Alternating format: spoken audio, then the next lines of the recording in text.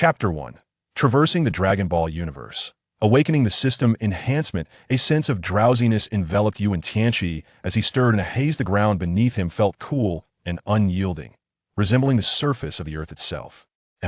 Instinctively, Wen Tianqi opened his eyes, astonishment flooding his gaze. Where am I? To his bewilderment, he found himself lying on a vast expanse of land, surrounded by an entirely unfamiliar landscape. In the next moment, his heart surged with tumultuous waves of shock as he beheld a colossal wyvern soaring through the sky. Have I returned to the age of dinosaurs? He gasped, turning his head only to find his mouth agape, in disbelief, an airplane. A massive aircraft carved a slender trail through the higher reaches of the atmosphere. Wen Tianqi. What is happening? Dinosaurs and airplanes coexisting in the same era. Is this Jurassic Park? As he continued to gaze around, he encountered towering trees and rugged mountains. Something is amiss. I've shrunk. What on earth? How have I become so diminutive? He raised his arm, which appeared slender and fragile, resembling that of a primary school child. What could possibly be happening? Who can enlighten me? Wen Tianqi's mind was a whirlwind of questions. Suddenly, a sharp pain pierced his head, prompting him to instinctively clutch his forehead and moan softly. Ding. System enhancement binding initiated. Ding. This system is an enhancement system that allows the host to amplify their physical strength through abilities gained through enhancement will be fully reflected in the host physique. As Wen Tianqi absorbed this information, a stream of knowledge flooded his mind. Moments later, he grasped the situation at hand. It dawned on him that he had inexplicably crossed into the world of Dragon Ball. Dragon Ball! I can't believe I'm here. Wen Tianqi was overwhelmed with exhilaration, for this was a grand and magnificent world, a realm where martial prowess reigned supreme. No wonder dinosaurs and airplanes existed in tandem in the world of Dragon Ball. This was perfectly normal. Countless monsters, anomalies, extraterrestrials, and spaceships awaited him. Even time travel, haha. Fortunately, I possess the enhancement system, which enables me to unlock my physical potential infinitely. Does this mean I could inherit talents even greater than those of a Saiyan? In the realm of Dragon Ball, true strength lay in martial arts. All other forms of magic and technology were mere illusions. The most formidable of all was undoubtedly the Saiyans' innate ability, culminating in their transformation into Super Saiyans. However, Wen Tianqi's enhancement system could allow him to infinitely elevate his physical prowess, potentially surpassing even the ultimate Super Saiyan without limits. Son Goku? Vegeta? Frieza? Cell? Majin Buu? Who among them is the true, strongest? Wen Tianqi murmured, his eyes igniting with fierce determination. I have arrived. This world shall tremble in my wake. With the enhancement system at his disposal, overpowering Son Goku and crushing Vegeta would be a mere formality even when he became the champion of the first martial arts conference, emerging as a formidable force that astonished the universe. The scene was too beautiful for him to dare to imagine. I have arrived. Tremble, you weaklings with a power level of 5. Ha ha ha.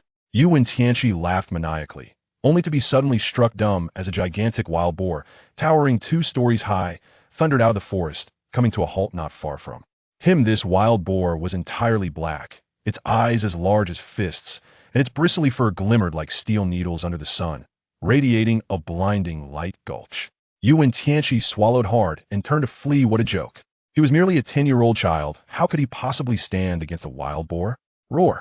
The wild boar bellowed, charging forward in dissatisfaction, its nostrils flaring as if mocking Wen Tianqi's audacity. Holy crap.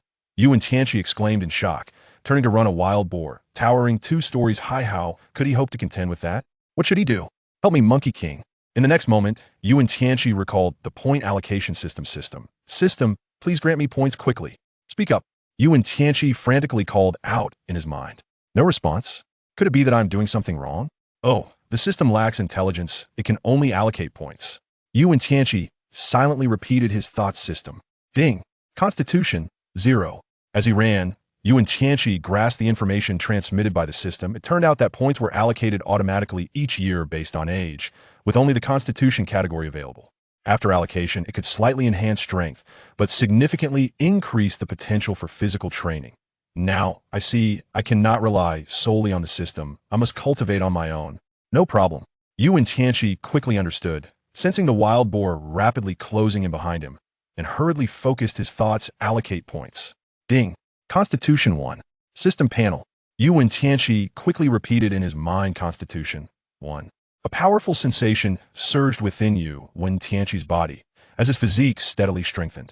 Though it was but a minuscule increase, it imparted an extraordinary feeling truly worthy of being called a point allocation system. This sensation is simply exhilarating, utterly delightful. Such a slight enhancement in strength brings about this captivating experience marvelous. Wen Tianqi couldn't help but exclaim roar. The wild boar's eyes glinted, charging towards Wen Tianqi. It's over, it's over. If I get hit, I want us to be injured, I might die. Wen Tianqi was filled with panic. Uncertain if he could stand against the boar despite having gained 1 point in constitution, there was no turning back.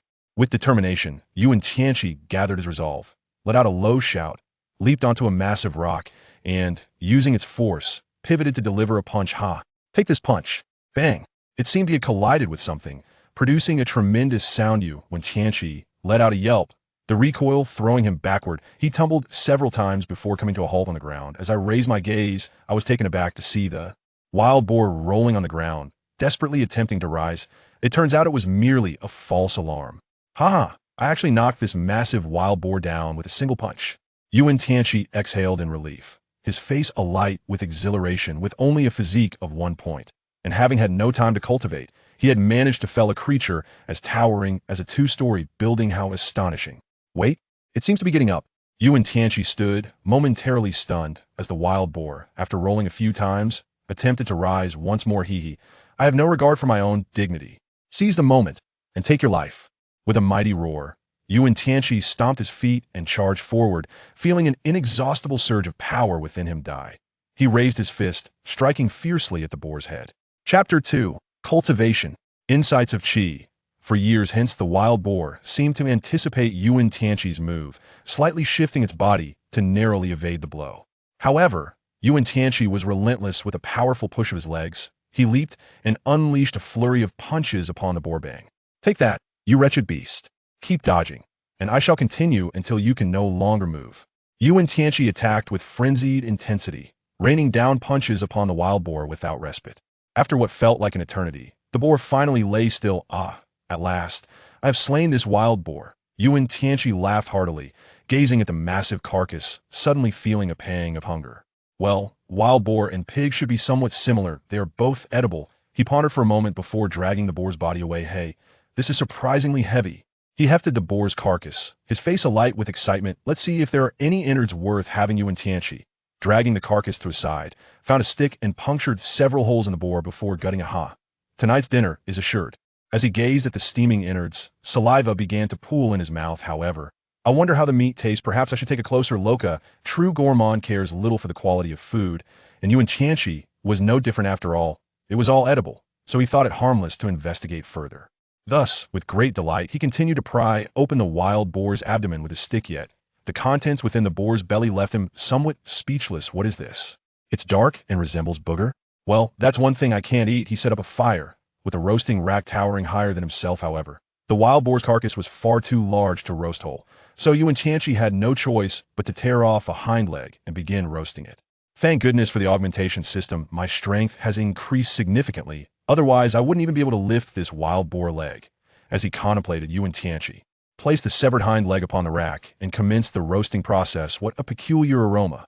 While tending to the meat, Wen Tianqi's nose twitched involuntarily. This scent.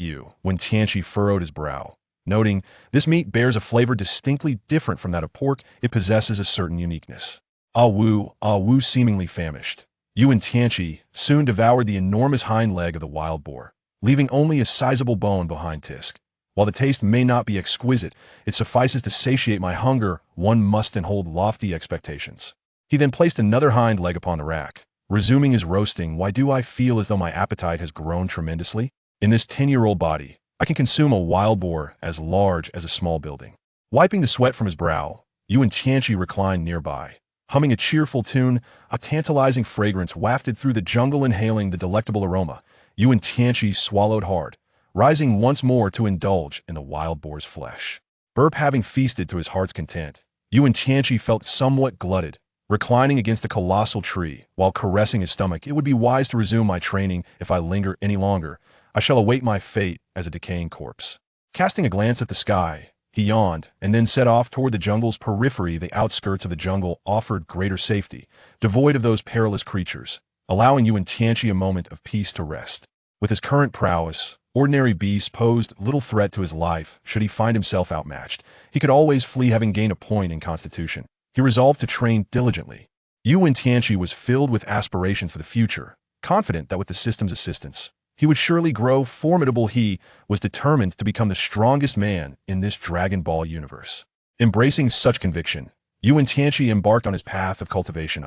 Perhaps a brief slumber first, for I am quite stuffed. As dawn broke, a warm ray of sunlight filtered through the leaves, illuminating Wen Tianqi's face. He gradually opened his eyes, slightly stretching his sore body, ready to embrace a new day-to-day. I shall give it my all.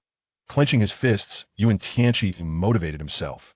I must enhance my strength swiftly, for survival in this world depends on it. With a powerful thud, Wen Tianqi began striking the towering tree, embarking on a day of rigorous training. He donned a tattered short shirt, his trousers riddled with holes, and his sandals bore the marks of extensive wear, appearing quite dilapidated. His bare feet struck the ground, producing a rhythmic patter. Such is the method of cultivation in this world.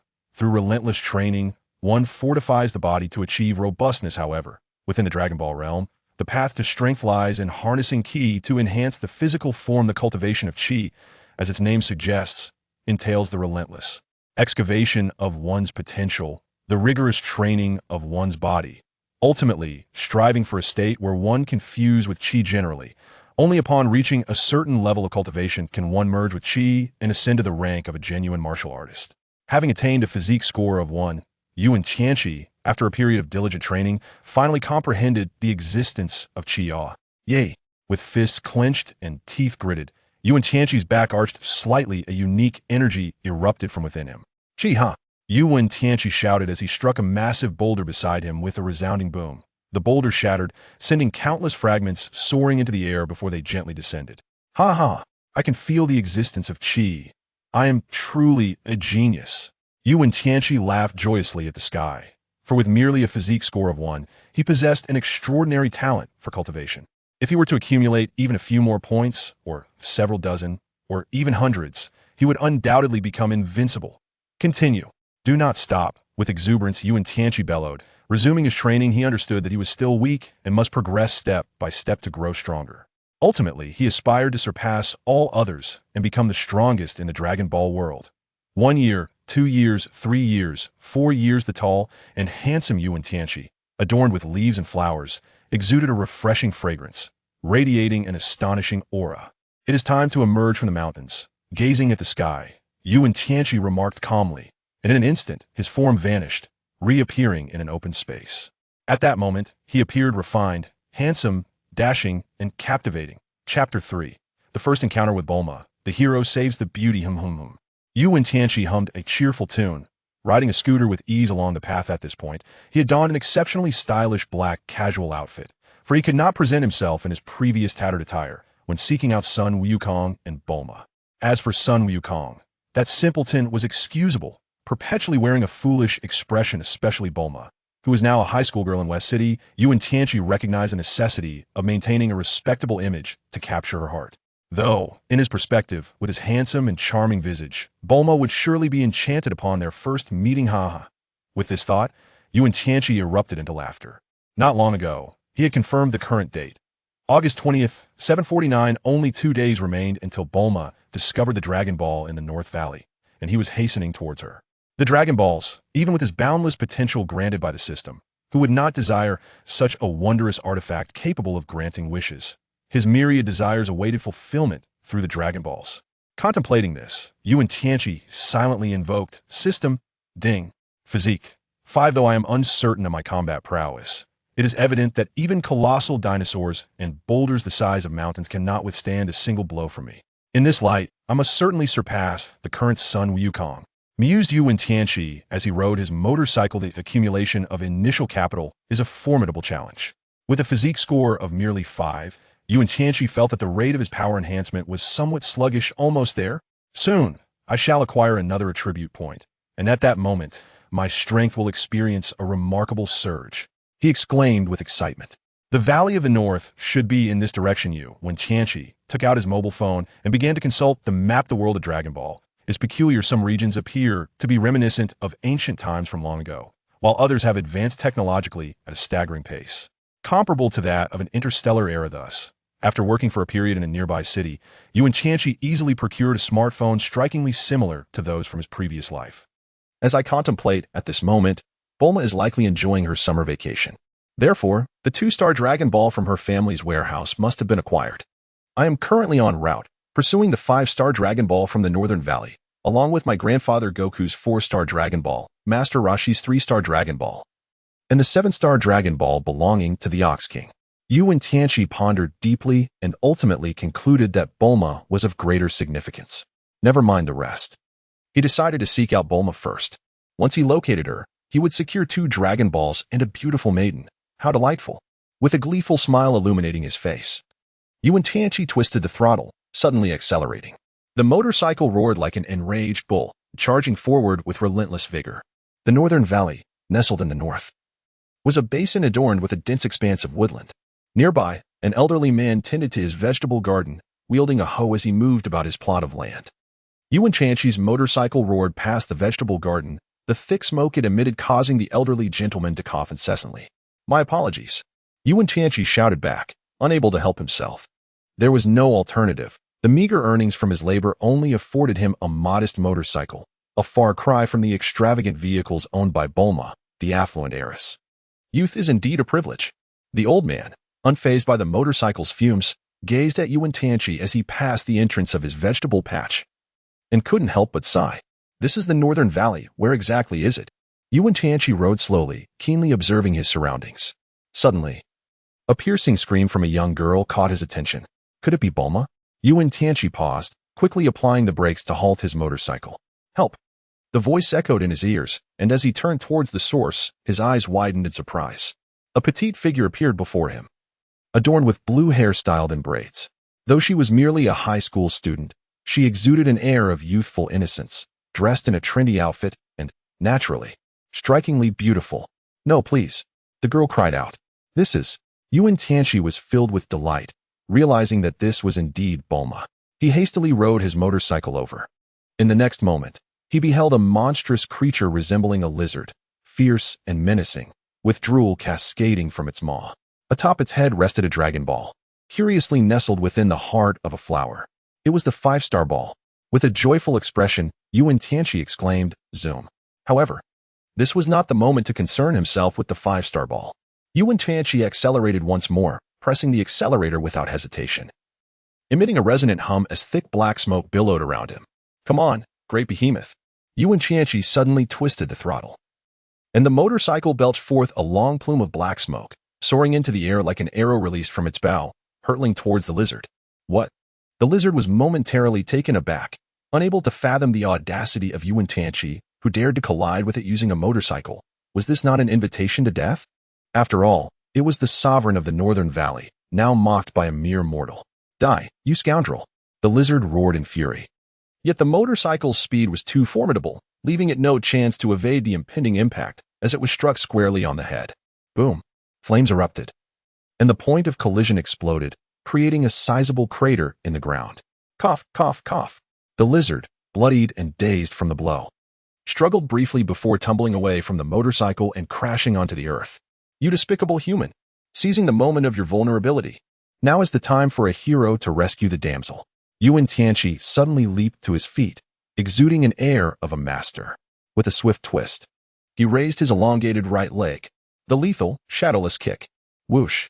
With a resounding explosion, the massive body of the lizard traced a graceful arc through the air before it shattered into countless pieces, flesh and blood scattering. The cries of anguish echoed incessantly as the lizard's body and scales instantaneously separated, crimson blood blossoming like flowers. The chunks of lizard flesh measured 3 to 4 meters in length, and its original form was now unrecognizable. Humph! How dare you bully a delicate young maiden? You loathsome lizard beast! Wen Tianqi elegantly clapped his hands, a hint of disdain in his voice as he turned to the young girl. Although his heart raced with excitement, his visage was painted with concern. Are you all right? The girl responded with a soft hum, her cheeks flushed and her eyes sparkling like little stars. I'm fine, thank you. My name is Bulma. What is your name, handsome? Chapter 4. My name is Wen Tianqi, and I embark on a quest for the Dragon Balls with Bulma. I am Wen Tianqi. He bent down to assist Bulma to her feet, only to be unexpectedly embraced by her. Thank you for saving me, Tianqi. Bulma exclaimed joyfully. her face aglow with exhilaration. What a handsome guy. An exceptionally dashing and powerful one at that. My spring has arrived. Ahem, Bulma, please release me. I can hardly breathe. Wen Tianqi said, though he relished the sensation. However, Bulma's arms were tightly wrapped around his neck, causing his face to turn a deep shade of crimson. Oh, I'm so sorry, Bulma said, sheepishly sticking out her tongue before hastily letting go. It's all right. Bulma, what brings you here? The northern valley is quite perilous. Wen Tianqi inquired, feigning ignorance while radiating concern. Before Bulma could respond, he approached the lifeless body of the lizard and retrieved the Dragon Ball with 5 stars. Ah, a 5-star Dragon Ball. Bulma exclaimed in astonishment. Bulma, are you also collecting Dragon Balls? Wen Tianqi pretended to be surprised. Yes. I had no idea you were collecting them too. Bulma expressed her delight, her face illuminating with joy. Could it be that fortune was smiling upon her? Here stood an exceptionally handsome man, also in pursuit of the Dragon Balls. Just moments ago, she had been pondering how to remain by Wen Tianqi's side.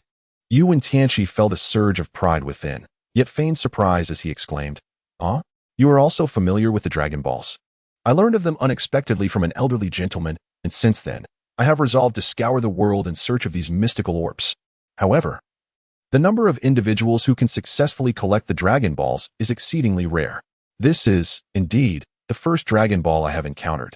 Indeed, I too am in pursuit of the Dragon Balls, but alas, no one has ever laid eyes upon them, compelling me to wander aimlessly in hopes of a fortunate discovery. Bulma lamented, a hint of discouragement in her voice. Nonetheless, I have already acquired 1 Dragon Ball. Look, Bulma's face radiated with an innocent and carefree smile as she confidently produced the 2-star ball. I found this in my family's storage, and based on this very Dragon Ball, I have invented the Dragon Ball radar. She unveiled a device resembling a flashlight and waved it before Wen Tianqi. This is the Dragon Ball radar, capable of detecting the location of the Dragon Balls. Wen Tianqi was visibly taken aback. Bulma truly was naive to reveal such a precious item so openly. Yet he chose not to expose her. May I take a look? Of course, Tianqi, here you go. Observing Bulma's innocent charm, Wen Tianqi resolved to protect this kind-hearted girl. As for Vegeta, he could remain a lifelong companion to Sun Wukong. Wait, there are 2 stars inside. This is the 2-star ball, Wen Tianqi exclaimed in astonishment. Indeed, I obtained the 2-star ball, and you just acquired the 5-star ball. That means we now possess 2 Dragon Balls. Bulma cheered with excitement, bouncing joyfully. Once we gather all 7 Dragon Balls, we can make a wish. Wen Tianqi shared in her delight. Wishing? Bulma paused momentarily. Her previous desire had been for a super handsome man. However, upon gazing at the striking Wen Tianqi before her, she suddenly felt she no longer needed the Dragon Balls. Tianqi, I'll give you this 2-star ball as well. We only need 5 more Dragon Balls for you to summon the Eternal Dragon and make a wish, Bulma said. A faint blush gracing her cheeks as she addressed Wen Tianqi. Wen Tianqi felt a twinge of embarrassment as he gazed at Bulma before him. Astonished that this 2-star Dragon Ball had been bestowed upon him, he found himself caught in a delightful mix of laughter and tears. Bulma, thank you, he exclaimed. This is for you, but please don't abandon me. I wish to accompany you in the quest for the Dragon Balls. After all, I am a genius girl. I was the one who invented the Dragon Radar. Bulma's cheeks flushed as she quickly replied, all right. Wen Tianqi gazed at the innocent and carefree Bulma before him, deeply moved and momentarily at a loss for words. By the way, Tianqi, I am 16 years old this year. How old are you? Bulma suddenly inquired with curiosity. Let me think, Wen Tianqi pondered. He realized that his current body was indeed 14 years old, yet in his past life, he had been 30. It was inconceivable for him to be younger than Bulma. I am 17, he stated confidently, his heart steady and his face unflushed. A year older seemed just right. Wow, 17. That's just a year older than me. Bulma exclaimed with excitement, never having imagined that someone could be merely a year her senior. 17 is wonderful. Let us embark on a quest for the Dragon Balls. Bulma declared enthusiastically, her curiosity piqued about what the Dragon God truly resembled. All right. Wen Tianqi nodded. Splendid. Let us embark at once. Bulma exclaimed joyfully, for being alongside Wen Tianqi meant she would no longer have to wander aimlessly on her own. When shall we set off? Wen Tianqi inquired, for he still needed to make preparations for the forthcoming journey. Let us depart at once. With that, Bulma dashed out, leaving Wen Tianqi alone. This girl, truly, is rather naive. Wen Tianqi silently pondered, yet this was indeed in line with her character. The next moment, he was taken aback. He beheld Bulma retrieving a capsule-shaped object from her bag. Could it be the all-purpose capsule? Wen Tianqi was filled with excitement as he contemplated this astonishing phenomenon. It was utterly unreasonable, a pinnacle of cutting-edge technology. Space technology. Bulma produced a universal capsule, and with a simple squeeze of his hand, a remarkable object resembling an automobile materialized before him. To his amazement, it was a compact off-road vehicle. Bulma approached with a smile, intending to take a seat, only to discover that Wen Tianqi had already occupied the driver's seat. "Can you drive?" Bulma inquired, puzzled. "I am indeed a seasoned driver." Wen Tianqi entrusted the 5-star ball to Bulma, saying, "Bulma, from now on, the Dragon Balls will be in your care." "Really? That's wonderful." Bulma exclaimed with immense joy, feeling honored by Wen Tianqi's trust in her. "Let us embark." Wen Tianqi and Bulma clapped their hands and then activated the off-road vehicle. "Let's indulge in some delicious food before we embark on our quest for the Dragon Balls," Bulma said to Wen Tianqi. "Sounds great. I'm quite famished as well," he replied. "Excellent." Wen Tianqi nodded. Dragon Ball radar, commence the search.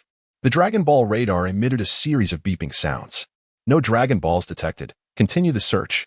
Still no Dragon Balls found. Persist in the search. Once more, no Dragon Balls discovered. Carry on searching. Again, no Dragon Balls located. Continue the quest. Yet again, no Dragon Balls identified. Keep searching. Chapter 5. Baozi Mountain, Sun Wukong. Why is this Dragon Ball radar so sluggish? Bulma remarked while wiping the sweat from her brow. Wen Tianqi gazed at the radar in silence. It was already the 5th day. Yet the Dragon Balls had yet to be discovered, which was indeed rather peculiar. Could it be that the current version of the Dragon Ball radar possesses a range that is simply too limited? "Tianqi, it appears our Dragon Ball radar may be malfunctioning," Bulma remarked, retrieving a universal capsule from the back seat, her tone tinged with exasperation. Wen Tianqi produced a universal capsule, frowning as he remarked, "This is illogical. It was developed by you, a prodigious young lady, and should not encounter any issues. How about we wait a little longer?" Wen Tianqi gazed at the map in his hand, sensing that he was not far from Baozi Mountain, and a smile inexplicably graced his lips. "All right. I shall give it another try," Bulma said, her voice lacking enthusiasm. Just a few days prior, she had been filled with joy. Yet her inability to locate the next Dragon Ball had sown seeds of doubt within her. She resolved not to disappoint Tianqi. With this thought, Bulma activated the Dragon Ball radar once more. Beep, beep, beep. The radar responded. Excitedly, Bulma presented the radar to Wen Tianqi. "Splendid, Bulma. You are remarkable." Tianqi praised her as he drove. Bulma's cheeks flushed, and she replied, "Please, no more flattery, Tianqi. I am merely doing my best. This initial version of the Dragon Ball radar can only detect within 100 kilometers. Let us explore other areas. 100 kilometers shouldn't be too far, should it?" Wen Tianqi pondered for a moment before shutting off the Dragon Ball radar, only to activate it once more. "Ahead of us lies a destination. Let us hasten our steps. That place is known as Steamed Bun Mountain." With a swift press of the accelerator, Wen Tianqi propelled the off-road vehicle forward. Much to the astonishment of Bulma, there lay Baozi Mountain, our destination awaiting us. Wen Tianqi accelerated while exclaiming, "We are approaching Baozi Mountain." But what is the origin of this name, Baozi Mountain? Wen Tianqi harbored doubts as to whether there existed a type of pastry known as Baozi, hence the peculiar name. However, the mountains bore no trace of such delicacies. Having meandered through the wilderness for nearly half a day, Wen Tianqi and Bulma could hear the engine of their off-road vehicle humming through the woods. "This is the spot." Observing the coordinates displayed on the radar, Wen Tianqi proclaimed, "The Dragon Ball is right here. Let us hasten our steps." "Indeed," Bulma replied with a cheerful smile. Yet, just as they were about to proceed, a youthful voice interjected. "Who are you?" Wen Tianqi and Bulma were taken aback, discovering that a figure had unexpectedly appeared before them, prompting them to halt abruptly. Bulma, astonished, wondered if there were indeed others present in this desolate place. Wen Tianqi, however, subtly shifted, deducing the identity of the newcomer. "Who are you?" Bulma mustered her courage to inquire, emboldened by Wen Tianqi's presence. A figure emerged from the shadows, revealing a diminutive person, standing at just over a meter tall. Clad in tattered robes, with hair standing upright as if defying gravity, and carrying what appeared to be a wooden staff, resembling an elementary school student. Wen Tianqi looked at Sun Wukong with surprise, realizing he was here. "Pulling up radishes?" It was a root vegetable larger than Bulma's small car. Indeed, quite a sizable radish. Monster! Little Wukong exclaimed as he gazed at the unfamiliar off-road vehicle. Are you here to steal my food? Son Wukong shielded the large radish behind him, his expression filled with vigilance as he glared at Wen Tianqi and Bulma. Bulma retorted, who would want to steal your radish? Wen Tianqi cast a humorous glance at Son Wukong. At present, he remains a remarkably naive individual. A rustic from the mountains who has never encountered the outside world and is entirely unfamiliar with automobiles. However, from this day forth, he shall begin to engage with the broader world. Ah, a monster! You shall not seize my radish. Son Wukong leapt up, clutching the tire of Bulma's car, intent on wreaking havoc upon it. Halt! With a thunderous shout, Wen Tianqi hoisted Son Wukong into the air. What do you intend to do? This is my automobile, protested Wukong, his dissatisfaction evident as he demanded, put me down immediately, or I shall strike. Hey there, young one. This vehicle belongs to us, Bulma retorted, left speechless by the naivety of the child. Wukong remained oblivious to the fact that this car was designed for exploring new worlds, which was the very reason for its current disrepair. With eyes wide, Wukong declared, you are all monsters. I shall fight you. He swung his fists with determination, striking Wen Tianqi, yet he was no match for him. Ouch! Son Wukong exclaimed as Wen Tianqi effortlessly flipped him, sending him crashing to the ground, eliciting a pained cry. Listen, young one, you clearly know nothing of the situation, which is why you cannot defeat me. With a smirk, he added, from this moment forward, you shall never be my equal. Wen Tianqi, brimming with delight, reflected upon the journey he had embarked upon since his transference to this realm. Ever since acquiring the enhancement system, he had never once faltered, all in anticipation of this very moment, when he could effortlessly vanquish Son Wukong. Haha, Wukong. This is merely the initial step. Henceforth, I shall defeat the strongest individuals across the globe and emerge as the most formidable being. Wukong, bear witness. For I am the strongest, and no one in this world can rival me. Hey, what do you intend to do? Bulma exclaimed, her face paling as she witnessed Wukong brandishing a staff. In a state of alarm, she rushed over, desperate to thwart his actions. Yet, Wukong's speed was astonishingly swift, leaving Bulma no time to react. Golden staff. Wen Tianqi observed the crimson rod in Son Wukong's grasp, a realization dawning upon him. This artifact could transform in size. Indeed a treasure. Alas, in the later stages, it merely became a clothesline. Bulma, terrified, quickly retrieved a handgun from her bag and fired a shot, which struck Wukong's arm with a sharp report. She had no intention of taking his life, but was taken aback to find that Wukong merely let out a cry of pain, seemingly unscathed. A monster. Tianqi, he is just like you, unperturbed by firearms. Bulma remained astonished. In her eyes, there should be no one more formidable than Wen Tianqi. Yet, this young boy before her was also impervious to bullets. He is a monster, and so too have I become a monster. With a sense of helplessness, Wen Tianqi silently complained, when suddenly a glimmer of hope illuminated before him. Here it comes. Just as Wukong was about to bring down his golden staff, Wen Tianqi arrived before him with swiftness surpassing that of Wukong, seizing the staff in a firm grip. Bang! Following a crisp sound. With a deft twist of his hands, Wen Tianqi wrested the golden staff away, striking Wukong with great force. Crack!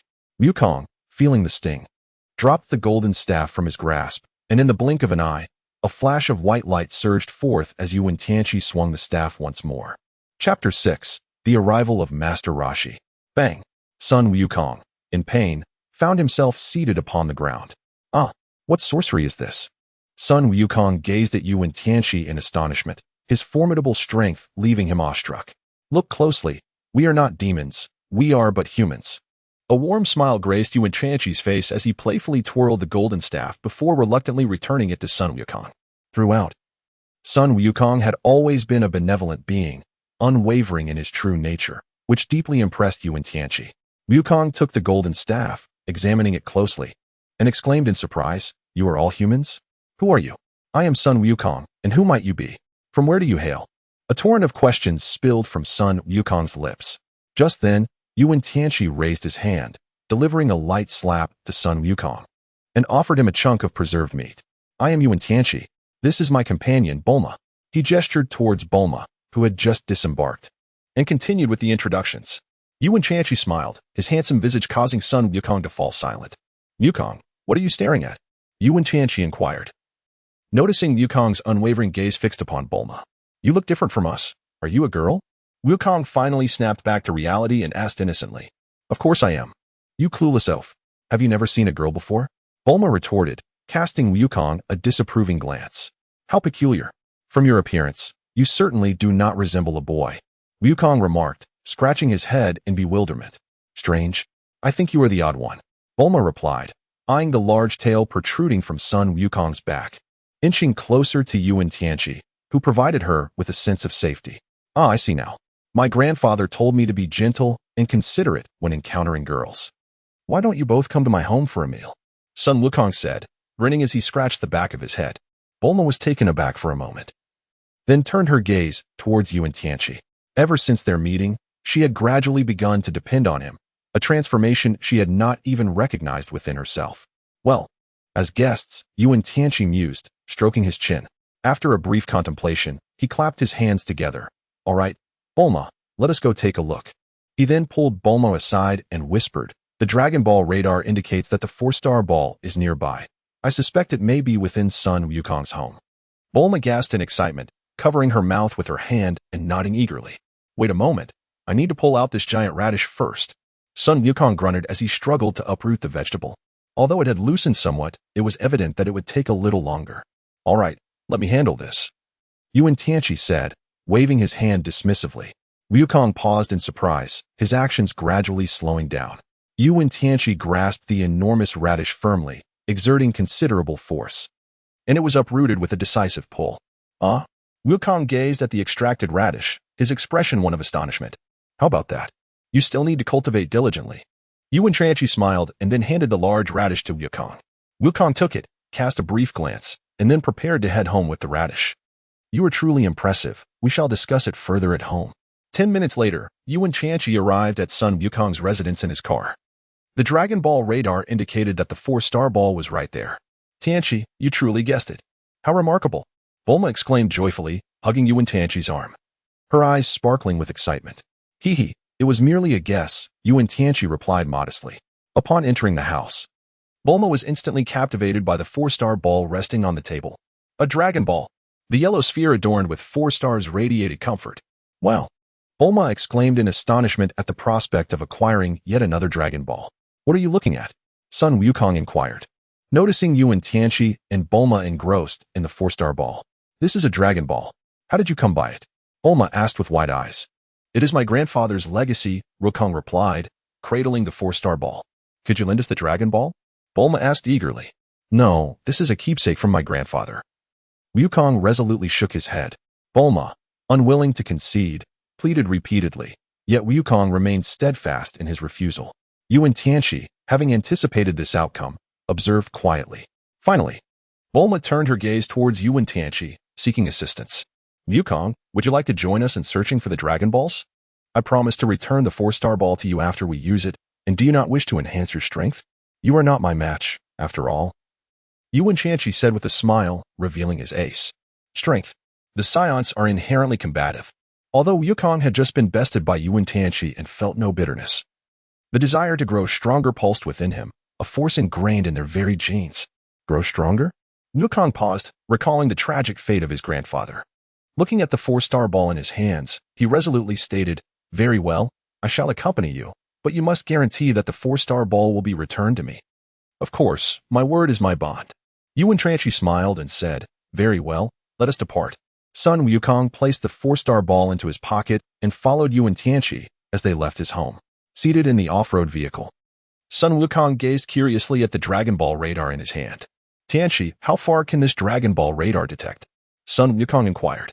Several hundred kilometers, I assure you. There's no need for you to worry. I shall handle the operation, Wen Tianqi replied. Wen Tianqi chuckled and said, Sun Wukong responded affirmatively, then tossed the radar to Wen Tianqi. All right, Wen, let us embark. Bulma chimed in joyfully, let us set off. 3 days later, Wen Tianqi stumbled upon a large sea turtle, from whose mouth he gleaned the desire to venture into the ocean. Master Roshi, we have returned. Wen Tianqi gazed at the giant sea turtle before him, a smile illuminating his face as he mused. The turtle's eyes shifted, and it began to sway its head, gradually crawling out. Will you help me find the ocean? The turtle's gaze fixed intently on Wen Tianqi. Absolutely.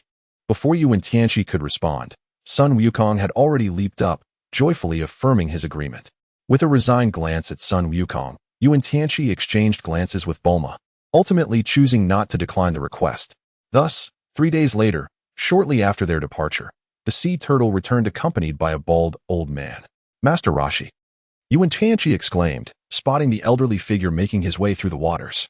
Allow me to witness your prowess. Chapter 7. The Battle with Master Roshi. Wow. This old gentleman is bald. Sun Wukong exclaimed in astonishment. He's merely bald. Bulma replied, exasperated at Wukong's reaction. It was only after the sea turtle's introduction that they realized this bald figure was none other than the illustrious martial arts master. Haha. It turns out to be the renowned Master Roshi. Wen Tianqi remarked, stifling a laugh at the peculiar attire of the master. You are the martial arts deity. Master Roshi? Bulma inquired, her surprise evident. Indeed. Master Roshi replied nonchalantly. Sun Wukong studied Master Roshi with keen curiosity, his eyes glimmering with intrigue. Is Master Roshi truly a martial arts deity? Is he formidable? Wukong suddenly questioned. Indeed, he is. Wen Tianqi chuckled and remarked. The god of martial arts can single-handedly defeat hundreds of martial masters. How impressive! Wukong exclaimed in astonishment. Ahem, something like that. The turtle hermit's face beamed with pride as he smiled with satisfaction. However, this god of martial arts has not made an appearance for quite some time. I must thank you for rescuing my great sea turtle. I have heard from my family that the god of martial arts has long since retreated from the world, rarely engaging in competitions. Bulma interjected. Indeed, it has been many years since I last fought. The turtle hermit nodded in agreement. Wukong, your name is rather intriguing. Much like your origins. The turtle hermit praised. This name was given to me by my grandfather, in hopes that I might comprehend the supreme martial way of the world. My grandfather's name is Sun Wufan. Wukong responded. Sun Wufan? The turtle hermit inquired, clearing his throat. Indeed. Sun Wukong nodded affirmatively. What followed was a moment of familial recognition. Clearly, Sun Wukong intended to part ways with the turtle hermit. However, martial arts master turtle, I wish to spar with you. Wen Tianqi suddenly declared to the turtle hermit. Oh, young man, you dare to challenge this god of martial arts? Very well, quite commendable. The turtle hermit replied with a nonchalant demeanor, though he held a deep respect for Wen Tianqi's abilities. From the moment he arrived, the turtle hermit sensed a distinct aura emanating from Wen Tianqi, one that encapsulated immense power. And power, after all, is the essence of martial arts. The stronger the warrior, the more formidable their strength. Thus, the turtle hermit believed that Wen Tianqi's might must also be considerable. Then I shall not hold back. Wen Tianqi smiled faintly and said, Master Roshi, please. Haha, very well, young one, I am eager to see the extent of your strength. Master Roshi replied with a subtle smile before assuming a combat stance. You may strike first. Wen Tianqi likewise assumed a combat stance. With a resounding thud, the two immediately engaged in a fierce battle. The turtle sage's turtle school fluid technique clashed with Wen Tianqi's formidable physique, unleashing a tremendous force that sent the surrounding seawater spiraling hundreds of meters away. Remarkable. However, your strength is indeed impressive. On that tumultuous day, the confrontation between the turtle sage and Wen Tianqi was akin to the very heavens and earth being turned upside down, with the skies darkening and the ocean trembling beneath their might. Wow, I never expected Brother Tianqi to be this formidable. Sun Wukong exclaimed in astonishment as he observed the two fighters. Humph, my Tianqi is incomparable to a wild child like you. Bulma's eyes sparkled with admiration. Although she was aware of Wen Tianqi's prowess, witnessing him hold his own against the legendary martial arts deity, the turtle sage, left her utterly astounded. My judgment is truly exceptional. Hee. Meanwhile, under the radiant sunlight, the turtle sage and Wen Tianqi stood facing each other on a vast expanse. Their gazes resolute and their breath steady. The surrounding air seemed to thicken, charged with a palpable tension, as if this duel were destined to occur. The turtle sage's figure appeared somewhat clumsy, yet each movement exuded a grace accumulated over the years. His skin glimmered with a healthy sheen, resembling ancient bronze polished by the passage of time. Those calm eyes seemed capable of piercing through the human heart, discerning all truths. Behind him, a faint ethereal glow enveloped his shoulders like a cloak, his signature secret technique, the turtle shell protection. Every time Wen Tianqi beheld the turtle shell of Master Roshi, An awkward silence enveloped him. Does it not weigh heavily upon you, carrying such a cumbersome shell? As the two adversaries drew near, the battle commenced in earnest. Initially, it was a clash of physical might. The force of their collision erupted with the power of mountains, causing the ground to tremble as if unable to withstand such ferocity. Master Roshi's movements appeared languid, yet each strike bore the weight of 1,000 pounds, imbued with a profound gravity. With every punch he delivered, a potent wave of vital energy surged forth, as if he sought to rend the very air itself. Wen Tianqi was like a tempest, moving with such breathtaking speed that it left onlookers in a state of astonishment. His figure shimmered under the sun, transforming into countless phantoms, each landing imbued with astonishing force, as if intent on sweeping everything away. The battle escalated with fervor, their silhouettes intertwining in the air like bolts of lightning. The collision of their bodies ignited powerful waves of energy, as if threatening to consume the very sands surrounding them. How formidable! How formidable! Sun Wukong was exhilarated. The might of Wen Tianqi and Master Roshi left him utterly astounded, realizing he was no match for them. Meanwhile, Bulma gazed at their clash with starry-eyed wonder. Being an ordinary person, she had never witnessed such a spectacle before, and her heart swelled with admiration for Wen Tianqi. Time seemed to lose its meaning as the battle raged on, until at last, it reached its conclusion. Phew, it is finally over. As the fight came to a close, Wen Tianqi exhaled deeply, the earlier combat having left him utterly exhausted. You are incredibly strong, Master Roshi remarked, displaying no signs of fatigue. Instead, he appeared invigorated, as if he too had released a sigh of relief. You are equally impressive. Wen Tianqi gazed at the turtle sage, expressing admiration as he remarked, truly, you are the god of martial arts. Among all whom I have encountered, you are the mightiest. He silently added a caveat in his heart, noting that those he had yet to meet were not included in this assessment. Your potential is immense, and your future knows no bounds. The turtle sage, assuming an air of a wise elder, stood with his hands clasped behind his back, while, in a manner unseen by the onlookers, his fingers trembled ever so slightly. Wen Tianqi and Master Roshi did not declare a victor, and Bulma, understanding the situation, refrained from inquiring further. Meanwhile, Sun Wukong persistently pursued the opportunity to hone his martial skills, yet no one seemed available to attend to him. After a conversation among a few individuals, Master Roshi, without hesitation, handed his Dragon Ball of the 3-star variety to Wen Tianqi. In Chapter 8, the scene shifts to the city of Bull Demon King, where Wen Tianqi expressed his gratitude. Thank you, Master Roshi. His excitement was palpable as he realized he had now gathered 4 Dragon Balls, the 2-star, 3-star, 4-star, and 5-star. If you are truly dedicated, you may accompany me in practicing martial arts. I will gladly share my knowledge with you, Master Roshi chuckled, displaying his evident approval of Sun Wukong, possibly due to Gohan's influence. Indeed, I shall devote myself to mastering martial arts. Sun Wukong replied cheerfully after exchanging a glance with Wen Tianqi, who nodded in affirmation. Wukong, you must not let me down. In the depths of his heart, Wen Tianqi pondered. Master, I have a question that piques my curiosity. May I ask you? At that moment, Wukong suddenly interjected. Why do you carry such a large turtle shell on your back? The turtle hermit silently continued on his way, greeting Wen Tianqi and Bulma, clearly reluctant to answer Wukong's inquiry. Oh, Master, wait for me. Wukong chased after Wen Tianqi, eager to clarify his question. However, the turtle hermit's resolute figure moved swiftly, leaving Wukong with no choice but to abandon his pursuit. Thus, only Wen Tianqi and Bulma remained, embarking on their journey to seek the Dragon Balls. Nevertheless, through this brief exchange with the turtle hermit, Wen Tianqi gained a deeper understanding of the old master's formidable strength. Indeed, the prowess of the turtle hermit was impressive, particularly at this juncture, especially with the Demon King Piccolo yet to emerge. Let us continue our journey, Bulma cheerfully exclaimed to Wen Tianqi. All right, activate the Dragon Ball radar, and let us get in the vehicle. With a snap of his fingers, Wen Tianqi produced a rugged off-road vehicle from a capsule with a resounding pop. No matter how many times he witnessed such wondrous technology, it never failed to fill Wen Tianqi with envy.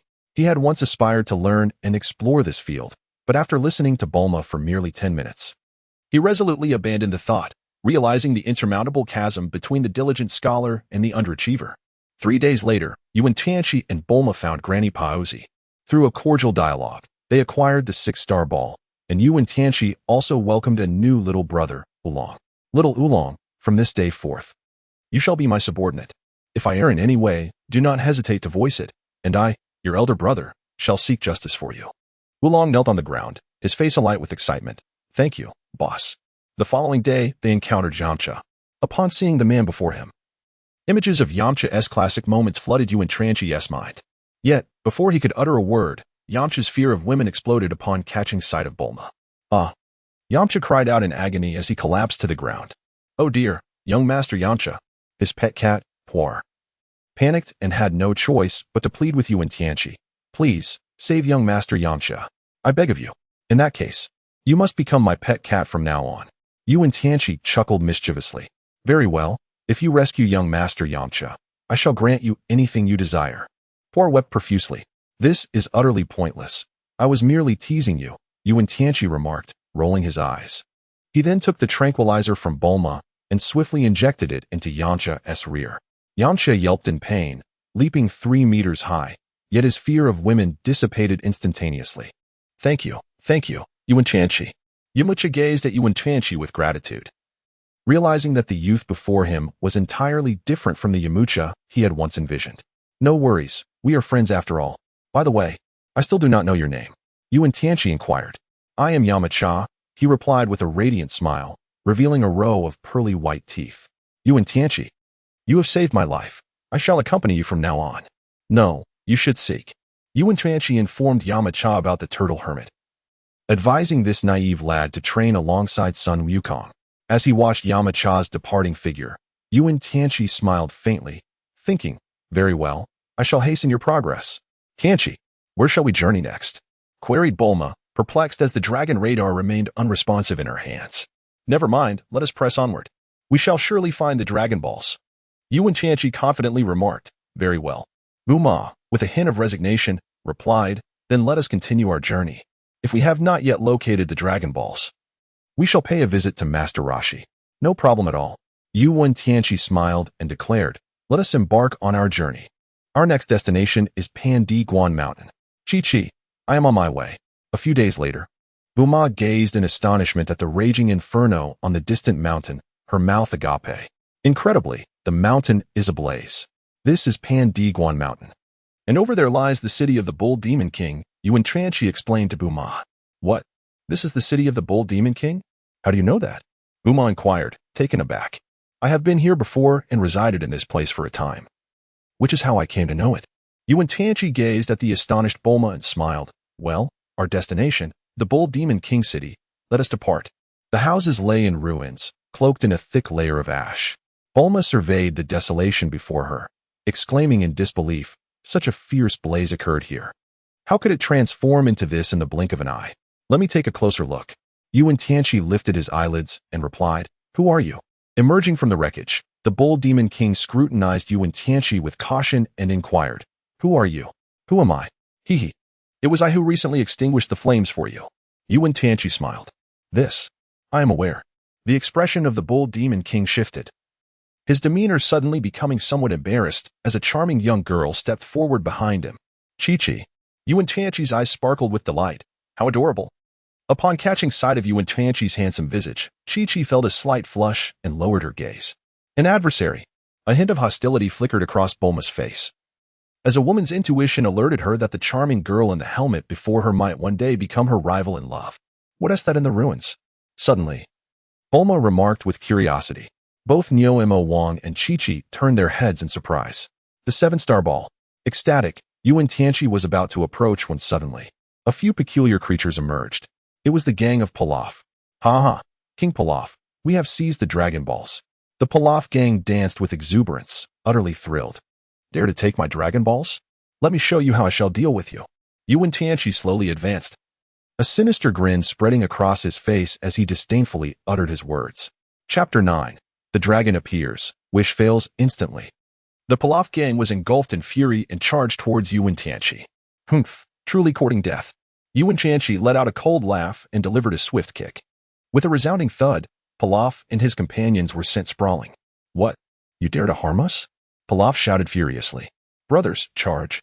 I shall tear his flesh and drink his blood. The lackeys behind Pilaf rushed forward. Humph. Utterly foolish. Wen Tianqi held all 7 Dragon Balls. A subtle smile gracing his lips as he reflected on how he had effortlessly dispatched that band of clowns led by Pilaf, sending them to who knows where. Wow, Tianqi. We have finally gathered all the Dragon Balls, exclaimed Bulma, her joy evident as she bounced with exuberance, embodying the spirit of youth. Hee, Bulma. What wish do you intend to make? Wen Tianqi replied, equally buoyant, turning to her. After all, the Dragon Balls would reappear in a year, and collecting them again would pose little challenge, especially in this era where no one could rival Wen Tianqi's might. I have no desires left, Bulma said, recalling her initial wish for a handsome prince and glancing at Wen Tianqi, her smile radiating contentment. With Wen Tianqi by her side, she felt she no longer needed the Dragon Balls. Nearby, the Ox King and Chi-Chi observed in bewilderment, silently watching Wen Tianqi's display. Ah, there are still people here. We should take our leave, Wen Tianqi said, taking Bulma by the hand and heading towards their vehicle, waving farewell to the Ox King and Chi-Chi. Chi-Chi. I shall return to seek you out. He laughed heartily, departing under Bulma's envious gaze. You little brat, don't think that because you extinguished the flames, you can revel in your triumph. The Ox King fumed, yet recollecting Wen Tianqi's formidable strength, he begrudgingly halted. Chi-Chi, pay no heed to that little rascal. You are. The Ox King paused, noticing Chi-Chi staring dreamily in the direction Wen Tianqi had gone, her expression adorably dazed. On a desolate grassy expanse, Wen Tianqi retrieved the 7 Dragon Balls from Bulma's bag, arranging them meticulously upon the ground. 1-star ball, 2-star ball, 3-star ball, 4-star ball, 5-star ball, 6-star ball, 7-star ball. All right, arise, Shenron. Wen Tianqi took a deep breath, then opened his arms, his expression brimming with excitement. Suddenly, a radiant light flashed, and a blinding silhouette surged forth from the Dragon Ball, hovering before Wen Tianqi. The divine dragon gradually ascended from the Dragon Ball, its massive form adorned with shimmering golden scales, exuding an aura of inviolable majesty. Wen Tianqi laughed heartily and exclaimed, "The divine dragon!" Ha! The divine dragon gradually lowered its head, fixating its gaze upon Wen Tianqi, and then slowly spoke, "State your wish, and I shall assist you in its fulfillment." Any wish, the divine dragon emphasized once more. Wow, is this truly the divine dragon? It is magnificent. Bulma gazed in astonishment at the colossal creature in the sky. Any wish?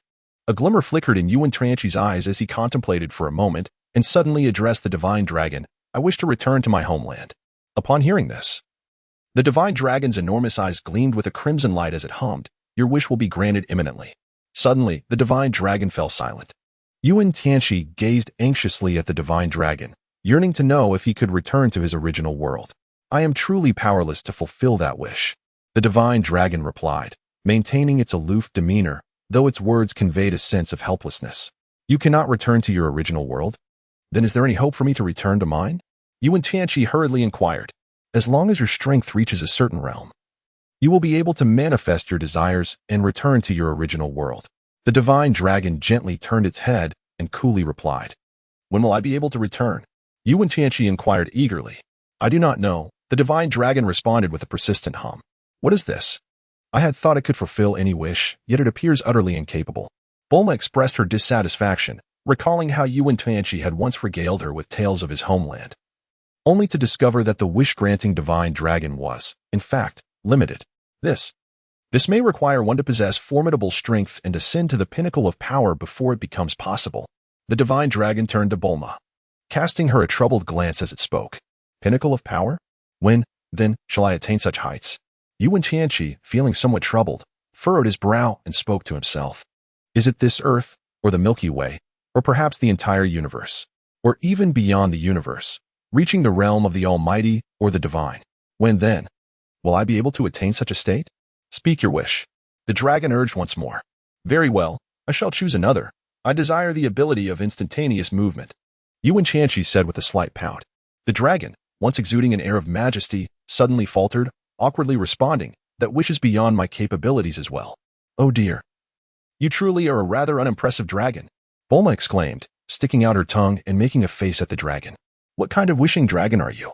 Not impressive at all. By the way, how did Tianqi come up with such peculiar wishes? Bulma pondered with curiosity. Is instantaneous movement truly unattainable? Wen Tianqi displayed no signs of discontent. After all, This was merely an attempt on his part. Instantaneous movement was not a skill within the grasp of mere mortals, which seemed a reasonable explanation. Thus, he proposed, grant me and Bulma the bloodline of the Saiyans. This should be quite simple, wouldn't you agree? After a moment of contemplation, he addressed the dragon. Son Goku resides on Earth. There should be no issue regarding the Saiyans, correct? Although he had gained enhancements from the system. Ever since he began watching Dragon Ball, Wen Tianqi had harbored a deep admiration for Super Saiyans. With an opportunity at hand, how could he not seize it? The Saiyan bloodline poses no difficulties, yet it can only be bestowed upon one individual. The dragon responded, its two magnificent eyes gleaming with crimson light. Tianqi, you may make your wish first. I require no Saiyan bloodline and do not wish to make a wish. Bulma, visibly moved, declared to Wen Tianqi, tears of excitement welling in her eyes. Cough. Well then, I shall wish for you to possess the Saiyan bloodline next time. Do not decline, Bulma. The future harbors numerous dangers, and I cannot always be by your side. I desire for you to possess formidable strength to protect yourself and your family.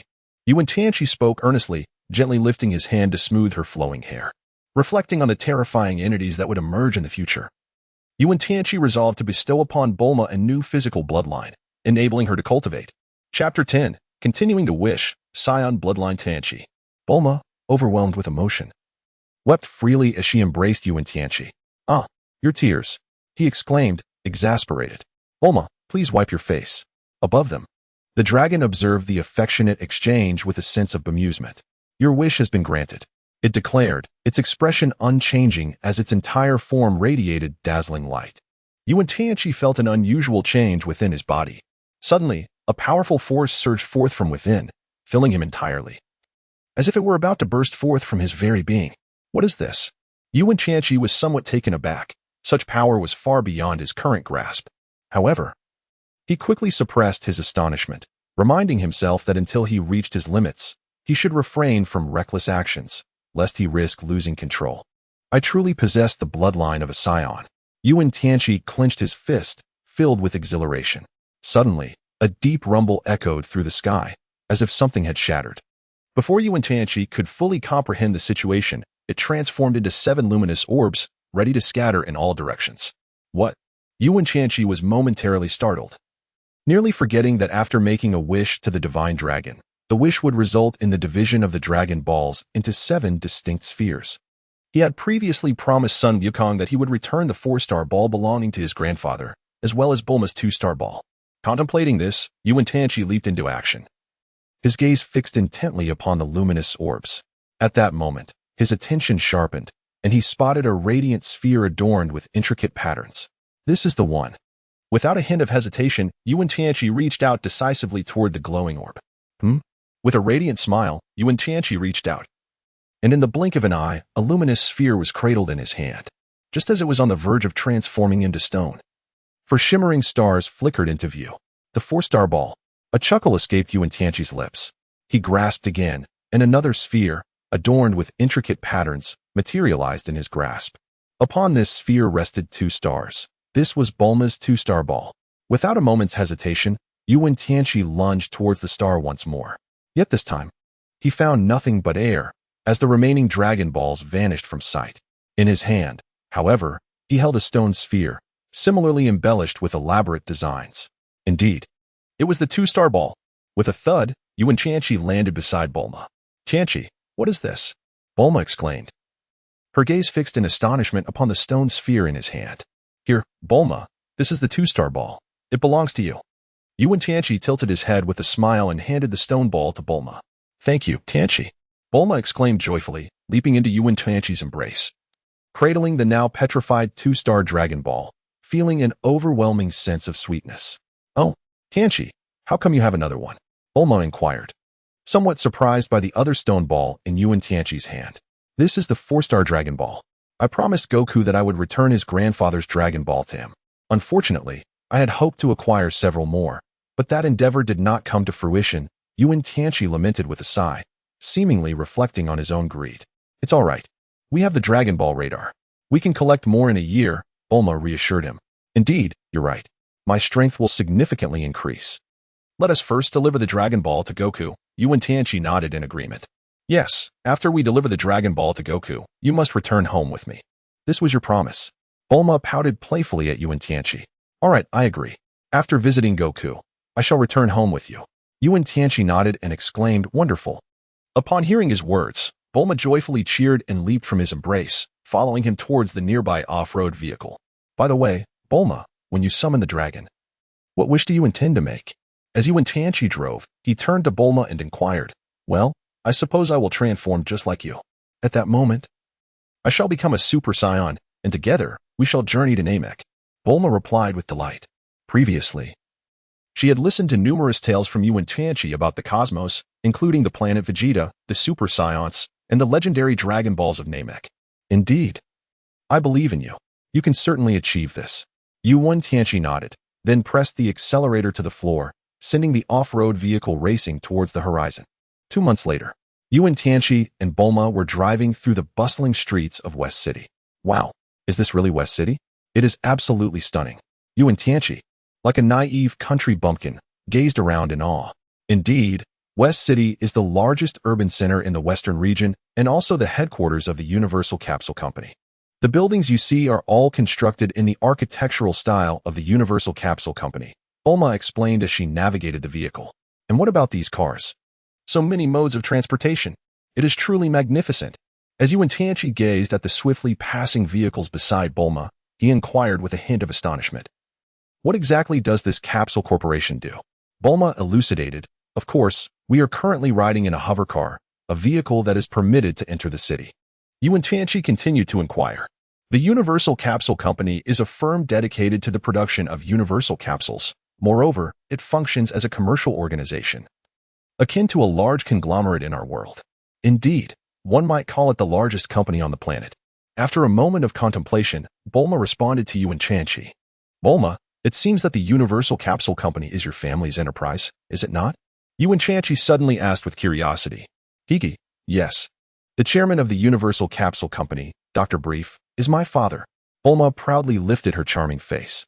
Impressive. How fortunate I am, Bulma. I shall rely on you henceforth. For your father is the wealthiest man in the world. Wen Tianqi exclaimed with feigned astonishment, although he was already aware of these matters. He felt it necessary to display a semblance of surprise. After all, one must indulge a young lady. As the car journeyed onward, Wen Tianqi and Bulma finally arrived before a magnificent large residence. Bulma's home was vast enough to accommodate a zoo, with a design resembling an oversized hemisphere. Throughout West City, such architectural styles were rather similar. Wow, Dad! Bulma suddenly exclaimed with delight, standing up in the car. Chapter 11, West City, Bulma's mansion. This person is. Wen Tianqi gradually halted the vehicle, gazing at an oddly dressed individual not far away.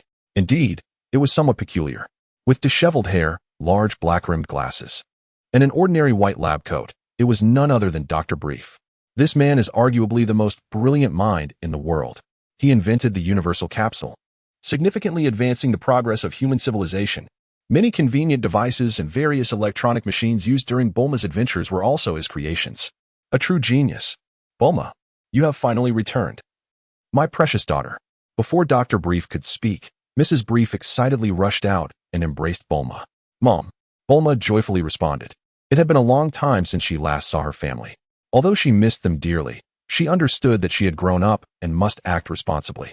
Naturally, she began to act affectionately, wrapping her arms around her mother's neck and playfully shaking her little head as the family joyfully returned home. Observing their harmonious family dynamic, Wen Tianqi felt a warmth within. This is what family is. This is what life is. Ahem. Dr. Brief cleared his throat and said, this is. Oh, hello. I am Wen Tianqi. Wen Tianqi proactively extended his hand, expressing his delight. Brief gazed at Wen Tianqi for an extended moment. The more he observed, the more he felt that this young man possessed an extraordinary charisma, reminiscent of someone he could not quite recall. Hello, I am Brief. Doctor. Brief politely extended his hand as well. Wen Tianqi hurriedly grasped the hand and nodded in greeting, for this was none other than his future father-in-law. Haha. Come inside quickly, everyone is waiting for you. Mrs. Brief said with a smile. As a woman, she could see more clearly than Dr. Brief that her daughter had evidently set her heart on this handsome young man. Moreover, she was quite pleased with Wen Tianqi. Very well, very well. Wen Tianqi responded and followed Mrs. Brief into their abode, which radiated warmth and comfort. Previously, he had believed that adults did not require the company of children. And having grown accustomed to solitude, he found himself slightly disoriented by the sudden presence of such a nurturing home. Indeed, it was a family filled with love. Upon entering, a small black cat made its appearance, exuding an air of intelligence that captivated Wen Tianqi, who gazed at it intently. With a soft thud, the little black cat leaped onto Dr. Brief's shoulder. Mrs. Brief chuckled and reassured him, saying, "This is Dr. Brief's pet. You need not worry, it does not scratch." As she gently stroked the cat's head, Lily purred contentedly, meowing twice in sheer delight. Wen Tianqi nodded in agreement, a smile gracing his lips, but suddenly froze. A cacophony erupted. The little black cat had clawed Mrs. Brief's hand, leaving 2 prominent red marks. "Oh, Brief, take your wretched black cat away." Mrs. Brief was exceedingly irate. Wen Tianqi felt a profound sense of embarrassment. Indeed, Mrs. Brief was a woman, utterly lacking in understanding. Ironically, Mr. Brief wore a countenance of indulgence, leaving one speechless. The cat was not a menace, merely engaging in play, yet this astute woman failed to comprehend. Women are truly enigmatic beings. But it matters not. She is simply in a foul mood, which is quite normal. Wen Tianqi spoke gently, his smile somewhat inscrutable. "Please take a seat. I shall fetch you something to drink." Bulma said with a smile, before turning gracefully and making her way to the dining room. Wen Tianqi reclined on the plush sofa, his mind reeling from the astonishing sights he had just witnessed. The opulence of this mansion was beyond anything he had ever encountered. The golden exterior walls, the marble steps, and the towering arched portico all exuded an air of grandeur. He could detect the fragrant aroma of fresh flowers wafting in from the entrance, reminiscent of the essence of spring. In his previous life, such a place was merely the stuff of dreams. The spacious living room, with its lofty ceilings, exquisite chandeliers, and inviting sofas, radiated an aura of nobility and comfort. He observed Bulma and her family relishing moments of joy, their laughter and chatter filling the room with warmth and happiness. "In this life, allow me to protect you all," Wen Tianqi silently vowed, knowing well that this splendid residence was also meant for his enjoyment. After a moment's contemplation, he noticed Bulma entering the kitchen and decided to follow her. Upon stepping into the kitchen, he was greeted by the sight of a colossal oven, a state-of-the-art refrigerator, and an array of expensive culinary tools. He had never encountered such equipment before and was at a loss as to their operation. He watched in awe as Bulma skillfully prepared the food, her movements swift and proficient. "This is a new technology oven," she exclaimed with a playful smile, introducing it to Wen Tianqi. "Wow, that is impressive," he replied, giving a thumbs up. Though he had never seen such an oven, he was well aware of its purpose. Bulma pressed a few buttons, and soon the delightful aroma of roasting meat filled the air. It appears that this oven possesses remarkable capabilities. Wen Tianqi pondered silently. Subsequently, Bulma seemed to conduct a demonstration and then turned to Wen Tianqi, saying, "All right, this meat is entrusted to you. Do have a taste. Now, let us proceed to dinner. Mother must have prepared other dishes." Bulma took Wen Tianqi by the hand and led him to the dining room. "Oh, Mother and the others have gone to the laboratory." Bulma suddenly appeared taken aback and said to Wen Tianqi, "Let us eat first. There is no need to worry about them."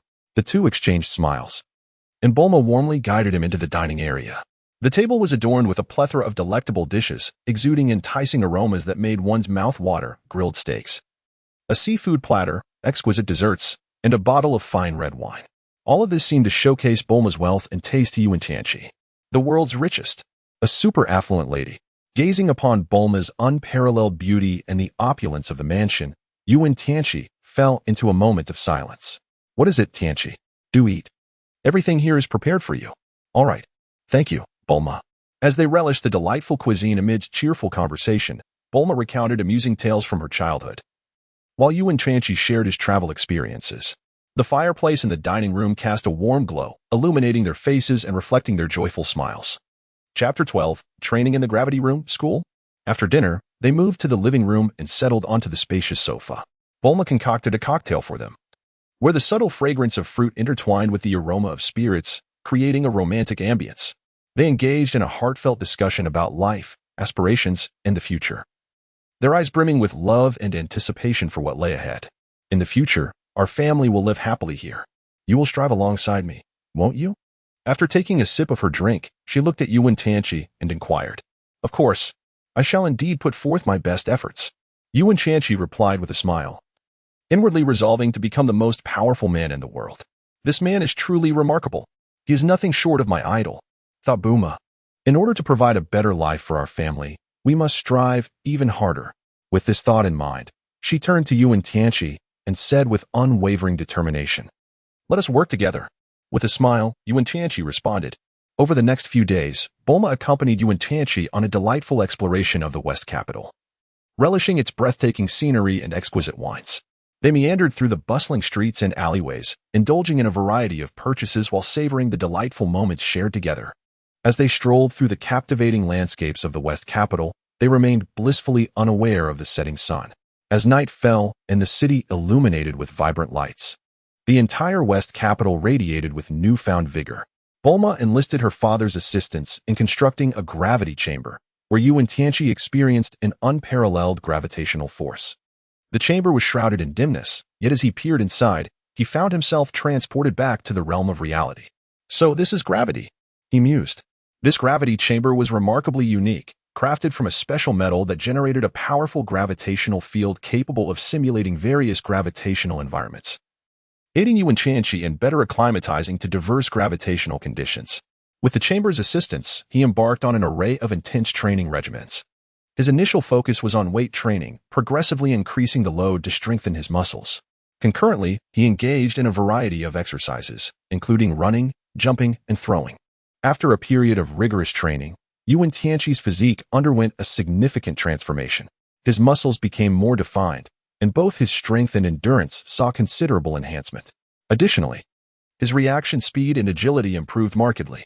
No doubt he is my man, truly the strongest, Bulma thought to herself, watching Wen Tianqi's increasingly robust physique. Bulma smiled with satisfaction. She placed a pillow behind him and nestled beside him, appreciating the beautiful scenery. My man, you must become even stronger, she silently vowed. Subsequently, Bulma returned to her laboratory, determined to refine the Dragon Ball radar, ensuring that Wen Tianqi could more conveniently and swiftly locate the Dragon Balls in the future. On her laboratory table lay a dull, fist-sized stone sphere, the very two-star ball that Wen Tianqi had previously acquired. I must also strive harder. Bulma beamed at the worn two-star ball before immersing herself in her work. In the gravity chamber, an air of tranquility enveloped the space, broken only by the low hum of the gravitational device and Wen Tianqi's steady breaths. He stood on the central circular platform, clad in a form-fitting black suit. His muscular contours clearly defined. His gaze was resolute, as if it could penetrate the heavy metal walls, reaching out to the world beyond. Wen Tianqi took a deep breath, his hands clenched tightly as he prepared to commence his cultivation. A formidable aura began to emanate from his body, as if time itself within the room had come to a standstill. Suddenly, his body convulsed violently, every muscle tensing as if striving to unleash the entirety of his internal power. With a powerful stomp of his feet upon the platform, an immense force erupted instantaneously, causing the surrounding air to resonate with a low hum. The roar of the gravity device intensified, and beams of crimson light surged forth from the apparatus, casting a scarlet glow throughout the entire room. Wen Tianqi's body began to descend slowly, each inch accompanied by a fierce roar. His form continually endured the oppressive weight of gravity, with muscles stretching and compressing relentlessly. A torrent of formidable power coursed through him, subjecting his body to unparalleled agony. Yet, Wen Tianqi exhibited not a trace of retreat. His eyes were filled solely with resolve and tenacity. I shall grow stronger. Possessing the bloodline of the Saiyans and a formidable system, I will surpass everyone. Beings like Cell and Majin Buu are insignificant. I aim to transcend the god of destruction and vanquish the Omni King and the Grand Priest. The thundering roar of the gravity device grew increasingly deafening, as if it were orchestrating the symphony of Wen Tianqi's arduous training. The crimson beams intensified, enveloping the entire chamber in an aura of mystique. The aura of Wen Tianqi grows increasingly formidable, as his body seems to undergo a profound transformation through the crucible of suffering, becoming more resilient and powerful. It is a breathtaking tableau, a valiant warrior who, in the pursuit of greater strength, willingly endures the pangs of agony. In the crimson beams of light, Wen Tianqi's figure appeared even more imposing and formidable. Although he was uncertain of the extent of his combat prowess, he speculated that it would soon surpass that of the Turtle Sage. Perhaps in half a year, perhaps in a year. It would not be long. However, an unexpected event disrupted Wen Tianqi's plans. What? School has commenced. He gazed at Bulma before him, clad in the uniform of West City High School, with another set in her hands. The uniform featured a tailored suit design, predominantly in deep blue, exuding an aura of composure and formality. The top consisted of a fitted double-breasted jacket, adorned with a delicate bow at the collar, adding a touch of sweetness. Beneath it lay a crisp white shirt, its collar contrasting sharply with the jacket, presenting an immaculate appearance. The lower half comprised a black pleated skirt, reaching just above the knee, accentuating the elegance of her legs. In terms of accessories, the girls typically chose to wear a black or deep blue necktie, along with a matching belt. Furthermore, they donned a pair of black or white Mary Jane shoes, which lent an air of refinement. Altogether, the uniform conveyed a sense of neatness, grace, and elegance, embodying the youthful vitality of high school girls. Gulp. Wen Tianqi instinctively swallowed hard. Bulma, you look absolutely stunning. He praised, the design of this uniform is truly remarkable. Hee, Tianqi, you really don't have to flatter me so much, Bulma replied with a shy smile, her dimples appearing ever so slightly. Chapter 13. Wen Tianqi is going to school too. I want to go as well. Wen Tianqi exclaimed in surprise, realizing why Bulma was holding a boy's uniform. Of course, just look at your current situation. If you don't go to school, what will you do? Are you planning to remain like this indefinitely? Bulma complained about Wen Tianqi's present state. Wen Tianqi was at a loss for words, indeed unsure of how to respond to Bulma. All right, Tianqi. Bulma tossed the uniform into his hands and urged, hurry up and change. We are going to West City High together. With that, Wen Tianqi slowly undressed, donning the boy's uniform that Bulma had given him. Oh, now you truly look like a boy, Bulma exclaimed joyfully as Wen Tianqi admired himself in the mirror. Indeed, our Tianqi is quite impressive. Bulma's infatuated demeanor was unmistakable. All right, let us get going. As Wen Tianqi spoke, he gently urged Bulma outside. Today marked their journey to school. Lost in thought, Bulma, being guided by Wen Tianqi, found her mind drifting to the illustrious days awaiting her at West City High School, envisioning her vibrant life as a high school student. Surely, her classmates would be filled with envy. The two sped along the highway, the silhouette of West City High School becoming ever clearer before them. Wen Tianqi gripped the steering wheel, his gaze fixed intently ahead, his eyes shimmering with unwavering determination. In his previous life, he had never experienced such a novel sensation. The soul of a 30-year-old man was about to embark on an academic journey in a high school. Shiji High School, renowned as the finest institution in Shiji City, boasts comprehensive facilities and exceptional educational quality, with a plethora of students gaining admission to prestigious universities each year. Nestled in the very heart of Shiji, this vibrant school is steeped in history. Its solid and dignified walls seem to narrate the countless years and youthful exuberance it has witnessed. Each day, during the hours of arrival and dismissal, students passing through the towering iron gates appear to form the very pulse of this institution. The school features a spacious campus, modern teaching buildings, well-equipped sports facilities, and welcoming student dormitories. In such an environment, students learn, continually growing while reaping infinite wisdom and joy. When the bell rings for class, students orderly enter their classrooms, donning immaculate uniforms that reflect their earnest approach to education. The teachers, seasoned and passionate, deliver clear explanations, enabling students to grasp knowledge with ease. A particularly noteworthy aspect of this school is the laboratory. Equipped with various advanced experimental apparatus, it allows students to conduct a multitude of experiments, delving into the mysteries of science. Upon completing their experiments, they meticulously record their findings in notebooks for future revision.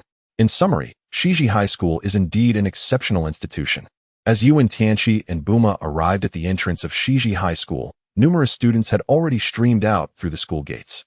They stepped from the car and stood quietly to the side, awaiting the arrival of more students. So, Tianqi, which class are you in? Bulma inquired, glancing at the buildings across from the school. I wonder where our class is located. Wen Tianqi glanced at the building opposite the school. Although it was quite distant, it was evident that it was the teaching building for the first-year students. Indeed, our class is the fourth class of the first year. Wen Tianqi remarked, Class 1, Grade 4. It seems to be on the second floor. Bulma gazed at the distant teaching building and responded, Indeed. Let us go and take a look. With that, Wen Tianqi took the lead, striding towards the adjacent building. Wait for me, Tianqi. Bulma quickly followed in his footsteps. Before long, they arrived at the entrance of Class 1, Grade 4. Ah, this must be the place, Wen Tianqi declared, observing the classroom before him.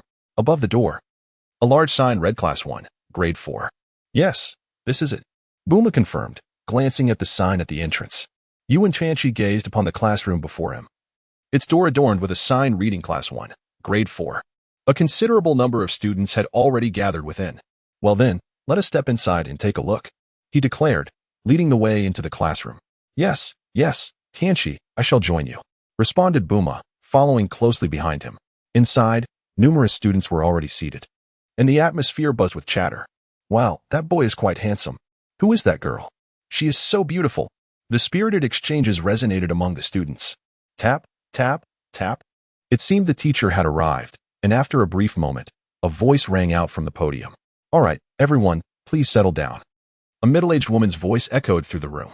She was a woman of slight gray in her hair, her face adorned with numerous wrinkles, dressed in professional attire. She appeared well-maintained and full of vitality. Standing at the podium, her gaze swept across the class, prompting the students to quickly quiet down. I am aware that many of you are curious. Today, we have a new student joining us, Wen Tianqi, who will be learning alongside you from now on. I encourage you all to treat him kindly and offer each other assistance, the middle-aged teacher proclaimed. First, allow me to introduce myself. My name is Lin Wanying, and I am your homeroom teacher. Lin Wanying gazed sternly at her students as she spoke. All right, let us commence our lesson. The class swiftly passed by, and as Wen Tianqi engaged in conversation with Bulma, the school bell chimed melodiously.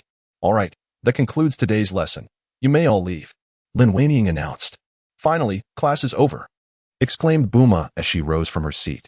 Indeed, let us head back, Wen Tianqi replied. Wen Tianqi remarked, see you tomorrow. Bulma smiled as she greeted her classmates.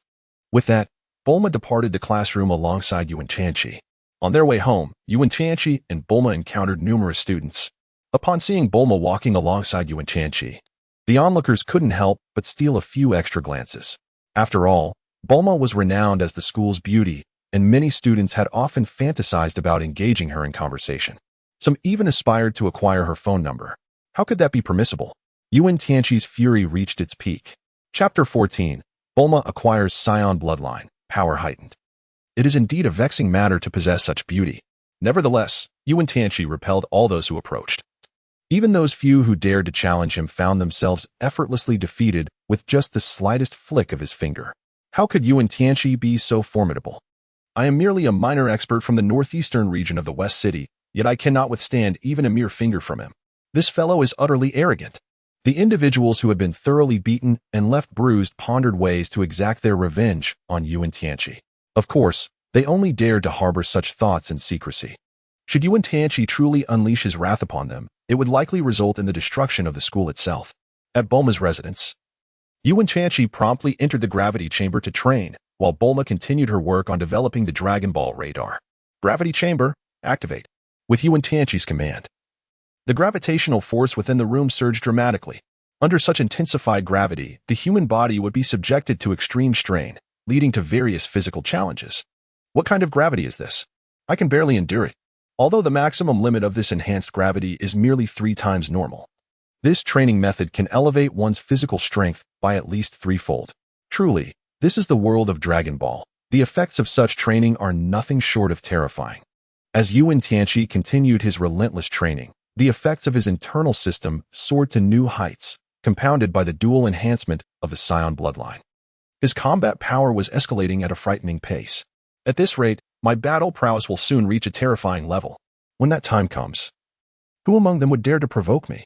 Wen Tianqi laughed heartily, the surge in his strength invigorating his spirit. Although Bulma had yet to develop the combat power detector, Wen Tianqi surmised that his current fighting prowess had already surpassed that of Master Roshi.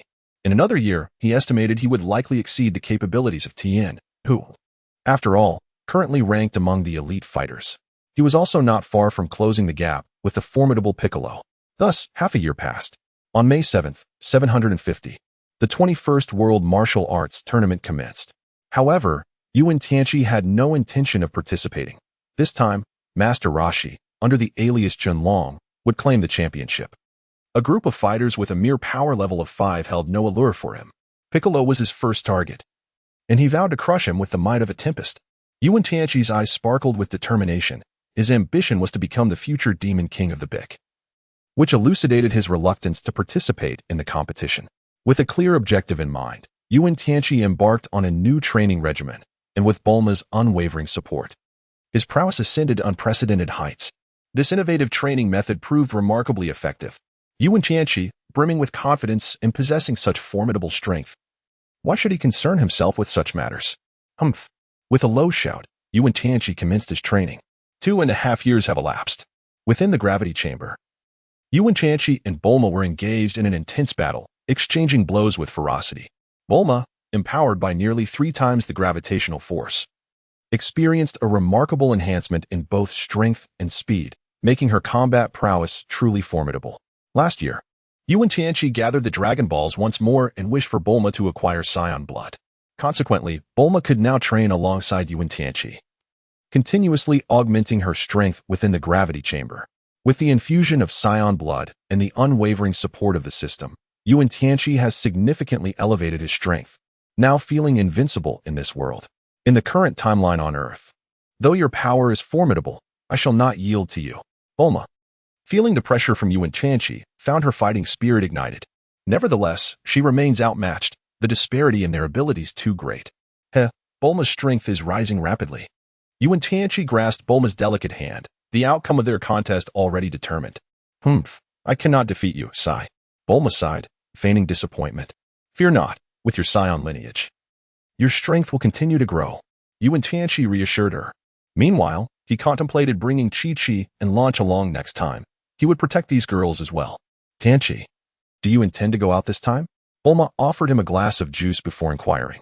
Yes, I am going. To find Son Goku and the others. Wen Tianqi responded softly, expressing his intention to seek out Son Wukong, though he had no immediate plans to do so. Son Wukong was merely a guise. His true destination lay within the legendary Korin Tower, or more specifically, the Heavenly Temple atop it. Well, here's the Dragon Ball radar for you, along with the Universal Capsule. Due to my obligations in the laboratory, my parents have forbidden me from venturing out until I complete these experiments. It is quite a nuisance. Bulma lamented to Wen Tianqi, exasperated by the endless peculiar experiments that seemed never-ending. No worries, I shouldn't be gone for too long, Wen Tianqi mused, stroking his chin in contemplation. Reaching Korin Tower and the Heavenly Temple should be swift enough.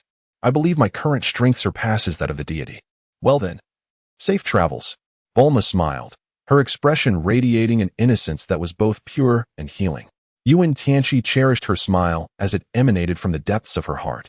Thank you. Wen Tianqi chuckled softly and said to Bulma, shall I take my leave now? All right, goodbye, Bulma replied, waving her hand at Wen Tianqi. As she watched his retreating figure, a smile graced her lips once more. Wen Tianqi set forth on his journey. His first destination was the hermitage of the Crane Hermit, where he intended to pay a visit. The purpose was, of course, to learn the art of flight, known as the Wukong technique. As he drove along the road, Wen Tianqi glanced at his system panel. Physical condition, 7 ding. Physical condition, 8. He chuckled to himself, pleased with the increase to 8. His strength had notably improved. With 750 years still ahead of him, he mused that when the Saiyans arrived on Earth, he would present them with a grand surprise. Gripping the steering wheel, he envisioned himself dominating the battlefield with an air of superiority. Yet, he decided it prudent to seek out the Crane Hermit first, for mastering the Wukong technique was imperative. This skill was indeed a miraculous means of traversing the skies. In the future, there would be no powerful warrior who could not soar. Chapter 15. Overwhelming Tien Shinhan and Kaiatsu, the Wukong technique. The Wukong technique was the Crane Hermit's ultimate skill, allowing him to fly freely in the air. Currently, only the Crane Hermit, Tien Shinhan, and Kaiatsu, along with 2 from the Heavenly Temple, possess this ability. Nevertheless, Wen Tianqi still planned to confront the Crane Hermit, intending to establish his superiority and reveal his identity as a master of unmatched prowess. After all, this world belonged to him. No one could continuously hold him down. Wen Tianqi's lips curled into a smile, exuding an unprecedented confidence. 10 days later, Wen Tianqi arrived at the hermitage of the Crane Immortal, situated on a small island in the East Sea. Enveloped by numerous humble abodes, this locale can be considered relatively remote. Nonetheless, it serves as the sanctum of the Crane Immortal. Most of the time, the Crane Immortal resides within the confines of his refuge, rendering it the safest haven. It is no wonder that these 2 brothers share a penchant for seclusion on such an island, Wen Tianqi remarked with disdain. Naturally, one could not arrive by vehicle. Without the art of flight, he sprinted across the surface of the sea, stirring waves in his wake, which indeed rendered him somewhat disheveled. Crane Immortal, Come forth for a duel. Wen Tianqi exclaimed with fervor, his eagerness palpable as he yearned to master the art of aerial movement and subsequently venture to the fabled temple of the celestial deities. Who is this young lad? The ears of the crane immortal perked up, detecting the commotion, and he turned his gaze towards the source. What is this? Upon spotting Wen Tianqi, the crane immortal displayed a look of astonishment. Who might this be? Behind him, a three-eyed youth and a diminutive child emerged, Tianjin Fan and Jiaozi. Who are you to show such disrespect to my master? Tianjin Fan and Jiaozi retorted, their anger evident. Me? You lack the standing to inquire about my identity. With a smirk gracing his lips, Wen Tianqi beckoned towards Tianjin Fan, an act of provocation. This gesture incensed Tianjin Fan to the core. You little brat. Are you courting death? He roared in fury, standing at an imposing height of nearly 2 meters and weighing over 300 pounds. He possessed the strength to effortlessly lift boulders weighing hundreds of kilograms. Now, the audacity of Wen Tianqi to challenge him was not merely a personal affront. It was a provocation against the entire EC, and indeed, the 4 great continents, a defiance against the world of ninjas. Die! Tianjin Fan bellowed, charging towards Wen Tianqi. You wish to fight? Wen Tianqi's lips curled into a smile, filled with anticipation for the surprises that this so-called crane immortal's disciple might bring him. Come forth. Bang, bang, bang. Countless shadows of fists clashed in midair, their strikes slicing through the atmosphere with a crackling sound. On the ground lay countless footprints, evidence of the fierce confrontation. This is the essence of battle. A visceral clash where each punch meets flesh. Your strength is commendable, but alas, your opponent is me. Wen Tianqi's lips curled into a smirk as he grasped Tianjin Fan's fist with one hand and then forcefully hurled him away. A resounding crash echoed as Tianjin Fan's body was sent flying, crashing against a modest dwelling and becoming ensnared within the debris, unable to extricate himself for the moment. Jiaozi exclaimed in alarm, calling out, Tianjin Fan. The elderly crane hermit wore a look of astonishment, his expression gravely serious. The combat prowess Wen Tianqi had just showcased far exceeded his expectations. How is this possible? To so effortlessly defeat Tianjin Fan is utterly absurd. Cold sweat trickled down the crane hermit's back. Given Tianjin Fan's strength, which was nearly on par with his own, it suggested that he too would be effortlessly vanquished in a matter of moments. You are far too arrogant, employing such tactics. Jiaozi fumed, shouting at Wen Tianqi. You have harmed Tianjin Fan. I will defeat you. With that, Jiaozi closed his eyes and summoned his extraordinary powers against Wen Tianqi. Oh, Wen Tianqi's lips curled into a disdainful smile as he remarked, superpowers? Let me see just how strong you truly are. In the next instant, a force of confinement emanated from the dumpling, swiftly enveloping Wen Tianqi. What is this? Wen Tianqi sensed an inexplicable force that seemed to govern his actions. With a clatter, Tianjin Fan gritted his teeth and rose from the ruins, his garments tattered and stained, blood trickling from the corner of his mouth, appearing quite strained. Drawing upon every ounce of his strength, Tianjin Fan raised his hand and pointed towards Wen Tianqi. Then, with a swift whoosh, an intensely powerful laser beam shot forth. This radiant beam encapsulated all of Tianjin Fan's might, commanding even the respect of the esteemed crane hermit. Wen Tianqi's eyes widened slightly. This is the Dong Dong wave. Just as it is about to reach its destination, Wen Tianqi suddenly clenched his fists, an overwhelming aura erupting from him. A fearsome presence enveloping the surrounding area for hundreds of meters. The sound was akin to shattering glass. And Jiaozi let out a cry as Wen Tianqi forcefully shattered his superpower. Subsequently, with a swift motion of his hand, Wen Tianqi struck at the incoming laser beam of the Dong Dong wave. With a resounding bang, the laser collided with Wen Tianqi's palm, and unexpectedly, the beam was repelled. Soaring into the sky, boom, the Dong Dong wave erupted in the heavens, yet Wen Tianqi remained unscathed, his skin intact, as he calmly blew into his palm and turned to Tianjin Fan and Jiaozi. If you have any tricks left, now is the time to reveal them. At that moment, Tianjin Fan and Jiaozi were left in a daze, thoroughly intimidated by Wen Tianqi. Even the distant observer, Master Crane, had a trickle of blood at the corner of his mouth, clearly shaken by Wen Tianqi's might. The mere slap that had sent the Dong Dong wave's laser flying was beyond comprehension. Such an event had never occurred before. Among the onlookers, only Master Crane grasped the true extent of Wen Tianqi's power, leaving him in utter astonishment. Who are you?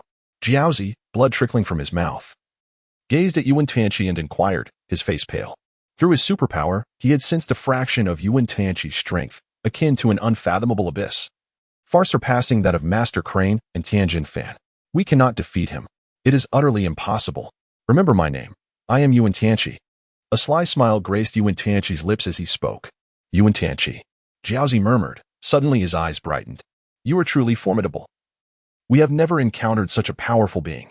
What is your purpose? Tianjin Fan, having lost the courage to fight, could only ask dejectedly. He hoped that Wen Tianqi's intentions were not to eliminate the three of them. Master Crane was equally tense, swallowing hard. Chapter 16. Learning the Sky Dance Technique. Target Galinta, I wish to learn the Sky Dance Technique. Wen Tianqi retracted his imposing aura, transforming back into an innocuous youth, smiling at the three. The Sky Dance Technique? Is that the reason? Tianjin Fan and Baozi widened their eyes in disbelief. Astonished that the unparalleled powerhouse who had nearly annihilated them sought merely to learn the Sky Dance Technique. Master Crane, relieved, quickly responded, very well. We shall teach you the Sky Dance Technique at once. He merely wished for the god of death to depart from this place swiftly. As he spoke, Master Crane casually assumed a posture, the very one he intended to teach Wen Tianqi, known as the Dance of the Void. However, merely 10 minutes had elapsed, and beads of cold sweat cascaded down Master Crane's forehead. This was not due to any trivial concern. Rather, it was because Wen Tianqi was overwhelmingly powerful. Although he stood there simply, it felt as if a myriad of forces surged around him, leaving Master Crane with an overwhelming sense of vulnerability. What appeared to be a casual stance belied the prowess of a martial arts master, capable of extinguishing his life with a mere strike. Not only was Master Crane affected, but also Tianjin Fan and Baozi, who were drenched in perspiration, despite not exerting their full strength or even moving a finger. Wen Tianqi emanated the aura of someone who had trained in martial arts for over a decade. Every movement and breath he took left them in awe. Indeed, Wen Tianqi's might was not solely attributed to his formidable strength, but also to his demeanor and innate talent. Though he possessed the capability to effortlessly vanquish the three of them, he opted instead to politely request their guidance in mastering the Dance of the Void.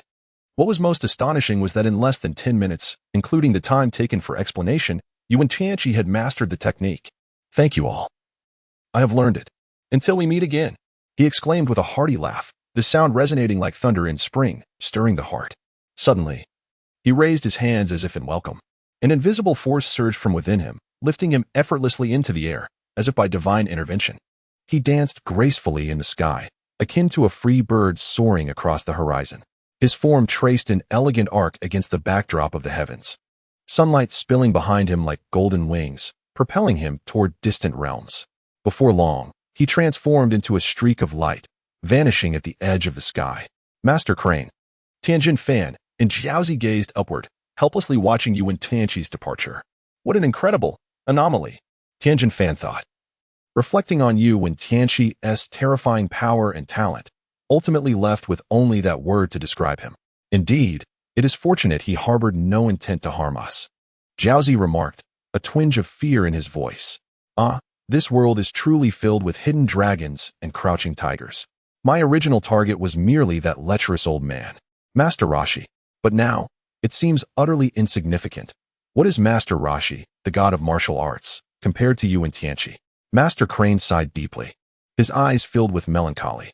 He had once believed himself to be the pinnacle of strength in this world, yet now it was clear he was still quite young. In this world, there truly existed beings like Wen Tianqi. Are there others even stronger than he? If so, how do they differ from ordinary people? Could one truly extinguish oneself with but a mere finger? The celestial Crane dared not ponder further, nor did he wish to delve deeper into such thoughts. In this moment, he could only helplessly gaze upward at the heavens. With a swift whoosh, Wen Tianqi soared into the sky. Extending his hand to sense the delicate distance between himself and the clouds, a satisfied smile gracing his face as he softly proclaimed, "This is the essence of flight. Truly magnificent." Suddenly, a spark of excitement flickered across his visage as if he had recalled something. Shall I ascend directly to the divine temple? No. I must first play with that little kitten.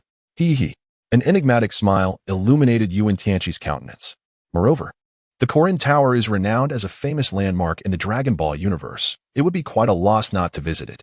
With this thought in mind, Wen Tianqi abruptly concentrated his energy. Hiya, he bellowed. In a flash, he accelerated, his body transforming into a streak of lightning as he soared through the air. heading straight for the sacred land of Korin. Behind him, a powerful gust of wind surged forth like a tempest, sweeping up trees and stones in its wake, creating a spectacular tale of energy. Ha ha ha. The sensation of flying is simply exhilarating. Wen Tianqi soared into the sky like a majestic eagle, exuberantly calling out as he glided through the azure expanse adorned with white clouds. His form darted swiftly through the air, stirring a tempest that rustled the leaves of the surrounding trees. Each individual harbors a dream of flight, and today, Wen Tianqi has realized this. The earth receded rapidly beneath him as the mountains, forests, and rivers before his eyes transformed into fleeting memories in an instant. Wen Tianqi traversed cities, majestic mountains, serene lakes, and deep valleys, his destination being the distant sacred land of Galan in the west. It was a realm shrouded in mystery and tranquility, revered as a sanctuary in the hearts of all practitioners. Moreover, it was the Galan Tower that stood as the epitome of this sacred place. Time seemed to stretch indefinitely as Wen Tianqi narrowed his eyes, astonished. There appeared a slender black line on the horizon, gradually expanding like a colossal dragon winding its way across the sky. The Galan Tower. Closer, ever closer, as the black line revealed itself to be a towering pillar, piercing the clouds and seemingly propping up half the heavens. This was the legendary Galan Tower, its height awe-inspiring. In the distant sky, a faint black line flickered in and out of view, resembling a mysterious specter, standing tall beneath the boundless firmament. It was the pillar of the Galan Tower, soaring into the clouds, enigmatic and majestic. This colossal column appeared to connect heaven and earth, its end lost to sight. Wen Tianqi gazed intently at the dark line, sensing the ancient and mysterious aura emanating from Galinta. He understood that his destination lay beyond, urging him to hasten his pace and reach it swiftly. His heart brimmed with excitement and anticipation, prompting his steps to become light and swift. Buzz. Wen Tianqi suddenly decelerated, hovering in midair beside the Galinta pillar. With his feet positioned at least 100 meters above the ground, Wen Tianqi quietly lingered beside the pillars of Galinta, his feet seemingly suspended in midair. As though he were one with this enigmatic realm, his gaze penetrated deeply into the ancient column, as if striving to unveil the secrets it had harbored for millennia. On the ground, in the sacred land of Galan, Chapter 17, the cat sage of Galinta, the magic beans. The Indian chief, Brola, was preoccupied with some task when suddenly his son, Upala, tugged at his hand. "What is it, Upala?" Brola inquired, puzzled as he turned to his son, who pointed upwards with astonishment etched across his face. "Father, look." Reacting instinctively, Brola raised his gaze, his eyes widening in sheer disbelief as he exclaimed, "Oh, divine beings! What is this?" High above, a mysterious figure stood in the air, seemingly treading upon the very atmosphere, lost in contemplation. Clad in a coarse gray garment, Brola wore a leather belt at his waist and grass sandals on his feet, staring vacantly upward. "Oh, divine beings!" Brola gasped, his face a canvas of incredulity.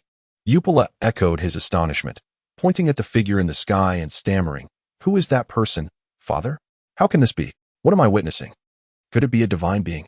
Around them, the villagers of the primitive tribe scrambled onto their rooftops, exclaiming in awe, "How can this be?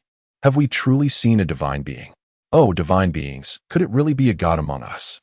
It is wondrous. I have never encountered a divine being before. Could he be from the heavens? Surely not. Are there really divine beings in this world? This is utterly astonishing." The villagers were enraptured, their astonishment palpable as they beheld Wen Tianqi's extraordinary presence. What divine being? "Father, what is happening?" Upala asked, his eyes darting among the villagers, then back to his father, his expression a mix of horror and wonder. "This person, he is a divine being." Brola found himself at a loss for words, unable to explain to his son. Divine beings, shrouded in mystery, have only existed in legends throughout history. No one had ever beheld one. Perhaps, in the era of their tribe, divine beings had indeed once walked the earth, only to have fallen into obscurity, their demise a mystery known to none. Divine beings. Upala's face mirrored disbelief. Only a divine being could soar so freely through the skies. "Look, the divine being is leaving." Countless villagers knelt in reverence, and Brola and Upala joined them, proclaiming in unison, "Divine being! Divine being!" High above, Wen Tianqi had already discerned the presence of the indigenous people below. With a mere glance, he lost interest and, in a swift motion, ascended along the ancient, robust Galan pillar, soaring into the sky with a speed as swift as the wind. In but a fleeting moment, he vanished into the clouds. On the ground, the villagers remained prostrated in reverence, while the surrounding tribal members gasped in astonishment, engaging in fervent discussions. How miraculous! Truly a deity, they exclaimed. O divine being, we beseech you, bestow your blessings upon us. The deity has graced our tribe. We have actually beheld the divine. Amidst these astonished murmurs, Wen Tianqi harnessed the winds and swiftly disappeared into the heavens. Below, Upa and Bala continued to kneel and worship. While the surrounding primitive tribal villagers remained utterly astonished, their conversations filled with awe. How extraordinary! Indeed, it is a deity. Can you believe we have witnessed the divine presence? Upa gazed at the figure that had vanished into the sky, his eyes reflecting a profound sense of envy. Wen Tianqi had harnessed the winds and soared into the skies, soon catching sight of the shadow of Galan Tower. As if sensing something, he smiled in surprise.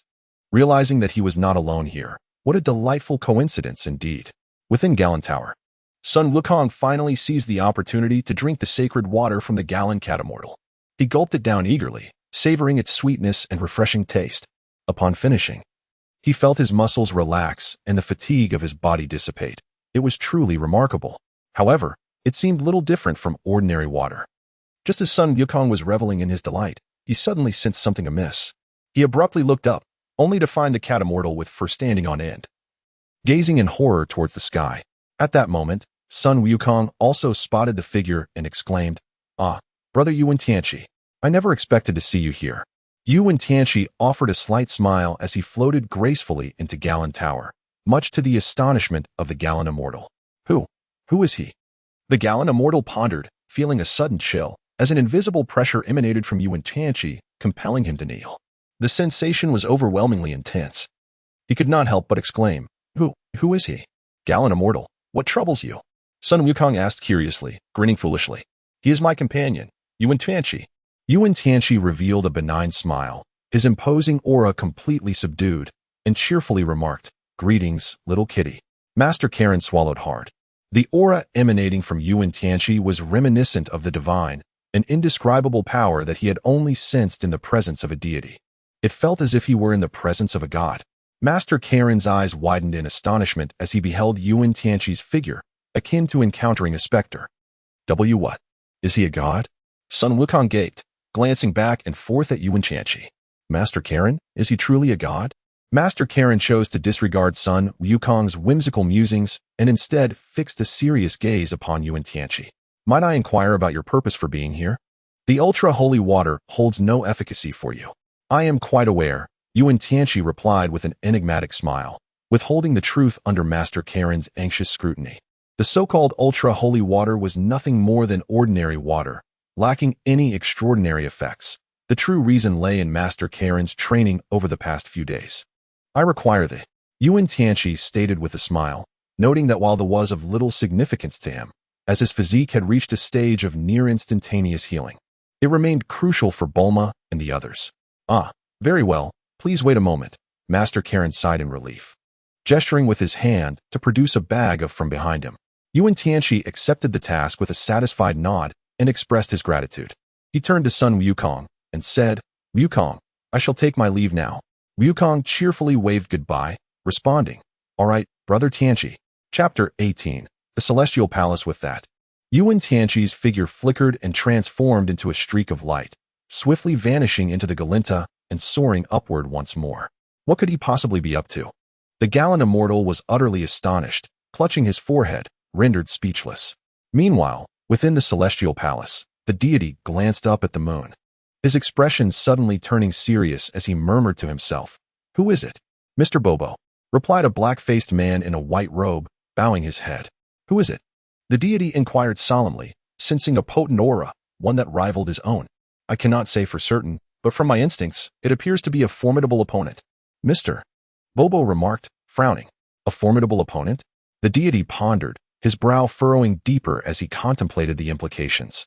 Suddenly, with a whoosh, a figure appeared in the plaza of the Celestial Palace. Bathed in light, the individual was clearly visible, clad in a black casual outfit, devoid of any weapon. With short hair obscuring his features, none other than Wen Tianqi. "Who is this person?" Mr. Bobo gasped, sensing an overwhelming aura.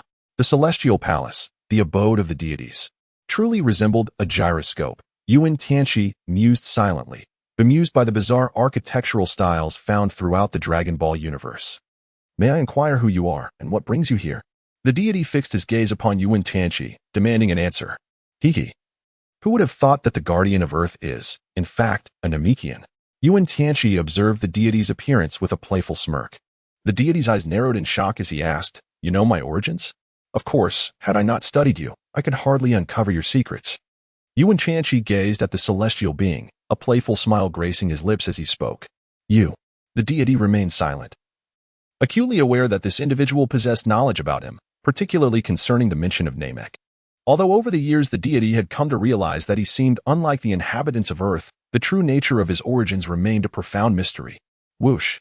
In an instant, Wen Tianqi soared before the deity, startling both the divine being and Mr. Bobo, who immediately assumed a defensive posture. Mr. Bobo. There is no cause for alarm. Should this esteemed individual truly wish to harm us, your efforts to impede him would be futile, the deity intoned, as if he had gleaned significant insight. In truth, I have come here. Wen Tianqi smiled and whispered to the deity, uttering further words as he observed the astonishment etched upon his counterpart's countenance. 10 days later, a brilliant streak of light erupted from the heavenly temple, racing towards the direction of the Bull Demon King mountain.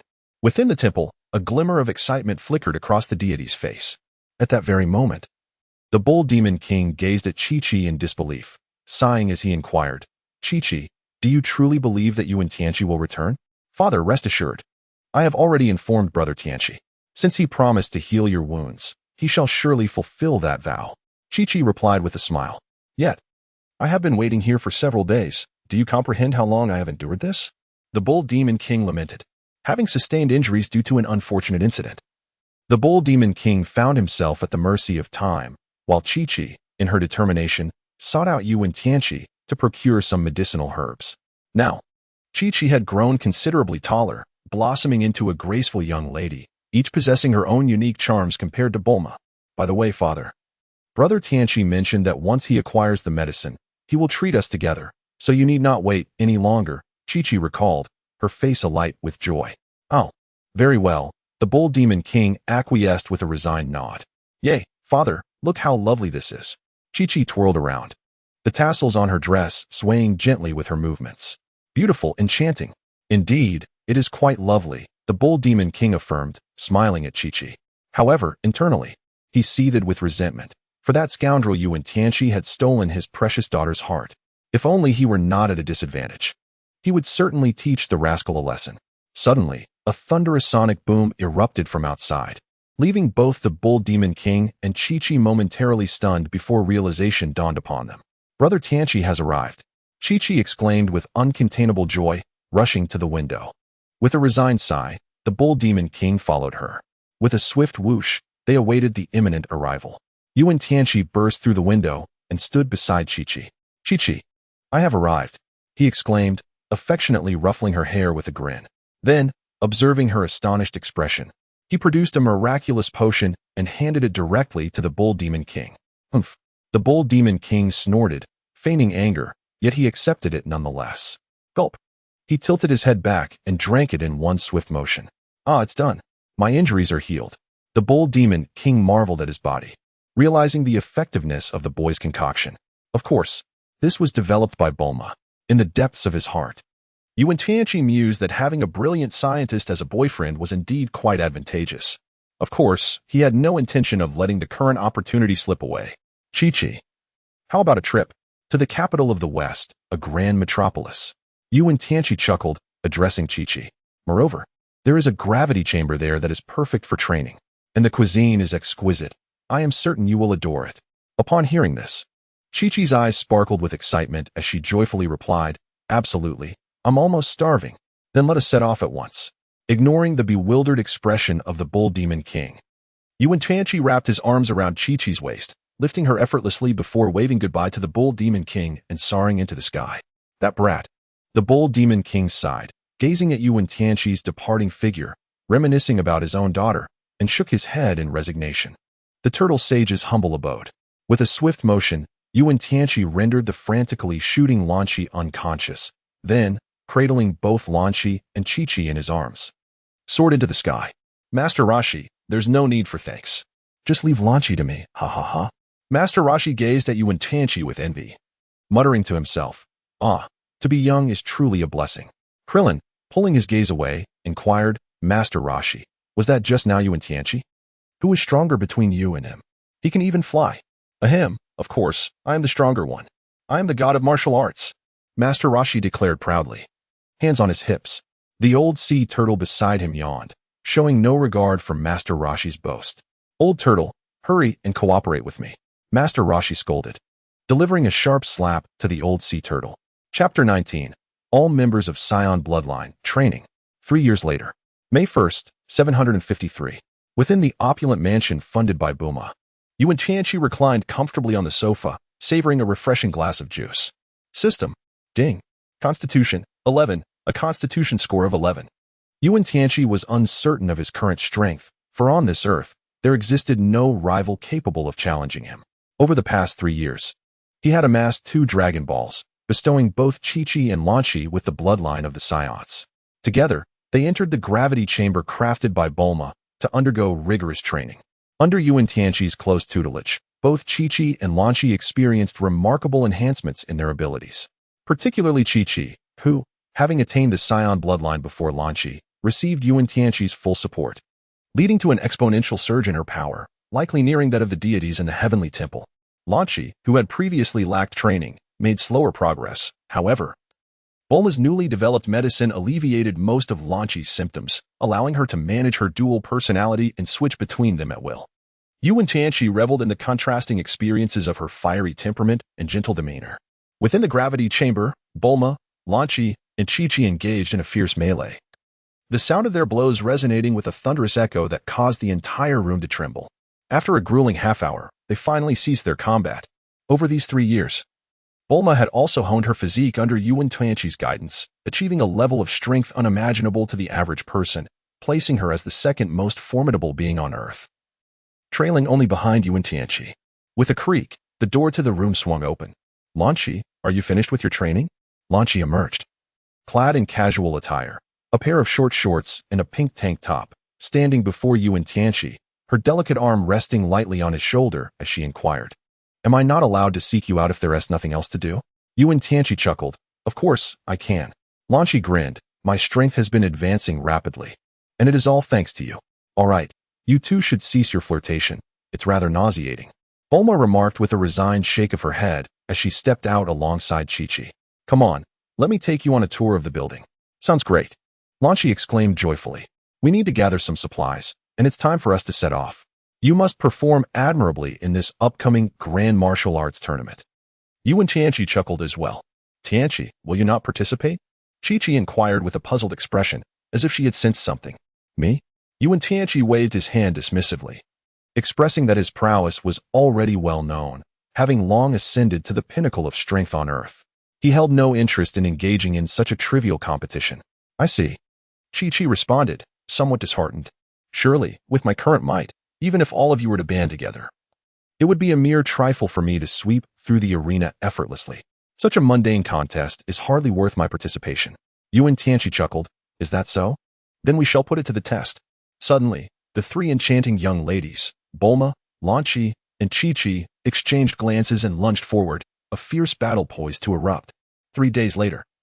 In the opulent garden of the mansion, Bulma produced a universal capsule. "Tianqi, even if you are not participating this time, you must attentively watch our competition." "Of course. I will accompany you all," he replied. Wen Tianqi nodded in agreement. Suddenly, with a chime, the universal capsule activated, and a large pit over a meter in diameter materialized on the floor of the hall, revealing an otherworldly flying machine at its center. "Come on, Tianqi, let us ascend together," exclaimed Bulma as she leaped into the cockpit of the vessel. "Lan-Chi, Chi-Chi, hurry up and follow." Wen Tianqi exchanged a few words with Lan-Chi before boarding the aircraft. Lan-Chi and Chi-Chi shared a glance and hurriedly climbed aboard. Nearby, Dr. Brief and Mrs. Brief looked on with delight at Bulma's flying machine. "Our daughter is truly remarkable," Dr. Brief exclaimed. "Indeed, she designed this aircraft all by herself. With this invention, we can venture out without fear of accidents," he continued, pride radiating from his face as he glanced back at their magnificent mansion. "Yes, our daughter is truly extraordinary," Mrs. Brief echoed with a beaming smile. Inside the cockpit, Wen Tianqi and the others settled into their seats. Shall we depart? Tianqi, Lanqi, Chi-Chi, are you all ready? Bulma inquired, turning to the trio. Ready. Let us go. They replied in unison. With a swift whoosh, Bulma piloted the brand new aircraft, a brilliant silver streak slicing through the sky, racing towards the location of the World Martial Arts Tournament. Within the cabin, Chi-Chi and Lanqi were each immersed in their own preparations, wholly focused on the upcoming competition. As for Wen Tianqi, he reclined lazily on a small bed, relishing a moment of leisure. For he had no need to prepare and had no intention of participating in the event.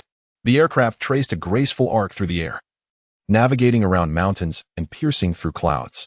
The scenery outside transformed continuously, revealing bustling towns and serene countryside below, with wisps of smoke rising from rooftops.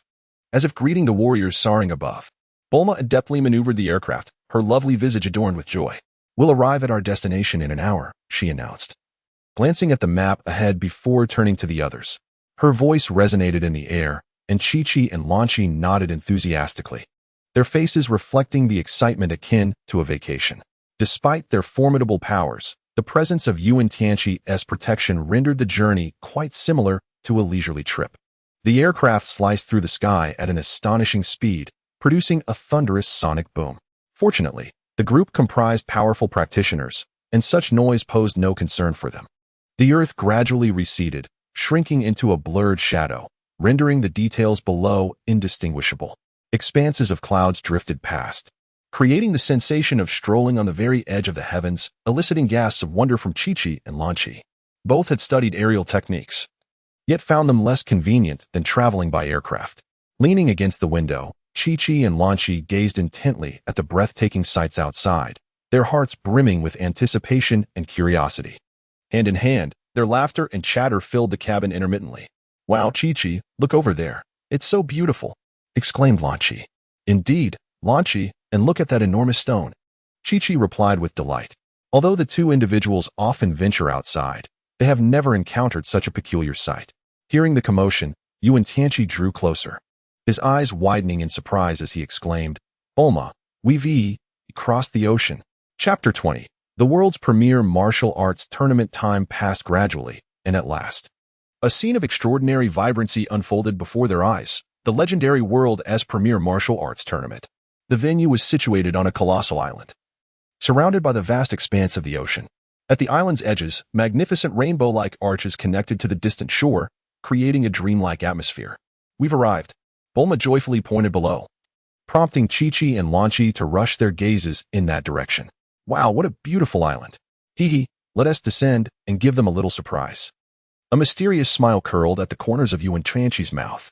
The combat prowess of the three young women was formidable enough to leave Sun Wukong, Krillin, and Tien Shinhan wide-eyed in astonishment. Bulma piloted the flying craft in a graceful circle above the island before smoothly landing in a corner. With lighthearted steps, the group made their way toward the venue. Along the route, a bustling crowd surged continuously, with people of various skin tones and attires gathering to share in the joy of the martial arts extravaganza. At the entrance of the venue, a massive stone wall bore the bold inscription of the tournament's name, the characters strong and vigorous. Upon entering, they were greeted by a kaleidoscope of tents in an array of colors, each shelter bustling with passionate warriors engaged in fervent discussions. In the center stood a towering arena, reaching toward the heavens, as if proclaiming its significance to all.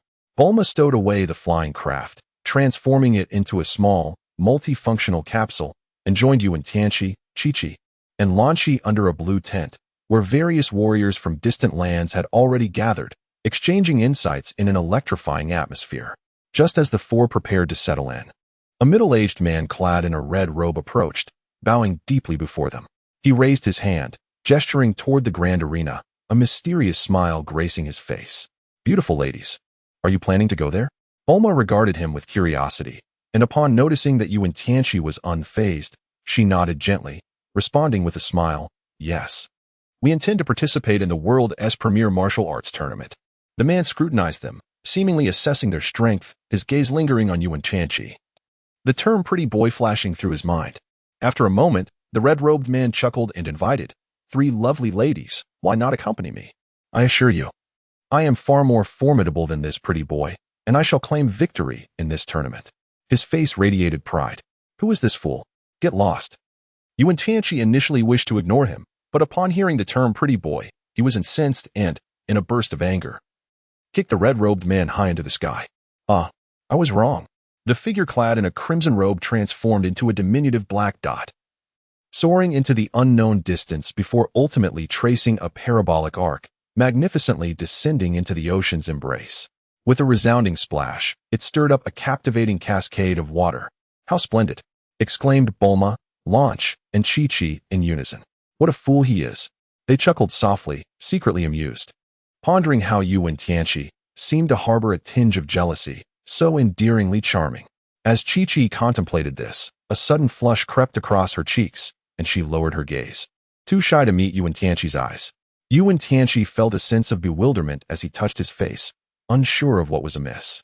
At that moment, an unexpected figure emerged, exclaiming loudly, Tianqi, big brother. Bulma, Chi-Chi, and Lan Chi turned their gazes towards the source of the voice. There, not far away, stood a boy carrying a staff, his stature modest but his face radiating joy. It was son Wukong. Wukong had arrived. Bulma, Lan Chi, and Chi-Chi had all met son Wukong before. Over the past few years, they had even accompanied Wen Tianqi to search for him at Master Roshi's abode. Wukong, you are here as well. Wen Tianqi chuckled, leading Bulma and the others towards son Wukong, who could hardly contain his excitement as he bounced over. Big brother Tianqi, are you going to participate in the World Martial Arts Tournament? Of course. Wen Tianqi replied with ease. What? Krillin gasped in shock, realizing that this meant he had no chance at all. No way. Suddenly, Wen Tianqi came to a screeching halt, nearly startling Krillin to the ground. Oh, big brother Tianqi, you are not participating? That's wonderful. Krillin wiped the sweat from his forehead, relieved. Not participating? Why? Wukong asked, a puzzled expression on his face. It's nothing really, it's just, I feel that my strength is still too lacking. If I were to attend, it would only lead to embarrassment. So the rest no need. Ah, embarrassment? Chi-Chi and Bulma exclaimed, while Lan Chi rolled her eyes in disbelief. Even Krillin looked astonished. Your strength is already impressive. If you consider yourself weak, who could possibly be stronger than you? Wukong could hardly believe it. Oh, is that so? Wen Tianqi's lips curled into a subtle smile as he raised an eyebrow. Perhaps, but the future harbors many terrifying entities.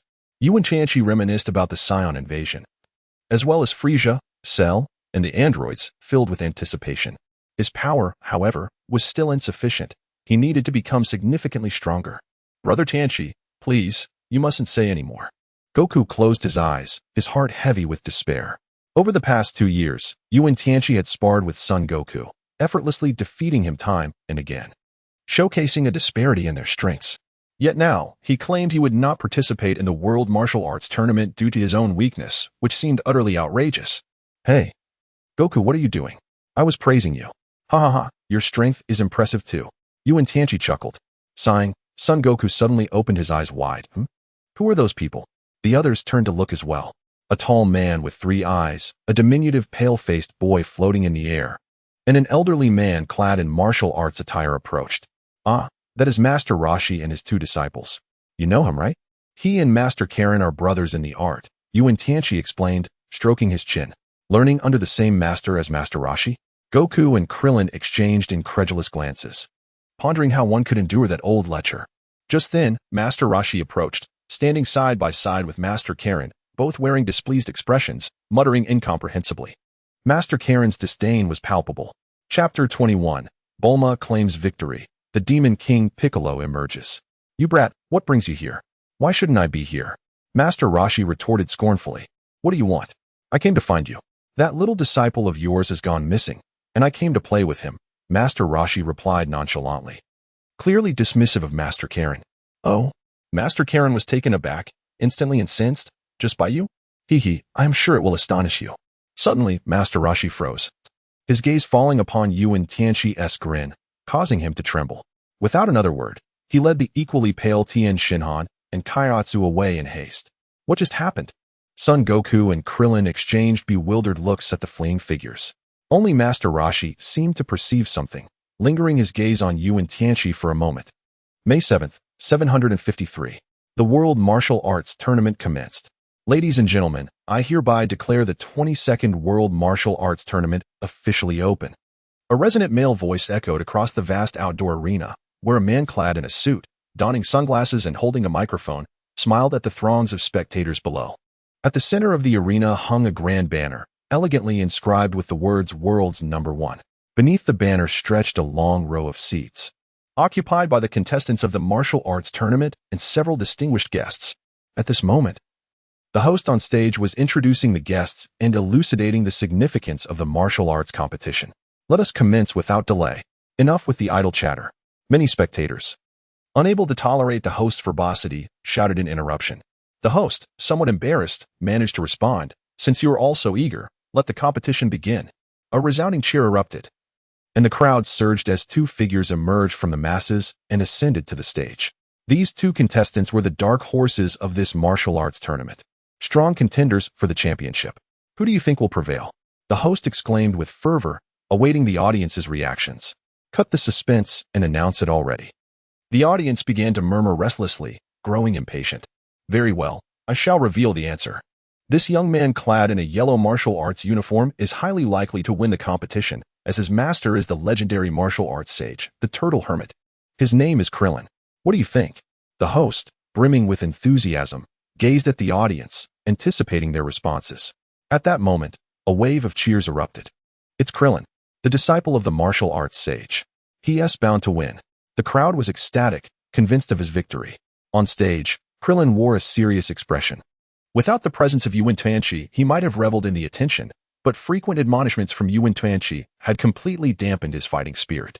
Begin. The match commenced with a series of resounding clashes. Soon, several bouts concluded, leaving the audience astonished. To their surprise, Chi-Chi, Bulma, and Lanchi displayed remarkable prowess, each advancing to the finals, with Bulma even leaving son Wukong utterly flabbergasted. Bulma, how could you be so formidable? Son Wukong exclaimed in disbelief, having been bested by her. Hee, all credit goes to Tianqi. My strength is impressive, isn't it? Bulma beamed with pride, casting a starry-eyed glance towards Wen Tianqi. As for Tianjin Fan, he too was vanquished by Chi-Chi, while Dumpling was swiftly eliminated by Lanchi in a matter of moments. And now, the champion is, the host declared with great excitement, Bulma. As the host's voice resonated, Bulma leapt for joy, elated by her victory in the martial arts tournament, having finally achieved the championship. Congratulations, Bulma. Wen Tianqi approached Bulma, extending his hand to embrace her. No, I must thank you, Tianqi. Bulma exclaimed as she nestled tightly into Wen Tianqi's arms. Lanchi, we must also strive to train diligently, Chi-Chi declared, clenching her small fist and pouting. Of course, we cannot allow Bulma to revel in her success alone, Lanchi concurred. Thus, the first martial arts tournament came to a close. However, Wen Tianqi suddenly called out to the departing Krillin. Aware that this young man would likely meet a grim fate alone, he was reluctant to squander the precious opportunities afforded by the Dragon Balls. Krillin, come. Join us for a meal, Wen Tianqi proclaimed, flashing a smile he deemed charming. After a moment's hesitation, Krillin acquiesced. Wen Tianqi and his companions all wore smiles, for they were aware that Krillin would not decline their invitation. As anticipated, Krillin readily acquiesced. The group proceeded to a ramen shop and ordered a bowl of noodles. After their meal, they stepped outside only to be greeted by a piercing scream. What on earth was that? Bulma exclaimed, gazing in astonishment towards a nearby commotion. All right. It is time for my entrance. You all may return now. Wen Tianqi gestured dismissively and soared into the air. With a resounding crash, a figure was propelled outward, crashing heavily to the ground. Witnessing this spectacle, Krillin and the others were left utterly astounded. A monster. It had been obliterated with a single punch. How astonishingly powerful. The group was overwhelmed with disbelief. TCH, truly pathetic, one of them scoffed. With a look of disdain, Wen Tianqi chuckled nonchalantly. He then soared into the sky, propelled by the recent aura of the demon, and swiftly made his way towards the location of King Piccolo. Before long, a resounding crash echoed through the air as Wen Tianqi landed, creating a deep crater beside King Piccolo. Humph, your demise is at hand, Piccolo, Wen Tianqi declared with contempt. The deity from the Celestial Palace had entrusted him with the task of eliminating Piccolo, without mentioning that the god would meet the same fate. Wen Tianqi consented at that moment, yet he was aware that a new generation of Bic would soon be born. Upon witnessing this scene, the great demon king Bic gritted his teeth in fury, never anticipating that just as he was about to seek the Dragon Balls, an extraordinarily powerful human would appear. Are you in search of the Dragon Balls? Do not harbor such delusions. The Dragon Balls are destined to be mine. With a faint smile, Wen Tianqi charged forward. A single punch. Bang! A resounding crash echoed as King Piccolo was sent flying. He could hardly fathom that a mere human could possess such extraordinary strength. After all, he was the Dark King. Thud. A massive foot landed squarely on King Piccolo's chest, flattening his form. No, please, do not kill me. Whatever you desire, I shall grant you. King Piccolo had completely lost his fighting spirit. His opponent was simply too formidable. Spare you? Your very existence is a nuisance, and I shall see to your removal. Wen Tianqi spoke softly. The expression on King Piccolo's face turned exceedingly grim. He had not anticipated his downfall here. Chapter 22. All Scions. The Birth of Offspring. King Piccolo attempted to articulate something, yet ultimately, he found himself bereft of the opportunity to do so. A shadow of a fist loomed above King Piccolo, belonging to none other than Wen Tianqi, who delivered a devastating blow that pierced through Piccolo's chest. King Piccolo howled in agony, only to be sent soaring through the air by a swift kick from Wen Tianqi. Child, avenge me. King Piccolo expelled an egg, intending to launch it away. In the next moment, his eyes widened in shock as Wen Tianqi ascended into the air beside him, producing a net to capture his egg. No, please no. Despair engulfed King Piccolo, and he erupted into fragments. Gazing at the egg in his hand, a wicked smile crept upon Wen Tianqi's face. You desire the Dragon Balls? Perhaps in your next life. Subsequently, he stowed away King Piccolo's egg, considering this second generation of the Dark Lord as his own little minion. Wen Tianqi pondered mischievously. Meanwhile, in the Divine Hall, "My lord, how do you fare?" Bo inquired with concern. "Mr. Bo, I fear I am destined to vanish. It appears Wen Tianqi has fulfilled his promise to me. I always suspected that his strength was far more formidable than it seemed," the deity remarked. A look of serene acceptance gracing his features, seemingly unperturbed by his impending demise. "Let my life come to an end." The deity closed his eyes, his form gradually becoming translucent as he awaited the arrival of death. "My lord." Mr. Bo mournfully bowed his head. However, after a minute had passed, Mr. Bo lifted his gaze and curiously asked, "My lord, why have you not yet disappeared?" The deity responded, "Did Wen Tianqi hold back?" Bulma and her companions gazed at the egg in Wen Tianqi's hand, their eyes wide and expressions twisted with disgust. What is this?" Chi asked cautiously. "Could this be something Tianqi birthed?" "Ahem, do not let your imagination run wild. This is the egg of Demon King Piccolo." Wen Tianqi coughed twice and hastily clarified. Demon King Piccolo? Sun Wukong, Krillin, and Tianjin Fan all wore expressions of confusion, not comprehending who Demon King Piccolo was. Only Master Roshi appeared utterly astonished, incredulously pointing and exclaiming, "You killed Demon King Piccolo? You could say that. After all, this egg no longer contains the original Demon King Piccolo. You may understand it as Piccolo too," Wen Tianqi revealed, flashing a brilliant smile that showcased his pearly whites. "What do you intend to do? Why did you not kill him? With your strength, it should have been a simple task." Master Roshi fell silent for a moment before suddenly questioning Wen Tianqi. I merely have some different ideas. Fret not, old turtle. Piccolo could never be my opponent." Wen Tianqi waved his hand dismissively, placing the egg down and departing with Bulma, Chi, and Lanchi. "Farewell, everyone." Without looking back, Wen Tianqi left. The group exchanged glances, uncertain of what to say. "I should return to training. Next time, I will defeat Brother Tianqi," Sun Wukong declared, filled with determination. Master Roshi responded, "Wukong, you may never achieve that in this lifetime." 3 years swiftly passed. During this time, after collecting all the Dragon Balls, Wen Tianqi made another wish and acquired the supernatural ability of telekinesis. He named this extraordinary power with a striking title, for it allowed him to forcibly halt, move, or transfer objects or living beings. However, this ability is not without its limitations. It cannot control excessively heavy objects or those stronger than himself. Nevertheless, it is an immensely powerful skill, as it directly affects the objects in question. It is far more practical than the abilities of Dumpling. At the very least, drinking and eating became exceedingly convenient. He need not even move, as food would come to his mouth, and clothing would extend to him effortlessly. The prowess of Wen Tianqi has surged explosively, and under his guidance, the combat abilities of Bulma, Chi, and Lan Chi have entirely surpassed those of the deities within the Heavenly Palace. This time, Wen Tianqi has taken a keen interest in the martial arts tournament, securing the championship solely through his extraordinary powers, while also nurturing Piccolo Jr. into his devoted subordinate. "Boss, you are truly formidable," exclaimed Piccolo Jr., his verdant form brimming with admiration as he gazed at Wen Tianqi, nearly eager to cling to his leg in reverence. "Ha ha ha, of course. Just look at who I am." Wen Tianqi raised his proud head.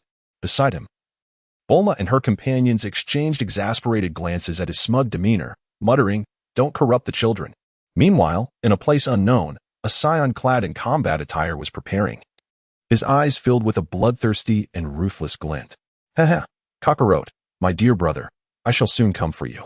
How can a feeble planet hope to confine a mighty scion? I will make you aware of our formidable power." And thus, 3 years passed.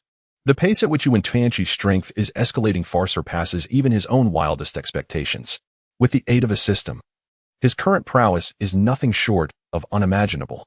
He harbors a vague sensation that, within a few short years, he could potentially transform into a Super Saiyan. Moreover, during these years, by leveraging the wishes granted by the Dragon Balls, Wen Tianqi has acquired the Saiyan bloodline for Krillin, Tien, Din, and even Yamcha and Master Roshi, thus rallying them into his ranks to form an alliance.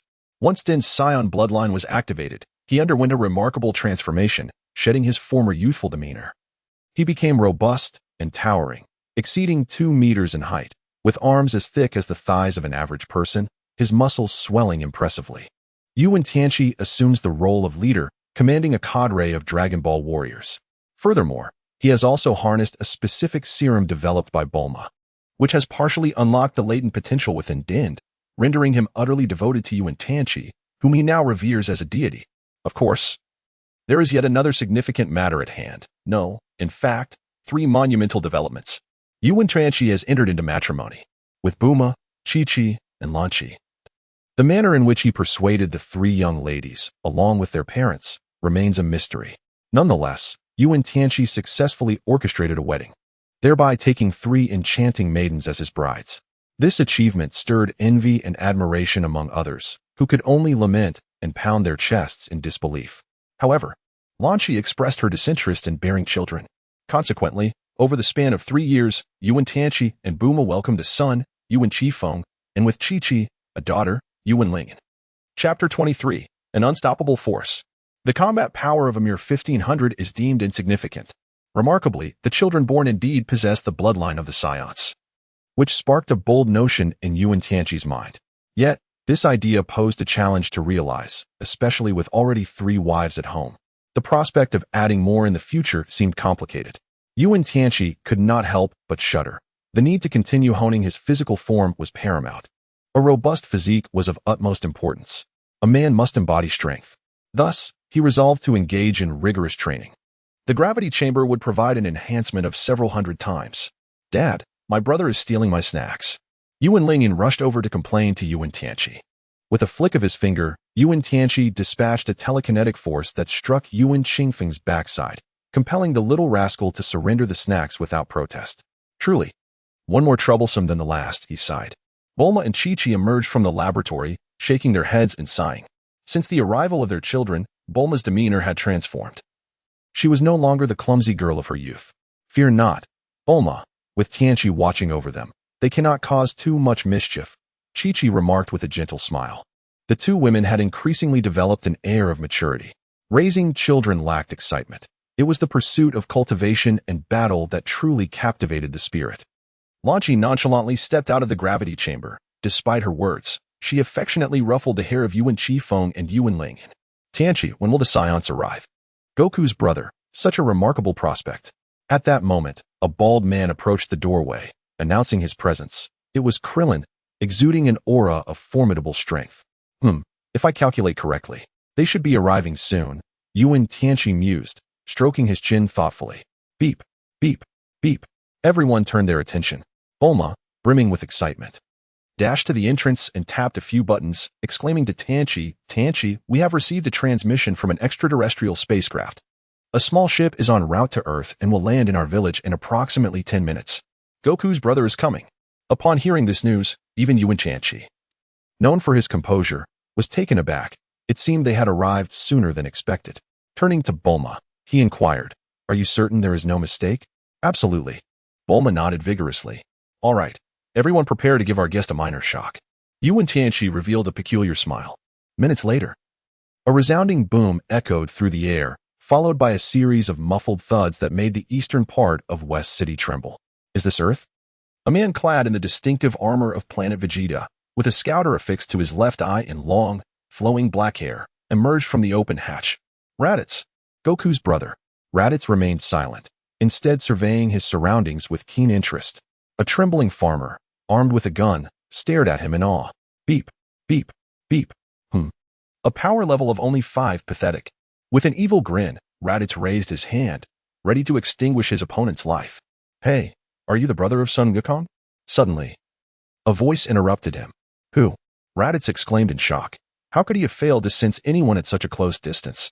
In an instant, he turned to see a group of figures standing on a nearby hillside. Who are you? Raditz furrowed his brow, suddenly feeling a familiar aura, disbelief washing over him. Impossible. You are all Saiyans. How could this be? In the entire universe, aside from himself, there should only be Vegeta, Nappa, and Kakarot. Why were there suddenly so many Saiyans? Raditz felt an overwhelming sense of collapse, yet excitement surged within him.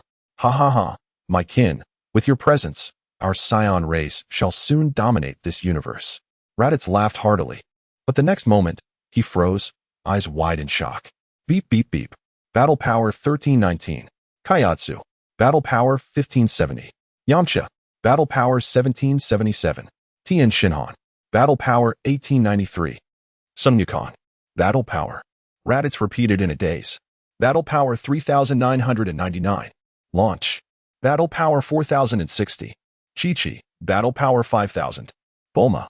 Raditz could not help but swallow hard. Trembling all over. What was happening?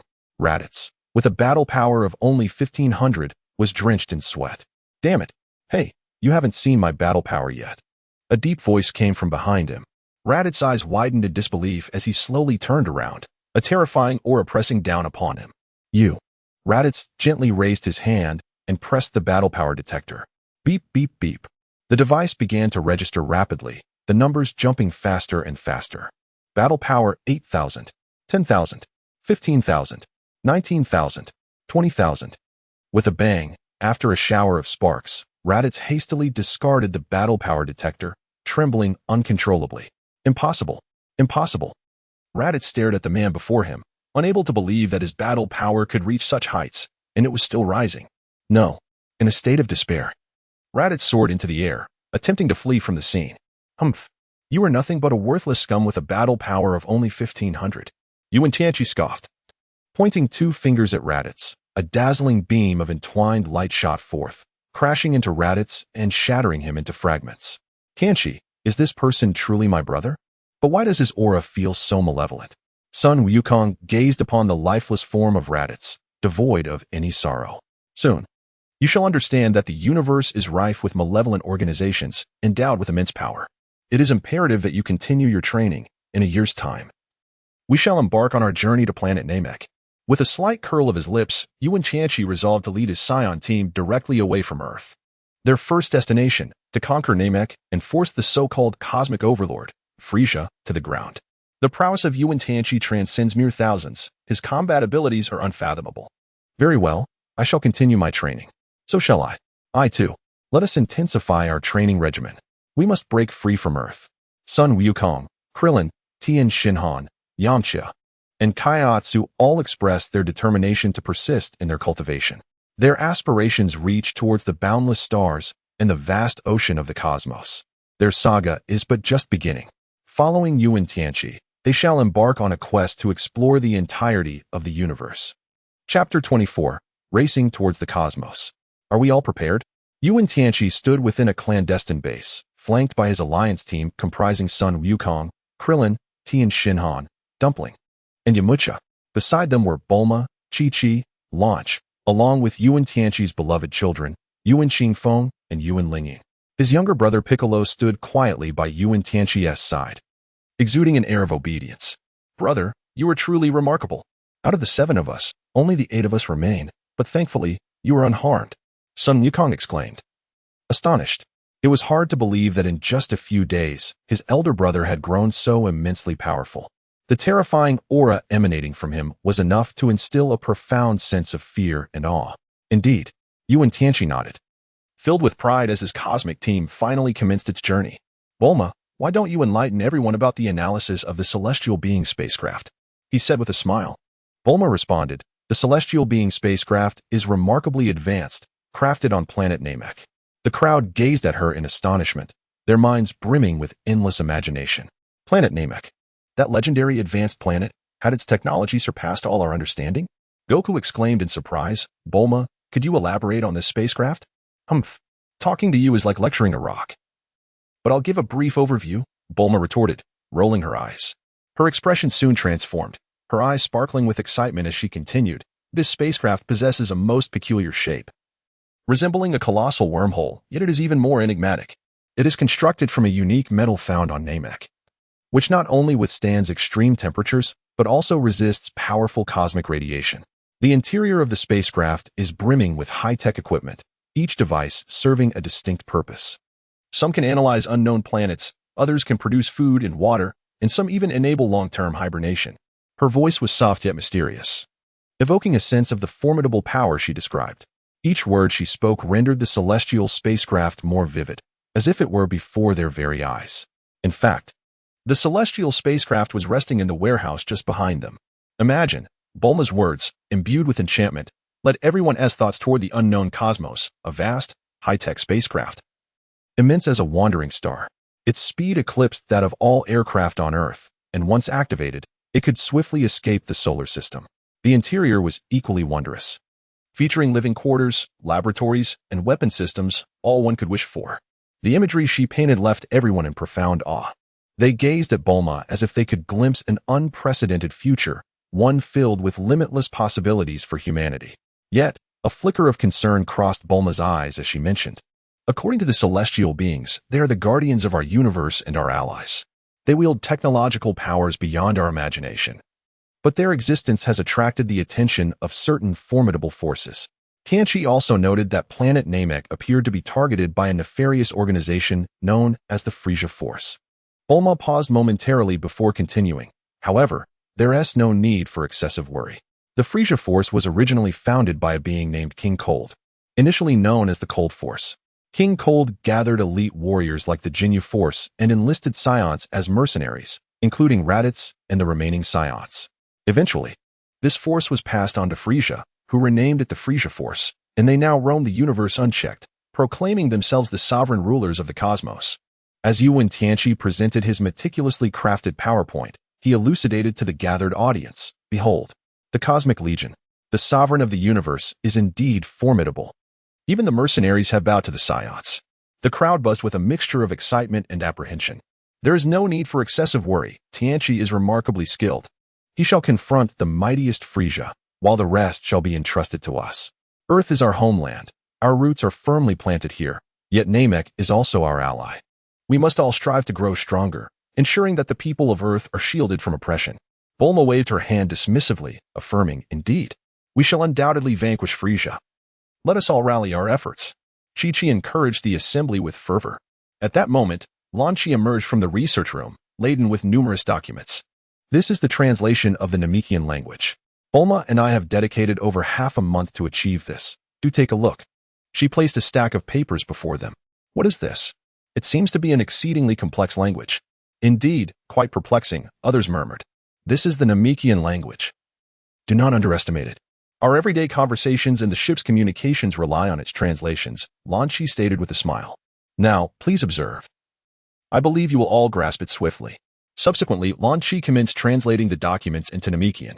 Let me examine a passage first. As Wen Tianqi observed, he remarked, this seems to suggest removing that large package without concern, and this appears to indicate opening that black iron box. Oh, this one is even more impressive. It straightforwardly expresses love for you all. Ha ha ha, this is quite simple. I grasped it with just a glance. The crowd wore expressions of disbelief. Could even the Namekians possess such romantic notions? At that moment, Krillin and Tien, along with a few others, began examining the Namekian language and commenced their translations. This one advises to hide quickly, lest others discover us, Krillin translated first. It seems to imply that we should flee, as the enemy will soon be upon us. Tien glanced at the materials and suddenly exclaimed, this one, oh, this one is even more profound. It directly instructs, do not concern yourselves with us. Leave swiftly. All right then, let us depart. Just as everyone was exchanging insights, Bulma had already set a flying device on the ground and activated it, startling the group. What is this? It turned out that the Namekians were exceptionally advanced, having invented such high-tech equipment. Wow, this is incredible, someone exclaimed.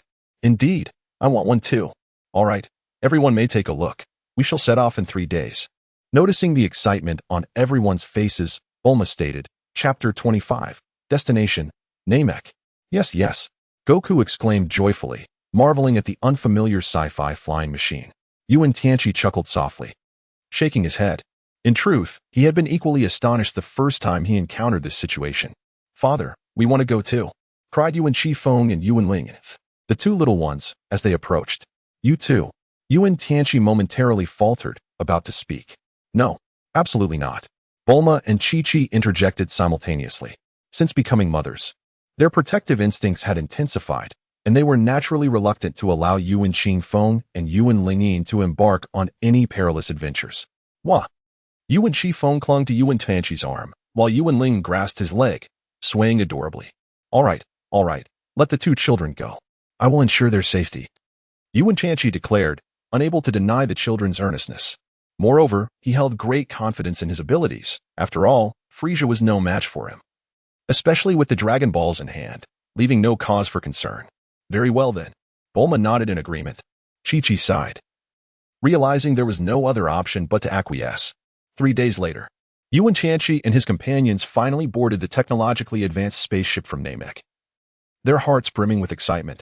Within this vessel, they were set to embark on an enigmatic journey to explore a mysterious planet. The ship's interior boasted an astonishingly sophisticated design that left them in awe. The soft illumination above them infused the vast expanse of the ship's interior with a captivating ambience. The minimalist aesthetic exuded a palpable sense of advanced technology, unmistakably a hallmark of Namek craftsmanship. This craftsmanship was rather peculiar. As they traversed the spacious corridors, their footsteps echoed in the air, conveying a sense of desolation. Each step felt as though it ventured into uncharted territory, imbued with a mix of novelty and tension. Their hearts raced with exhilaration. This was their first encounter with the formidable technology of Namek. They entered a vast control room, where the dashboard, screens, and buttons shimmered with mysterious lights.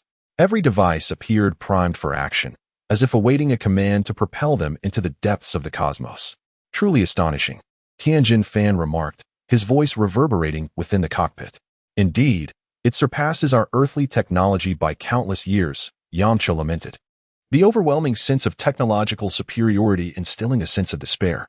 Oh, do not lose heart. We possess formidable strength ourselves. Our combat prowess is not inferior to that of the Namekians, Yuan Tianqi encouraged his companions. Absolutely. Our fighting capabilities are formidable, Sun Wukong exclaimed, bouncing with enthusiasm, prompting Krillin nearby to roll his eyes and sidestep a little further away. Laughter erupted among the group. Soon, they arrived at the control room, ready to initiate the spaceship's launch. In the control room, they encountered a mysterious instrument pulsating with peculiar light. The area featured an expansive console, replete with dashboards and screens displaying various data and information about the ship. Bulma and Chi-Chi were diligently operating the ship, their expressions serious, focused, and composed. How's it going? Is everything all right? Yuan Tianqi inquired, observing the two busy figures with affectionate concern. Rest assured, Tianqi, all systems are functioning normally, Bulma and Chi-Chi replied with a reassuring smile. Meanwhile, Yuan Shifeng and Yuan Lingyin were exuberantly darting about, their combat abilities having significantly improved, now rivaling those of Raditz in their prime. Let us commence the launch. Onward to Namek. Yuan Tianqi snapped his fingers, a smile gracing his face, exuding confidence. Let us set off. Wukong exclaimed, quickly joining Krillin in the cockpit. Wukong's figure flickered across the large screen, and soon, the colossal spaceship vanished into the night sky, leaving behind only a gradually fading dot. Before long, the vessel ignited its engines, soaring into the heavens, embarking on a new adventure in the cosmos. The universe is vast and enigmatic, tantalizing yet elusive, evoking a deep sense of yearning. At this moment, the spacecraft has entered the atmosphere, accelerating rapidly as it speeds away from the solar system. Goku gazes at this magnificent cosmos, his heart swelling with emotion, and he cannot help but exclaim, "Is this truly the universe?" How astounding! His exclamation resonates with everyone, eliciting expressions of awe. Indeed, is this what future technology looks like? Remarkable! Everyone feels a profound sense of astonishment. It is their first time leaving Earth and venturing into the cosmos, even for the likes of Wen Tianqi. This universe may not be as they had imagined. Look, a meteor! At that moment, Bulma suddenly shouted. Goku, upon hearing her, looked up to see a meteor streaking across the sky, trailing a lengthy tail above them. A meteor! Goku exclaimed in astonishment, his voice seeming diminutive amidst the vastness of the universe. Yet, the meteor was too swift. Scarcely had he spoken when it vanished from sight. Wow! How beautiful! A meteor! Both Bulma and Chi-Chi shouted in unison, their faces radiant with excitement. At last, they had witnessed a meteor. However, the meteor's speed was astonishing, disappearing in the blink of an eye. Incredible! Chi-Chi laughed joyously, her laughter echoing beautifully throughout the expansive cosmos. On the visage of Wen Tianqi, a joyful smile illuminated his features. The meteor, a celestial phenomenon he had never before witnessed, unexpectedly graced his sight this time. Yet, the fleeting nature of the meteor's brilliance was merely the commencement of a grander spectacle. Following this, a myriad of radiant lights flickered in the enigmatic cosmos, as a cascade of meteors traversed the expanse above them. This breathtaking display profoundly astonished the Earthlings, who had yet to experience the exquisite beauty of this mysterious universe. However, this splendor was short-lived, as the meteors soon began to plummet, some hurtling toward the spacecraft. Fortunately, Wen Tianqi had acted swiftly, averting a potential catastrophe. Thank goodness for you, Tianqi, Bulma exclaimed, patting her ample chest, still recovering from her fright. Rest assured, I shall handle everything, Wen Tianqi replied with a confident smile. Subsequently, the spacecraft journeyed on serenely, devoid of further incidents. The crew was filled with joy and excitement as they finally arrived at their destination. Now, preparations for hibernation were to commence, Klin remarked, gazing at the multitude of hibernation pods scattered about. Chapter 26, Arrival at Namek. Upon hearing Wen Tianqi's words, he tilted his head in contemplation and remarked, "Let us make the necessary preparations.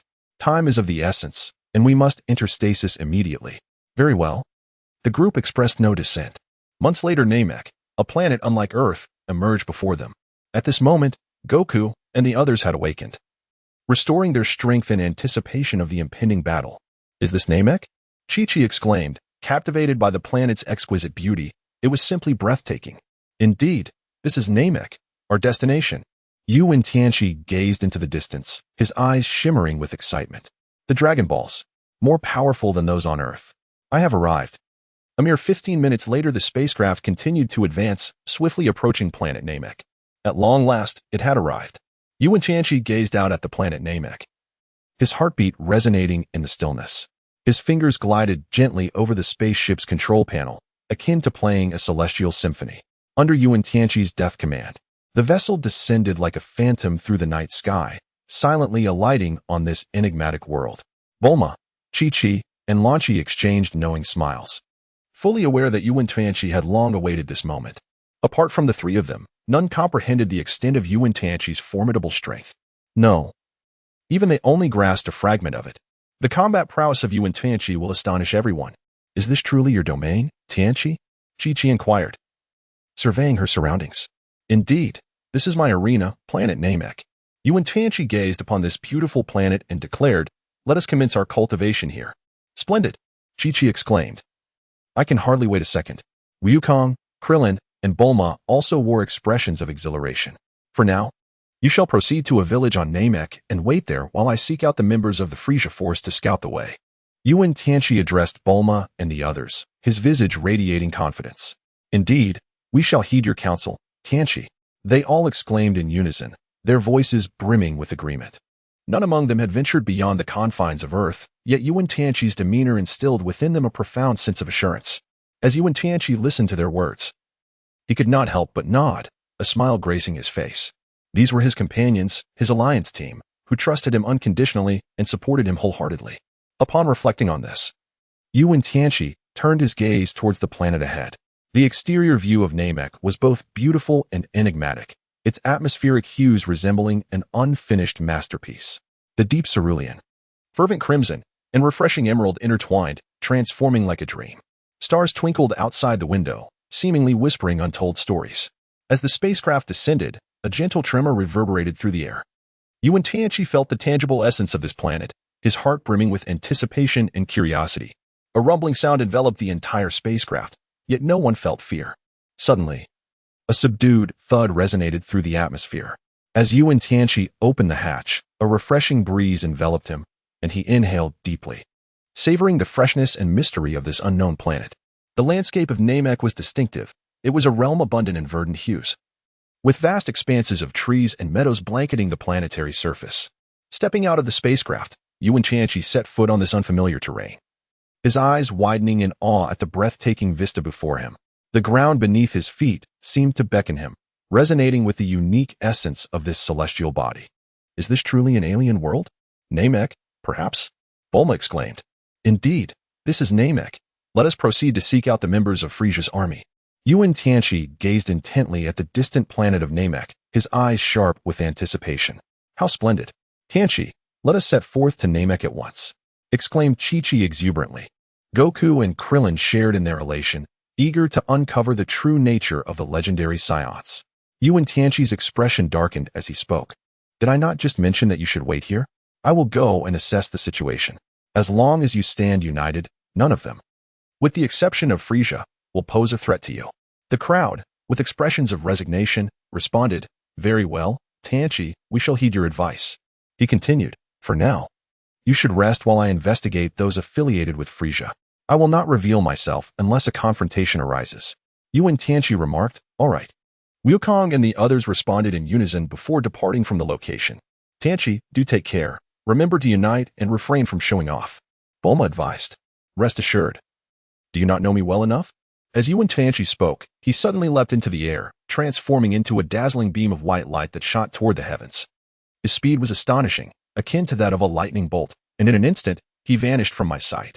After soaring for a full 2 hours, Wen Tianqi beheld numerous Namekians, who bore a striking resemblance to celestial beings with their verdant forms. At that moment, a spaceship from Frieza's army was gracefully descending from the sky, emanating a chilling aura that instilled fear in those who gazed upon it. Wen Tianqi's objective was these vessels. He intended to seek out the members of Frieza's legion and challenge them to a duel. As he approached the ships, a sudden crimson energy beam erupted from one of the vessels, targeting Wen Tianqi directly. He swiftly evaded this attack with a deft maneuver. However, this was merely the beginning. Countless laser energy beams rained down upon him, yet Wen Tianqi deftly deflected each one. A mere rabble, he seethed in fury, raising his hand as a torrent of energy surged forth, ascending like a silver dragon, imbued with a terrifying pressure, and hurtling toward the ships below. With a resounding boom, the energy cascaded like raindrops upon the descending vessels, obliterating them into a shower of debris. One ship was destroyed, yet the onslaught did not relent. The second, the third, all met the same fate. Damn it! A furious roar echoed from within, as 2 Saiyans clad in battle attire descended. Upon seeing them, Wen Tianqi paused, then broke into a smile.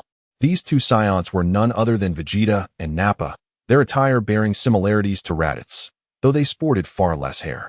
Reflecting on Raditz, Wen Tianqi felt a twinge of regret for not sparing his life, contemplating what his Super Saiyan 3 form might have looked like. Chapter 27, Tormenting Vegeta. Notably, Nappa was entirely bald, prompting Wen Tianqi to ponder what would become of Nappa's hair should he transform into a Super Saiyan. Vegeta? Wen Tianqi immediately recognized the 2 individuals with a single glance, murmuring to himself. With his keen eyesight, he effortlessly discerned their identities. Who are you? Vegeta inquired, his brow furrowing. With a sly smile, Wen Tianqi remarked, Who am I, you ask? Let me put it this way. It was I who dispatched Raditz. Surely, that clarifies things for you. You actually killed Raditz. How did you end up here? Vegeta inquired, his voice somewhat hoarse, as if he had just emerged from a fierce battle. Beside him, Nappa appeared visibly irate. Upon hearing the words of Wen Tianqi, a broader smile graced his face as he declared, I have come here with the sole intention of defeating you. Absolutely not, Vegeta retorted, shaking his head in disdain. You have no comprehension of the might of a Saiyan. Then let us put that to the test, Wen Tianqi replied, a playful smile illuminating his features. I assure you, my strength is formidable. With that, he raised his hand, and a surge of energy erupted skyward, transforming into a magnificent silver dragon that surged towards Vegeta. Humph! Vegeta scoffed, raising his own hand, unleashing a torrent of energy that surged forth. The clash between the two Saiyans was imminent. With a resounding boom, their energy forces collided midair, resulting in a violent explosion that painted the sky a deep crimson. The earth trembled as waves of energy radiated outward from the epicenter of the blast. Below, the ocean roiled as if boiling, its surface churning and dispersing into the atmosphere. Both Vegeta and Nappa felt an overwhelming pressure bearing down upon them, constricting their very forms. "Well, you possess some degree of power," Vegeta remarked, a cruel smile forming on his lips. "Nappa, allow me to engage him," Nappa declared, clenching his fists as he advanced towards Wen Tianqi. Wen Tianqi maintained a serene demeanor, devoid of any hint of tension. He spoke calmly. "Allow me to experience your true strength." Suddenly, a deafening roar erupted. The energy currents collided violently with Nappa's fist, resulting in a tremendous explosion. With waves of energy radiating outward from the epicenter, the ground trembled beneath them, mountains were uprooted, and the sea surged, creating towering waves that threatened to crash down upon Nappa and Vegeta. Nappa staggered backward, blood trickling from the corner of his mouth. He gazed at Vegeta and remarked, "Heh, you are indeed formidable. However, I have yet to unleash my full potential. Now, let me demonstrate the extent of my true power." With a cold smirk, Nappa ceased to hold back, as energy began to coalesce around him, forming a swirling sphere that pulsated with immense power. Wen Tianqi chuckled nonchalantly, his true prowess barely unleashed, merely indulging in a playful exchange with Nappa. Suddenly, a tremendous roar echoed through the air. The two figures separated, and Nappa wiped the blood from the corner of his mouth, sneering as he remarked, "Ha, your strength is quite formidable. But do you truly believe I possess no hidden cards?" As he spoke, the energy within Nappa began to coalesce, and his aura erupted instantaneously, resembling a ferocious beast charging toward Wen Tianqi. Wen Tianqi maintained a serene demeanor, exhibiting no trace of tension, as he calmly remarked, "Let us see what transpires." With a resounding boom, another colossal explosion reverberated. The torrent of energy clashed once more with the fist of Nappa, sending waves of power radiating outward from the epicenter of the detonation. The earth trembled, mountains were uprooted, and the ocean surged with towering waves reaching several meters, incessantly churning. Below, the waters roiled violently, and pulsating waves of energy emanated from the tumultuous sea, while Nappa himself was utterly shattered, reduced to mere fragments. Wen Tianqi gazed at Vegeta with an expression of serene calm, a playful smile gracing his lips. How could this be? A power level of 30,000. Vegeta's eyes widened in disbelief as he stared at Wen Tianqi not far away, his face awash with incredulity. "Impossible! How could you possess such formidable strength? Who, exactly, are you?" Vegeta exclaimed in astonishment, while the power level detector emitted a series of incessant beeps. Wen Tianqi extended his right hand, the ring on his index finger emanating a subtle silver glow, a beam of laser shooting forth with precision. "Ah!" Vegeta sensed the impending doom, a terrifying aura erupting from his being, his battle power surpassing 20,000, reaching an astonishing 24,000. Yet, in the face of Wen Tianqi's shockwave, he was still caught off guard, struck by the force of the attack. The force of Wen Tianqi's charged strike unleashed a shockwave akin to a ferocious tempest, instantly crashing upon Vegeta. Caught utterly off guard, he was thrust into the earth by this unparalleled might, creating a vast and deep crater. Rocks shattered with a thunderous roar, echoing like the wrath of nature as dust and debris swirled, veiling the sky and heralding what seemed to be the apocalypse. Surrounding spacecraft came to an abrupt halt, all eyes fixated on the crater, grappling with disbelief that the usually invincible Vegeta had been rendered incapable of retaliation. The ground trembled, and sand and stones flew through the air as Vegeta's battle attire was obliterated in the wake of this assault. His body, akin to a kite severed from its string, traced a parabolic arc through the dust before crashing heavily into the distance. As the haze gradually dissipated, Vegeta's figure emerged, struggling to rise. His visage marred with grime, yet still retaining his haughty and cold demeanor, albeit in a state of utter disarray. Blood seeping from the corner of his mouth and one arm broken. However, when he beheld Wen Tianqi preparing to unleash energy once more, an unprecedented dread washed over him. In the radiant glow of the energy, Vegeta appeared diminutive and powerless, his eyes brimming with terror as if he were gazing into the abyss of his own demise. He yearned to flee, yet his legs had succumbed to the paralyzing fear. Vegeta. Wen Tianqi then paused, leaving Vegeta bewildered. Go, train, and return to seek your vengeance. You are far too weak now. Wen Tianqi spoke calmly, as if discussing a matter of little consequence, which utterly failed to pique my interest. How dare you look down upon me? Suddenly, an overwhelming aura erupted from Vegeta, a regal presence that surged forth, enveloped in a shimmering silver light. I am the proud Saiyan Prince, Vegeta. I shall not be vanquished. A thunderous roar escaped his lips, resonating with immense power. Chapter 28. After tormenting Vegeta, seek out Sabo. Before Vegeta could finish his declaration, Wen Tianqi waved his finger, unleashing a formidable shockwave that sent him crashing to the ground. Vegeta's body tumbled through the air, engulfed in a cloud of smoke and flames, before he landed heavily on the earth. The surrounding foes were taken aback. This force surpassed their wildest imaginings, inciting a wave of panic among them. They began launching attacks against Wen Tianqi, as spacecraft descended from all directions, bombarding the ground with relentless firepower. Simultaneously, Wen Tianqi gestured once more, a torrent of potent energy erupting from his fingertip, striking a spacecraft with devastating effect. The vessel exploded mid-air, scattering debris, while other ships nearby were also caught in the tumult, sustaining varying degrees of damage. Vegeta struggled to rise once more. The honor of a Saiyan compelled him not to yield. He yearned to unleash his final flash, yet his body threatened to falter. I am the Prince of the Saiyans. Vegeta bellowed with fierce intensity. Wen Tianqi gazed at Vegeta's assault, a cold smile lingering on his face. With a mere flick of his finger, an overwhelming surge of energy instantaneously dissipated Vegeta's attack. Simultaneously, he vanished from sight, reappearing behind Vegeta. A swift strike to Vegeta's back sent him hurtling through the air, tracing an elegant arc before crashing to the ground, lying supine, unable to rise again. Sobbing in despair, Vegeta succumbed to tears. Overwhelmed by the insurmountable force that felt eerily reminiscent of Frieza's might, utterly invincible. What a pity! Wen Tianqi let out a sigh, and to his surprise, a hint of regret flickered across his face. However, the more you exhibit this demeanor, the more delighted I become. I am eagerly anticipating the moment I witness the limits of your abilities. Are you prepared? The tone of Wen Tianqi suddenly turned frigid, and to his astonishment, a chilling light began to emanate from his eyes.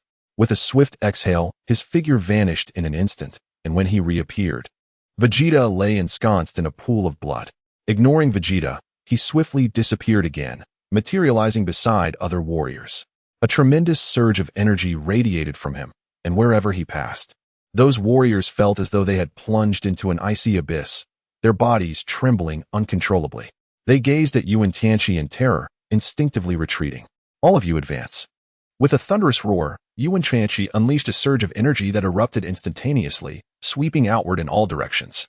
In that moment, the air crackled with energy, colliding violently as numerous spacecraft were engulfed by this force, shattering into mere fragments. No, please, do not kill me. Great warrior, I implore you. The anguished cries echoed relentlessly. As many fell victim to the energy wave, their bodies obliterated into mere shards, blood and flesh scattering in the chaos. Once the tempest of energy subsided, Wen Tianqi had vanished without a trace, leaving only a heap of debris in his wake. Wen Tianqi sensed an ominous aura. According to the recent intelligence gathered on Frieza's army, this individual must be Sabo. He is a formidable lieutenant of Frieza, capable of transforming to augment his strength. The speed of Wen Tianqi was astonishing, surpassing all expectations. In a mere moment, he beheld a strikingly handsome young man with emerald hair and azure skin. His physique, perfectly proportioned. This visage was so enchanting that it almost rivaled my own. He must be eliminated. Upon seeing Sabo's appearance, a surge of fury ignited within Wen Tianqi's heart. No one could outshine him in allure. Sabo, engrossed in tending to the injured Namekian, remained oblivious to the impending peril. By the time he sensed the danger, it was too late. Whoosh! A violet beam erupted from Wen Tianqi's hand, striking Sabo directly. Boom!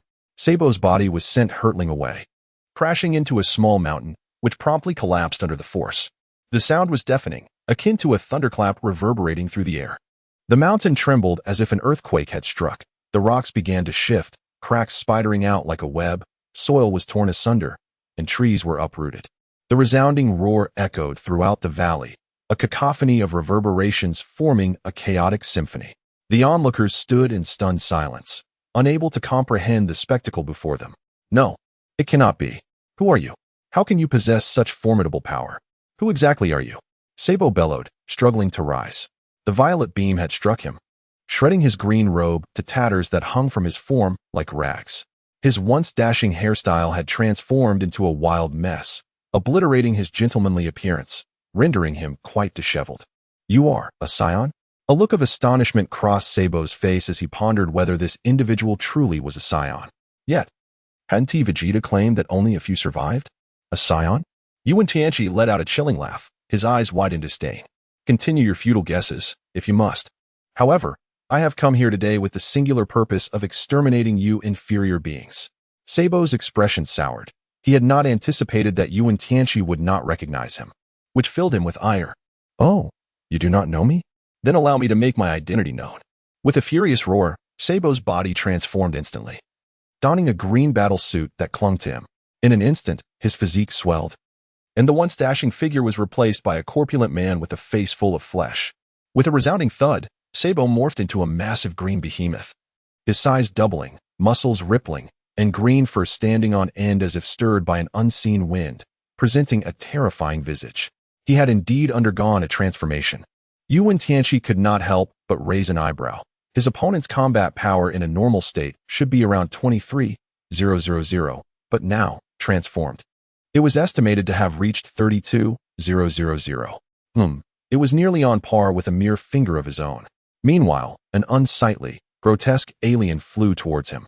Chioe, come help me. This fellow is formidable. Sabo yelled upon spotting Chioe. What? Chioe was taken aback. Even Sabo regarded this as a powerful adversary. The figure in the sky possessed such strength? It seemed that this opponent was indeed superior to Sabo. Such a formidable foe should rightfully be dealt with by Sabo himself. Yet, Chioe hesitated, uncertain whether to intervene.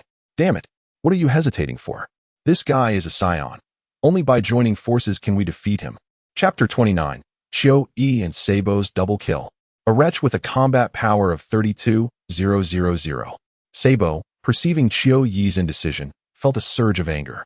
However, at that moment, Wen Tianqi suddenly vanished from Chioe's sight.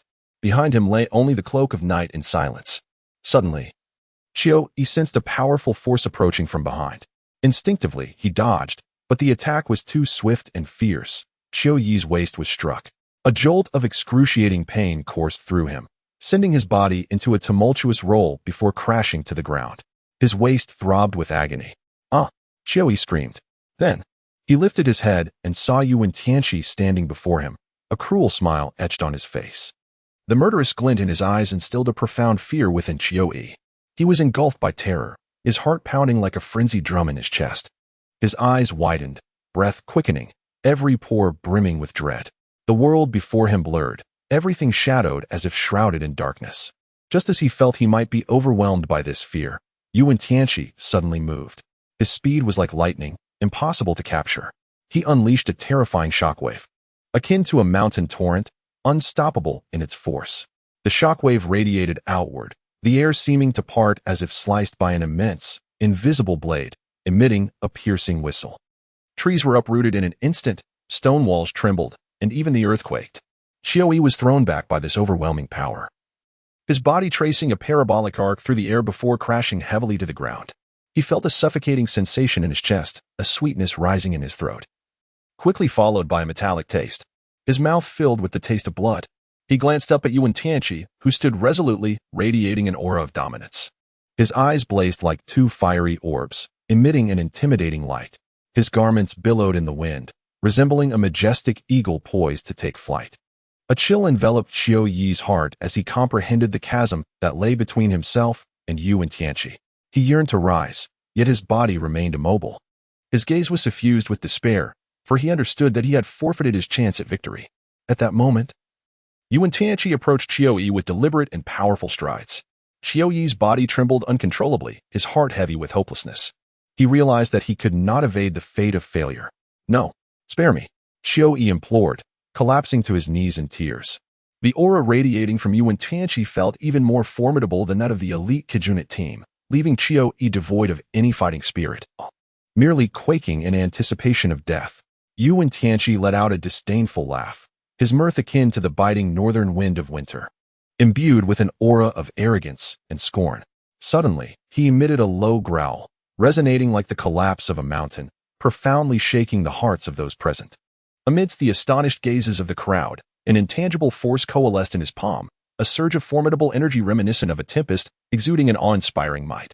Opposite him stood Qiu-Yi, his countenance dark and brooding. As he regarded Wen Tianqi, his eyes glimmered with resentment and unease. He understood that he could no longer evade this fateful confrontation. Clenching his fists tightly, dark purple demonic energy rippled around him, a malevolent force hailing from the abyss that sent shivers down the spine. Wen Tianqi cast a cold, penetrating gaze upon Qiu-Yi, his eyes resembling the sharp edge of an ice-cold blade, seemingly capable of piercing through the very depths of Qiu-Yi's soul. With a gentle flick of his wrist, an invisible force surged forth like a raging tide towards Qiu-Yi. Letting out a fierce roar, Qiu-Yi felt a surge of demonic energy envelop him. He clasped his hands together and shouted defiantly, "No!" A dark purple shockwave rolled before him, akin to a monstrous specter. With a sudden thrust of his hands, the shockwave erupted like a furious dragon emerging from the sea, colliding violently with Wen Tianqi's beam of laser energy. A thunderous roar echoed through the air, reminiscent of the very heavens and earth tearing asunder. The shockwave burst forth in all directions, obliterating everything in its path. Dust swirled, obscuring the sun and sky. In that fleeting moment, it felt as though the entire world had succumbed to an apocalyptic fate. As the dust settled, the battlefield lay in utter disarray.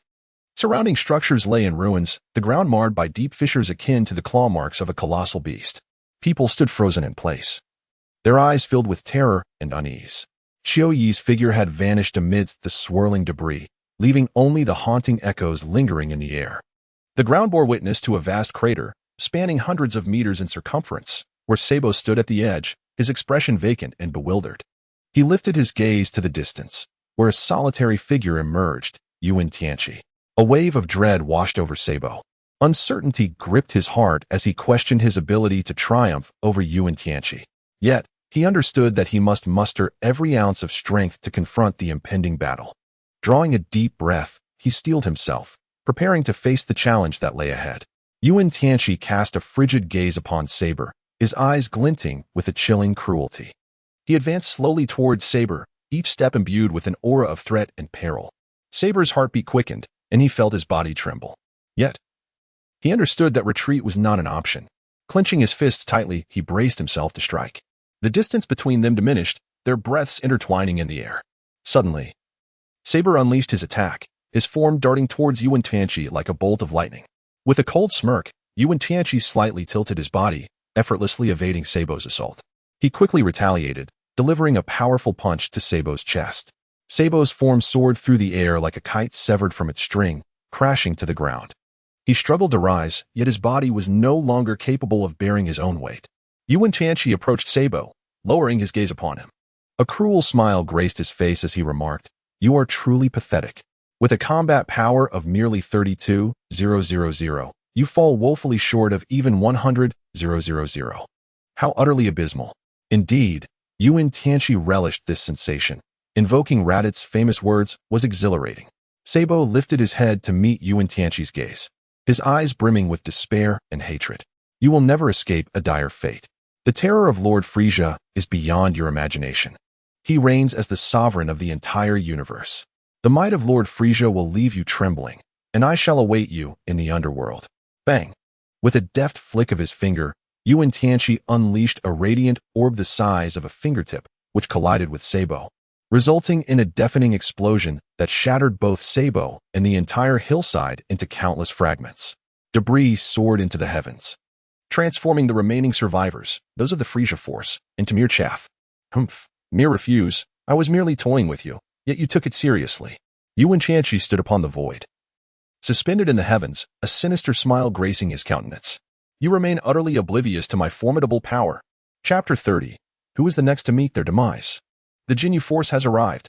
Planet Namek.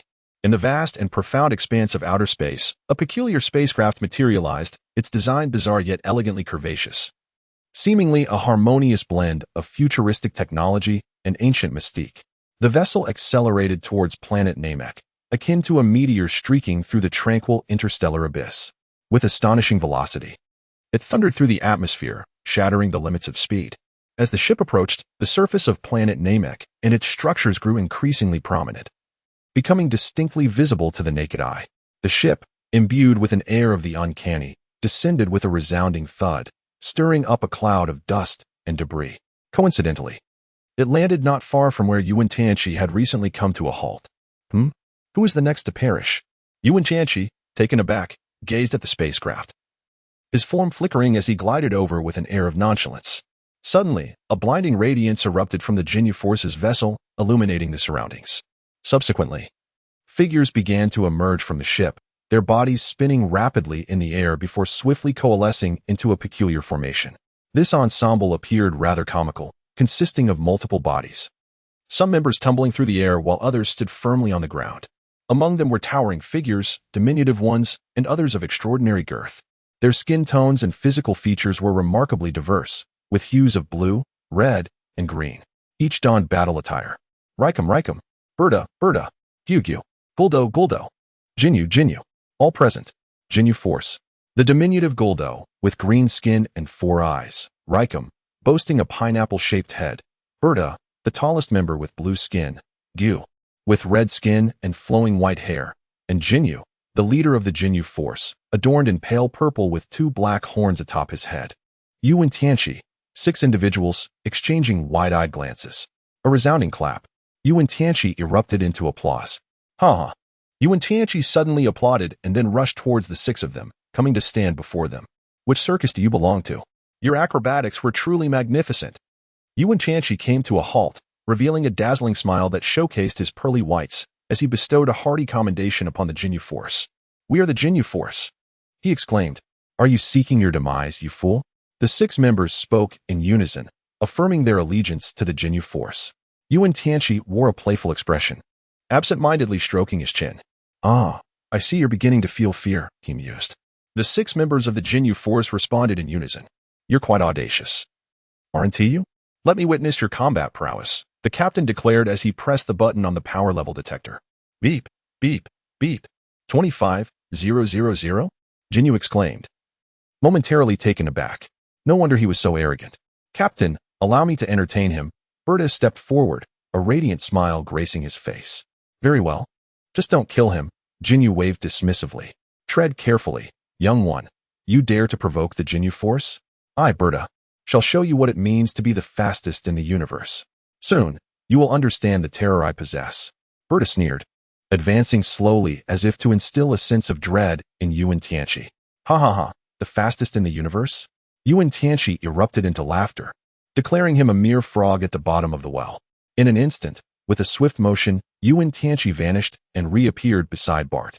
Before the latter could react, he felt a chill envelop his neck, and then he knew nothing more. The other 4 stood in stunned disbelief, their eyes wide with incredulity. No. Bart still clung to his last breath, his eyes bulging in shock. This was impossible. His body writhed in agony, yet his head rolled away, detached from his form. With a thud, his head struck the ground, blood splattering in all directions.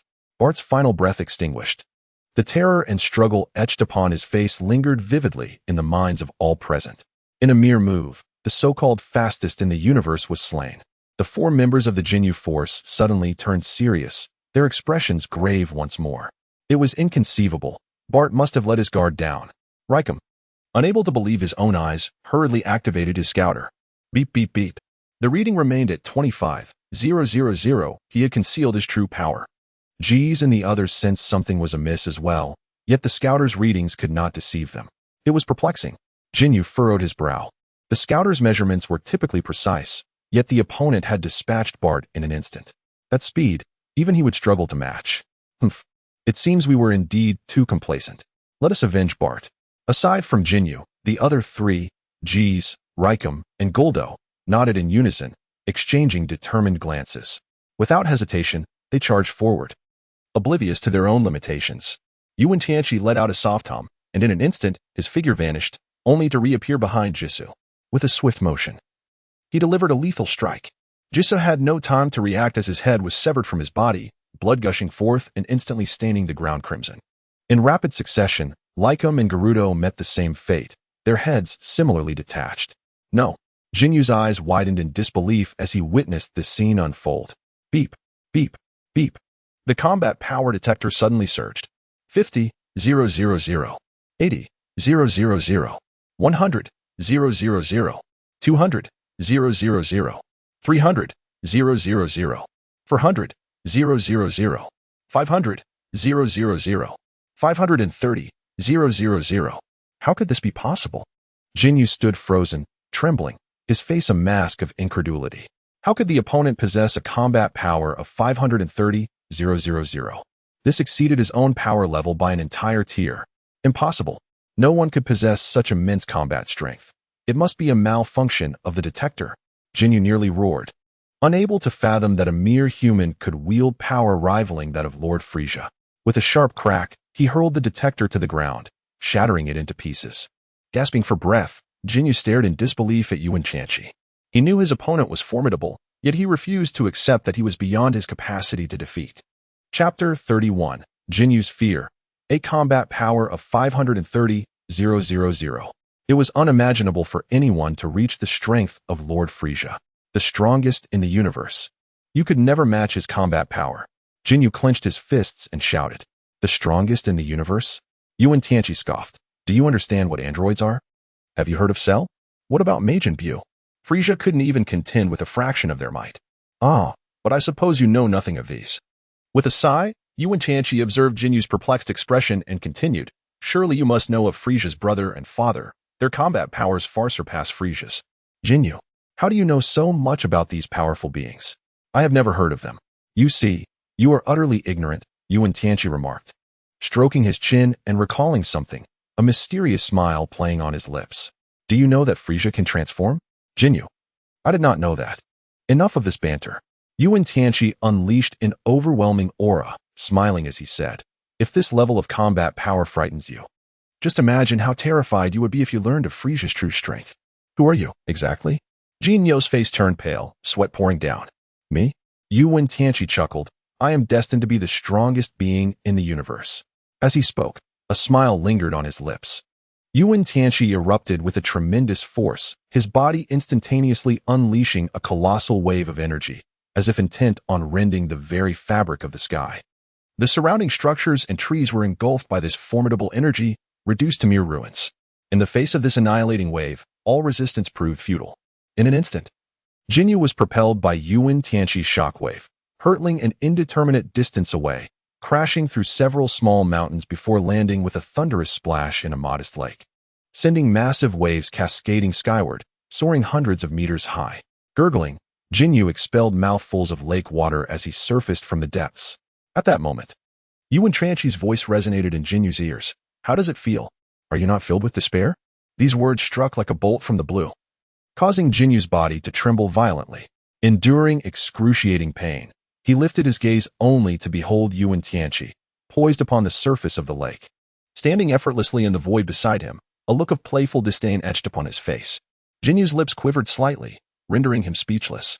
Wen Tianqi smiled as he gazed at Ginyu, his voice calm, yet chilling, instilling an unprecedented terror within Ginyu. Despairing, Ginyu cried out, his eyes filled with dread and hopelessness. He was unwilling to embrace death, unwilling to relinquish his life at this moment. A surge of power erupted from Jinyu's being as he sought to make a final stand, yearning to escape this dreadful fate. Like a cornered beast, he thrashed wildly, desperately seeking a glimmer of hope. However, Wen Tianqi offered him no such reprieve. He deftly evaded Jinyu's assault and swiftly retaliated. A powerful punch struck Ginyu in the abdomen, sending a wave of excruciating pain through him, followed by a kick to his chest that toppled him to the ground. Ginyu felt his vitality rapidly waning, unwilling to perish in such a manner. He struggled to rise, summoning every ounce of strength to launch an attack against Wen Tianqi. Yet, his efforts were effortlessly thwarted by Wen Tianqi. Wen Tianqi gazed at Ginyu with a chilling smile that exuded an even more sinister aura. With a formidable punch, he struck Jinyu's face, forcefully driving his head into the ground. Jinyu's body crumpled helplessly to the earth, and in that harrowing moment, the ground became stained with his crimson blood. "Frieza will avenge me," Ginyu uttered in a fragmented voice, his body drenched in blood, before he ultimately collapsed with a thud, devoid of life. Wen Tianqi gazed upon the lifeless body of Ginyu, a disdainful smirk curling upon his lips.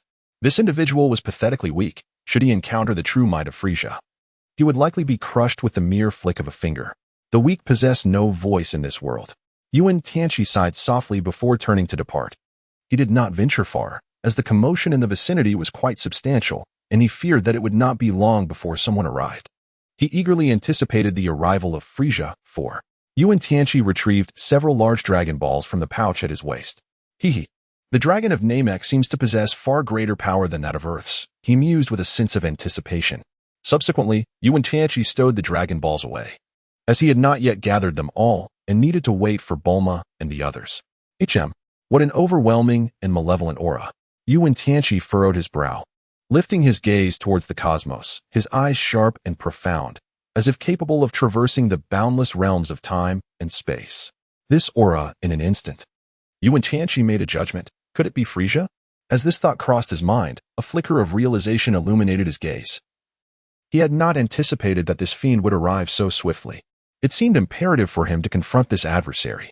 Meanwhile, at a considerable distance, Frieza observed the screen before him, which displayed the fierce battle between Wen Tianqi and the Ginyu force.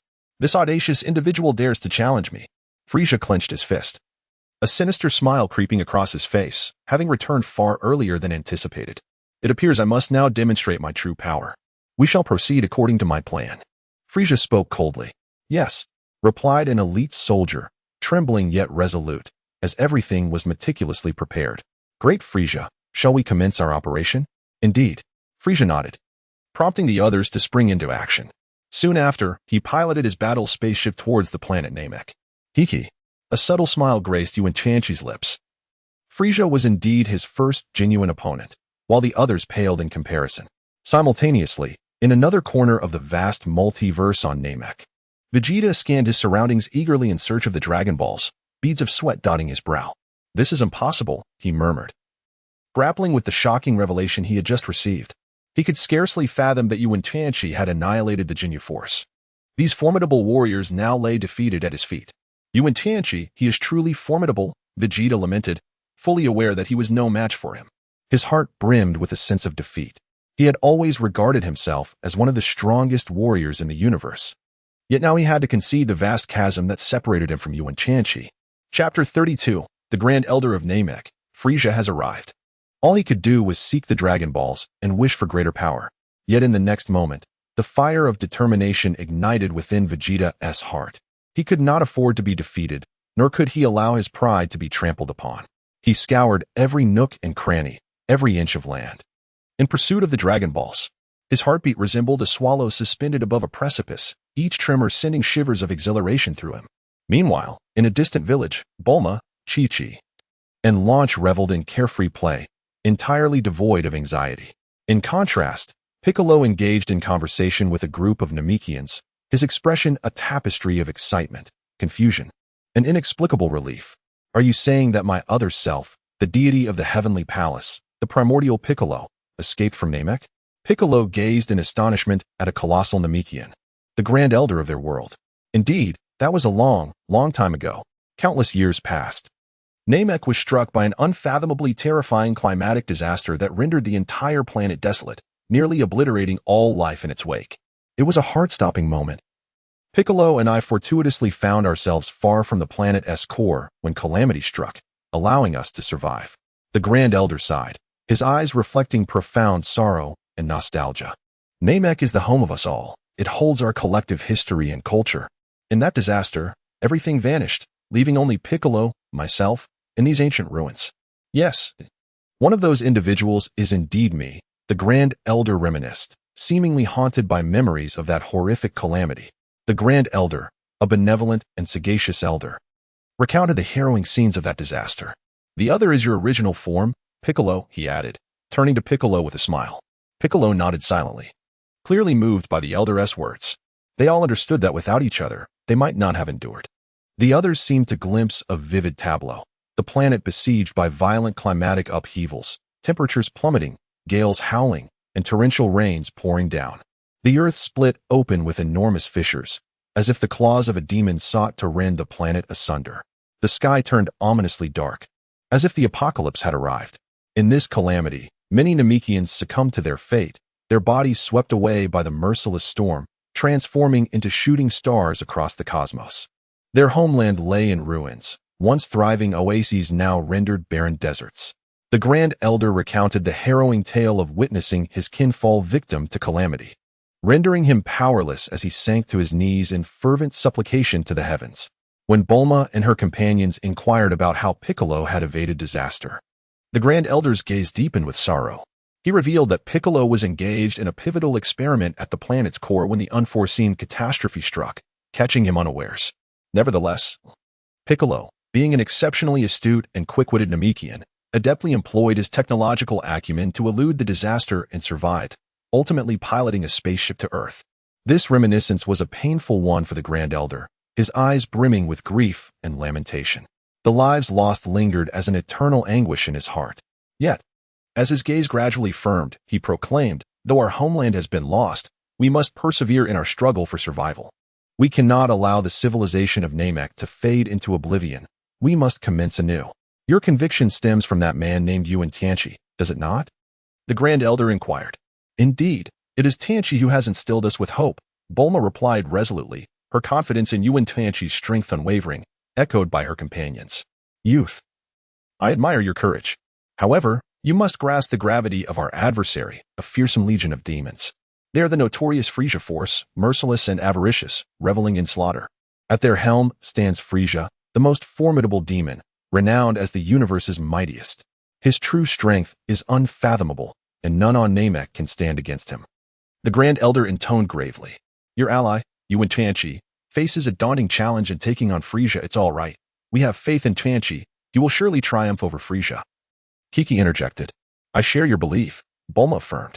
I too trust in our leader's strength, Piccolo declared, and the remaining companions echoed their unwavering faith in Wen Tianqi. I hope to hear good news from you. May fortune favor your endeavors, the Grand Elder concluded, turning to depart. Meanwhile, on the other side, Frieza's spaceship had just landed. Frieza emerged slowly, his silhouette appearing solitary and arrogant against the backdrop of the sky. His crimson eyes glimmered with a chilling intensity, and a wicked smile graced his face, causing the very atmosphere to tremble. He cast his gaze downward at Wen Tianqi, standing beneath him, and coldly remarked, So, it is you who dares to challenge me? Wen Tianqi stood resolutely, his gaze serene. He offered a subtle smile to Frieza, one devoid of fear and brimming with defiance. He replied effortlessly, Indeed, Frieza. I am precisely the individual you seek. A flicker of surprise danced in Frieza's eyes, swiftly followed by hearty laughter that echoed through the cosmos, as if mocking Wen Tianqi's audacity. He peered down at Wen Tianqi, his voice laced with derision. You? With such meager combat prowess? His tone was cold and sharp, like a blade aimed at Wen Tianqi's heart. Frieza glanced at the combat power detector, noting the reading. 100,000? Not bad, he mused. Huh. If you believe this to be the extent of my abilities, you are gravely mistaken. A cryptic smile graced Wen Tianqi's lips. Suddenly, a formidable aura erupted from within him, propelling his combat power to unprecedented heights. His form radiated a dazzling light, resembling an invincible war deity from the cosmos. Now, take a closer look. Chapter 33, Frieza's Transformation. Frieza gazed at the unfolding spectacle, momentarily taken aback. He had never anticipated that this mere wretch could achieve a combat power of 530,000. Can you truly harness such energy? Frieza mused, stroking his chin, astonished yet unperturbed by the opponent's might. One could say, Wen Tianqi tilted his head, it is akin to your various transformation phases. You are aware of my transformations. Frieza chuckled, delicately covering his lips, his laughter echoing with amusement. In that case, allow me to reveal my second transformation. Frieza's crimson eyes gleamed intensely, then began to blur as light refracted, and moments later, his form was enveloped in a deep red armor. The second transformation, scarlet radiance erupted from his being, a formidable aura surging like a tidal wave, expanding wildly in all directions from his core. An irresistible force emanated from him as the deep red armor moved with a life of its own. His eyes morphed into two deep crimson voids, exuding an overwhelming killing intent. His stature grew tall and imposing, resembling a miniature giant. My current combat power exceeds 1,000,000, Frieza declared. Wen Tianqi nodded, acknowledging the transition to the second phase of transformation. Thus, my adversary, in my eyes, resembles nothing more than an ant. An ant? How laughable. One should consider their own worth. A blood-red radiance suddenly flared, revealing a colossal figure hovering around Frieza. In his second form, Frieza charged directly towards Wen Tianqi, marking the commencement of their battle. Frieza was an exceedingly formidable foe. Even in his second form, his strength and speed reached astonishing heights. However, Wen Tianqi was not an easy opponent to contend with. He confronted Frieza with calm resolve and decisiveness. As the battle commenced, it erupted into a fierce melee. Each strike resonated with palpable force, sending tremors through the air. Frieza's assaults were akin to thunder, swift and immensely powerful, but Wen Tianqi met them with his own skill and resilient physique. Their silhouettes darted across the battlefield, exchanging blows in a meticulously orchestrated dance of offense and defense. Each attack bore wild intensity, while every defense showcased exquisite technique. Frieza's eyes gleamed with fervor and cruelty, his laughter echoing across the battlefield. He relished the sight of Wen Tianqi's anguish, yet he understood that this adversary was not so easily vanquished. As the clash reached its zenith, the ferocity of their exchanges intensified. Their bodies intertwined in the air, producing deep, resonant impacts. Their movements left profound imprints upon the ground, akin to the aftermath of an earthquake. Surrounding structures crumbled and shattered under the weight of their conflict, debris scattering and dust billowing. Yet, Wen Tianqi maintained an impeccable state, deftly neutralizing Frieza's every onslaught. Impressive. You still retain your strength, Frieza noted. Sensing the shift in momentum, Wen Tianqi's evasive maneuvers were executed with remarkable ease. And Frieza himself bore numerous injuries, blood trickling from the corner of his mouth. Allow me to unveil my third form. A crimson glow erupted from Frieza's body, emanating a powerful current that spread outward. His physique elongated, each part of his form becoming more robust. In mere seconds, he transformed into a monstrous visage. Frieza's muscles swelled further, resulting in a grotesque appearance, the most unsightly of all his forms. Wen Tianqi silently scoffed, remarking on the ugliness of his current form. With a sigh, he retorted, "So what? What you are witnessing is merely a fraction of my power, yet to be fully unveiled. The strength of my third form transcends your imagination." Frieza proclaimed with unwavering confidence, "Allow me to demonstrate just how formidable I truly am. My current combat power has surpassed 2 million. He continued, "Are you truly intent on going all out against me?" Upon witnessing Frieza charging towards him, Wen Tianqi could not help but curl the corners of his mouth into a smirk. Frieza's lips curled slightly upwards, exerting himself with fervor, manifesting in his third form. His colossal figure loomed in the sky, exuding an overwhelming aura. His eyes glinted with a cruel light, saliva dripping from the corners of his mouth. Resembling a wild beast in a frenzy, he extended his massive arm, hurtling towards Wen Tianqi with the intent to shatter him into oblivion. Wen Tianqi stood steadfast, his demeanor composed. Suddenly, Frieza darted towards him like a silver meteor streaking across the night sky. Their confrontation resembled two titans of the cosmos vying for supremacy, both ferocious and awe-inspiring. Yet, Wen Tianqi was akin to a leaf dancing in the wind, gracefully leaping to evade Frieza's onslaught. His fist traced a golden arc through the air, illuminating a new expanse of the starry sky. The shockwaves of their clash reverberated around them, causing the very ground to tremble. Nonetheless, they remained as two indomitable legends, showcasing their might in the heat of battle. Frieza's power surged, each strike embodying the wrath of the universe, intent on devouring all in its path. Yet, Wen Tianqi exhibited a peculiar agility, deftly countering each assault and landing blows upon Frieza's face.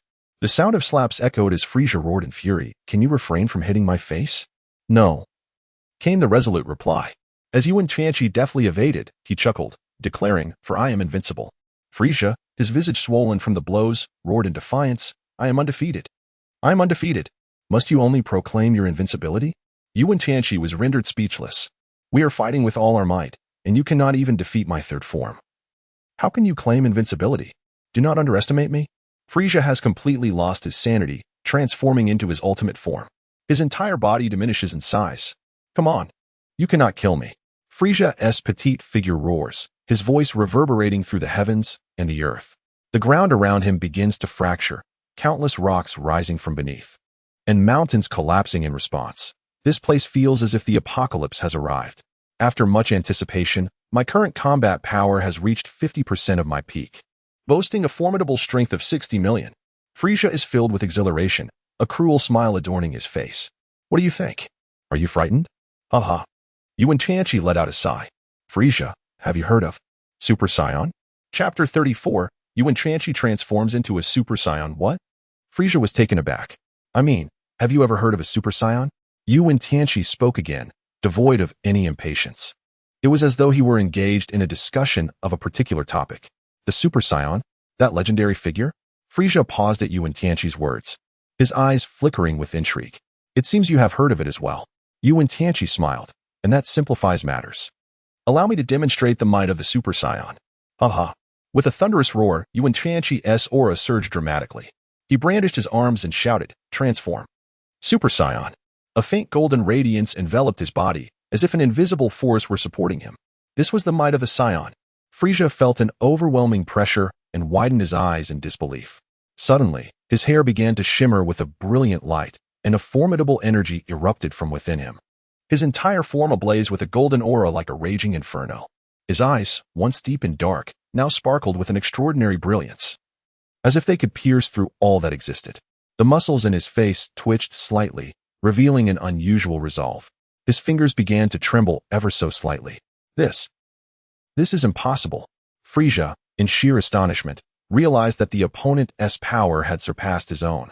I had a battle power of 3,000,000, but now, in this Super Saiyan transformation, my battle power has soared to 150,000,000. With a sinister smile, Wen Tianqi spoke, 150 million. Frieza exclaimed, his mouth agape in disbelief. No, I refuse to accept this. He roared, his fury erupting like a tempest. You shall find out for yourself, Wen Tianqi retorted coolly, enveloped in a golden aura. Then he moved. His speed was beyond description, leaving only a fleeting golden silhouette in his wake. He appeared instantaneously at various locations, as if traversing through different dimensions.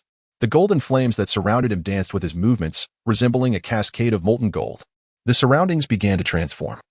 Shrouded in an air of enigma, the once ordinary room was now aglow with radiant golden light, resembling a mystical realm of golden brilliance. In this domain, Wen Tianqi stood as a golden sovereign, each of his gestures imbued with a formidable force, as if he possessed the power to alter the very fabric of reality. His body emanated an even more intense luminescence, the golden flames rising from him like a fierce conflagration. His eyes radiated a blinding brilliance, seemingly capable of piercing through all veils of illusion. His muscles were as unyielding as steel, and his movements swifter than lightning. Feel the might of my fist. Wen Tianqi suddenly materialized beside Frieza, delivering a devastating punch. Frieza's body contorted like a colossal shrimp, his elongated tail curling, his head deeply buried in his chest. The impact of Wen Tianqi's fist struck his abdomen, instantly contorting it. Aya! As the golden flames erupted, the air around them seemed to be torn asunder. Frieza's body tumbled through the air, his anguished cries accompanied by a mist of blood that spread through the atmosphere. Wen Tianqi did not relent. He relentlessly pursued, delivering one punch after another to Frieza's body. Each impact reverberated with intense tremors, causing the surrounding planets and vessels to shudder. Frieza's form twisted through the air, his cries growing increasingly faint. His body was enveloped in a golden aura, as if seared by flames. There was no time for Frieza to evade. He was struck directly by an energy wave. His body tumbled through the air, spinning several times before crashing violently into a mountain of stone. With a resounding thud, he was forcefully driven into the earth. The entire peak trembled at that moment, stones cascading down in disarray. Frieza lay buried beneath the rubble, with only a few fingers and one eye exposed. His gaze was filled with terror and disbelief. It was impossible. The legend of the Super Saiyan was indeed true. Wen Tianqi approached Frieza, casting a cold gaze upon him. He understood that this battle had reached its conclusion. No, I still possess my final trump card. Frieza bellowed, entering his full power state, his combat strength soaring to 120 million. Futile. Even at 120 million, you remain no match for me, Wen Tianqi remarked nonchalantly. Frieza, seething with rage, charged at him once more from the skies. In the distant horizon, Bulma, Chi-Chi, Lan-Chi, and Son Goku watched in utter astonishment. Is that truly the legendary Super Saiyan? Incredible! Son Goku exclaimed, his excitement palpable. I too shall become a Super Saiyan. You will, Wen Tianqi had previously stated. Goku, you will soon achieve that transformation. Bulma, arms crossed, gazed at Wen Tianqi's silhouette, speaking without turning her head. Yes, I will become as powerful as he is. Goku clenched his fists in determination. I will too. Chi-Chi's eyes sparkled with resolve. I will surpass Bulma. I believe in you, Lan Chi responded with a smile. Everyone present was profoundly moved by Wen Tianqi's display of power. Is he truly a Super Saiyan? He is exceedingly strong, far beyond our capabilities. For now, let us focus on our training and refrain from overthinking, Bulma suggested calmly. Indeed. Meanwhile, Yuan Qifeng and Yuan Lingyan approached Bulma. Mother, can we also transform into Super Saiyans? Yuan Qifeng and Yuan Lingyan gazed at Bulma with eyes filled with hope.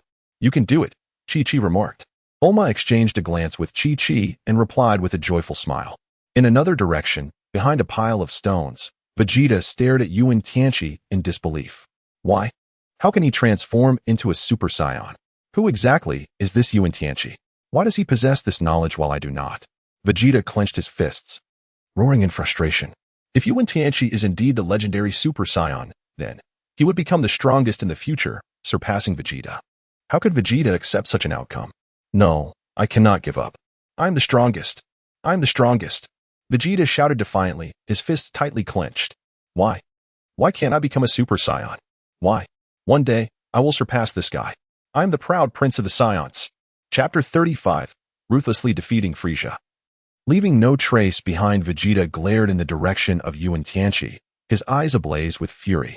The title of Super Saiyan shall belong to me. It is mine alone. Ahe! Frieza roared in anger, prepare to witness my full power. His eyes glimmered with a chilling light as his body trembled, clearly gathering strength. His combat power soared to an astonishing 12 million, surpassing any previous level he had attained. His muscles tensed, resembling an arrow poised to be unleashed. Wen Tianqi stood resolutely, devoid of fear. His eyes shimmered with unwavering determination and confidence. He understood that this was the moment he had long awaited. Channeling his full strength, he ascended to the formidable state of a Super Saiyan, his battle power soaring to an astonishing 150 million. A mysterious force seemed to envelop his body, as golden flames surged forth with a thunderous roar. As the battle commenced, Frieza unleashed a relentless barrage of attacks.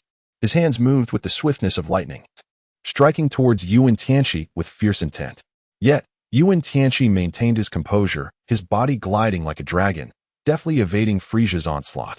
Frieza's strikes grew increasingly ferocious, his form darting like a tempest, while energy spheres relentlessly pursued Wen Tianqi, all of which he skillfully dodged. Wen Tianqi did not retaliate. He patiently awaited the opportune moment. At last, a slight opening appeared in Frieza's assault. Seizing this fleeting chance, Wen Tianqi's hands surged forth like lightning, swiftly launching an offensive against Frieza. The battle escalated to a fevered intensity, their forms darting through the air as if transformed into bolts of lightning. The sounds of their clashes resonated throughout the planet, shaking the very fabric of the heavens and the earth. Ultimately, Wen Tianqi capitalized on Frieza's vulnerability, delivering a powerful punch that sent Frieza crashing to the ground. His body traced an arc through the air before crashing down with a resounding thud. Silence enveloped the planet, leaving only the sound of Frieza's fall. This confrontation left all spectators in awe. Wen Tianqi's prowess had reached unprecedented heights.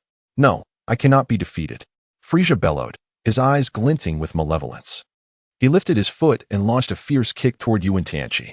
Undeterred, Wen Tianqi expertly blocked the strike and swiftly countered with a heavy blow to Frieza's abdomen. Frieza roared in agony, utterly unprepared for Wen Tianqi's formidable strength. He retaliated again, executing a sweeping kick aimed at Wen Tianqi's lower body. With agility, Wen Tianqi leapt into the air, performing a somersault to evade Frieza's assault. Enraged, Frieza unleashed an even more ferocious onslaught. His fist struck like lightning, but Wen Tianqi adeptly dodged or parried every blow. With each of Wen Tianqi's retaliatory strikes, Frieza's pain intensified, his cries echoing through the air. Frieza's complexion turned ashen, and his body began to tremble. Groaning in anguish, he felt an overwhelming disbelief. He realized that he was no longer the most powerful entity in the universe. His dreams lay shattered, and his ambitions had dissolved into nothingness. Gazing up at Wen Tianqi, his eyes brimmed with malice and hatred. This cannot be. How could I lose? Frieza muttered in a daze, suddenly struck by a thought. Wait for me. I shall return. In an instant, Frieza transformed into a streak of light, ascending into the sky. He sought to flee. With a cold smirk, Frieza's form flickered, shooting upward. He was escaping, evading Wen Tianqi's pursuit. Yet, Wen Tianqi's gaze hardened, and he unleashed a blinding radiance from his hands, immediately following Frieza. In the sky, the glimmer streaked across the horizon like a shooting star, fleeting and ephemeral. Frieza's energy form slithered through the air like a serpent, while Wen Tianqi closely pursued, releasing powerful energy waves in an attempt to thwart Frieza's escape. Realizing he could not evade capture, Frieza abruptly altered his course, diving toward a mountain peak. Without hesitation, Wen Tianqi followed suit, plunging after him.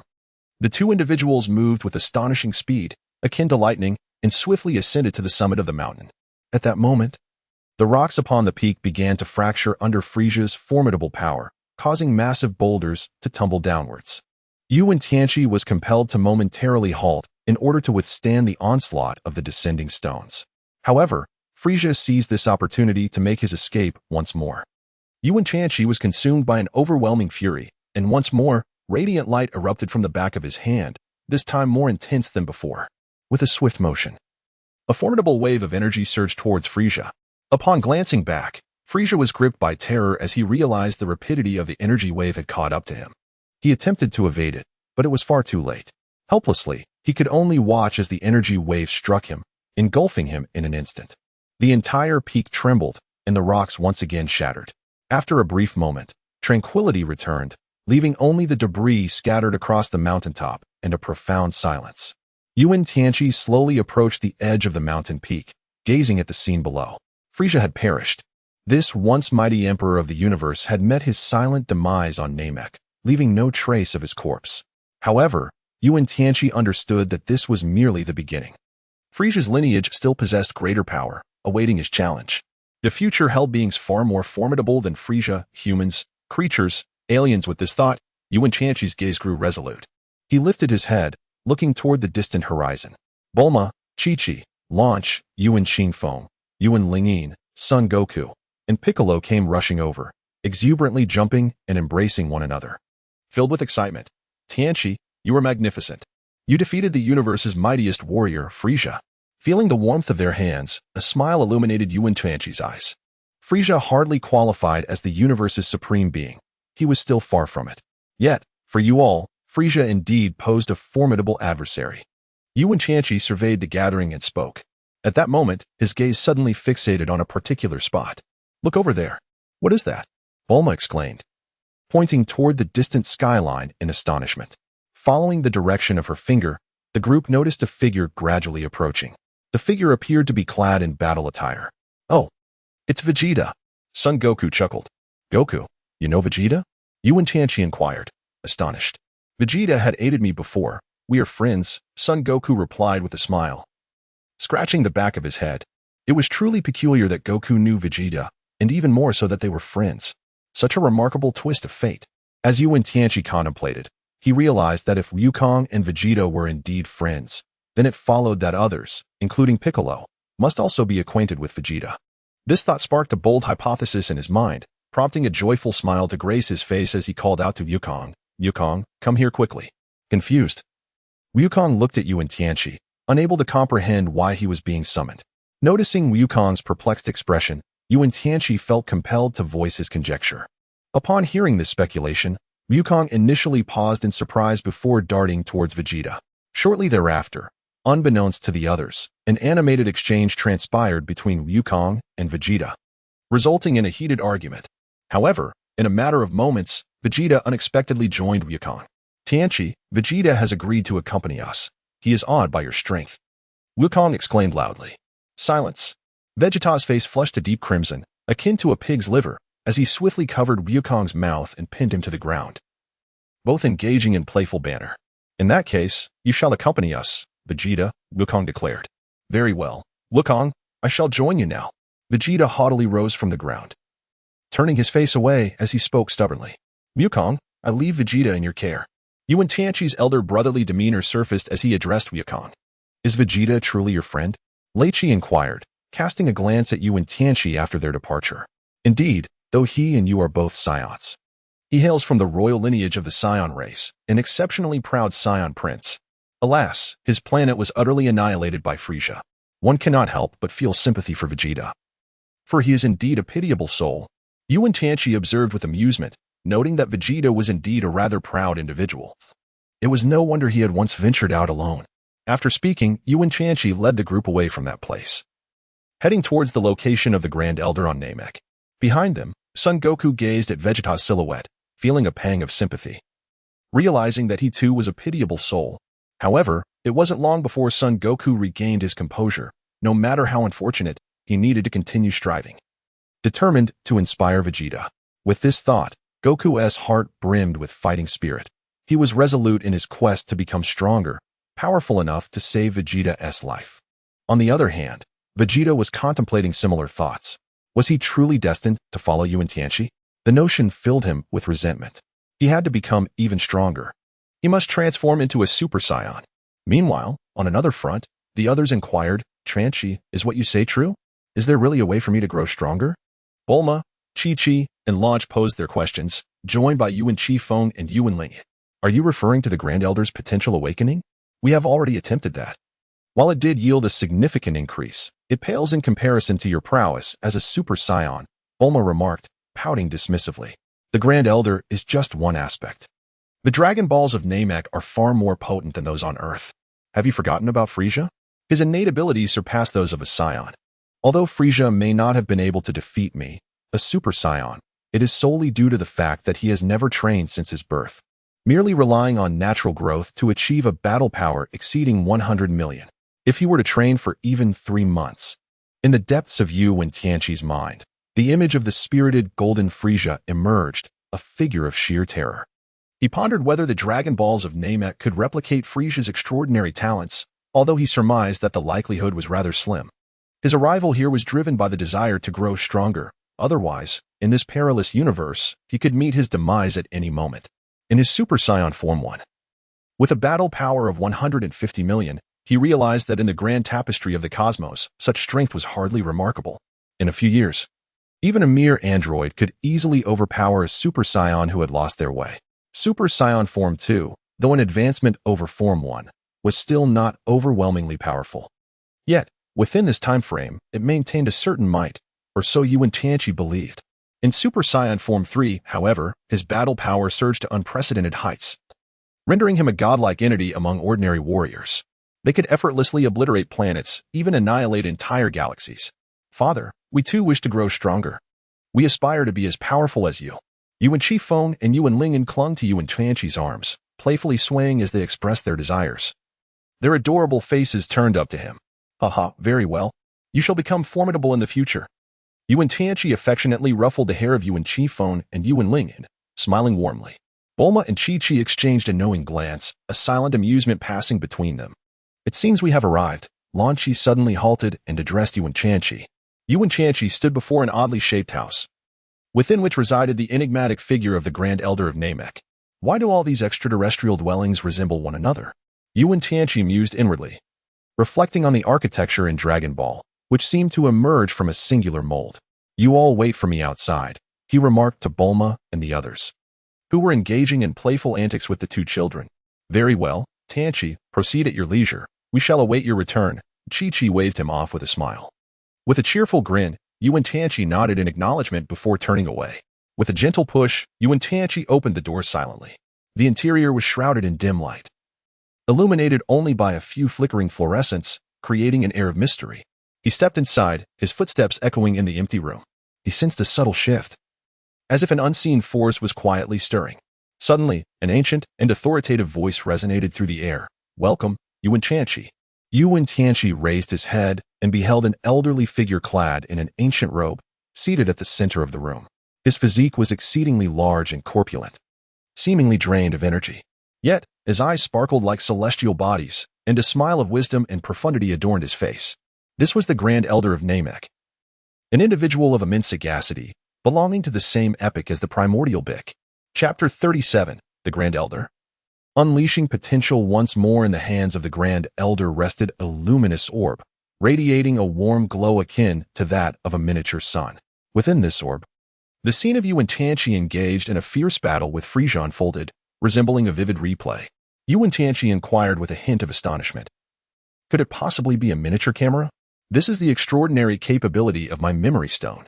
This stone, a transformation of a plant from planet Namek, harbors the entirety of life's memories and energies. On Namek, every battle scene is meticulously recorded within this memory stone. It is aptly named Sealing Shadow Stone, the Grand Elder of Namek. With a voice that resonated like thunder, elaborated. The name Sealing Shadow Stone was bestowed by my grandchildren, signifying the recording of all that transpires in the world, be it good or ill. However, to shield the inhabitants of Namek from the influence of dark forces and to ensure that each individual retains a glimpse of beauty within their hearts. Significant events are first presented to the local populace, verifying if their accounts align with mine before making them public. The Grand Elder's voice boomed like thunder. Yet his tone remained remarkably gentle. He gazed intently at Wen Tianqi, his eyes shimmering with profound light, and remarked, I have witnessed your battle with Frieza. Your strength surpasses my expectations. I never imagined that a Super Saiyan could be so formidable. With a gentle smile, Wen Tianqi's profound eyes sparkled with the light of wisdom as he softly remarked, this is merely the tip of the iceberg. My true power awaits the opportune moment to be unleashed. The Grand Elder inhaled deeply, as if absorbing Wen Tianqi's formidable aura, his gaze filled with astonishment and reverence. He was acutely aware that Wen Tianqi's strength far surpassed what he had chosen to reveal. Yet, he also understood that this young man needed to endure further battles to truly unleash his full potential. Your potential is boundless, the Grand Elder said slowly. And I eagerly anticipate your future endeavors. Wen Tianqi smiled faintly, declaring that he too acted to safeguard those he cherished, his gaze brimming with confidence and resolve. Upon hearing his words, the Grand Elder nodded slightly, a smile gracing his face, a manifestation of admiration and acknowledgement for Wen Tianqi. You are a true hero, Wen Tianqi. The Grand Elder proclaimed. Your strength, your determination, and your courage fill me with pride. You have unveiled the true power of the Super Saiyan, and in doing so, you have ignited a spark of hope within me. Wen Tianqi gently nodded, expressing his gratitude to the Grand Elder. He understood that his battle was not solely for himself, but also to safeguard the innocent lives and to protect this planet. In that fleeting moment, warmth and hope filled the hearts of both individuals. Their gazes met, silently proclaiming, this is our mission, this is our responsibility. You know, I was once a warrior as well. The Grand Elder's voice was somewhat somber, as if he were reminiscing about something. Wen Tianqi nodded slightly, aware that in this fleeting moment, the Grand Elder was imparting his past experiences and insights from battle. He listened intently, striving to glean some valuable information. However, I am not a Super Saiyan, I am merely an Namekian. A hint of envy and regret tinged the Grand Elder's tone as he remarked, I do not possess your strength and talent, yet I carry my own responsibilities and mission. Wen Tianqi nodded silently, comprehending the Elder's sentiments. He understood that each individual harbors their own mission and responsibilities, and everyone can contribute in their respective positions. You are a formidable warrior and a leader imbued with a sense of duty, the Elder spoke with profound respect. I am confident that you will make the right decisions to safeguard your people and your planet. The Elder of Namek fixed his gaze upon Wen Tianqi's eyes and gently remarked, I still possess some power that can awaken a trace of your innate talent. His voice, deep and resonant, instilled within Wen Tianqi a profound sense of awe. Upon hearing this, Wen Tianqi's eyes sparkled with a glimmer of light as he approached the Grand Elder, patiently awaiting his words. In that case, I extend my gratitude to you, Grand Elder. He observed as the Grand Elder slowly raised his hand, pointing toward him. The finger appeared somewhat pallid yet was imbued with an enigmatic force. Suddenly, a surge of potent energy erupted from the Grand Elder's fingertip, assailing Wen Tianqi like an invisible tempest. He felt his body enveloped by this force, an unprecedented sensation that was both warm and invigorating. His physique began to transform, muscles tightened, bones hardened, and his skin became as resilient as stone. He sensed a formidable power surging within him, an ancient strength that had lain dormant, now awakened. A muffled sound emanated from Wen Tianqi's body, as if a vivid illusion had taken hold of him. In an instant, a formidable force seemed to explode within him, scattering flesh and bone in all directions. Yet, this was merely an illusion. In reality, Wen Tianqi remained unscathed, though a dazed expression lingered upon his visage. The Grand Elder, witnessing this spectacle, felt a surge of astonishment and was about to exert more power when suddenly, a low groan escaped his lips, a fleeting look of agony crossing his face. His body struggled to bear the strain. Such terrifying talent, the Grand Elder lamented repeatedly. Just then, another thunderous roar erupted from Wen Tianqi's being, as if an even greater force was awakening within that illusion. Wen Tianqi felt a profound transformation as his body began to reassemble. Flesh, blood, and bones swiftly healed together, culminating in a stature that was both grander and more imposing. In an instant, he regained lucidity, his eyes snapping open to reveal a piercing brilliance that illuminated the entire room. The Grand Elder, witnessing this spectacle, allowed a smile of satisfaction to grace his features. He understood that his power had successfully awakened Wen Tianqi's latent potential. Gazing upon this newly formidable figure, he was filled with awe and anticipation. Wen Tianqi stood resolutely, enveloped in the formidable energy bestowed upon him by the Grand Elder of Namek.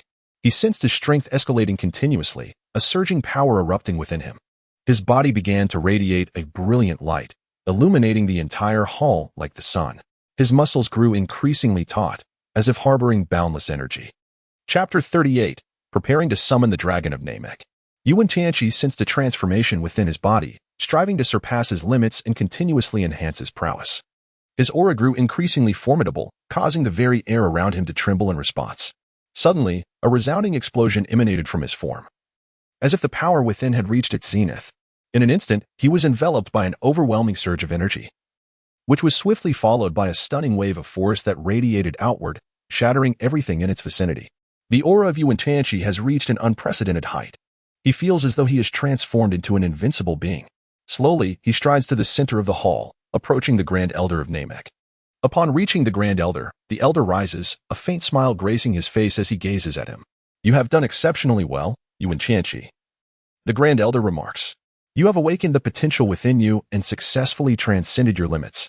However, your potential is immense. With my abilities, I cannot fully unlock your entire potential. To achieve that, it seems we require the capabilities of the Supreme Kai." The Grand Elder of Namek suddenly expresses a sigh of concern.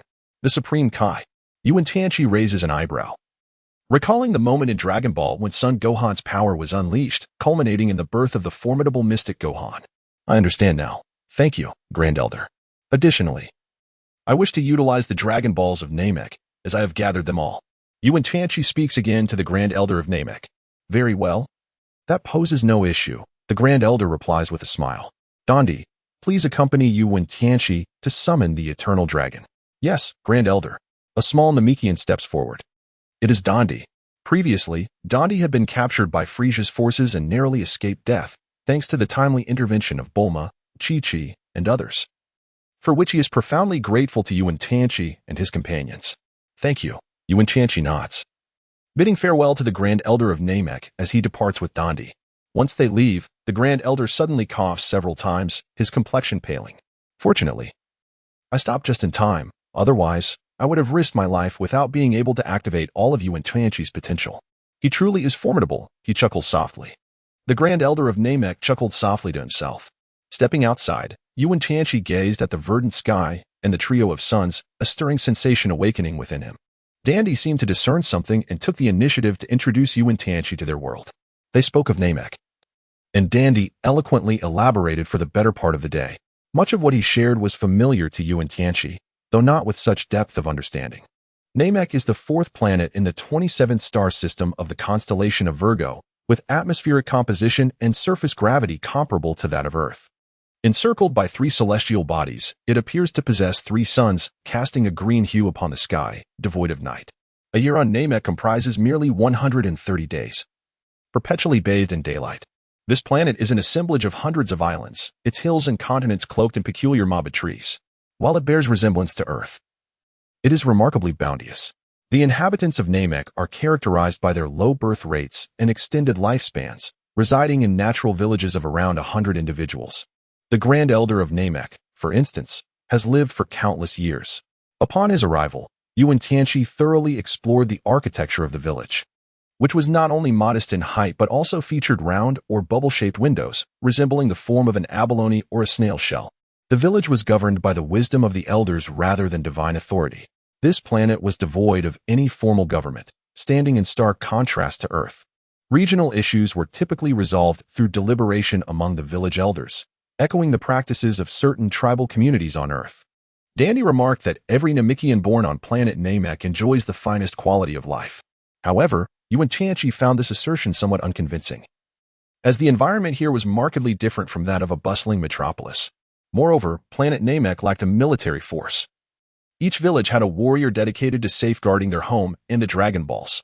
Many young Namekian warriors boasted combat abilities averaging around 3,000, while even the elderly despite physical decline, could exceed 1,500, with some hovering around 2,000.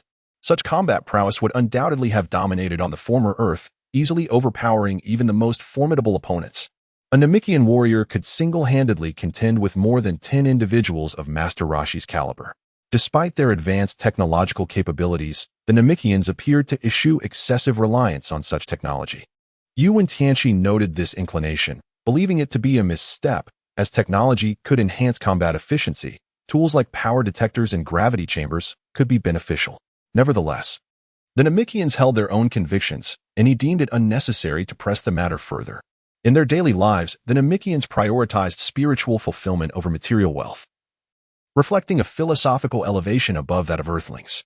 As for the Dragon Balls of Namek, they were crafted by the Grand Elder and numbered 7, each safeguarded by one of the 7 elders.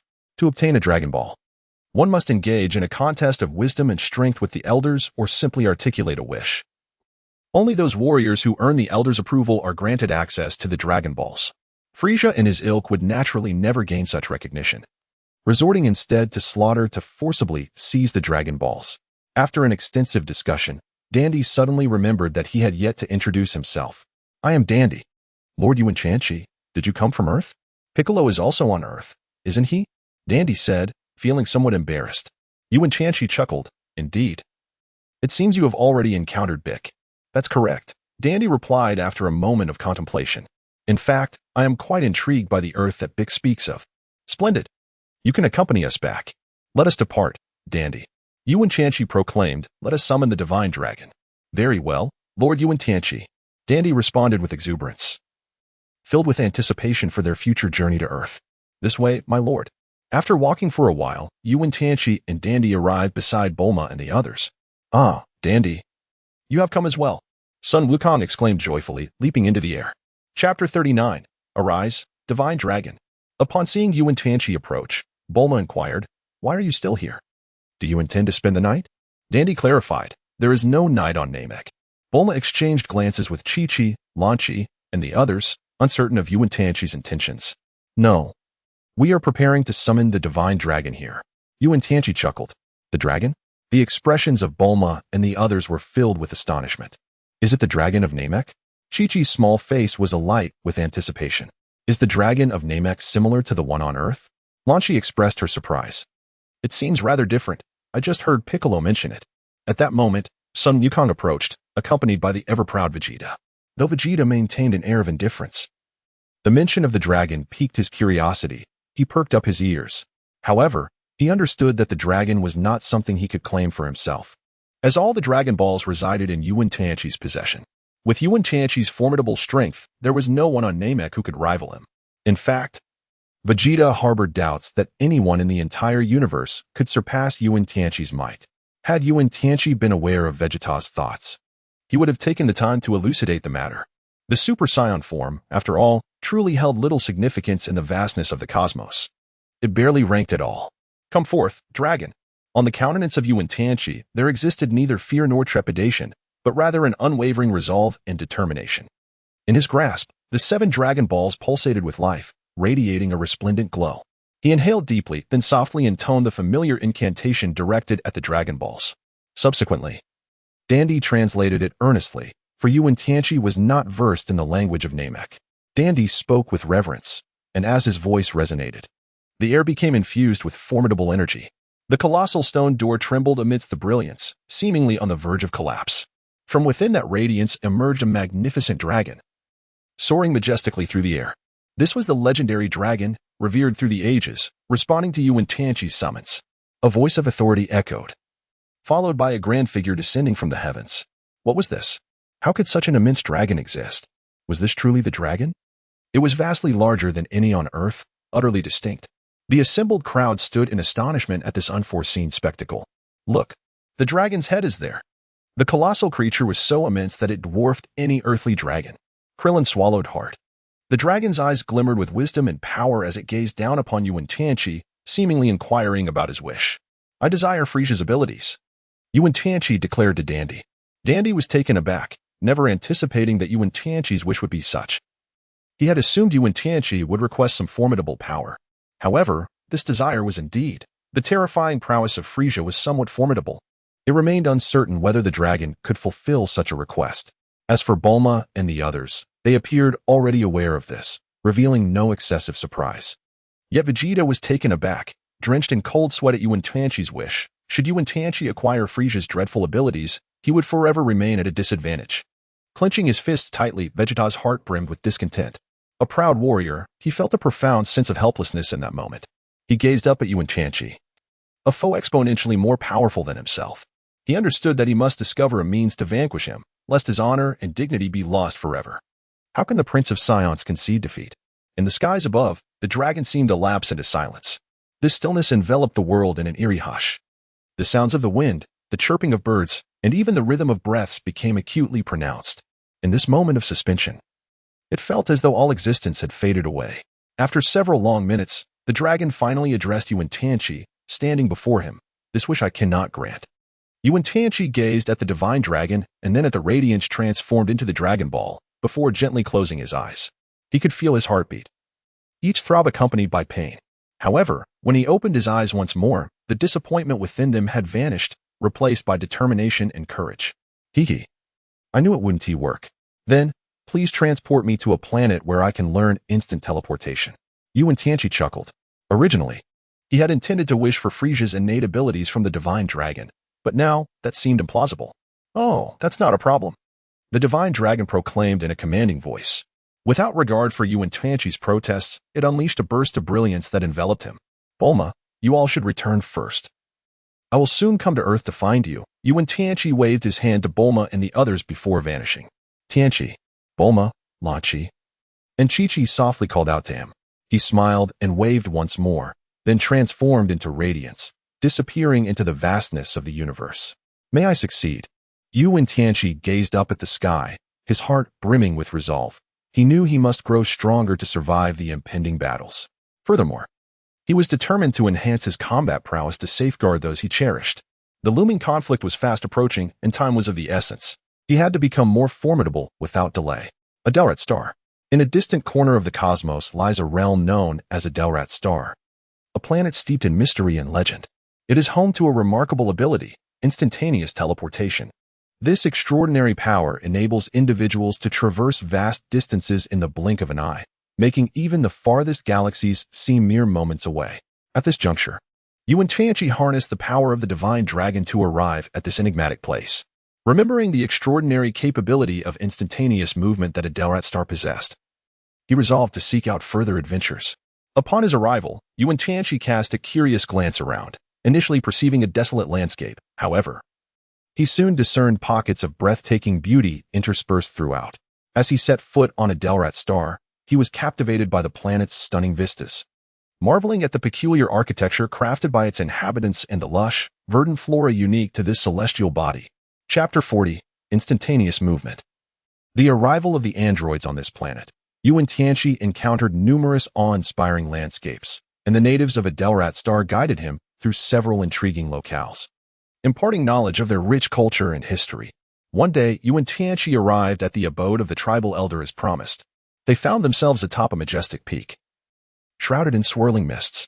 Here, they would partake in a special training session focused on the art of instantaneous movement. The elder, venerable and benevolent, wore a gentle smile as he addressed Wen Tianqi. Instantaneous movement is a skill that demands exceptional self-control and concentration. You must learn to manipulate the forces of space to traverse freely to any destination of your choosing. With that, the elder conjured a radiant gem from his hands. The time-space stone, a treasure cherished by their tribe for millennia. He entrusted the stone to Wen Tianqi, explaining, "This gem will aid you significantly, facilitating your mastery of instantaneous movement." The time-space stone? Is this necessary for learning instantaneous movement? A look of curiosity washed over Wen Tianqi's face. Yet he accepted the gem, sensing an inexplicable energy emanating from within it. Wen Tianqi carefully took hold of the time-space stone, feeling a tremendous energy emanating from the gem. He closed his eyes, attempting to sense the power of space. It seemed as though time had come to a standstill. His heartbeat slowed, and the world around him faded until only he and the stone remained. Suddenly, a sharp pain surged through his fingers. He opened his eyes, discovering that the stone had cut into his skin. Just as he was about to scream, he found himself in an unfamiliar forest. The scene before him left him utterly astonished. He surveyed his surroundings, realizing he was enveloped in a forest steeped in mystery. Sunlight filtered through the dense foliage, casting a warm glow upon him, while the distant sound of a babbling brook serenaded the air. The scent of the earth permeated the atmosphere, instilling within him a profound sense of comfort and tranquility. In an epiphany, he turned to gaze at the stone, which was now emitting a faint luminescence. At that moment, he comprehended that he had successfully mastered the art of teleportation. Thrilled by this revelation, he yearned to return to his tribe and share the joyous news with the elders. He closed his eyes once more, focusing intently, attempting to employ the teleportation skill again. However, when he opened his eyes, he found himself still standing in the same spot. Furrowing his brow, he wondered if he had to continue using the time-space stone. At that instant, a warm presence approached from behind. An elder. The elder spoke. Tianqi, you have successfully acquired the skill of teleportation. However, you must now learn to control it. Once you master it fully, the time-space stone will no longer be necessary. Upon hearing the elder's words, Wen Tianqi exhaled in relief. Under the elder's guidance, he gradually began to refine his ability to wield this newfound skill. After numerous attempts and diligent practice, he finally gained the freedom to traverse to any location of his choosing. He learned to utilize the teleportation power swiftly, enabling him to reach any destination with remarkable speed.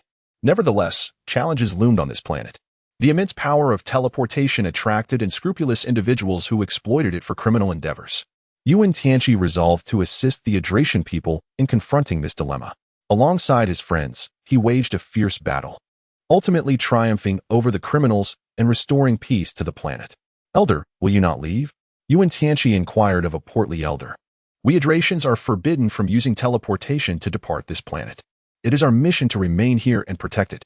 Tianqi, since you have learned this skill, you may leave. Your world requires your guardianship. The elder responded kindly. Thank you. It has been a long time. I must return to Earth now, Wen Tianqi replied. Wen Tianqi bowed respectfully to the elder before turning to depart.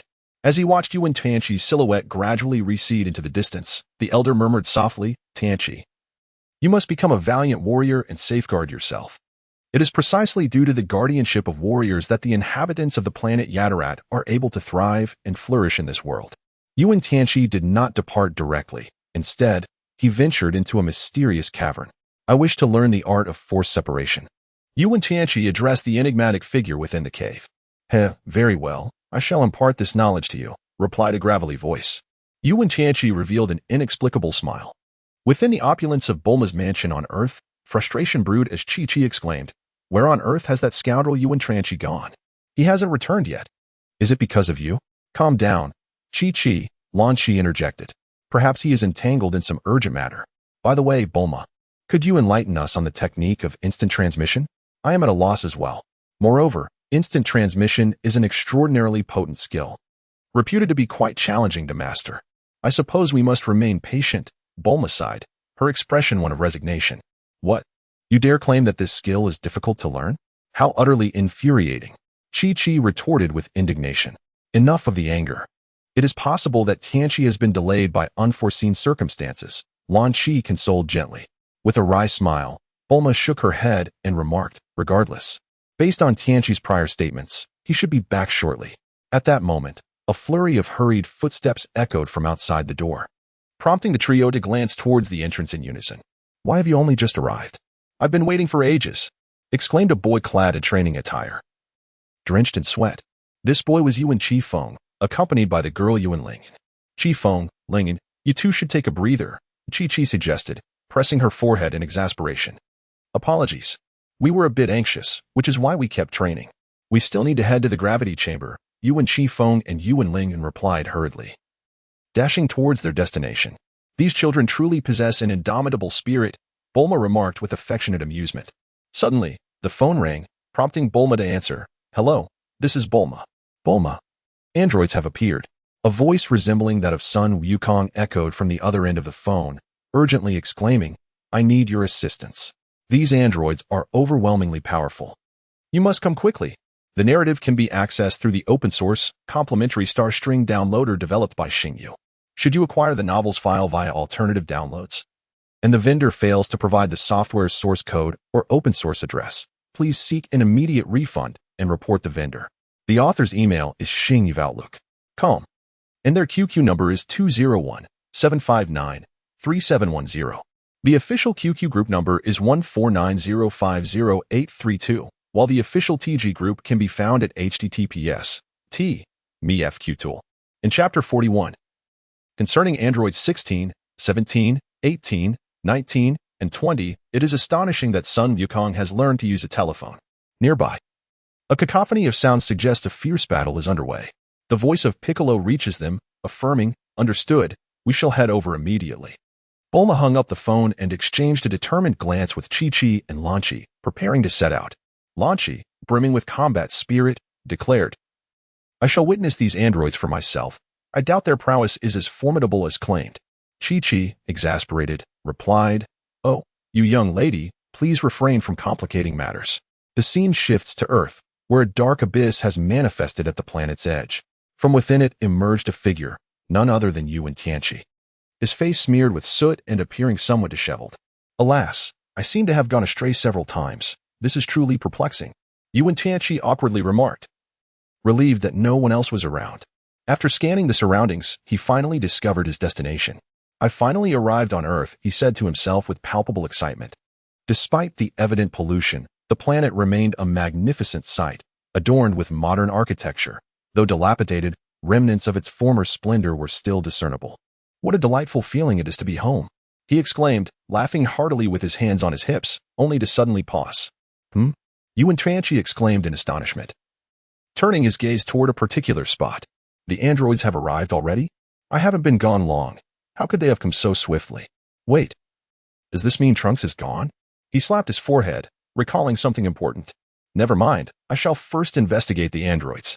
With that thought, Wen Tianqi vanished from the depths of outer space, his form undetectable to the naked eye, even as he traveled at light speed, a mere blink of an eye. On the other side, on Earth, with a whoosh, a figure emerged from the air, a peculiar elderly man adorned with a strange hat, dressed in an odd outfit. His hands hanging limply by his sides, a cruel grin plastered across his face. "Ha ha ha, you lot perish," he cackled. Beside him stood a hefty figure, Android 19 and Android 20. Bulma, Chi-Chi, and Launch were locked in a tense standoff with Android 20, while Piccolo hovered nearby, ready to intervene. Vegeta and Android 19 were engaged in a fierce battle. "Be careful, his palms can absorb energy," Tangent Han shouted, his expression tense as he flew back with Son Goku, who had just suffered a heart attack and lost a significant amount of energy. Fortunately, Vegeta had arrived in the nick of time to save him. "Heh," Vegeta coldly scoffed, planting his feet firmly on the ground. He then let out a roar, his voice resonating like cold steel through the air. His body trembled as his muscles bulged, seemingly under immense strain. His eyes transformed into a golden hue, shimmering with an enigmatic glow. Suddenly, a powerful surge of energy erupted from within him, enveloping his entire form in golden flames. His hair and eyebrows turned golden, and even his skin radiated a lustrous golden sheen. Vegeta's aura intensified, exuding a palpable sense of danger. His body danced within the energy, reminiscent of a performer showcasing his strength and elegance. His movements accelerated, becoming more vigorous as if he were on the verge of unleashing all his power. Abruptly, he struck the ground with a fierce punch, causing the earth to crack open, the explosion reverberating throughout the entire planet. Surrounding buildings and mountains trembled beneath the force of his blow, as if on the brink of annihilation. Vegeta's form continued to quiver, suggesting that even more energy awaited its release within him. His eyes sparkled with an even more brilliant radiance, as if intent on illuminating the entire sky. Android 19 was momentarily taken aback. In the next instant, he retreated explosively, transforming into a fleeting shadow. "Ah!" Piccolo exclaimed, astonished that Vegeta had indeed unleashed his Super Saiyan form, gritting his teeth as he remarked, "You, of all people, cannot accept being surpassed by the likes of Kakarot and the others, can you?" The fact that Vegeta could also transform into a Super Saiyan was utterly astonishing. A bead of cold sweat trickled down Tien's face as he pondered, why is the Super Saiyan so overwhelmingly powerful? "Come forth, I, the Prince of the Saiyans, shall engage you," Vegeta stated coldly, his form vanishing in an instant, only to reappear directly before Android 19. With a resounding thud, Android 19 was sent flying as though he were a kite severed from its string, carving a deep crimson streak upon the ground. His body nearly disintegrated. Simultaneously, his eyes reverted to their normal hue. "Easily vanquished," Vegeta scoffed disdainfully, sneering as he spoke. "Science, how laughable! Is your strength truly so feeble?" Android 19 slowly regained his footing, wiping the blood from the corner of his mouth, and replied indifferently, "What? What did you say?" Vegeta frowned, and Piccolo, Tien, and the others tensed up. "Humph. Easily vanquished? Who among you can match the might of our androids?" Android 19 declared with arrogance. You.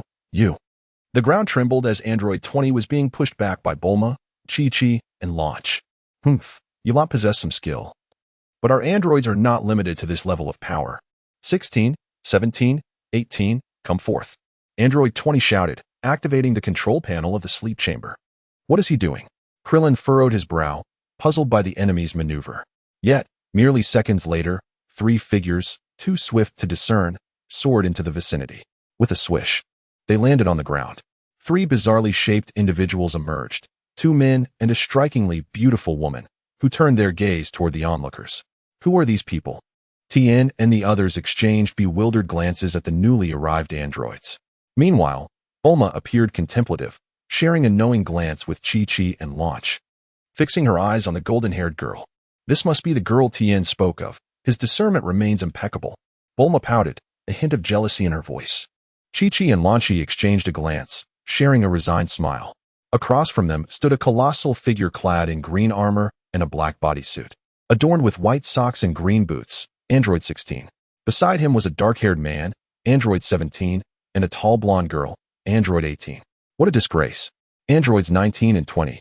You are utterly pathetic, Android 17 chuckled. Come help us defeat these foes. Android 20 shouted. Ha ha ha. Androids 17 and 18 possess boundless energy. You stand no chance against them. Just wait for your demise. Is that so? Android 17 replied nonchalantly, vanishing from sight, only to reappear before Android 19. With a resounding thud, Android 19 was sent flying by a single punch, carving a deep crimson mark into the ground, remaining motionless for an extended period. Too weak, Android 17 declared triumphantly. Indeed, Android 17 was formidable. Vegeta observed this scene with a hint of surprise. Androids 17 and 18, I shall lend you my strength. 18, 17, this one is ours. Android 20 shouted excitedly as he charged forward. Android 20, you are woefully naive. Allow me to send you flying. Android 17 laughed heartily. In an instant, Android 20 vanished and reappeared before Androids 16 and 17. A simultaneous thud resonated as both Android 16 and 17 staggered back, while Android 20 was brutally pierced through the chest by a single blow. 20, you are far too weak. You do not deserve to fight alongside us. Android 17 coldly remarked. What? You were all created by me, and yet you wish to kill me? No, you cannot do this. Android 20 cried out in despair, but it was futile, as Android 17 ruthlessly obliterated him. Android 19 lay on the ground, utterly silent. In a matter of moments, both Androids 19 and 20 had been vanquished by Android 17 alone. You are indeed strong, Vegeta said, a surge of excitement coursing through him. Only such formidable adversaries could showcase his prowess. He would surpass Son Goku, outshine Ub, and become the mightiest in the universe. Ha ha ha, come forth and reveal your strength. Vegeta roared, his aura erupting into a blazing golden flame, radiant as the sun. His voice echoed throughout the cosmos, imparting an overwhelming sense of awe. He extended his finger towards Android 17, his gaze revealing boundless fury and unwavering determination. Wrapped in a tempest of energy, Vegeta's physique grew more imposing and robust, his muscular contours distinctly apparent. He surged forward at a breathtaking speed, reaching Android 17 in an instant. The clash of their battle reverberated throughout the cosmos, waves of energy crashing and planets trembling. Each of Vegeta's strikes carried immense force, yet 17 appeared capable of effortlessly enduring them. His form, fluid as liquid, shifted with ease to evade attacks while simultaneously countering. A look of terror gradually crept onto Vegeta's face as he sensed that his power might not suffice to vanquish 17. Severely injured, he coughed up blood. I cannot be defeated. He gritted through clenched teeth. Closing his eyes, he focused intently, drawing forth every ounce of energy within him. A golden aura surged around him, intensifying with each moment. Suddenly, his body erupted with a formidable energy, surpassing even the earlier flames. Enveloped by this power, he transformed into a more magnificent and robust version of himself. Vegeta charged at 17 once more, this time with even greater speed and strength. His assaults threatened to shake the universe, as though they could obliterate everything in their path. Yet, 17 continued to evade Vegeta's onslaught with apparent ease, countering with precision. Shifting his form, He ensnared Vegeta's legs, sending him crashing to the ground. Blood spilled from Vegeta's mouth as he felt the exhaustion of his strength. Raising his head to gaze at 17, despair flickered in his eyes. "I cannot lose to you," he shouted defiantly, concentrating his last reserves of energy. He unleashed an overwhelming golden aura that enveloped Android 17, rendering him immobile. Vegeta pointed his finger at 17's head, his eyes gleaming with a frigid light, as if poised to extinguish 17's very life. Suddenly, a surge of potent energy shot forth from his fingertip, striking 17 squarely in the head. In an instant, 17's body stiffened before slowly collapsing. Vegeta, gasping for breath, gradually rose to his feet. He stared at his hands, scarcely able to believe in his triumph. Looking up towards the distant planets, he let out a victorious cry. However, when Vegeta turned to face 17, he was horrified to discover that his victory was incomplete. 17's form gradually became transparent, ultimately vanishing into thin air. Stunned, Vegeta felt an ominous premonition wash over him. He turned to the horizon, where a mysterious silhouette slowly emerged into view. 17. Vegeta gasped, realizing that the 17 he had just obliterated was merely an illusion, while the true android 17 remained unscathed. "So weak, utterly dull. Is this what a Super Saiyan is?" "Hardly impressive," 17 remarked, tilting his head nonchalantly. You, Android 17. How are you uninjured?" Vegeta's eyes widened in disbelief, his lips quivering incessantly. The android number 17 approached him slowly, an air of disdain evident in his gaze. "Humph. With such feeble strength, do you truly believe you can defeat me?" Number 17 halted before Vegeta, scrutinizing him intently. "No, it cannot be. I distinctly obliterated you. How can you still be alive?" Vegeta's mind was engulfed in incredulity, feeling as though he had fallen into an inescapable trap. Number 17 extended his hand, gently pressing it against Vegeta's head. "Your current power is utterly insignificant in my eyes. Weakling. Weakling. Weakling." Number 17 incessantly reiterated, madness glimmering in his eyes. "No, it cannot be." Vegeta gazed at his fallen self, unable to fathom that his strength was insufficient to vanquish android number 17 in such dire circumstances. A glint of ferocity flashed in his eyes, his body trembling as an immense energy erupted from within him, seemingly ready to tear apart the very fabric of space. Yet, he had not anticipated how feeble this power would appear before number 17. Number 17 regarded Vegeta coldly, akin to a mere ant futilely struggling against the inevitable. With a mere flick of his hand, an invisible force effortlessly cast Vegeta to the ground. His body traced an arc through the air before crashing heavily to the earth, producing a dull thud. However, in the next moment, Chapter 43, Provoking Android 18. As dust swirled in the air, Vegeta's figure vanished amidst the haze. A gust of wind swept through, sending debris flying. The onlookers shifted their gaze, witnessing a silhouette emerging from the smoke. Clad in a blue battle robe, he was strikingly handsome, with long hair flowing in the wind. Approaching Vegeta's fallen form, he glanced at the defeated warrior before raising his gaze towards number 17. Curiosity sparkled in his eyes as he appraised android number 17 for a moment before abruptly turning to the side, addressing the golden-haired beauty, android number 18. "Hello, beautiful. It's a pleasure to meet you. I am Wen Tianqi." Wen Tianqi swept back his locks, revealing a self-assured smile. "Humph. How dull." Android number 18 huffed, turning her head away. "Oh dear, ha ha ha. Wen Tianqi was about to continue when he suddenly sensed a chill behind him and slowly turned around. "Bulma, Chi-Chi. Lanji, hello." Wen Tianqi offered an awkward smile, realizing he had overlooked his three wives while flirting in their presence, quite inappropriate indeed. "Isn't that the universe's strongest, Wen Tianqi?" "Here he is, attempting to charm a beautiful young lady. Truly impressive," Bulma remarked, her tone laced with irritation, evoking a tinge of jealousy in Wen Tianqi. "Tianqi, do you have some kind of interest in that golden-haired beauty?" Chi-Chi's face was filled with suspicion. This lecherous fellow had set his sights on another target. "Hee, Tianqi, you remain as fickle as ever." "Well, I have no objections, but I must caution you. This artificial being is quite formidable. Do not underestimate it, lest you fail to engage its interest and end up losing face." Lanchi covered her mouth, erupting into laughter. "Ahem, not to worry, just observe from the sidelines. After all, dealing with an artificial being is a trivial matter," Wen Tianqi replied nonchalantly, tossing his hair. He then noticed the others gazing at his long locks. "Boss, why is your hair so long?" Vic inquired, a hint of exasperation in his tone regarding his leader's personal affairs. "Women are such a hassle. What's the point of wanting one?" Isn't it better to remain single for life? Oh, I forgot to get a haircut, hee. Wen Tianqi let out a dry chuckle. This reasoning appeared to be quite sound. That is reassuring. Clin sighed in relief, wiping the beads of sweat from his forehead. Fortunately, his elder brother Tianqi had not been lured away by any woman. Otherwise, he truly would have been at a loss on how to handle this artificial being. Clin, please tend to Wukong. I need to examine him, and he requires his medication promptly. Please administer the medicine developed by Bulma, Wen Tianqi instructed Clin. Years prior, he had collaborated with Bulma to concoct a miraculous remedy for heart disease, all in anticipation of this very moment. Understood, boss. Clin responded, relieved, and with a rush. He flew to Wukong's side, cradling him as they departed. With brother Tianqi here, there is no need for concern. He is truly the strongest in the universe. Clin thought to himself, feeling as though the entire world had a steadfast pillar, as he soared toward Master Roshi's humble abode with Wukong in his arms. Leave Android 17 to me, while you three take care of Android 18. How does that sound? Wen Tianqi mused, stroking his chin as he addressed Bulma and the others. Though he yearned to engage in a fierce battle with Android 18, he discerned from Bulma's demeanor that the time was not yet ripe.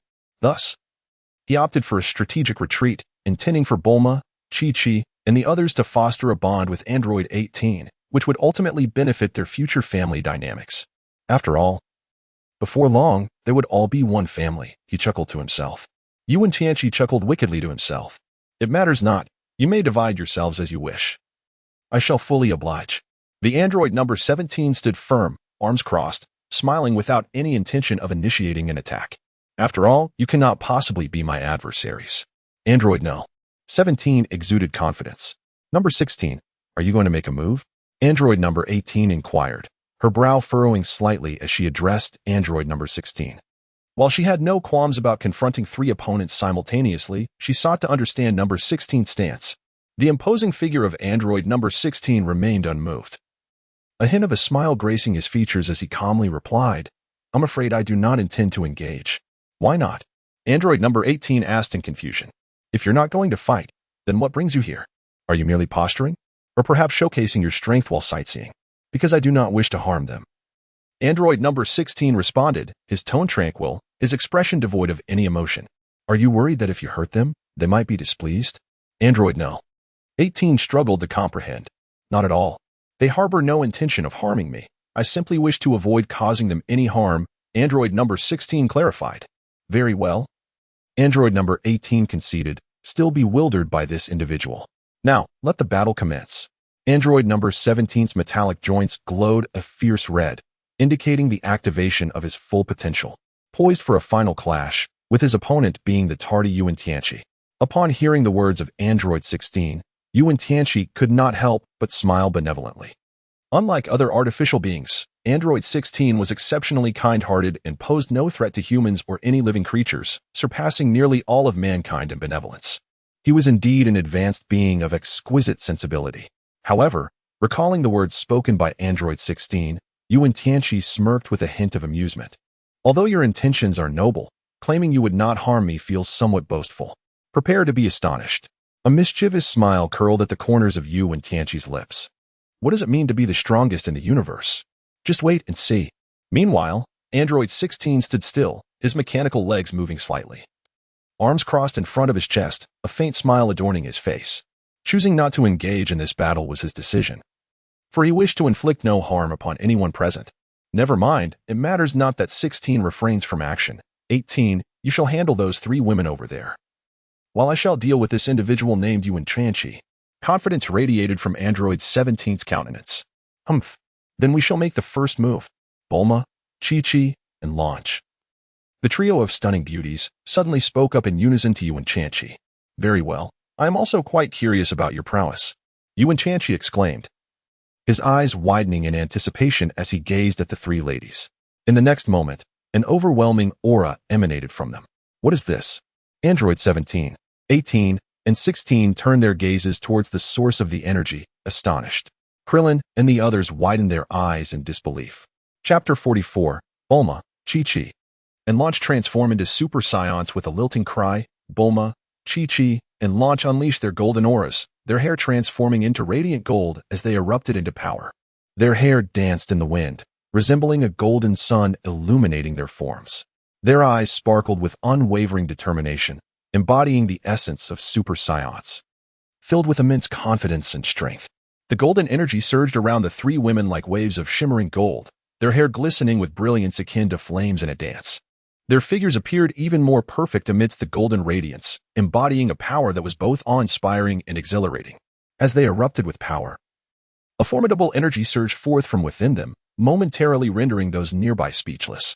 Surrounded by this overwhelming force, their figures became blurred, leaving behind only three luminous golden silhouettes.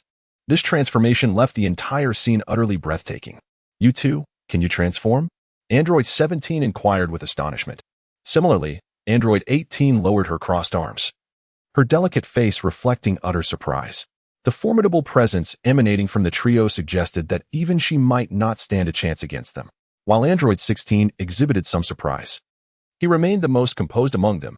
His strength surpassed that of both 17 and 18, rendering him less astonished by Bulma's transformation. Piccolo and Tien Shinhan were frozen in shock, unable to believe their eyes at the spectacle before them.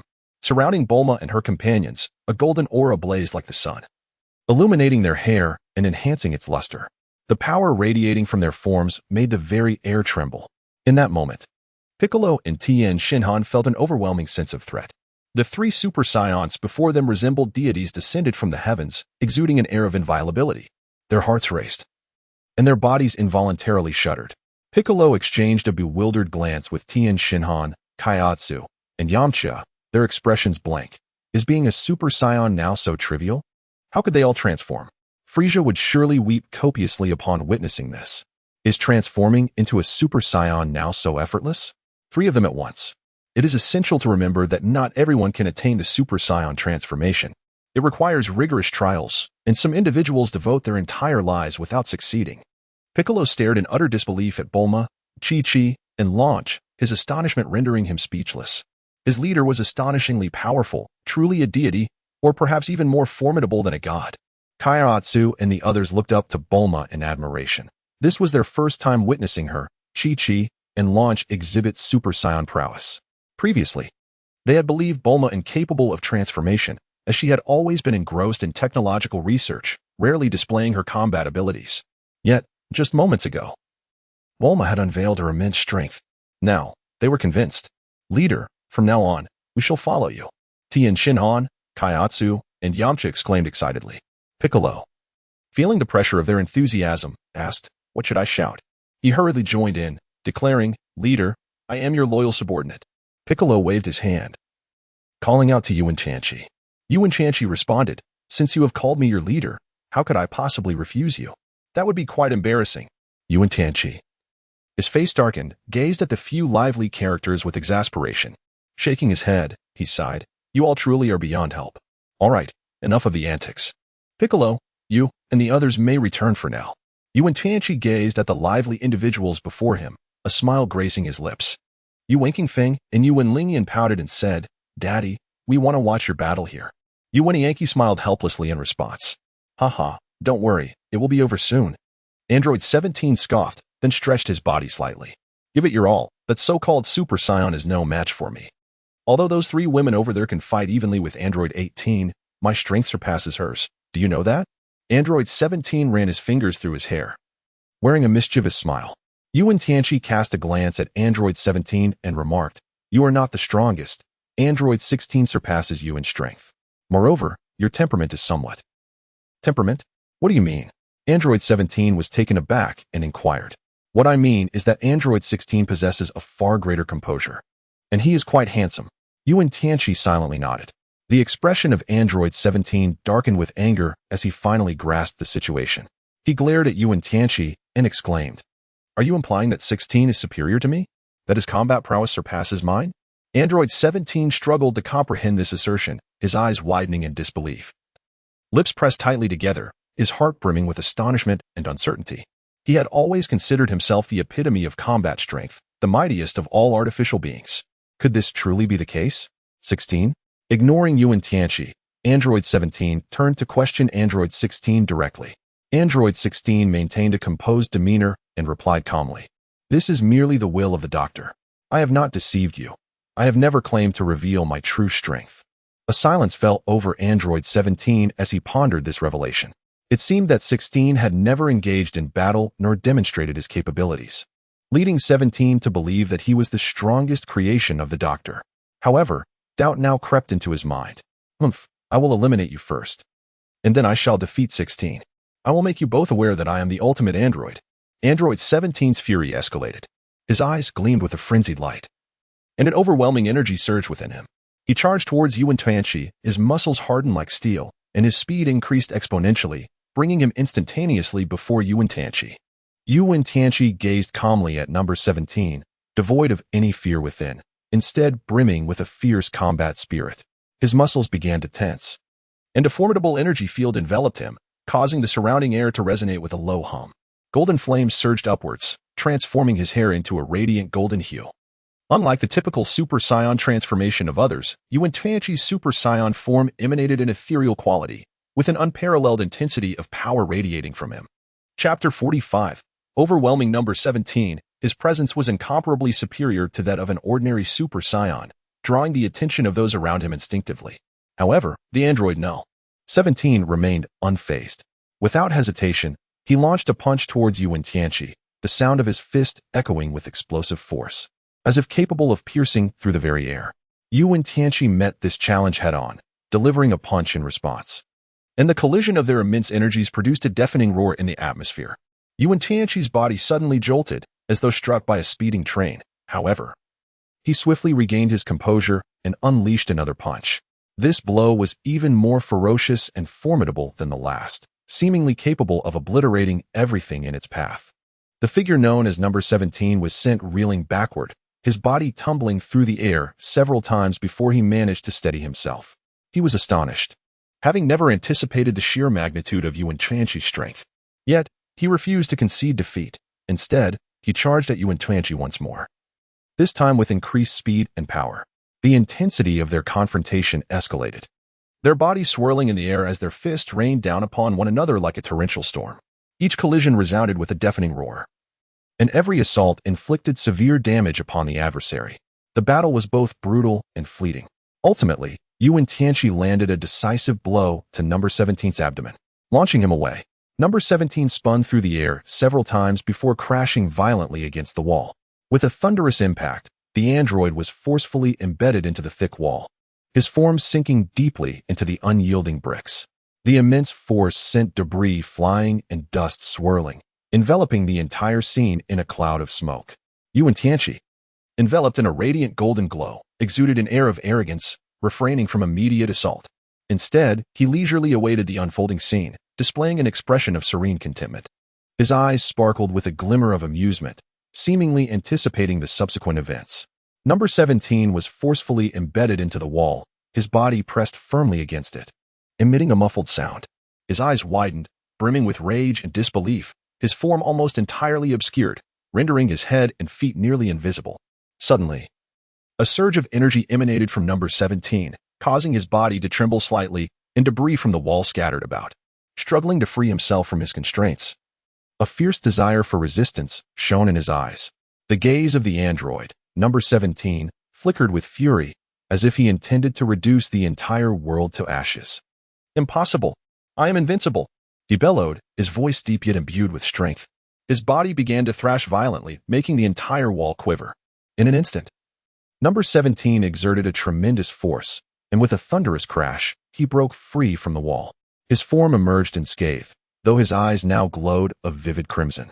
He lifted his gaze to the nonchalantly standing Wen Tianqi, his eyes filled with resentment and fury as he roared, his voice hoarse and primal. You scoundrel! I shall surely kill you." His eyes grew increasingly red, as bloodlike as the very essence of life itself. "Oh, is that so?" Wen Tianqi smiled faintly, his expression as serene as a still pond. "Did you not claim that I could not defeat you?" he remarked, raising an eyebrow with evident interest. "I shall kill you." "Ah, this infuriates me," number 17 bellowed, his voice resonating like thunder. "Are you truly oblivious to the very meaning of death?" No sooner had he spoken than Wen Tianqi's figure abruptly vanished, leaving only a fleeting shadow before number 17's eyes. Filled with rage, number 17's eyes blazed with crimson light. He raised his fist high, unleashing a tremendous surge of energy from it.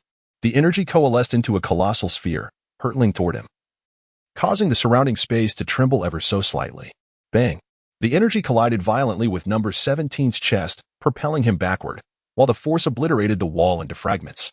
He was hurled deep into the floor, creating a vast crater in its wake. The entire building shuddered, rocks splintered, and dust billowed into the air. Wen Tianqi stood not far away, a faint smile gracing his lips. He gazed at number 17 and softly remarked, "Do you truly believe you can slay me? How naive of you. Indeed, your strength is formidable, yet I have never approached this encounter with earnestness. You have merely been engaging in futile resistance. In my presence, you are but an ant. All your battles have amounted to nothing more than meaningless struggles. Now, allow me to elucidate the chasm that lies between us." In Wen Tianqi's gaze, there was an unmistakable pride. He raised his right hand and calmly declared, "This is an insurmountable chasm." Wen Tianqi stood there, his hand gently raised, akin to a deity wielding dominion over life and death. In his grasp, a terrifying energy sphere gradually took shape, immense and magnificent. As if it harbored boundless power, the sheer might of it caused even Android 17 to tremble slightly, as if confronted by an inescapable fate. The energy sphere spun in Wen Tianqi's hand, each rotation reminiscent of a planet in orbit, both weighty and natural. Its colors shifted unpredictably, resembling a vibrant gem alive with pulsating light, yet the force contained within was capable of annihilating the very heavens and earth. At that moment, 17 furrowed his brow, his eyes flickering with a complex array of emotions. Was it fear of the unknown, anxiety over potential failure, or astonishment at Wen Tianqi's power? His body leaned back slightly, as if attempting to evade this unseen pressure. Nevertheless, Wen Tianqi's gaze remained unwavering, devoid of any tremor. His fingers tightened gently, as if constricting the ropes that bound the energy. In that instant, the entire world seemed to hold its breath, anticipating the eruption of that energy sphere. In the midst of this tension, 17 suddenly let out a piercing scream, his body propelled backward by an invisible force, hurtling through the air. Simultaneously, the energy sphere erupted, its might obliterating everything in its vicinity, plunging the entire space into chaos and turmoil.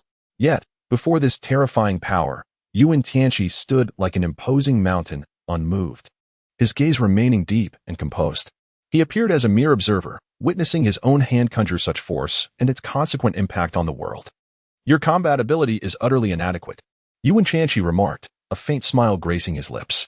Chapter 46, The Reluctant Android 17. The three women discerned Tianqi's intentions upon hearing Wen Tianqi's words. 17 suddenly coughed up blood, his eyes turning hollow, his body beginning to tremble uncontrollably. He had failed, standing before Wen Tianqi like an insurmountable mountain, forever beyond his reach. He stood despondently, his gaze rife with resentment, yet he remained unable to rise again. Like a deflated balloon, his body quaked, his breath growing weaker. Have I truly been defeated? 17 lifted his head, staring at Wen Tianqi, his face etched with disbelief. As the strongest of the androids, was he truly incapable of overcoming Wen Tianqi? In the end, Android 17 succumbed to Wen Tianqi's might, observing the bloodied and battered 17.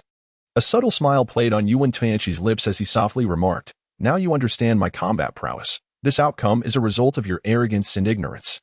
It is not too late to comprehend now, ha ha ha." The battle involving Wen Tianqi left 18, Bulma, Chi-Chi, and Lanchi utterly astonished, causing them to halt and gaze in disbelief. In stark contrast, Bulma, Lanchi, and Chi-Chi felt a surge of joy, for Wen Tianqi's strength exceeded all expectations.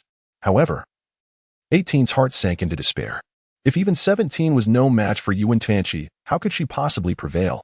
The notion that 17 had been defeated was unfathomable. If he could not triumph, she was certain her chances were even slimmer. As Android 18 came to a standstill in the vacant space, a sense of melancholy enveloped her. She had always believed that she and 17 were the most formidable fighters in the world, yet now she realized that her power paled in comparison to Wen Tianqi's. They were no match for him. A wave of frustration coursed through her. Why, despite being the most powerful of all androids, did they continually fall before Wen Tianqi? 17. You cannot give up. You are one of us. Failure is not an option. We still have 16. Android 18 called out to 17. 16? The mention of 16 sparked a thought in 17's mind. Indeed, there was still Android 16, the one deemed by Wen Tianqi as the strongest combatant among androids, capable of defeating him. With this thought, 17's gaze shifted toward the distant figure of 16, who stood silently, his expression devoid of emotion as he observed Wen Tianqi. Unlike the other androids, 16's physique was immensely robust, towering like a small mountain. 16. Rise. For the dignity of our kind, for our future, you must conquer Wen Tianqi. 17 shouted fervently at the standing 16. Dignity? Future? 16 responded, a faint smile gracing his lips.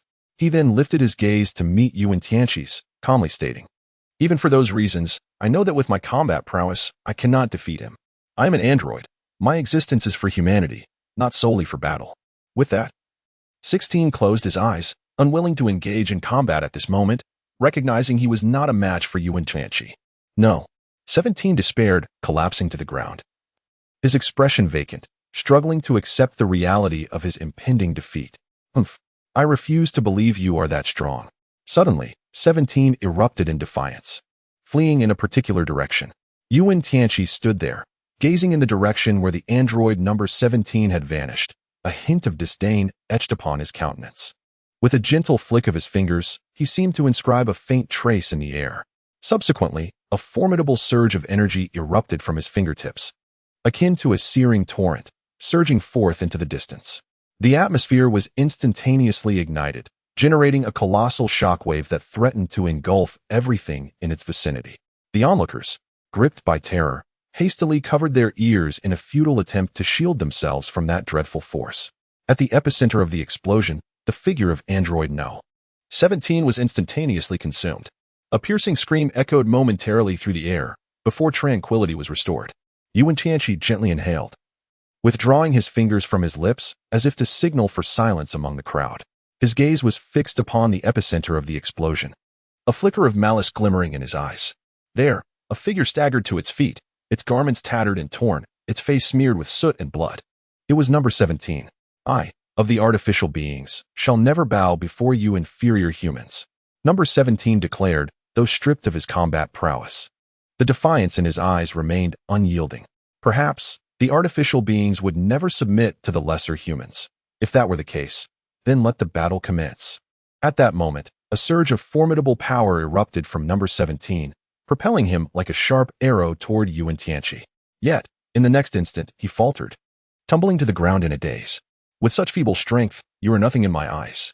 Wen Tianqi gazed at number 17 and spoke with a hint of disdain. In response to Wen Tianqi's contempt, number 17 roared and charged at him once more, utterly unaware of his own limitations. As number 17 launched his attack, Wen Tianqi merely smiled lightly and effortlessly sent him flying with a single kick. The impact forced number 17 to cough up blood again. Yet he struggled to rise to his feet. Number 17, cease your futile struggles. It is in vain. We are no match for him, remarked Android 18 as she approached number 17. Meanwhile, Bulma, Chi-Chi, and Lanchi had reverted from their Super Saiyan forms and gathered together, observing Wen Tianqi, number 17, and number 18 from a distance. Bulma, I have the feeling that Tianqi is about to make a move on number 18, Chi-Chi whispered to Bulma. Indeed. I sense it too, Bulma nodded in agreement. Humph, that fellow Tianqi has had his eyes on that golden-haired beauty, number 18, for quite some time. His gaze just now betrayed his intentions, Lanchi declared indignantly. Yes, we all know Tianqi's character. This time, number 18 is doomed, Chi-Chi, Lanchi. And Bulma lamented as they watched from afar. Isn't number 18 an android? Although she is undeniably beautiful, can Tianqi truly engage in such acts with a robot? It seems rather peculiar, almost unbelievable, they pondered. Chapter 47. An invitation for number 18 to return home for surgery. Chi-Chi covered her mouth in astonishment. Could it be that Tianqi has some peculiar inclinations? With her thoughts wandering, she found herself lost in speculation. Isn't number 18 an android? Chi-Chi, Lanchi, and Bulma echoed in unison. Are not all androids robots? Bulma questioned, perplexed. Perhaps, Chi-Chi and Lanchi nodded in disbelief. Wen Tianqi, visibly perturbed, cleared his throat twice and said, I possess no peculiar inclinations. This is merely my imagination. Observing their skeptical expressions, he sighed and explained, not all androids are purely robotic. For instance, while number 16 is indeed a complete robot, the essence of numbers 17 and 18 is still human. They are enhanced beings, modified from human origins. The primary distinction lies in their possession of a perpetual energy core, granting them boundless energy and stamina, while significantly decelerating cellular aging, allowing them to maintain an enduring youthfulness. Ah, do not worry, Bulma, Chi-Chi, Lan-Chi. Your forms have transformed into Super Saiyans, rendering you highly resistant to aging. You shall retain your beautiful appearances for an extended time. So there is no need for concern. Upon noticing the peculiar expressions on Bulma and her companions, Wen Tianqi hurriedly offered an explanation. Humph. At least you are aware of that, Bulma retorted, turning her head away. Chi-Chi stifled a laugh and exchanged knowing glances with Wen Tianqi. Ahem, let me continue. He said, though these two have been modified, they still require hydration, and through rigorous training, they can become even stronger, just like any other human. Wen Tianqi revealed astonishing news. What? We can actually become stronger through training? Number 17 exclaimed in disbelief. Indeed, through training, they can enhance their strength. Age at an incredibly slow rate, and most importantly, their combat prowess will significantly increase. Although we have yet to test this, it is unlikely to be feeble. Wen Tianqi inquired, does this imply that we too can become stronger? Number 18 was taken aback. Indeed, this is precisely the reason I sought you out today. Number 18, number 17, I trust you now possess the answers you seek. Are you not eager to join us? Wen Tianqi gazed at androids 17 and 18, his eyes brimming with anticipation. We also aspire to grow stronger, and indeed, we have been training diligently. I shall defeat you once more. Android 17 retorted fiercely. Cough. Very well, but what of you, Android 18? Come, let us train together. You have just awakened and have yet to commit any misdeeds. Why not join us? My home is quite spacious, and I can accommodate you. At last, Wen Tianqi revealed his true intentions. I think I shall pass.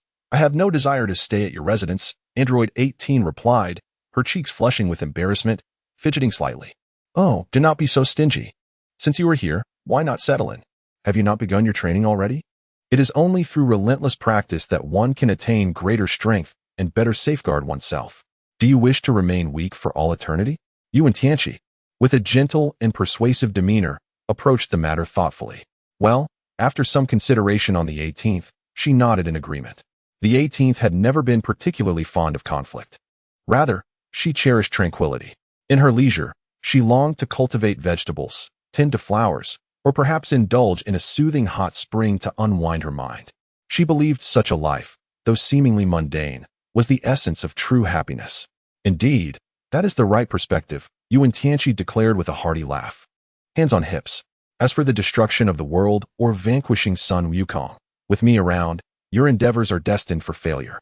Yet, she soon sensed a chilling presence behind her. Bulma, please, do not act rashly. Allow me to explain. Wen Tianqi was drenched in cold sweat. Oh, is that so? I have heard every word, you lecherous scoundrel. And Bulma's eyes flickered a peculiar light.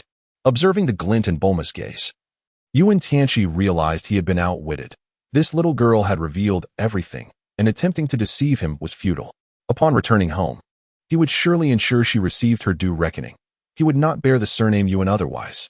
In truth, Bulma was not genuinely angry. She merely sought to tease him. Moreover, on another level, it stemmed from a newfound camaraderie forged during their battle with Android 18, where they had developed a mutual understanding and respect for one another. Hey, may I accompany you in your training? At that moment, Android 17 timidly inquired. No, I shall only shelter Android 18. Wen Tianqi cast a stern glance towards Android 17. Android 16, do you wish to join us? Bulma can deactivate the bomb within you. What? Android 16 has a bomb inside? Androids 17 and 18 exchanged astonished glances. Android 16 was slightly taken aback, but soon regained composure and replied, in that case, I shall owe a debt of gratitude to Mr. Wen. With that, Android 16 bowed respectfully to Wen Tianqi. Do not be alarmed, Android 17 and 18. You both harbor terrifying bombs within you, capable of obliterating you in an instant. Wen Tianqi dropped yet another bombshell. What? We have bombs inside us too? Androids 17 and 18 shared another shocked glance before exclaiming in disbelief. Indeed, you are fortunate. For not only am I immensely powerful, but I also possess various advanced technologies. As long as you follow me, I can assist you in disarming the bombs. So, what say you? Will you join me? Wen Tianqi seductively spoke. Is that true? We are willing to accompany you. Number 17 and number 18 exclaimed with excitement. Of course, no problem for number 18. Number 17, once I disarm the bomb for you, You can go wherever you wish. Wen Tianqi disdainfully curled his lips. TCH, how boring. So you only desire the beautiful number 18, huh? I wonder if Bulma would take issue with that, and perhaps even eliminate you. Number 16 was left speechless. Eliminate me? Impossible. I am utterly infatuated with beauty. She wouldn't dare to harm me.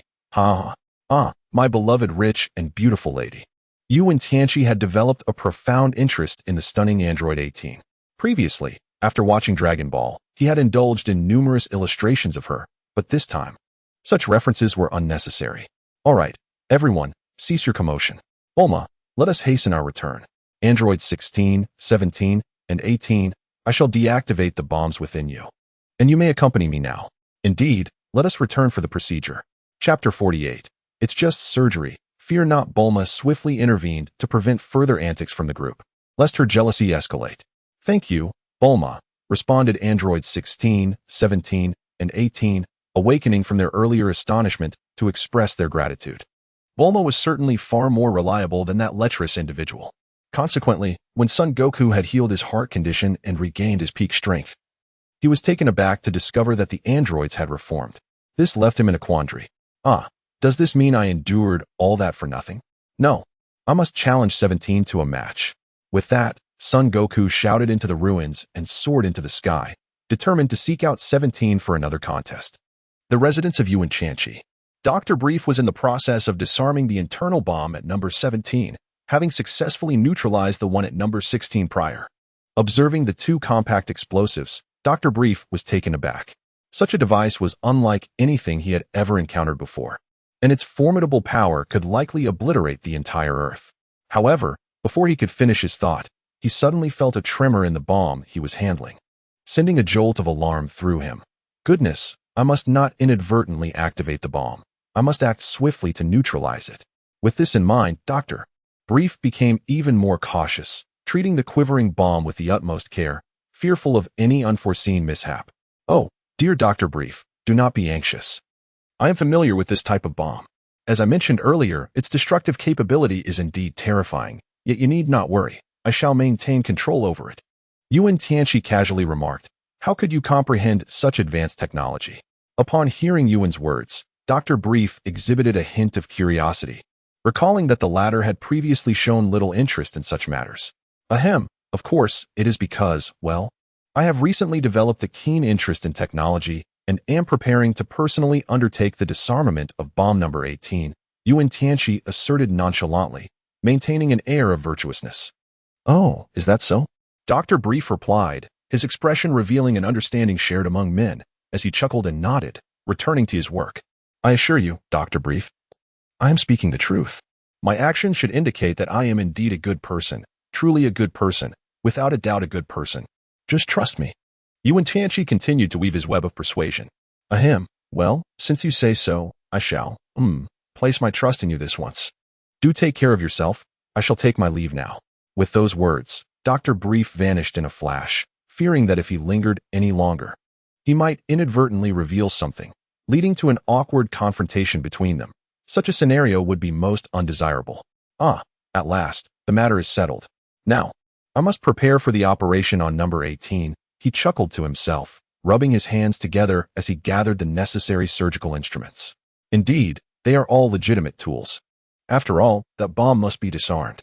In the laboratory, the android number 18 stood with her arms crossed, her expression devoid of emotion as she regarded Wen Tianqi. At this moment, he donned a white lab coat and spectacles, truly embodying the visage of a scientist. I have heard about the operation you arranged. They assured me there would be no issues. However, are you certain you wish to perform surgery to remove the bomb? Number 18 questioned, her skepticism evident. Yes, trust me. Number 18, I am a good person. Wen Tianqi chuckled and remarked, a good person? He claims to be a good person. Well, number 18 concedes that there might be a slight issue with this individual's mental state. However, that is a matter for another time. At least he has not resorted to killing the artificial beings. Yet, observing his current sly demeanor, one must question whether he is truly a good person. Gazing at Wen Tianqi's seemingly earnest smile, number 18 felt a distinct sense of unease, sensing ulterior motives and intentions lurking beneath the surface. Furthermore, these intentions were glaringly evident. Excuse me, Wen Tianqi, I wish to inquire about the procedure for surgically removing the bomb. What must I do? Number 18 asked. It is quite simple. He replied, all you need to do is lie on the operating table, and I shall personally extract the bomb. Wen Tianqi spoke with great seriousness. Is it truly that simple? The 18th felt a tinge of confusion, as it seemed rather too easy. Did it not? Indeed, just like that. Wen Tianqi inquired. Should I remove my clothing? The alluring face of number 18 asked with a hint of peculiarity. Certainly, this is the most fundamental surgical procedure. Upon reaching the changing room, you will need to disrobe for a physical examination. Wen Tianqi pointed towards the adjacent changing room, his expression grave and devoid of any frivolity. Number 18 felt somewhat bewildered, even a tad bashful. Was this truly an invitation for her to disrobe? The thought of being entirely unclothed while this scientist meticulously disarmed a bomb to save humanity filled her with a wave of embarrassment. Wen Tianqi, you must be doing this on purpose, right? Number 18 timidly inquired. Naturally, this is merely a standard procedure. I need to assess your physical condition. Wen Tianqi remarked. So, you won't do anything to me, will you? The voice of the 18th figure dwindled, becoming barely audible. Cough, cough, certainly not. This is merely a fundamental requirement of the procedure. I will conduct an examination of your body and then perform the necessary operation to dismantle the bomb that has the capacity to obliterate the entire planet, ensuring your safety, and that of the entire Earth as well. That's the essence of it. Wen Tianqi stroked his chin, sensing that he was almost swayed by the explanation. Oh, phew, that's a relief. I thought you might. The 18th figure exhaled, her small face slightly flushed. Rest assured, I am a scientist. This is my profession. You have nothing to fear. I will absolutely not harm you. Wen Tianqi once again reassured her, then turned his attention to the experimental apparatus. Quickly prepare, we shall commence shortly. After a moment's contemplation, number 18, blushing, made her way to the changing room. A few minutes later, she emerged clad in a loose-fitting white lab coat, drawing Wen Tianqi's unwavering gaze. The operation begins. As number 18 stepped into the operating room, Wen Tianqi murmured, then activated the switch, initiating his preparatory tasks. Number 18 felt a bit bewildered, for at that moment, the operating room contained only herself and Wen Tianqi. Then, with his command, she noticed her vision becoming somewhat hazy, and before she could fully comprehend the situation, her body had involuntarily reclined upon the operating table. What is happening? Chapter 49. The operation was exceptionally successful. You are all my wings. Number 18, in a state of mild panic, attempted to sit up. But her body remained immobile, leaving her to watch helplessly as Wen Tianqi began to dismantle the bomb. The subsequent scene rendered her cheeks a deep crimson. What are you doing? She exclaimed, her voice tinged with urgency as she sought to halt Wen Tianqi's actions. Wen Tianqi gently removed the delicate hand of the individual numbered 18, softly uttering, I shall perform the surgery for you. Number 18 gazed in a daze at Wen Tianqi's handsome visage, seemingly resigned to fate. You truly are a wicked one. The real surgery is only just beginning. In the operating room, the lights abruptly dimmed. The following day, Wen Tianqi opened the door to the operating room, emerging hand in hand with number 18.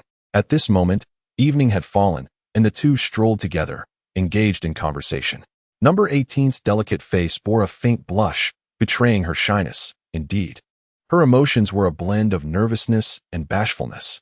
Subsequently, they arrived at the dining hall to indulge in a sumptuous feast. Thank you for your hospitality this morning. I truly enjoyed it, number 18 expressed to Wen Tianqi after their meal. I am glad you liked it. It's wonderful that you remembered to thank me even while dining. You are truly a delightful girl. With a sly smile, Wen Tianqi gazed upon the exquisite visage of No. 18 and could not help but exclaim, I am certainly no good girl. Number 18's complexion flushed even deeper, revealing a hint of shyness. You are my girlfriend, of course. You are my girlfriend. Have you forgotten? Wen Tianqi gazed upon the bashful visage of number 18, breaking into a hearty laugh before deliberately uttering those words. What? What did you say? Number 18 was momentarily taken aback by Wen Tianqi's statement, her complexion deepening in crimson hue, and with a voice trembling slightly, she inquired. I said, you are my girlfriend. I have proclaimed this to you numerous times. Have you truly forgotten? Wen Tianqi gazed at the bashful visage of number 18, continuing to chuckle as he said, Humph, you already have 3 wives? Number 18 looked at Wen Tianqi in disbelief. They, like you, are my wings. I am a man of great generosity. Wen Tianqi flashed a smile that he considered to be manly. Number 18, feeling flustered, pushed Wen Tianqi away, her cheeks flushing an even deeper shade of red before hastily departing. Wen Tianqi gazed at the departing figure of number 18, a sly smile creeping across his face as he tightly clenched his fists. Number 18, you shall not escape my grasp. Meanwhile, Bulma, Chi-Chi, and Launch sat together on the sofa in the living room, their arms crossed as they awaited Wen Tianqi's return. Wen Tianqi emerged, momentarily taken aback. Tianqi, why have you just come out now? Chi-Chi inquired with delight. I had to teach the 18th a lesson, thus I was a bit delayed. Wen Tianqi gazed at Bulma with a sly smile, then remarked, have you grown tired of us? With Android 18 by your side, have you forgotten all about us? Chi-Chi pouted, expressing her discontent as she replied, how could that be? You are my dearest. I could never forget you. Wen Tianqi gazed earnestly at Bulma and remarked, come now, don't speak so disingenuously. You must be yearning for the delights of Android 18, hence your forgetfulness regarding us. Bulma pouted, expressing her dissatisfaction. Hee, you've seen right through me. I truly am rather foolish. You big oaf. Both Chi-Chi and Bulma chimed in unison. All right, enough of your bickering. This evening, I shall prepare a delectable feast for you, and I've also procured a wondrous set of comics for us to enjoy together. Wen Tianqi gazed at the two girls, a smile gracing his lips. All right. As night fell within the confines of the bedroom, Bulma turned to Wen Tianqi and said, let us embark on a journey through the enchanting world of comics together. Wen Tianqi nodded slightly, and then remarked, what do you think? Isn't it captivating? Well, this comic is rather inappropriate, Chi-Chi replied with a playful pout. Is that so? Allow me to enlighten the three of you on its impropriety. Wen Tianqi said with a mischievous smile, flopping onto the bed. The night passed in silence. As dawn broke, the sun gradually ascended beyond the horizon, casting its warm rays into the room, illuminating the faces of Wen Tianqi and Bulma. Ah, Tianqi, it's time to rise. The sun is shining on our behinds. Bulma exclaimed while rubbing her eyes. Then, clutching the blanket, she addressed Wen Tianqi. This feels so delightful. Wen Tianqi stretched languidly before descending from his bed. You three are truly a disturbance to my peaceful slumber.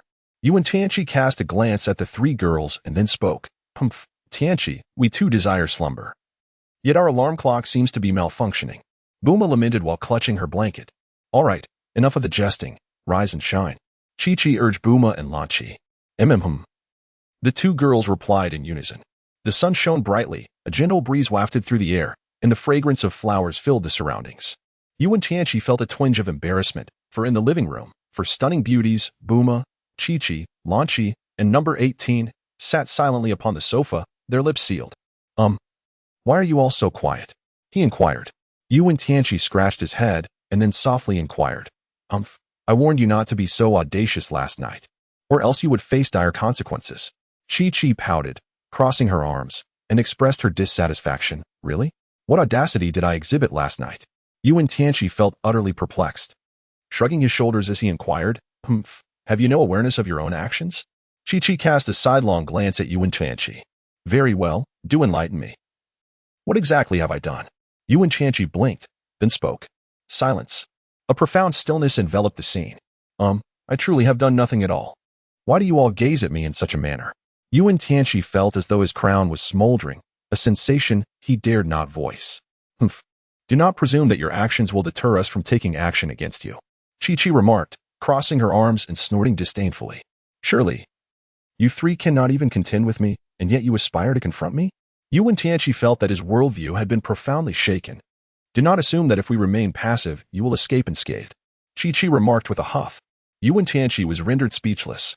Well, given that the three women were still in a fit of anger and jealousy, it was perhaps wise to refrain from interjecting. From now on, we are all one family. Let us cease this internal strife. Coexistence and harmony is our shared aspiration, Bulma stated, crossing her arms. Indeed, both Chi-Chi and Lanchi replied in unison. Chapter 50. In the living room, the four beautiful women gathered, traversing into the future. Number 18 hesitated momentarily before nodding in agreement. She sensed that these three women did not seem as fierce as she had initially perceived. Perhaps they were inclined to spare her after all. Esteemed ladies, are you truly considering letting me off the hook? Wen Tianqi inquired cautiously. Both Bulma and Launch replied simultaneously.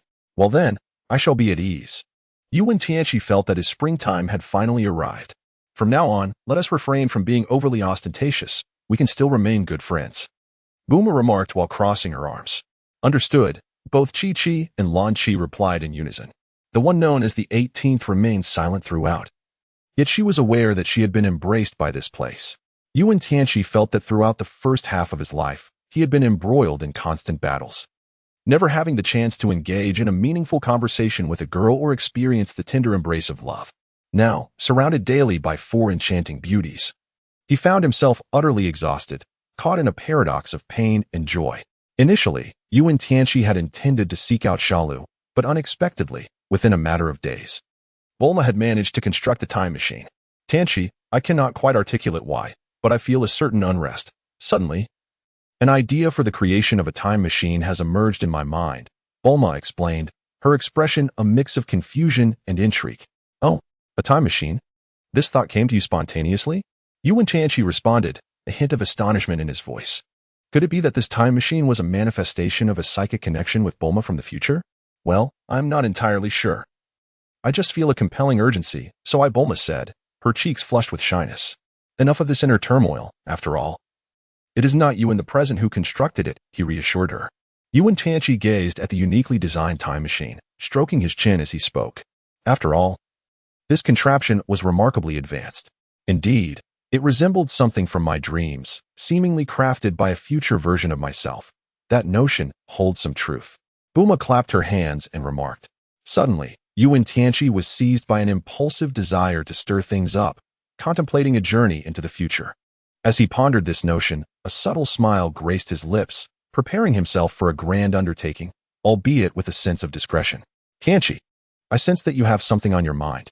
At that moment, Bulma grasped Wen Tianqi's hand and spoke. Upon regaining his composure, Wen Tianqi stroked his chin and remarked, I feel an urge to venture into the world of the future. The three women paused momentarily, then simultaneously turned their gazes toward Wen Tianqi, seemingly awaiting his elucidation. The future world, I wish to behold it. Wen Tianqi mused after a brief contemplation. I sense that your notion is quite intriguing.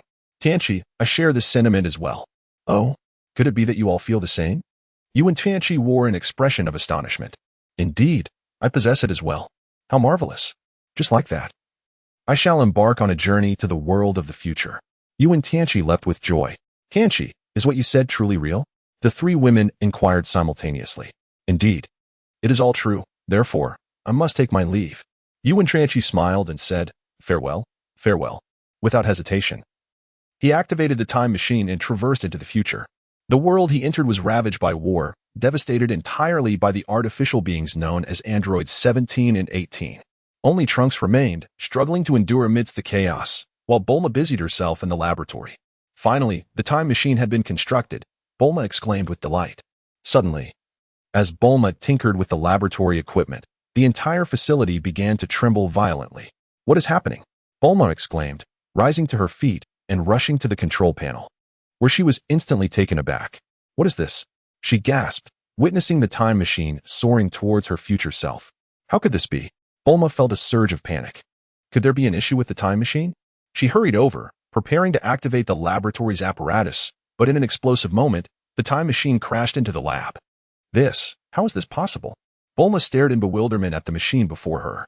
What is going on? Trunks echoed her concern, equally alarmed. I don't know. It seems some kind of reaction has occurred. Bulma picked up a device to inspect it, stating, boom. At that moment, the time machine collided with the laboratory wall, erupting in an explosion. Smoke filled the air, leaving both of them disoriented. What is happening? Trunks gasped, taking deep breaths. I have no idea. It just happened so suddenly. Bulma, too, was in a state of confusion. The laboratory continued to shake violently, leaving them both in a state of unease. What is going on?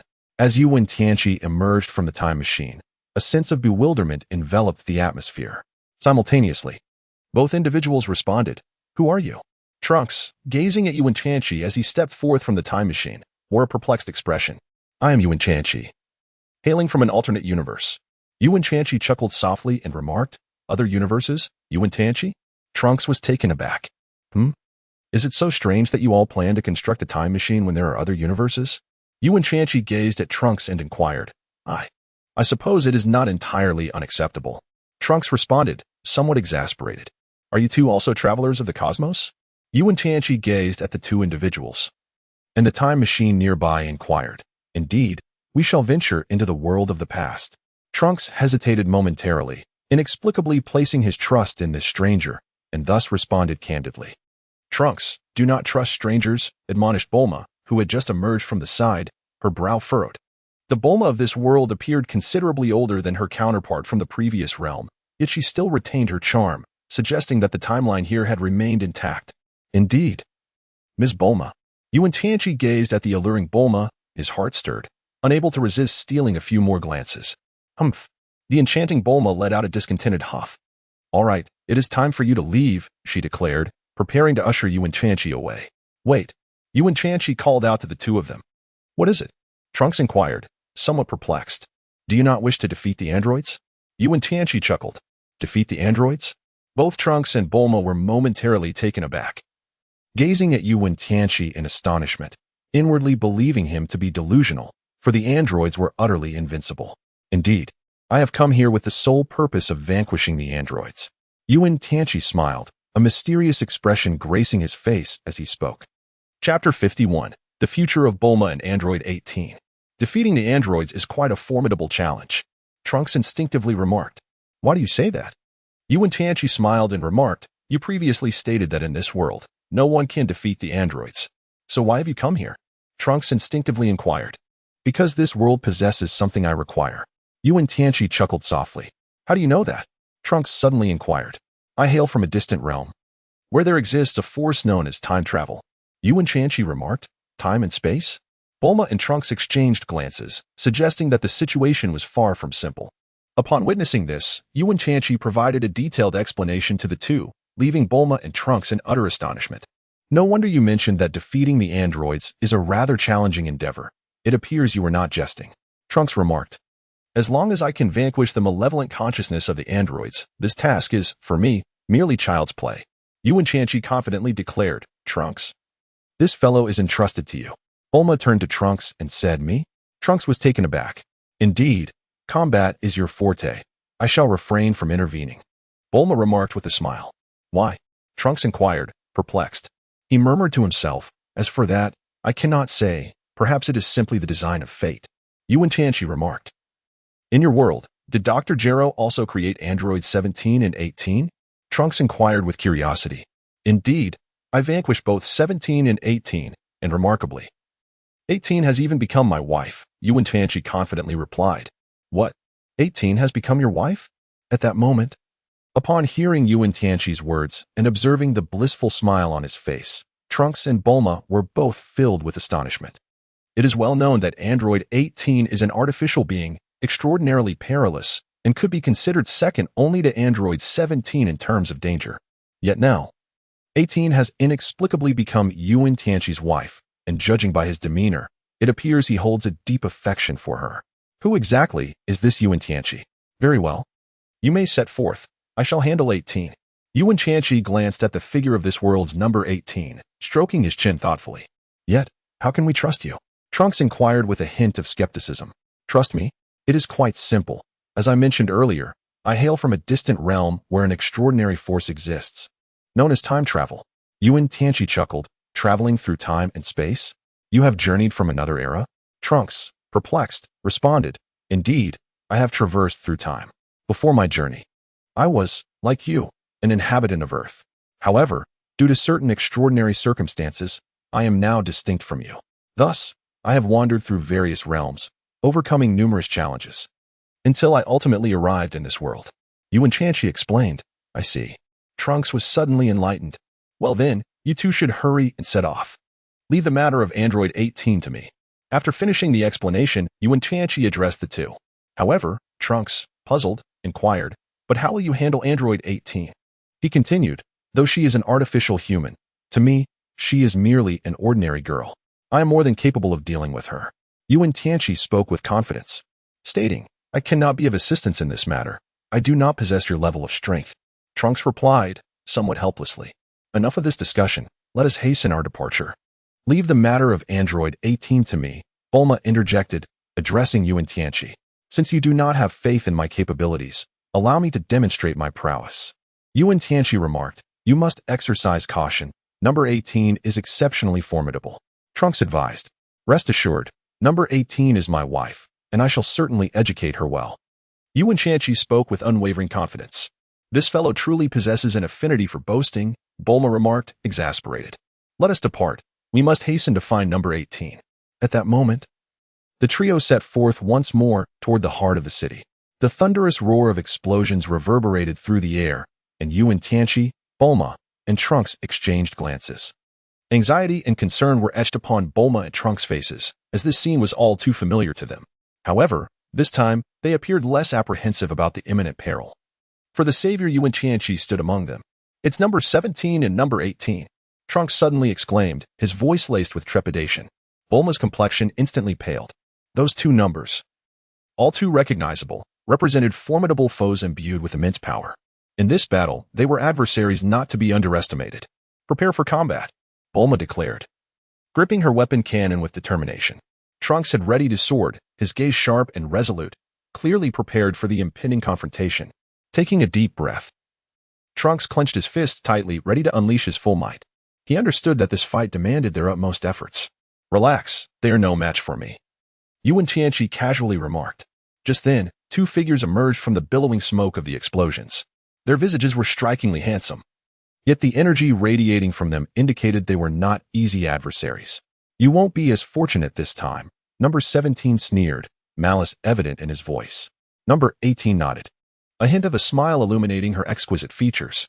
The two advanced step by step toward Wen Tianqi, Bulma, and Trunks, preparing to engage in a battle for their very lives.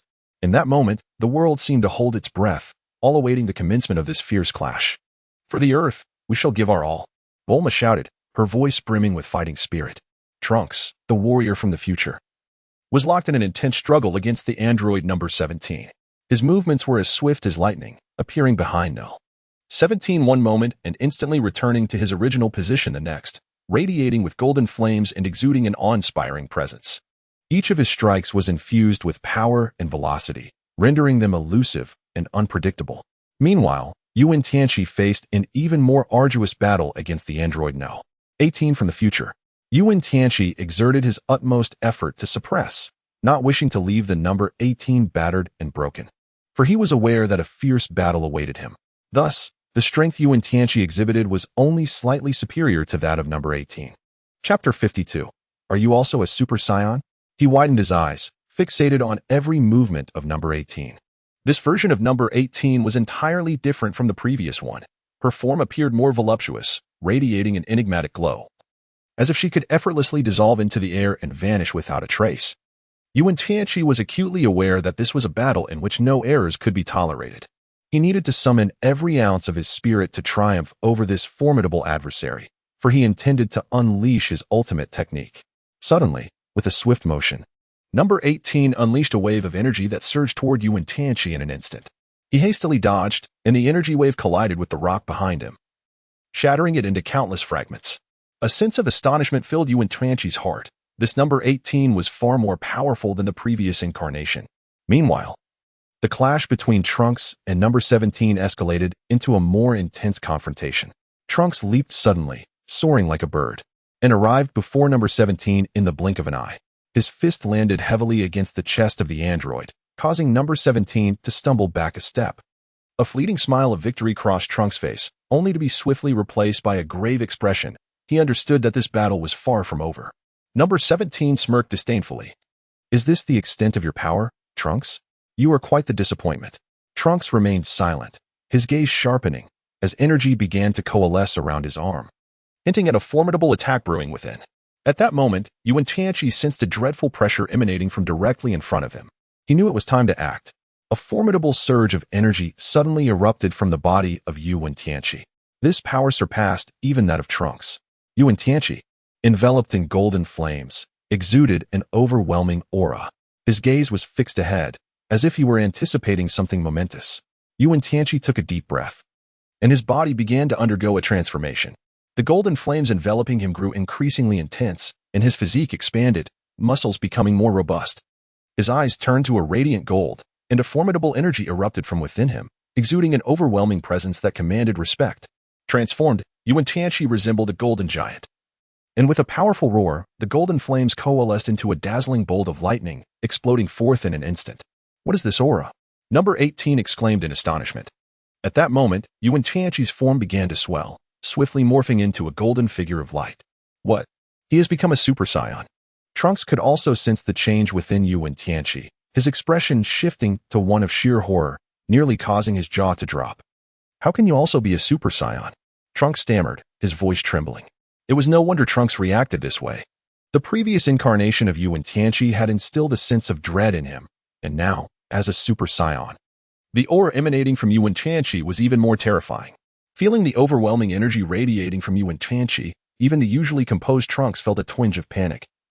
Realizing that he was no match for this newly transformed Super Saiyan, Wen Tianqi's Super Saiyan has ascended to an entirely different realm, one far beyond that of Trunks. As expected, your power remains formidable, which is truly vexing. Number 17 was also taken aback by Wen Tianqi's transformation, his face momentarily displaying surprise before being swiftly replaced by a dismissive smirk. He held unwavering confidence in his own strength, doubting that Wen Tianqi, now transformed, could stand as his adversary. However, just as a fleeting smile graced his lips, it froze abruptly. He beheld the golden flames dancing around Wen Tianqi, swirling like magnificent golden dragons. This is bad. This fellow's power surpasses his display by leaps and bounds. His Super Saiyan form eclipses that of Trunks by a considerable margin. Witnessing this, even the typically composed number 18 felt a twinge of panic. She understood that if Wen Tianqi was indeed as formidable as they had surmised, victory would be impossible. Terrified, number 18 contemplated fleeing, yet found herself paralyzed, sensing the chilling aura of death. In that very moment, Wen Tianqi erupted forth, striking with the swiftness of a lightning bolt, his fist crashing into number 17's chest. Number 17 was sent hurtling away, his body tracing a graceful arc through the air before crashing violently to the ground. Number 18 watched in horror, desiring to flee but immobilized by the oppressive aura of impending doom. In an instant, Wen Tianqi stood before him, delivering a devastating blow to number 17's chest. Bang! Number 17 coughed blood uncontrollably, his body mangled, flesh and blood scattering. He convulsed a few times before falling silent. Worthless, Wen Tianqi scoffed.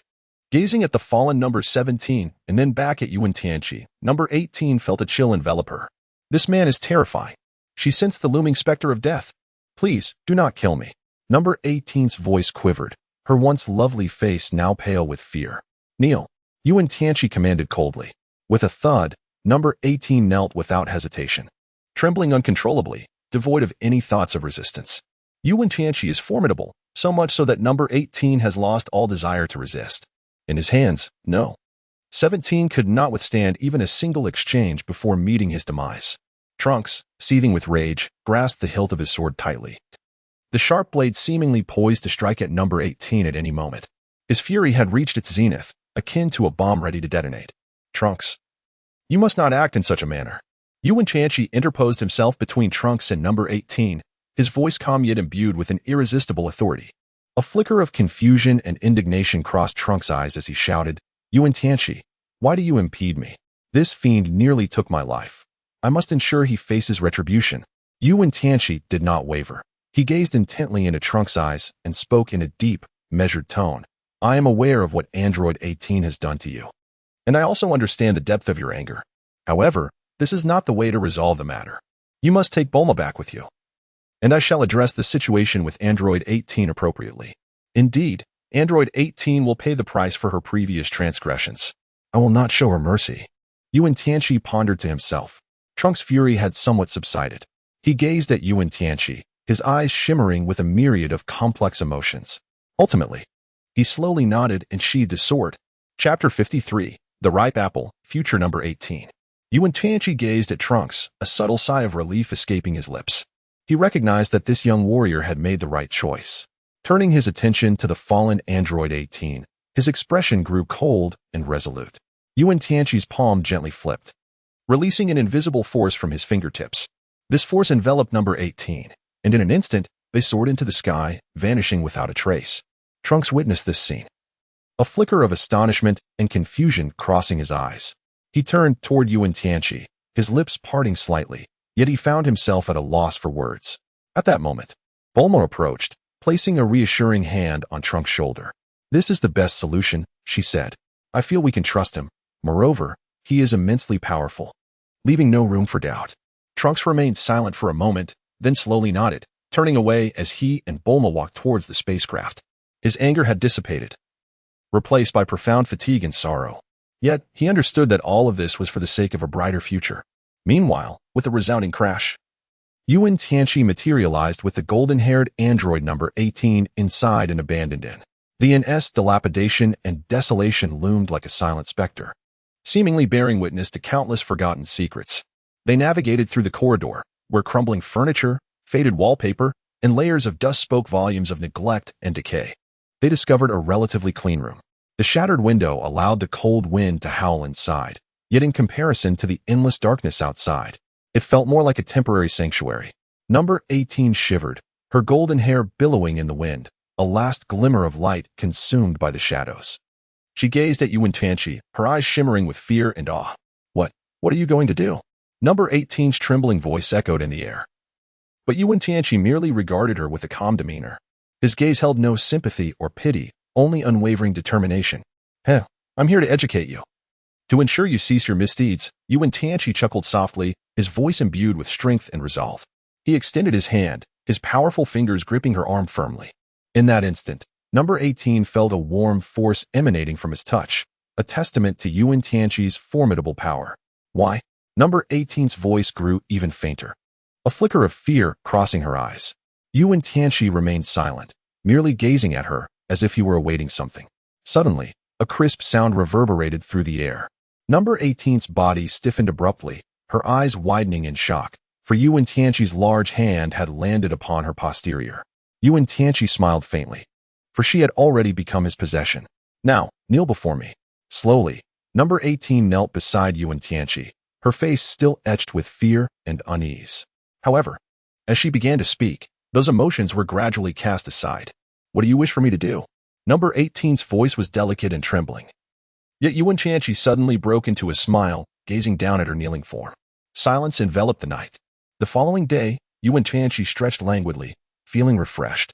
Beside him, Number 18's face bore traces of tears, and witnessing her expression stirred a profound sadness within him. Yet, Wen Tianqi was not one to offer gentle comfort. He understood that what he needed at this moment was an outlet, a release. As for the thoughts swirling in Number 18's mind, she was no longer the Number 18 of the previous world. Who would care? Her expression was somewhat dazed. This future world's Number 18 would not be treated kindly by Wen Tianqi. Wen Tianqi cast a glance at Number 18, his expression rife with evident disdain and contempt. He shook his head and, with a tone that resonated with both resignation and mockery, remarked, "Is this truly all you are capable of? The future worlds know. 18 is nothing extraordinary." Stung by his words, Number 18 instantly regained her composure, wiping away the traces of tears on her face, a flicker of determination igniting in her eyes. Taking a deep breath, she spoke with a palpable sense of challenge. "Do not be so quick to draw conclusions, Wen Tianqi. As long as you do not kill me, there will come a day when I shall bring your end." Wen Tianqi chuckled nonchalantly. "Do you have any other tricks up your sleeve?" The mocking smile on Wen Tianqi's face remained unabated, although Number 18 said nothing. Her slightly trembling form betrayed her palpable fear. Utterly defenseless." Wen Tianqi scoffed derisively, his gaze imbued with palpable disdain. Number 18 bit her lip, her body trembling involuntarily. Yet, it was this very tremor that sparked a flicker of excitement in Wen Tianqi's eyes. Wen Tianqi suddenly let out a low growl, his body vanishing from its original position and reappearing beside Number 18. He seized her by the neck, lifting her from the bed, and forcefully pressed her down, thrusting her sideways with tremendous force. Yet, despite the exhilaration coursing beneath him, Number 18 stubbornly displayed a disdainful smile. A faint smile suddenly graced the countenance of Wen Tianqi, yet his next action rendered the disdain on the face of the Number 18 rigid. He lifted the corners of his mouth slightly, placing his left hand upon her shoulder while his right grasped her right hand, where a subtle current of electricity danced within his palm.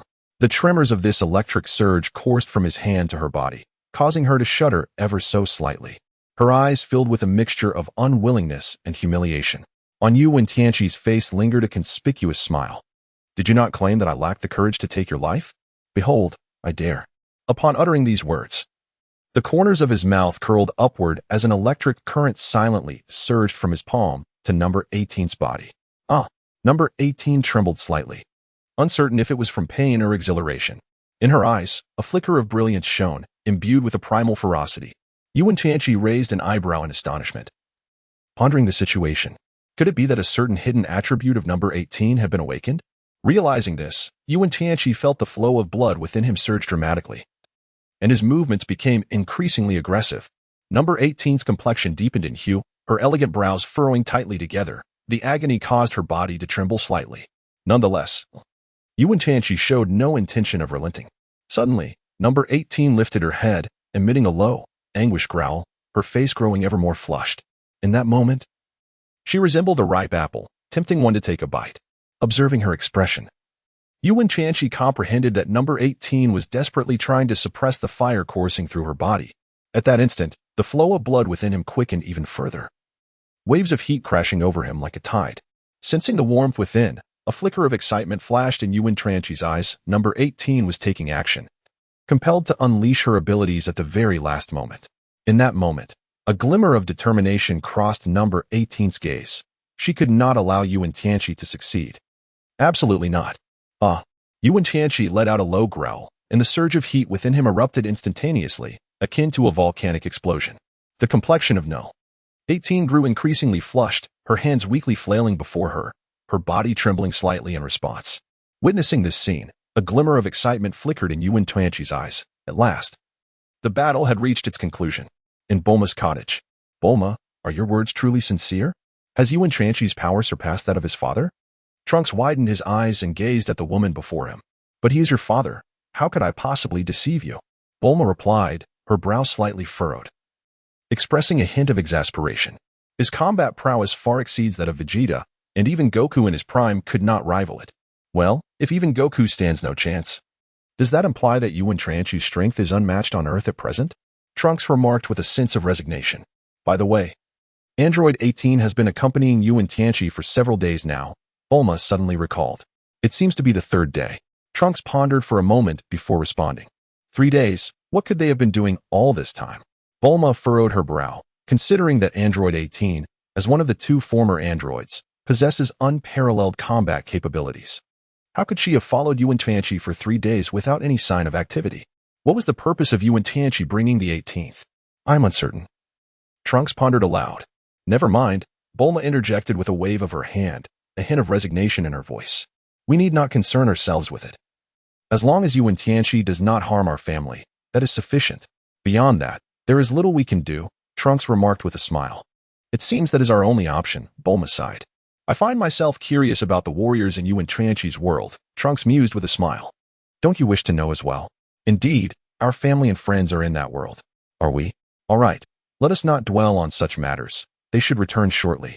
And then we shall be reunited, Bulma said, glancing at Trunks with a gentle smile. I am quite looking forward to it, Trunks replied, gazing at his mother with a smile. In the room where Wen Tianqi resided, he was impeccably dressed, while number 18's face was flushed crimson. Yet she feigned an air of resoluteness. Very well, let us seek out Bulma and Trunks, Wen Tianqi stated coolly, disregarding number 18's reaction as he strode purposefully towards the door. Humph. Number 18 let out a discontented huff. She was acutely aware of Wen Tianqi's intentions regarding Bulma, clearly recognizing him as a notorious lecher. However, intimidated by Wen Tianqi's formidable presence, she dared not voice her dissent and hurriedly followed in his wake. Over an hour later, Wen Tianqi and number 18 finally arrived at Bulma's cottage. Bulma, are you home? Wen Tianqi gazed at the tightly shut cottage and softly uttered a word, come. As the sound resonated, Bulma opened the door to the dwelling and stepped outside. Bulma. Haha, it has been several days since we last met. Wen Tianqi gazed at Bulma and, with a mischievous grin, inquired. It has been several days since we last met. What brings you, an Android 18 here? Bulma regarded Wen Tianqi with a cool demeanor and responded. This world's Android 18 has slain Vegeta, so naturally, I harbor no fondness for her. I have come to seek you out, Bulma. Surely, you must be aware of my purpose here. I intend to instruct you in the art of combat. Your fighting prowess is indeed remarkable. Together, we can train and grow stronger, Wen Tianqi proclaimed earnestly. Combat? Training? Bulma's expression was one of perplexity. Indeed. As for Android 18, I have resolved to keep her close, subjecting her to daily trials, compelling her to atone for her past misdeeds. She must not be allowed to continue down her path of degradation.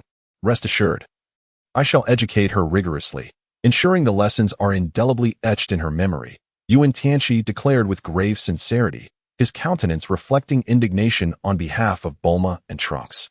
Upon hearing this, Android 18 felt her cheeks flush, recalling Wen Tianqi's brashness and his myriad of eccentric postures, and she averted her gaze. Is that so? Bulma fell into a contemplative silence before softly suggesting, let us not linger on such matters here. Let us retreat indoors to discuss further.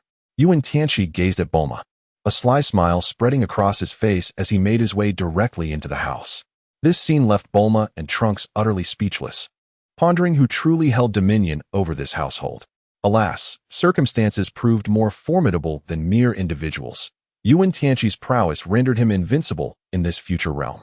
How could they possibly resist? To preserve their very lives, Bulma and Trunks had no choice but to follow suit. Wen Tianqi, accompanied by Android 18, skillfully deceived Trunks, leading him in circles. Being merely a youth with scant experience, Trunks was overly naive.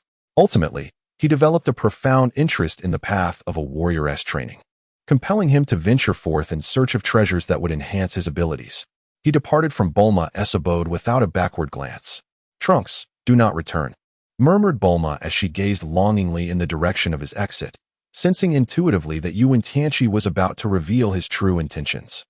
The latter could not possibly be the paragon of virtue he pretended to be. Meanwhile, 18 was assigned by Wen Tianqi to a nearby gravity chamber for intensive training. As a human-based android, she possessed the ability to augment her combat prowess through rigorous practice. Despite having been bullied by Wen Tianqi for several days, 18 remained undeterred. She was resolute in her determination to train fervently and ultimately vanquish him, reclaiming the dignity that he had once stripped from her. Chapter 55, A Long-Awaited Blessing. Bulma radiates brilliance in the room. Only Bulma and Wen Tianqi remained, exchanging glances filled with intensity. After a brief silence, Bulma broke the tension. What is your true objective, Wen Tianqi? Her voice brimmed with skepticism. In response, Wen Tianqi smiled and replied, what ulterior motive could I possibly have? I am here solely for the sake of justice, to eradicate evil. Such words, Bulma mused, would likely elicit disbelief from Trunks himself, let alone from her, who was considerably his senior. She shook her head in disbelief. What if I told you that I arrived in this world for you? Wen Tianqi professed earnestly. Noticing Bulma's lack of reaction, I am merely expressing my genuine feelings. If you do not believe me, I assure you, I harbor no inappropriate intentions towards you. Wen Tianqi spoke with utmost seriousness.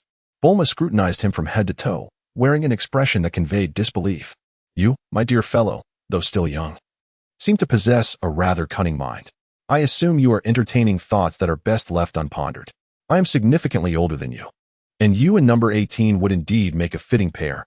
I have aged considerably. Bulma shook her head. I cannot possibly believe your words. If you genuinely sought a woman, it would be more fitting for you to pursue someone of number 18's youth. Why would you choose me instead? Not only am I older, but I also have a child and a history of marriage. Or do you perhaps have ulterior motives? Bulma's expression was one of skepticism. Wen Tianqi narrowed his eyes, a wicked smile playing on his lips as he gazed at Bulma. In my world, Bulma, you are my woman. Upon hearing this, Bulma rose in astonishment and exclaimed, what? Am I not with Vegeta? Or have you killed him and the others? What are your intentions? A chilling thought crossed Bulma's mind. Given Wen Tianqi's formidable strength, surpassing even that of androids 17 and 18, it was not beyond the realm of possibility that he could have annihilated Vegeta, Goku, and the rest. Nothing much, he replied nonchalantly. I simply wonder if your old bones can withstand my whims. Wen Tianqi gazed at Bulma with a mischievous grin and declared.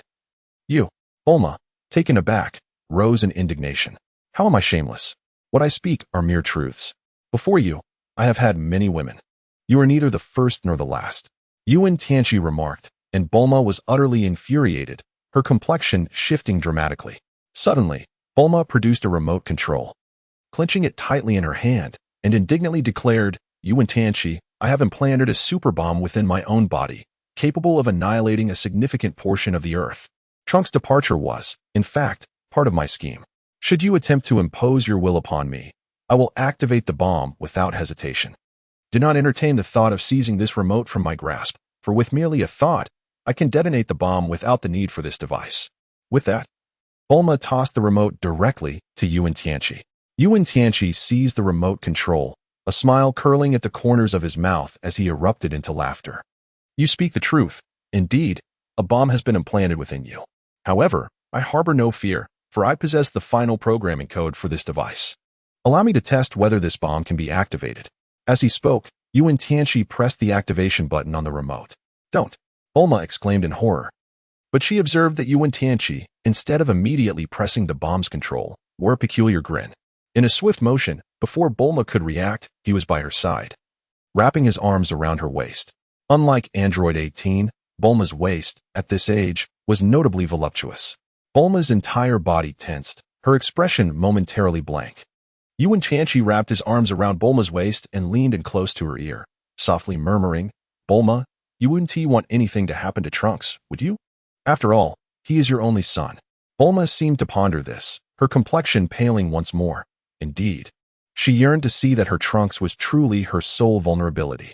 With this thought weighing heavily on her, Bulma could no longer contain herself.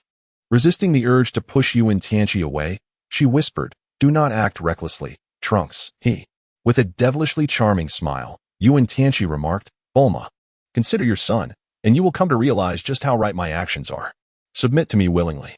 Bulma's face paled once more, and she trembled uncontrollably. She attempted to shake off Wen Tianqi, but to her dismay, she discovered that her body was beyond her control. What is happening? What on earth is going on?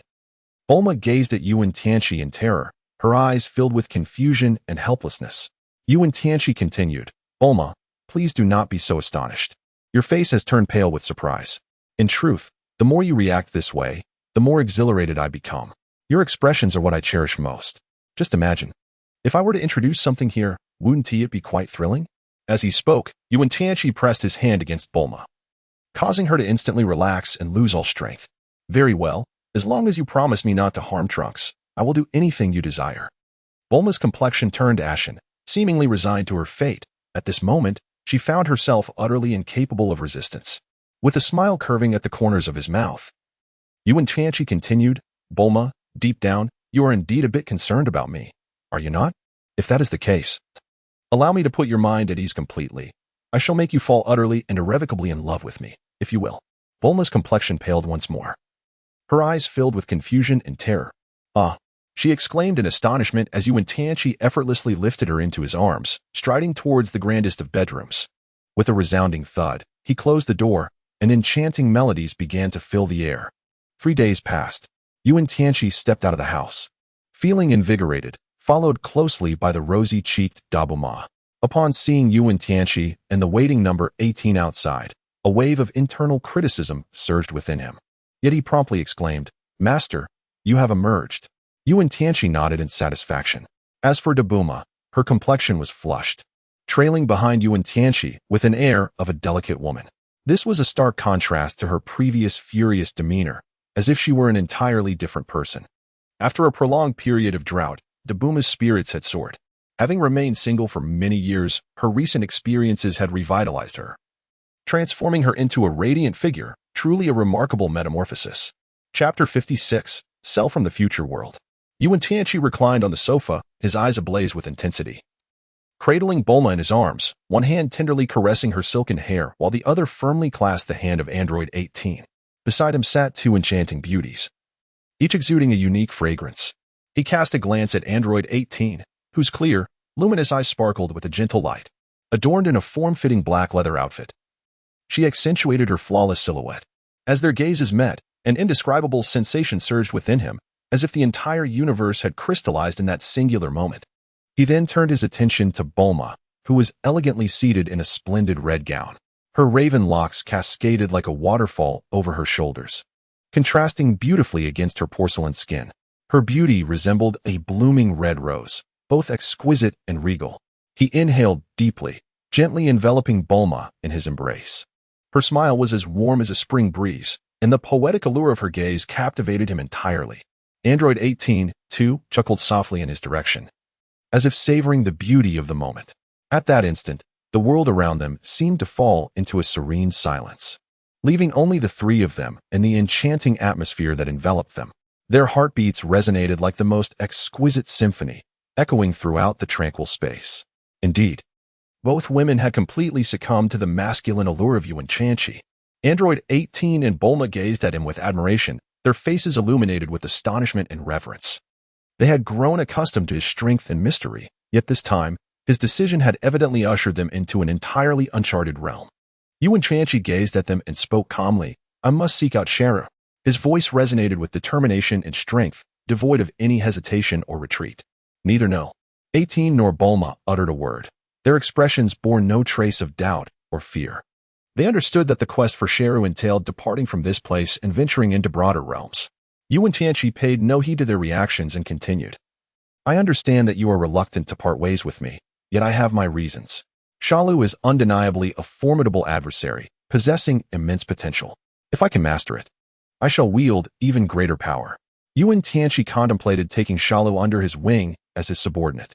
A hint of confidence and superiority laced his voice, compelling others to believe in his unwavering resolve.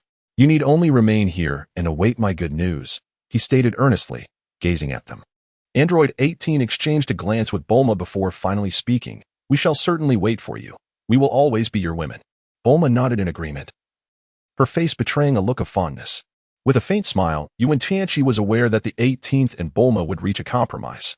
Indeed, just after he uttered these words, both nodded in agreement, their faces betraying a look of fondness. Wen Tianqi gently patted the heads of the two individuals, a contented smile gracing his face. He cast another glance at them, his smile broadening, and finally said, "Wait here for me. I shall return swiftly." Rising to his feet, his face illuminated by a radiant smile, he embraced Bulma and Android 18 before turning to enter the opulent master bedroom. The three became a gathering. Android 18 and Bulma exchanged a knowing glance, their faces alight with joy. They understood that tonight was a magical evening, brimming with passion. After ensuring the two women were settled, Wen Tianqi prepared to venture out in search of Shenron. Since the 18th and Bulma were willing to wait for him, he felt no obligation to disappoint their goodwill. Although tonight was destined to betray their hopes, he would not regret this choice. After the silhouette of Wen Tianqi vanished from the room, the two women tenderly caressed each other's delicate forms, their eyes reflecting a deep affection for one another. Wen Tianqi soared into the sky, rising abruptly and vanishing into the night within an instant.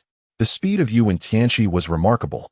His figure resembled a shooting star, streaking across the sky, seemingly on the verge of vanishing into the horizon. His purpose was unmistakable. He sought to find Cell. Along his path, he left behind fleeting shadows, as if perpetually in pursuit of something elusive. In the midst of a dense jungle, a figure moved swiftly, employing an unconventional agility that seemed to leverage the trees to conceal his presence. His target lay not far ahead, within a cave. The cave was easily identifiable, situated at the heart of a thicket. Yet, despite its seclusion, few were aware of its existence, underscoring its obscurity. It was a bizarre humanoid creature, adorned with various black spots and a large tail, which resembled a trumpet flower, featuring an inexplicable orifice. This was the first form of Cell. What manner of being was this, possessing such formidable power that even androids 17 and 18 had been absent for an extended period? Had they been vanquished by him? How was Cell to transform into his perfect form? A sense of dread overwhelmed Cell as he fled in panic, but the presence behind him clung relentlessly, refusing to be shaken off. Just then, as Cell darted past a large tree, Wen Tianqi descended with a thunderous crash, stirring up a cloud of dust. Startled, Cell turned to see Wen Tianqi, suspended in midair. "Who are you?" Cell stammered in terror. He had not anticipated that someone could approach him so silently in such a place. It was truly frightening. The strength of this adversary was nothing short of terrifying. "Hey, remember my name, Wen Tianqi. From now on, you'll follow me," he declared with a mischievous grin. Cell's expression shifted subtly as he regarded the formidable Wen Tianqi, a strong sense of crisis swelling within him. He was acutely aware that his power paled in comparison to that of his opponent. His only chance for survival lay in seizing an opportunity to escape. A faint smirk crossed Cell's face as he retorted, "Wen Tianqi, don't you think you are speaking too much nonsense? Do you believe this will intimidate me? Let me assure you, I, Cell, fear you not." Wen Tianqi cast a cold gaze upon Shenron, remaining silent. His eyes exuded an air of formidable confidence and authority, as if he had already discerned Sharu's intentions. A sense of dread washed over Sharu. He felt as though his body had succumbed to paralysis, ensnared by the intensity of Yuan's stare. Desperately, he struggled to break free from the invisible shackles, yet Yuan offered him no respite. In an instant, he launched his assault, closing the distance between them with a swift stride. In the midst of Sharu's terrified gaze, Yuan delivered a powerful punch to his chest. Chapter 57. The Emergence of Perfect Sharu. To Sharis with a piercing scream, Sharu felt as though he had been struck by a truck, his body soaring through the air in a parabolic arc before crashing violently to the ground. The sensation coursing through him was not merely one of pain, but an overwhelming tide of fear and despair. Wen Tianqi slowly approached Sharu, casting a downward glance at the adversary who had once instilled fear within him. His heart was devoid of any compassion, instead brimming with a murderous intent. Under the gaze of Sharu's terrified eyes, Wen Tianqi raised his fist high. A cruel glimmer sparkled within his eyes, akin to a beast poised to pounce upon its prey. Sharu understood in his heart that escape was no longer an option. He struggled with all his might, attempting to rise. Yet the pain coursing through his body and the overwhelming sense of helplessness rendered him unable to do more than lie there, helplessly observing Wen Tianqi. Wen Tianqi's fist traced an arc through the air before crashing heavily against Sharu's face. Sharu let out a piercing scream, his body convulsing as blood trickled from the corner of his mouth. Wen Tianqi cast a cold gaze upon Sharu and spoke with a hint of indifference. Sharu, I shall grant you another opportunity. Should you choose to submit to me, I will spare you. Submit to you? A look of disdain crossed Sharu's face as he retorted. I will never bow to someone as worthless as you. A glimmer of cold light flickered in Wen Tianqi's eyes as he coldly remarked, since you are unwilling, I shall conquer you with my fists. With that, he charged forward once more, aiming a powerful strike at Shalu's head. Filled with reluctance, Shalu cried out, I am willing to submit. I am willing to submit. Immediately, a peculiar wave erupted from Shalu's body, gradually manifesting a cerulean light curtain before Wen Tianqi. Upon witnessing this phenomenon, Wen Tianqi's eyes widened in astonishment as he exclaimed, What is this? Shalu's form trembled slightly before slowly dissipating into the air, leaving behind a ground strewn with craters. Wen Tianqi raised an eyebrow, gazing at the spot where Sharu had vanished. He had not anticipated the arrival of another individual at this moment, and to his astonishment, this person was. At that instant, a voice resonated in Wen Tianqi's ear. Who are you? How dare you injure my contractual partner? I shall kill you. The voice was nearly indistinguishable from that of Sharu. Upon hearing it, a flicker of gravity appeared in Wen Tianqi's eyes. He refrained from responding and swiftly turned to face the source of the sound. Simultaneously, an unexpected figure materialized beside Sharu. The two individuals appeared almost simultaneously, causing a slight tremor in Wen Tianqi. No way, he exclaimed in disbelief. What on earth? The complete form of Sharu has emerged. Who are you? How dare you harm my companion? I shall kill you. The speaker was none other than the complete form of Sharu, emanating an aura as profound as the abyss. Overwhelmingly powerful. As for the ordinary Sharu he had encountered earlier, he stood beside the complete form. The moment Wen Tianqi beheld these two figures, comprehension dawned upon him. No wonder Sharu had made such a declaration. These two individuals were indeed of a remarkable nature. Wen Tianqi suddenly realized. But how could the two of them be together? It was inconceivable. How could a complete cell exist in this world? As this thought crossed his mind, a hint of perplexity crossed Wen Tianqi's eyes. The complete cell unexpectedly turned to Wen Tianqi. You actually know about my complete form? With arms crossed and a light smile, the complete cell gazed at Wen Tianqi, appearing quite at ease. I see now. You must have come from the future. Wen Tianqi exclaimed, pointing at the complete cell in astonishment. The expression of the complete cell instantly shifted, as if he had recalled something significant. However, he could not be certain at that moment, so he merely nodded gently. You possess quite a wealth of knowledge. I have only just arrived, and I've already discovered that the 17th in this world has been eliminated by you. I was about to seek you out when I encountered another cell. And then you followed me. Ha. Upon learning the identity of the complete cell, Wen Tianqi felt an unexpected sense of reassurance. As long as he was not from the future, there would be no threat posed to him. With this in mind, Wen Tianqi remarked, It is quite remarkable that you both appeared at this moment. It seems you two truly share a remarkable synergy. In that case, let me subdue both of you. Wen Tianqi let out a thunderous shout, his entire being engulfed in a radiant golden aura. The fully realized Cell's expression shifted dramatically as he cried out and charged forward. The fierce battle between Wen Tianqi and the perfect form of Cell unfolded like a tempestuous storm in the realm of heaven and earth. Their figures intertwined, akin to lightning cleaving through the darkened sky, leaving a profound impact on the soul. Their fists collided with the ferocity of a torrential downpour, each strike seemingly rending the very fabric of space. The resounding booms echoed like colossal drums, causing the entire world to tremble in response. Wen Tianqi donned a cerulean robe, his physique as agile as a dragon, each punch he delivered resonating with the essence of a dragoness roar, imbued with a formidable aura. In stark contrast, the fully realized Cell resembled an imposing mountain, moving with a sluggish grace yet exuding boundless strength. His skin appeared weathered, as if time had eroded it into an unyielding stone. Fade. In close combat, Wen Tianqi remained undaunted, his eyes gleaming with a radiant light, suggesting an inexhaustible power within. His movements were both swift and ferocious, each strike akin to a thunderous blow. Meanwhile, the fully realized Cell exhibited unwavering resolve, his eyes resembling two cold moons, serene yet brimming with latent force. His hands were like twin hammers, and with each swing, one could sense the ominous breath of death. The shockwaves radiated outward, akin to a ferocious flood, distorting and tearing apart the surrounding landscape. Ordinary Cell trembled beneath the aftershocks of such might, too intimidated to approach. The entire battlefield transformed into a tempestuous sea, surging with tumultuous waves and unrestrained ferocity. This confrontation was not merely a contest of strength, but also a fierce trial of wills. The confrontation between Wen Tianqi and the fully evolved Cell resembled a spear of destiny, piercing through the fabric of time and space, leaving the ordinary Cell profoundly shaken. Gazing at the epic battle from a distance, the ordinary Cell felt a deep envy stirred within him by the formidable strength of the two combatants. With longing eyes, he watched them, his heart ablaze with jealousy, whispering to himself, "I too shall transform into my complete form. I must grow stronger." His body trembled with fierce determination, each cell pulsating with a wild yearning.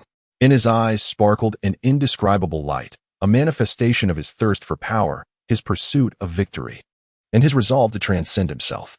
Chapter 58. Wen Tianqi transforms into Super Saiyan 2. Cell looked upon himself, a being yet to achieve full evolution, every cell clamoring to become mightier. He lifted his gaze once more to the two combatants engaged in battle, fully evolved Cell and Wen Tianqi.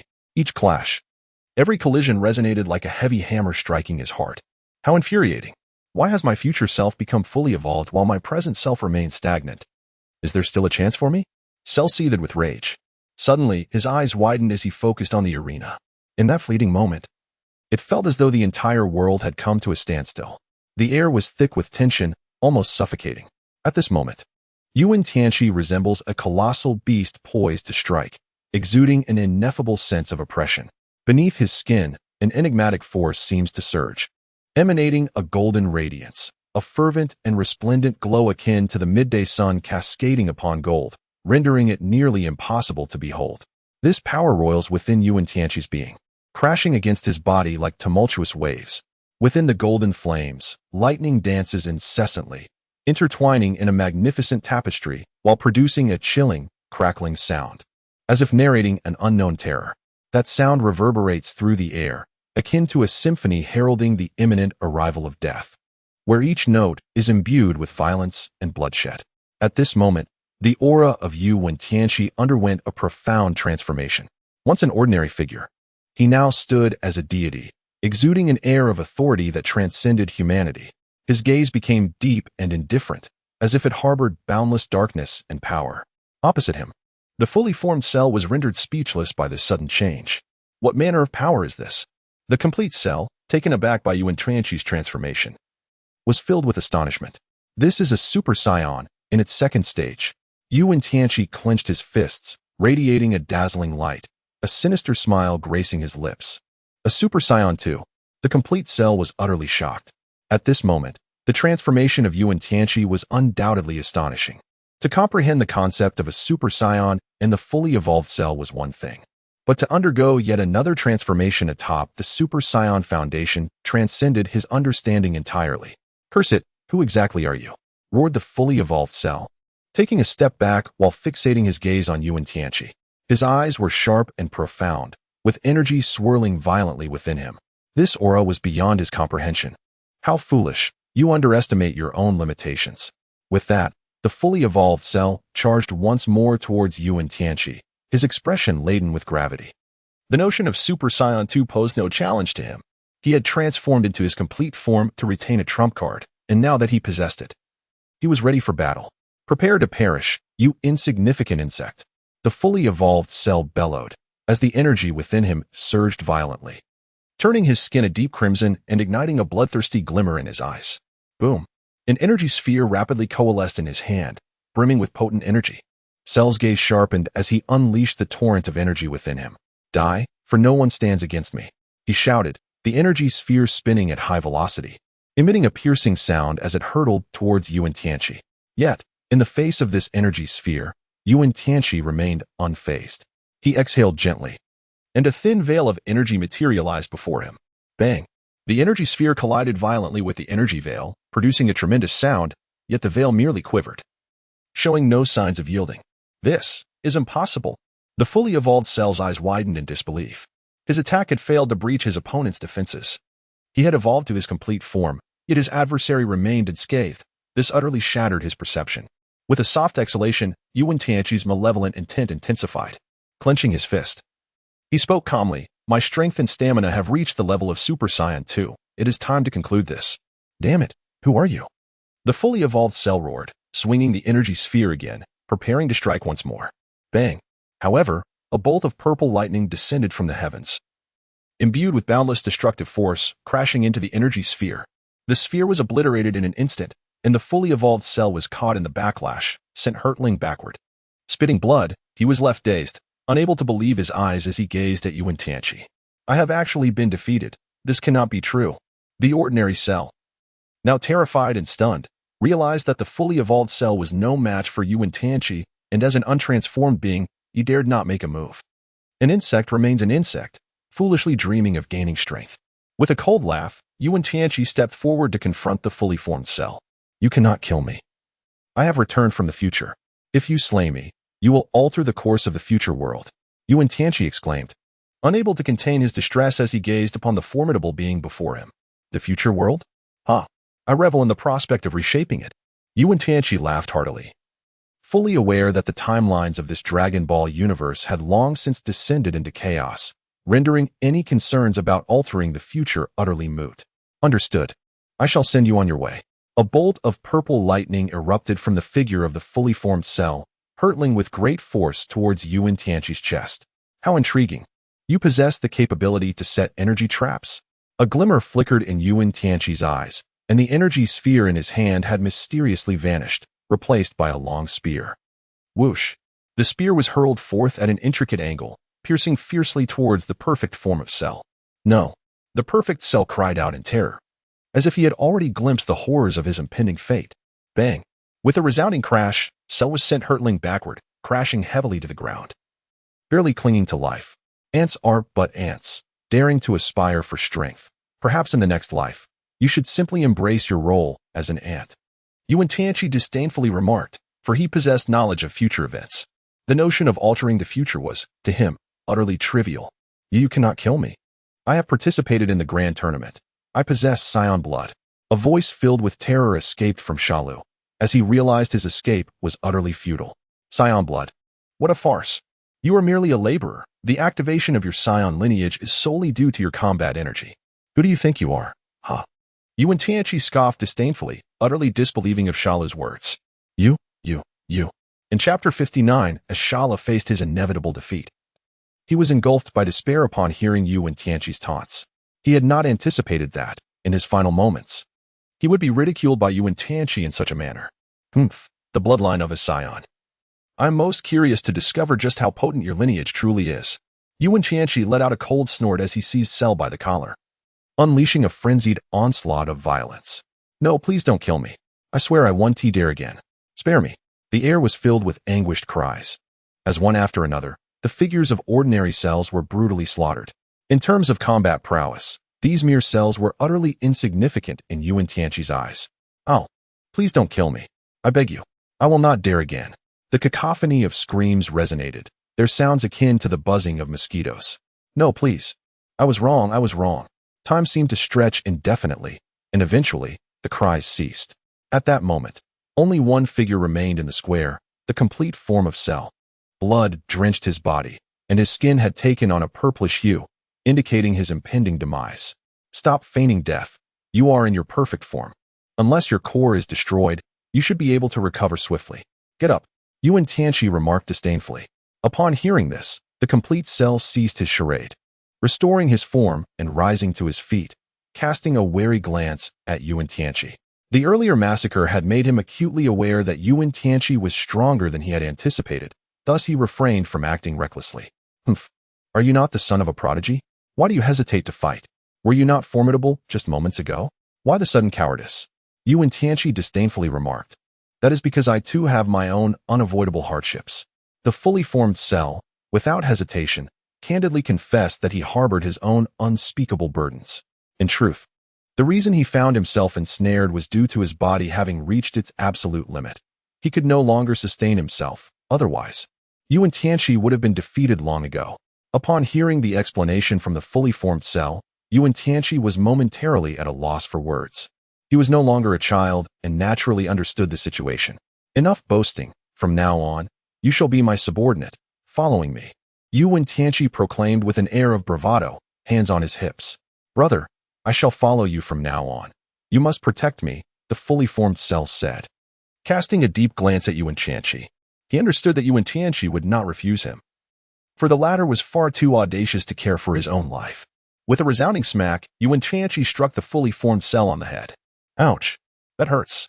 The fully formed Cell exclaimed, his eyes brimming with tears as he crouched down. Oh, so you do feel pain. Let me tell you. That slap was delivered with 70% of my strength. Just think about it. You're such a massive figure, and with a single slap, I could easily end you. Now, reflect on how utterly useless you are. Wen Tianqi cast a disdainful glance at Cell. The perfect form of Cell, feeling aggrieved, lamented, Brother, you are my elder brother. I was wrong. Please, don't strike me. I promise I won't dare to do it again. The ordinary Cell, watching from the side, was left in utter disbelief. What was happening? The perfect version of himself, standing before Wen Tianqi, possessed not even a shred of resistance? What hope remained for the future? Was he destined to forever dwell in the shadow of Wen Tianqi? No, he must become stronger. He must attain greatness. Otherwise, he would be bullied by prodigies like Wen Tianqi, a fate he could not bear. Humph, you still wish for a next time? It seems you have a death wish. Behave yourself. With that, Wen Tianqi lifted his foot and kicked the perfect Cell squarely on the rear. Ah, brother, I truly repent. Please. The two Cells knelt on the ground, their voices trembling as they pleaded, have mercy on us. We shall never dare again. Wen Tianqi cast a fleeting glance at them, harboring no semblance of pity for these two who had once sought his life. However, he found himself inclined to utilize their strength, as they were indeed formidable entities. Rise, he stated with a nonchalant air. From this day forth, you shall accompany me as my subordinates. The two Serialists could scarcely believe their ears. Yet they sensed that Wen Tianqi was not jesting. Hastily, they stood, their expressions transformed into one of utmost respect as they regarded him. They understood that they were now bound to follow this human, and they must tread with caution, for their lives hung precariously in the balance. Wen Tianqi made his way towards Bulma's cottage, closely followed by two Cell juniors.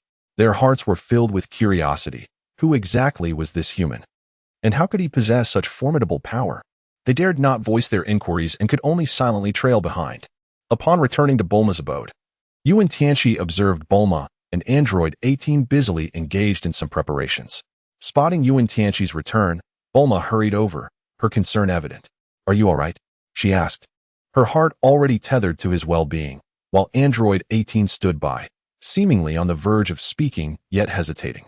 Wen Tianqi smiled faintly and shook his head, assuring, It's nothing, I have returned. Seeing Wen Tianqi in good spirits brought great joy to Bulma, who understood that with his formidable strength, he would likely remain unscathed by ordinary matters. The individual designated as number 18, noticing the two figures resembling Cell following Wen Tianqi, inquired with curiosity, Who are these two? They are both named Cell, and they shall accompany me as my subordinates, Wen Tianqi replied nonchalantly. Yes, yes. The two Cells eagerly nodded in agreement, exchanging glances. Bulma and number 18 found the situation somewhat peculiar, but chose not to probe further. Thus, After a month of tender moments with the two voluptuous women, Wen Tianqi resolved to return to his original world, knowing there were several women awaiting him there. As for Bulma and number 18 from this world, Wen Tianqi could visit them at any time, for with the system's assistance, he had awakened a unique ability. System. Special skill. Interdimensional traversal. Henceforth, Wen Tianqi would no longer require a time machine to reach this world. A mere instant teleportation would suffice. With that, Wen Tianqi prepared to return with the two cells. And with a swift whoosh, they departed. Wen Tianqi commanded two Sheru as they arrived in their original world. "Where's this?" the two Sheru inquired. Gazing at the entirely unfamiliar surroundings with curiosity, Wen Tianqi shrugged, declaring, "This is my realm. You are not of this place, thus you cannot comprehend it." "Brother, is this truly the case?" Shalu exclaimed in astonishment. "Indeed, this is my world." Chapter 60. A brief separation exceeds a newlywed's joy. "Come, let us return." Wen Tianqi spoke directly. "Wait a moment, the environment here seems quite different from our world." Shalu inquired with a puzzled expression. "Indeed, the surroundings here are far superior to those of your world. Have you not noticed?" Wen Tianqi perceived a certain lack of intelligence in the Sheru and could not help but offer a gentle reminder. Upon hearing his words, the two Sheris attentively sensed their surroundings and indeed discovered that the environment here differed somewhat from that of their own world. Ignoring the others, Wen Tianqi soared directly to his opulent mansion. Coincidentally, Bulma, Chi-Chi, and Launch were engaged in their training. "It's Tianqi. Tianqi has returned." Bulma, Chi-Chi, and Launch exclaimed with unrestrained joy, rushing forward to greet him. "Ah, my beloved wives, I have missed you dearly." Wen Tianqi embraced the three exquisite women warmly, bestowing a kiss upon each of them. "Oh dear, there are outsiders present. Are these two your friends?" Bulma inquired, glancing curiously at the peculiar figures beside him. The two beings, who appeared less than human, elicited thoughts of bewilderment from Chi-Chi and Launch. Clearing his throat, Wen Tianqi gestured for Cell to introduce himself. The two Cells exchanged glances, performed a deep bow, and spoke with great respect. "Greetings, esteemed sister-in-law. We are the younger brothers of the elder brother. Should you require any assistance with cleaning or carrying, please do not hesitate to command us." The two Cells spoke with utmost reverence. "Younger brothers?" Bulma asked in astonishment, casting a curious look at them before turning to Wen Tianqi. "Have you taken on two new disciples? Surely there aren't more women involved?" Wen Tianqi paused, astonished at the sensitivity of Bulma's intuition. Although one of the women was a future version of himself, it was best to keep that revelation to himself. No, that's impossible. Absolutely not," he asserted with a serious shake of his head, firmly denying any such notion. The two Cell variants exchanged glances and silently lowered their heads. "Oh, is that so?" Bulma scrutinized Wen Tianqi's attire with a hint of skepticism. "Your clothes, why have they changed? It's not the same outfit you wore before." "Quite normal," Wen Tianqi casually explained. "I encountered a battle, and my previous garments were torn to shreds, so I simply donned a new outfit." Bulma regarded him with exasperation before inquiring, "Where did you find these two Cell variants?" "In the New World, while passing through a small town, I asked them to assist me in tidying up a house. And that is how I stumbled upon those two imbeciles, idly wandering about." Wen Tianqi reminisced and jested. "Ah, let us pretend to believe your tall tales." Chi-Chi responded with a touch of sentiment. Hey, could you refrain from regarding me in such a manner? I am, after all, a man, and your scrutiny makes me feel rather embarrassed." Wen Tianqi gazed at the three enchanting beauties, Bulma, Chi-Chi, and Launch, with a flutter of excitement in his heart. It had been quite a while since their last encounter, and the anticipation was palpable. Bulma stepped forward and said, "Tianqi, now that you have returned, we—" Before she could finish her sentence, Wen Tianqi lunged towards her. With a sudden motion, Bulma's garment was torn away. Hey, what are you doing? Stop. In broad daylight, you mustn't behave so beastly. Please, do not lay your hands on me," Bulma exclaimed, shielding her chest with her arms and struggling fiercely. A soft hum escaped her lips, and her complexion turned slightly flushed. Witnessing this, Chi-Chi's cheeks also blossomed with a rosy hue, whether from shyness or excitement remained uncertain. Meanwhile, Launch, exhibiting a rather bold demeanor, stepped aside, seemingly unable to contain her impatience. "Humph, what a lecherous fiend. Chi-Chi, step aside, I shall deal with him first," Launch declared, tossing her hair back as she joined forces with Bulma to confront the situation. 3 hours later, Wen Tianqi emerged with a tranquil demeanor, exuding an air of profound indifference. What, in essence, is the significance of life? What is the true nature of the universe? From whence do I originate? And to where am I destined to go? Wen Tianqi pondered and transcended, his thoughts drifting beyond the cosmos. Very well, it is time to check on the children. Bulma, speechless, emerged from behind, tidying her clothes as she hurried out. Oh, where have those two little rascals gone? It was then that Wen Tianqi remembered the two little ones. They had some matters to attend to, which was why they had not come. Bulma explained. I see. Then let us be on our way. Wen Tianqi nodded and followed Bulma outside. Behind the village, beneath a waterfall, two children, seemingly around 10 years of age. Each wielded a wooden sword, relentlessly striking at one another. The wooden blades collided with the stones, producing a rhythmic thud. Although their strength was insufficient and they primarily focused on evading each other's attacks, their fervor was palpable, causing the surrounding leaves to tremble ever so slightly. These two were none other than Yuan Qifeng and Yuan Ling. Ha, our skills have improved. I wonder if Father will praise us when he returns. He certainly will. Let us keep up the training. Yuan Qifeng and Yuan Ling struck the waterfall with a rhythmic cadence, sending forth towering waves of cascading water. Wen Tianqi gradually resumed his daily life. However, the sense of responsibility and love for martial arts within him compelled him to commence training with Tianjin Fan, Yamcha, son Wukong, and Vegeta. He aspired that through their diligent efforts, he could further enhance his own cultivation level to confront potentially formidable adversaries in the future. Each morning, as the first rays of sunlight graced the earth, Wen Tianqi would lead Tianjin Fan, Yamcha, son Wukong, and Vegeta into the bamboo forest for rigorous training. Initially, they engaged in a period of Qigong practice to heighten their sensitivity. During these sessions, each individual was required to maintain tranquility of mind and body while keenly attuning themselves to their surroundings. Under Wen Tianqi's guidance, they gradually learned to regulate their breathing, relax their bodies, and focus their attention with precision. Though such training may seem monotonous, it forms the bedrock of their cultivation. After a duration of foundational training, Wen Tianqi began imparting more advanced techniques. For instance, he instructed them on how to perceive the aura and movements of their opponents through their own sensitivity, enabling them to respond aptly at critical moments. This skill is vital in combat, as it prevents adversaries from concealing themselves, making it essential to train in this regard. Chapter 61. Special training. These techniques demand heightened concentration and acute intuition, yet Wen Tianqi firmly believed that with earnest effort, they would surely master them. As time progressed, noticeable improvements emerged in Tianjin Fan, Yamcha, son Wukong, and Vegeta's cultivation. They gradually learned to better control their breath and accurately sense the movements of their opponents.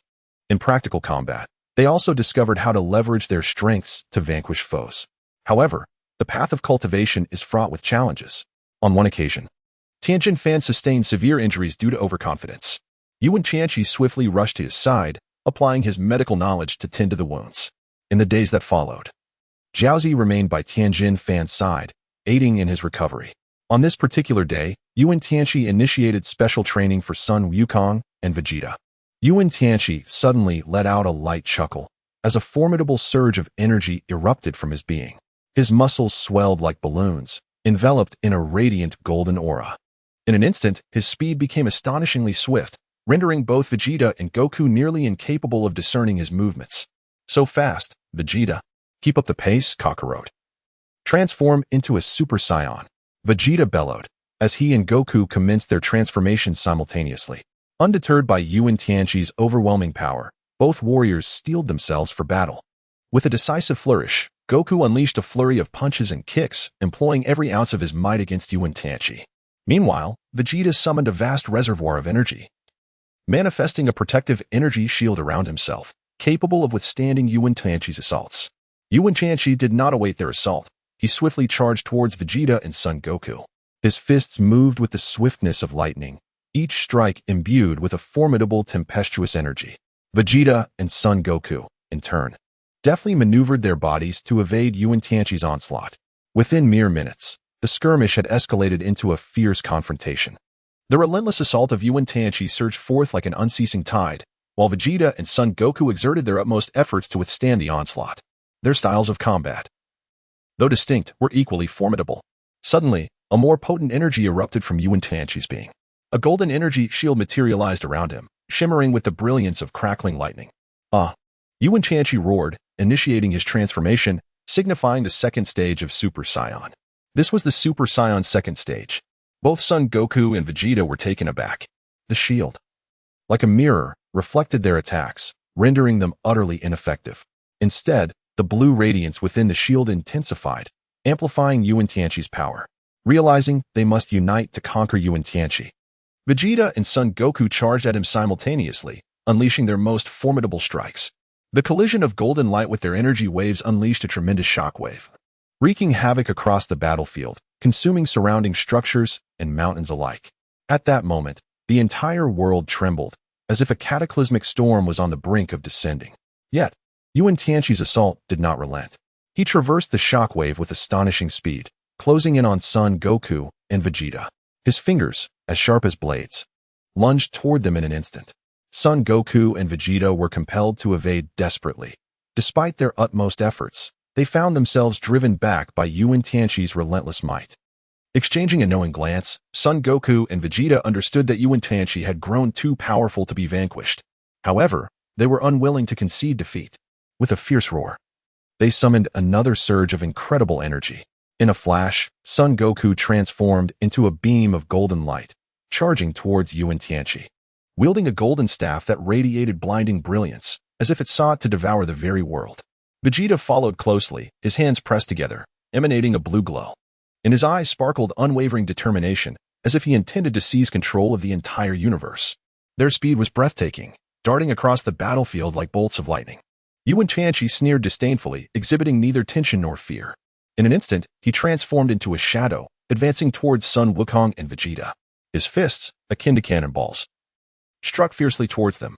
Undeterred, Son Wukong and Vegeta met his assault head-on, their techniques flowing like water as they exchanged blows with Wen Tianqi. Despite their formidable strength, they appeared utterly insignificant in his presence.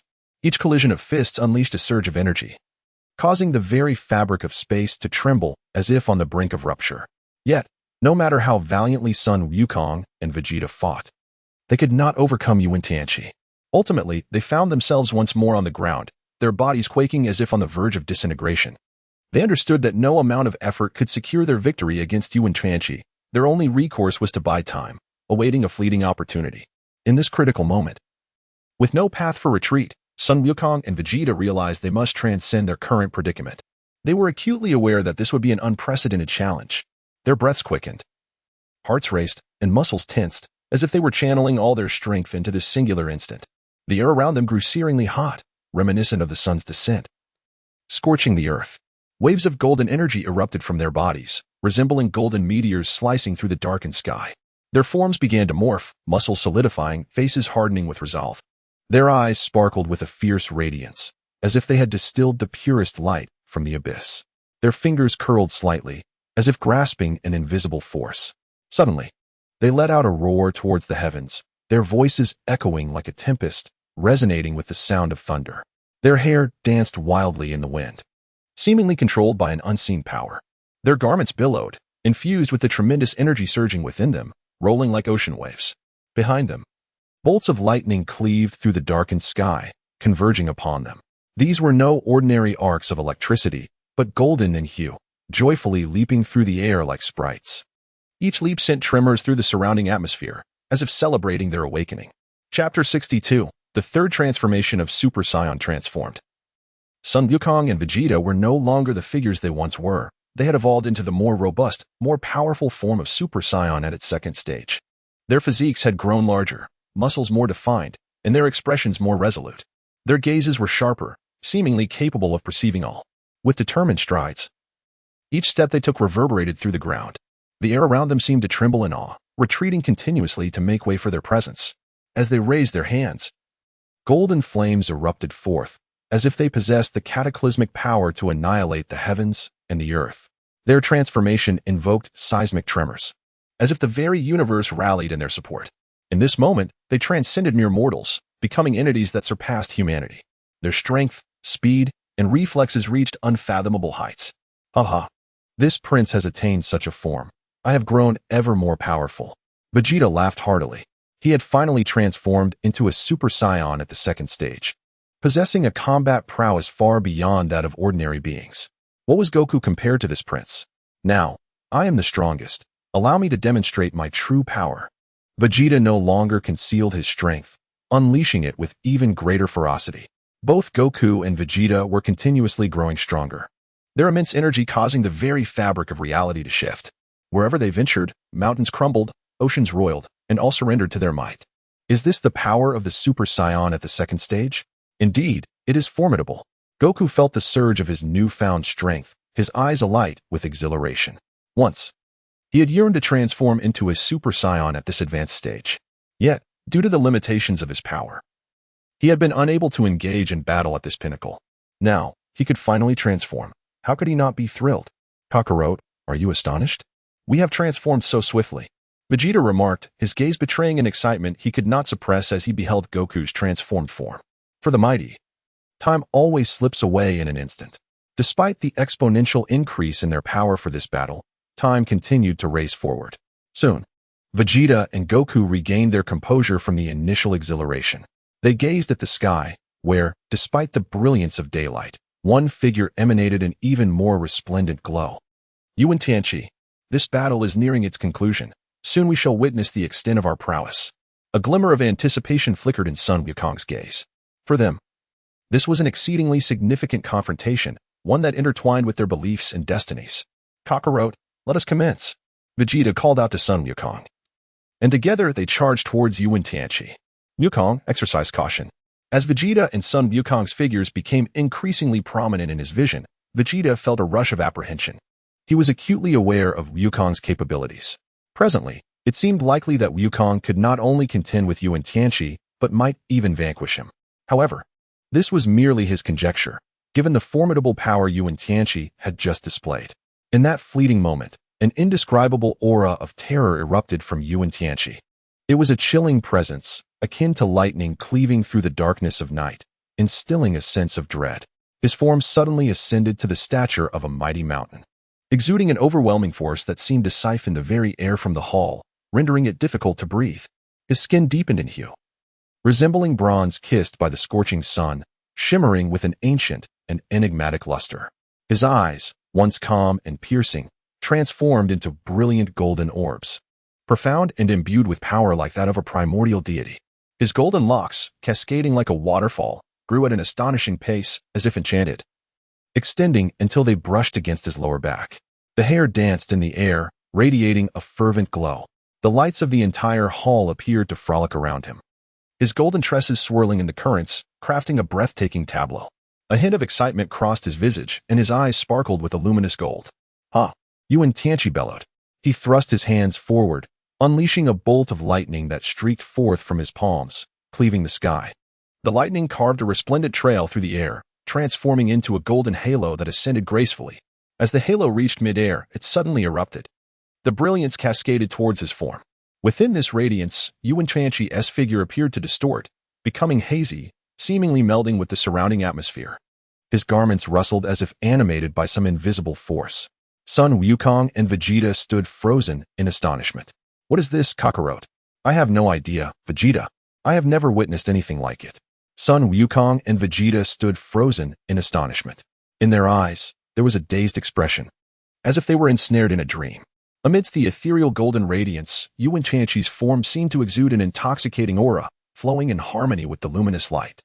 As they exchanged glances, both Vegeta and Sun Wukong instinctively took a few steps back, before lifting their gazes towards Wen Tianqi. A profound fear, emanating from the depths of their souls, compelled them to tremble. It was a quivering born of exhilaration. What could this phenomenon be? Could this man truly be the fabled Super Saiyan God? No, Vegeta, that is inconceivable. In comparison to Vegeta, Sun Wukong appeared even more taken aback. They had previously heard whispers of the Super Saiyan God, aware that such an entity could only manifest in the realm of the divine. Yet, the Wen Tianqi before them did not entirely resemble the legendary Super Saiyan God. Brother Tianqi, is this truly the extent of your power? Sun Wukong eagerly inquired. Indeed. This is my current strength, Sun Wukong, Vegeta, Wen Tianqi replied. With a smile upon his face, Wen Tianqi approached Vegeta and Son Goku. Vegeta, Son Goku. Can you feel it? This is the legendary power of the Super Saiyan third stage. Vegeta and Son Goku took a few steps back in unison, then lifted their gazes towards Wen Tianqi. A tremor, emanating from the depths of their souls, compelled both of them to shudder involuntarily. Under the moonlight, the figure of Wen Tianqi appeared even more imposing and enigmatic. A unique light shimmered in his eyes, a manifestation of the resolve and confidence that belongs to the mighty. With a wicked smile revealing his pearly white teeth, he resembled a cunning fox in the darkness of night. This was the third transformation of the Super Saiyan. His words reverberated through the air, each syllable imbued with power, as if awakening an ancient and formidable force. Slowly, he extended his hands before him, and in an instant, the surrounding air seemed to boil, erupting with a violent wave of energy.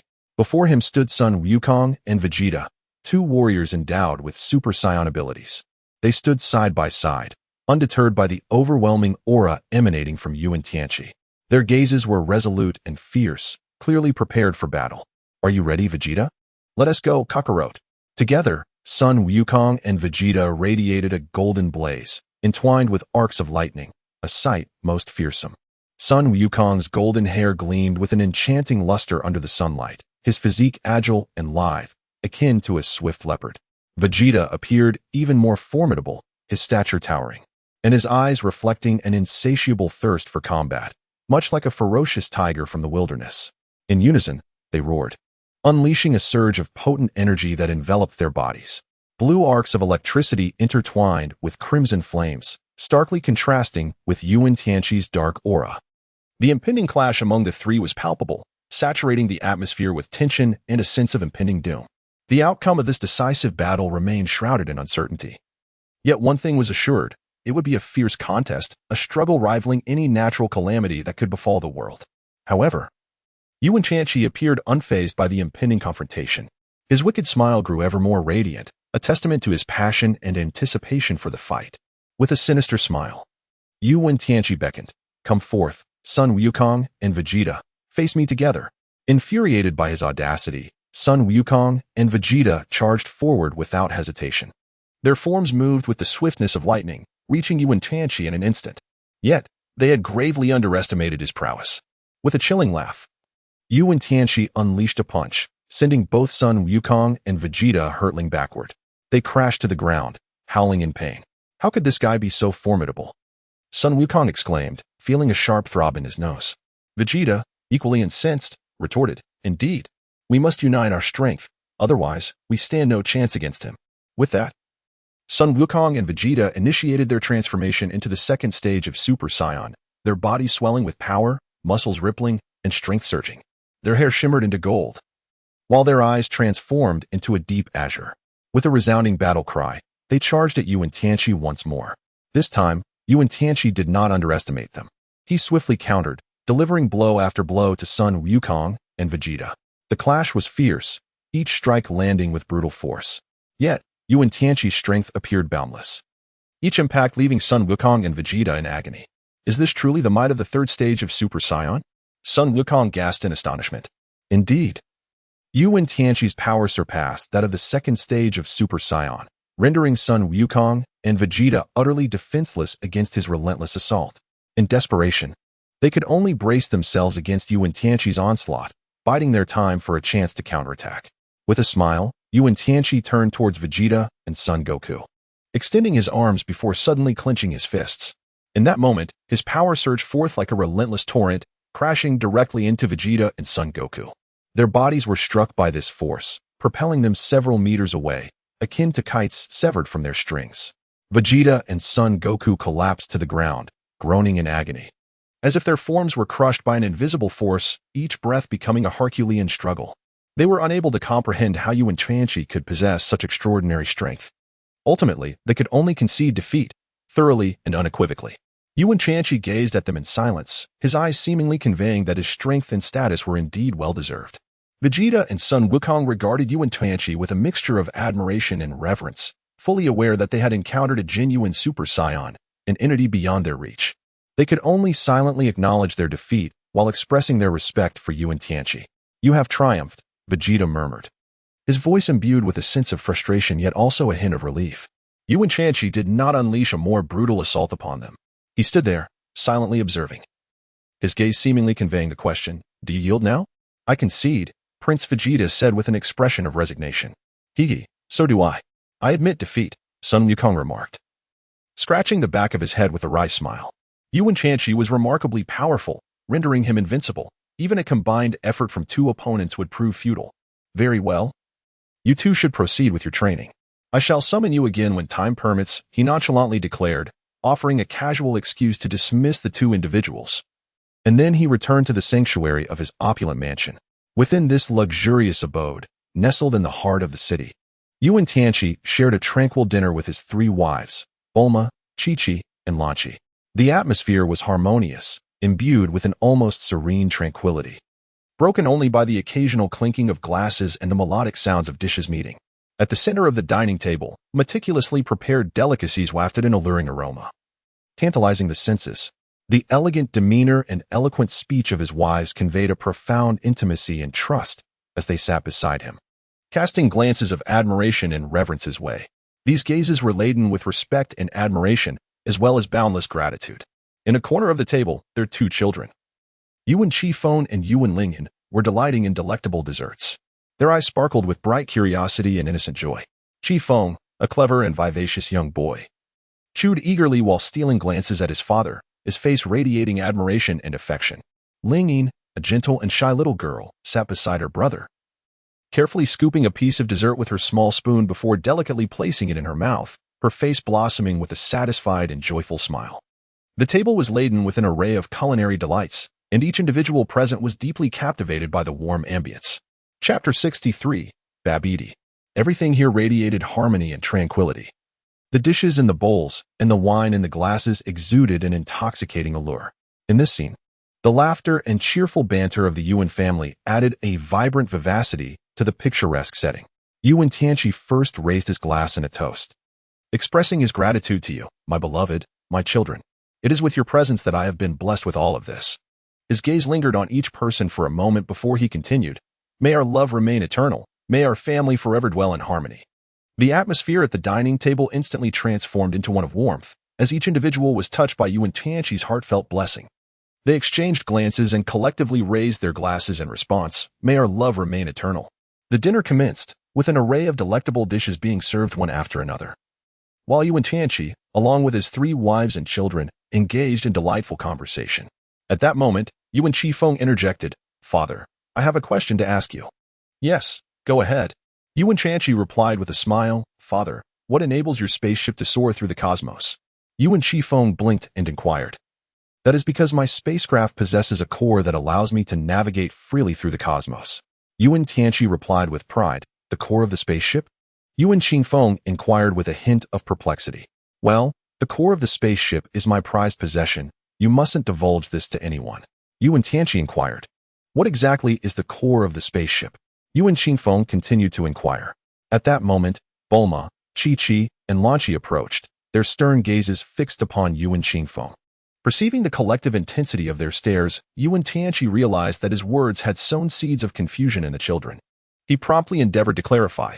The core of the spacecraft is an energy crystal, possessing immense power. By harnessing it, we can accomplish a multitude of tasks. For instance, we can employ it as an energy source, providing our vessel with an unceasing supply of power. Additionally, it can serve as an energy weapon, enabling us to strike our adversaries. Undoubtedly, the primary function of the spacecraft's core is to serve as the propulsion mechanism for our cosmic vessel. The universe is replete with natural energy crystals, which we can collect and, through specialized processing, transform into energy to power our spacecraft. Given that our vessels can soar through the cosmos, could it not be possible for us to traverse the interstellar expanse at any time and from any location during our journeys? Yuan Qifeng blinked curiously and inquired, of course. That's possible. Beside him, Bulma remarked, the spacecraft can soar through the cosmos because it is powered by crystalline core energy. The magnitude of this energy directly influences the size of the spacecraft's core. The cosmos is replete with natural energy crystal cores. As our spacecraft soars through the universe, it merely needs to identify suitable energy crystal cores to absorb them into its core, thus providing an unceasing supply of energy for our vessel. Given the formidable capabilities of the spacecraft, one might ponder why we remain tethered to Earth instead of venturing beyond its confines. Yuan Qifeng continued to inquire. At that moment, a smile graced Bulma's face. Since the spacecraft is capable of soaring through the stars, why should we remain on Earth? Why not venture into the cosmos and dwell among the celestial bodies? Would that not be superfluous? Would that not be superfluous? Yuan Qingfeng made his way towards Bulma, grasping one of her hands. He then looked up earnestly and inquired, Mother, why must we invent a myriad of transportation methods? Instead of responding to Yuan Qingfeng's question, Bulma cast a serious gaze at Wen Tianqi and said, Darling, could you please demonstrate for the children? Wen Tianqi nodded thoughtfully, then approached his wives. Standing before them, he earnestly proclaimed, Now, I shall demonstrate to the children how the spacecraft provides us with propulsion. He then commenced a series of elaborate explanations, while Yuan Qingfeng, captivated by the display, could hardly contain his excitement and exclaimed, Father, is that spacecraft core your very own vessel?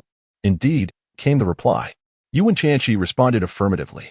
Then, Father, let us swiftly absorb that spaceship core into our vessel. Yuan Qingfeng urged, Very well, the core of my spaceship resides within the bodies of the children. Wen Tianqi responded. He then bent down and gently pressed his fingers on the bellies of several children. A miracle occurred. Under the control of Yuan Qingfeng, the bodies of the children began to slowly float upward, while their bellies emitted a soft blue glow that intensified with each passing moment. The brilliant azure light enveloped the children, making them appear like a cluster of stars twinkling in the night sky.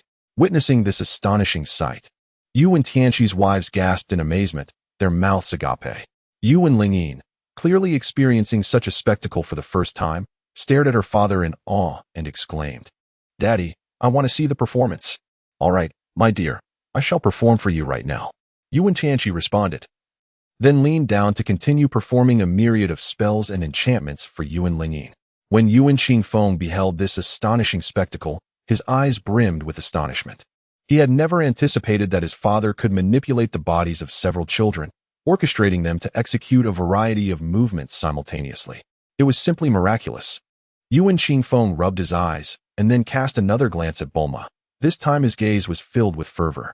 At that moment, Bulma was looking at Yuan Tianqi with a serious expression, fully aware that she had undoubtedly noticed Yuan Qingfeng's reaction.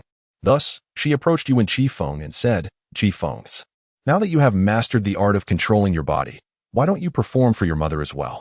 Yuan Qingfeng nodded gently, then bent down to apply a few soft presses on his own abdomen.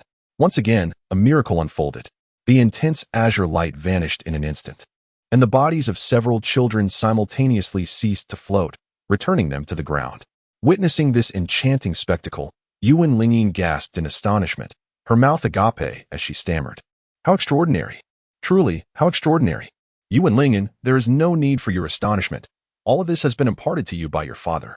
Yuan Tianqi inquired, Father, could you possibly demonstrate for me that extraordinary sensation of controlling your body?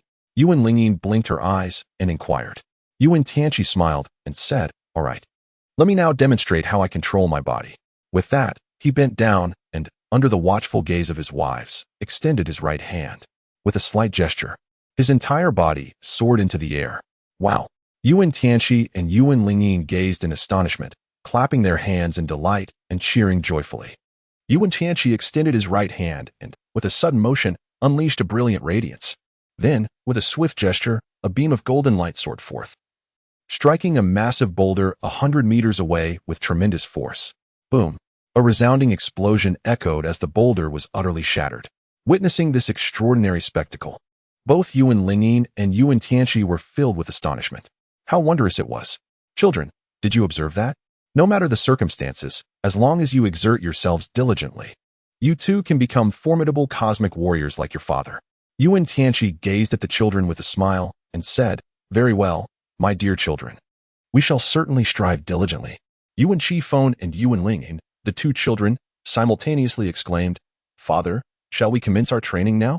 Yuan Lingyin blinked her adorable large eyes and inquired of Yuan Tianqi, Yes, children, let us commence our training now. Yuan Tianqi spoke, and then he sat cross-legged, commencing his cultivation. Upon hearing Yuan Tianqi's words, both Yuan Qingfeng and Yuan Lingyin began their own practices. Under Yuan Tianqi's guidance, Yuan Lingyin and Yuan Qingfeng entered a state of cultivation. Meanwhile, Bulma approached the group of children, offering her insights to aid their training. As time passed, a sudden, melodious chirp of a bird echoed through the sky. At the sound of this avian call, Yuan Tianqi ceased his cultivation, and the children followed suit, halting their practices as well. Yuan Lingyin gazed up at the sky and inquired, Father, will any birds visit our home this evening? Indeed. Birds shall come to our abode tonight, and moreover, a particularly exquisite bird will grace us with its presence for the night. Wen Tianqi smiled and said, Really? Father, could you bring it down? I am eager to behold just how beautiful this bird truly is. Wen Lingyin pouted her small lips, her eyes sparkling with innocence as she spoke. All right, Lingyin, I shall descend it at once, Wen Tianqi replied before soaring into the sky.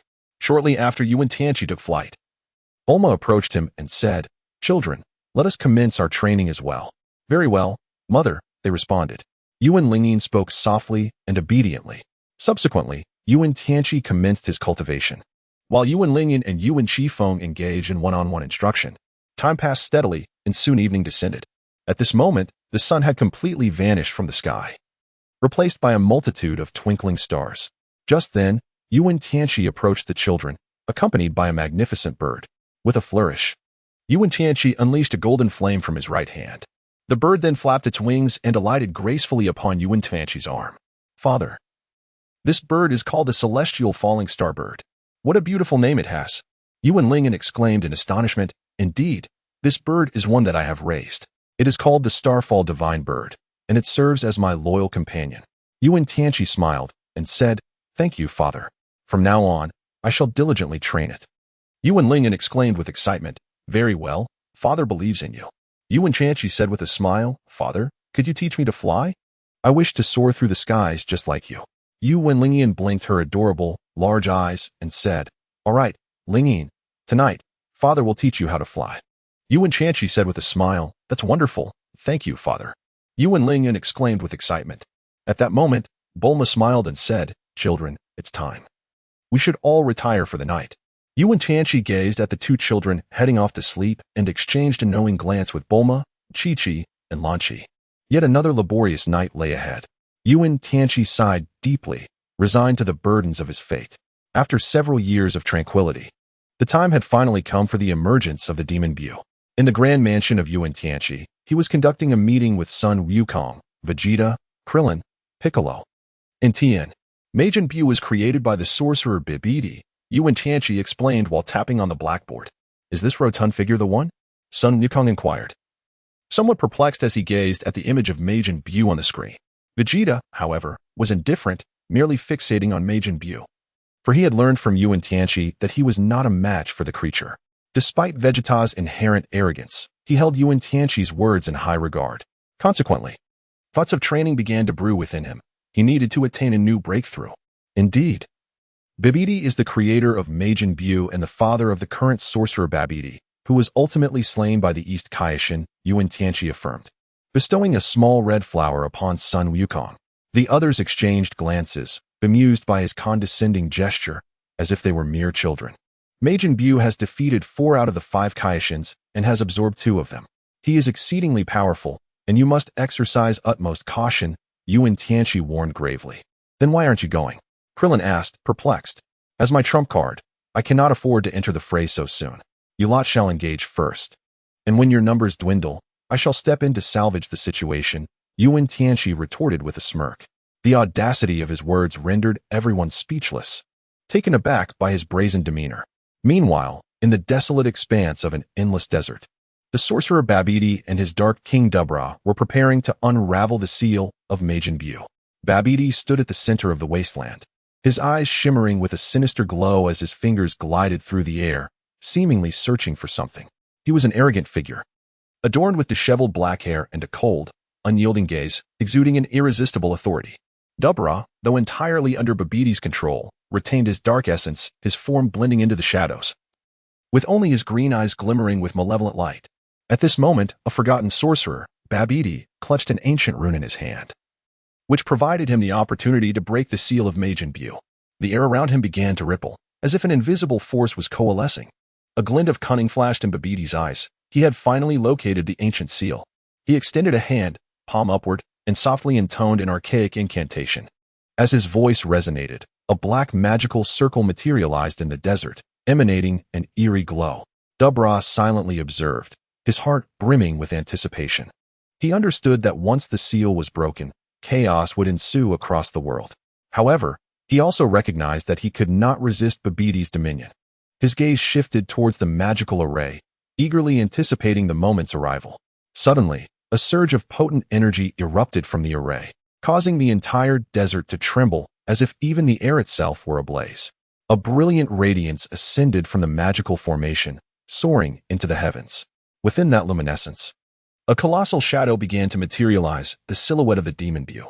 Babidi face broke into a satisfied grin as he turned his attention to Dabra, proclaiming, "Remember, this is your glory, but also your demise." Dabra remained silent, standing resolutely in place, awaiting the moment's culmination. Yet, at that very instant, a blinding light descended from the heavens, striking Babidi directly. This light contained an immense power that abruptly interrupted Babidi's incantation.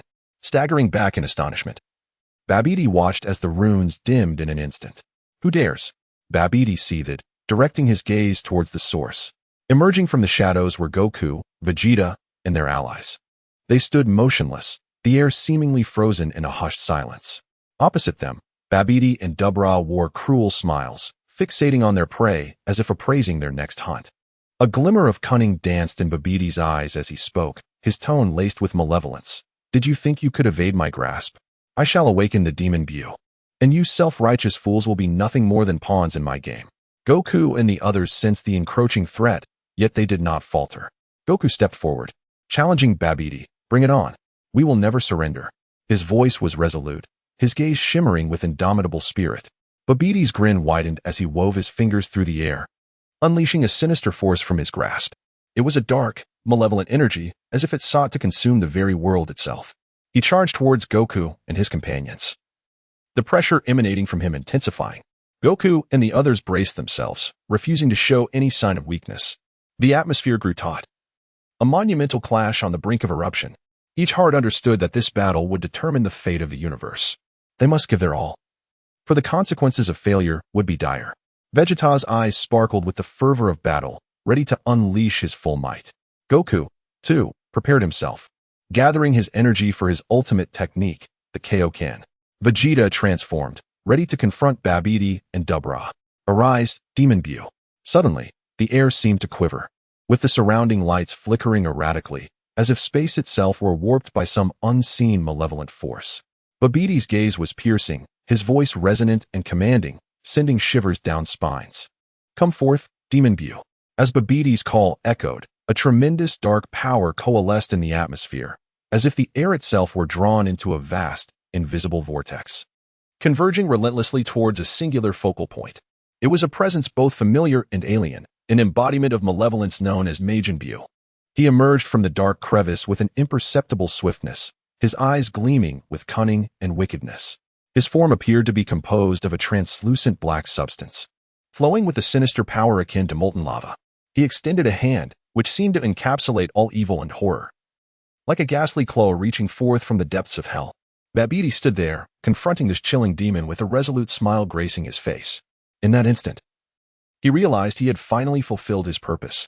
He opened his arms wide, and a pure force surged from his palms, a power starkly contrasting with Majin Buu's malevolence. "Here lies your challenge, Majin Buu," Babidi's voice reverberated throughout the space. "Unleash your power and annihilate these beings." Majin Buu emitted a roar, a sound brimming with fury and ferocity. Soon, the figure of a rotund creature burst forth. Majin Buu. To everyone's surprise, however, Majin Buu did not launch an immediate attack. Instead, he confronted the Demon King Dabura.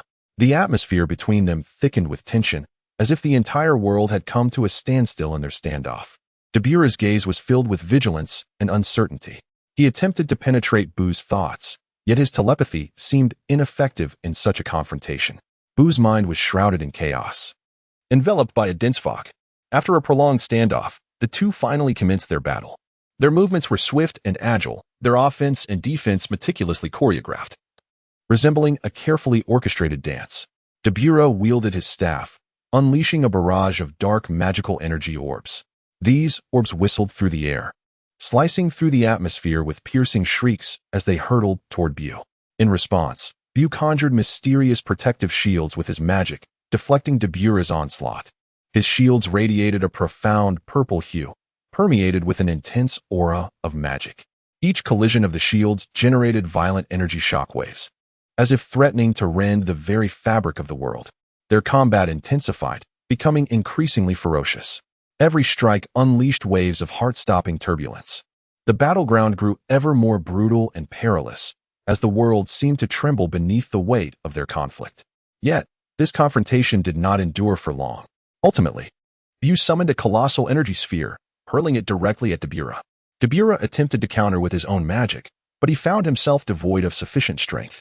The immense energy sphere collided with Dabura's body, instantly reducing him to a chaotic blur of flesh and blood. Body parts flew in disarray, and the entire scene devolved into chaos. Even the Demon King, seasoned by countless battles, could not withstand such an onslaught. Turn into candy. Suddenly, Majin Buu emitted a laser beam that transformed the Demon King Dabura into a piece of candy. Crunch, crunch. Majin Buu devoured Dabura whole. What is this? He actually consumed a person. Goku and Vegeta were drenched in sweat, utterly astonished. Majin Buu had turned a human into candy and then eaten him. What immense power! It is no wonder Dabura was defeated by him, and even after his defeat, he was transformed into candy by Majin Buu. However, for Majin Buu, this seemed to be an effortless feat. Just moments ago, he had slowly extended his right hand, and a gentle force instantaneously froze the space around them. Dabura's body ceased trembling, morphing into a massive piece of candy, quietly floating in the air. Yet, at that moment, Majin Buu infused his magical energy into the candy. Then, with a gentle squeeze, the candy was transformed into syrup. A wondrous power emanated from his hand, swiftly solidifying the syrup into candy blocks. Subsequently, Majin Buu swallowed a piece of candy whole. The entire process unfolded in the blink of an eye. Dabura was thus obliterated by Majin Buu in an instant.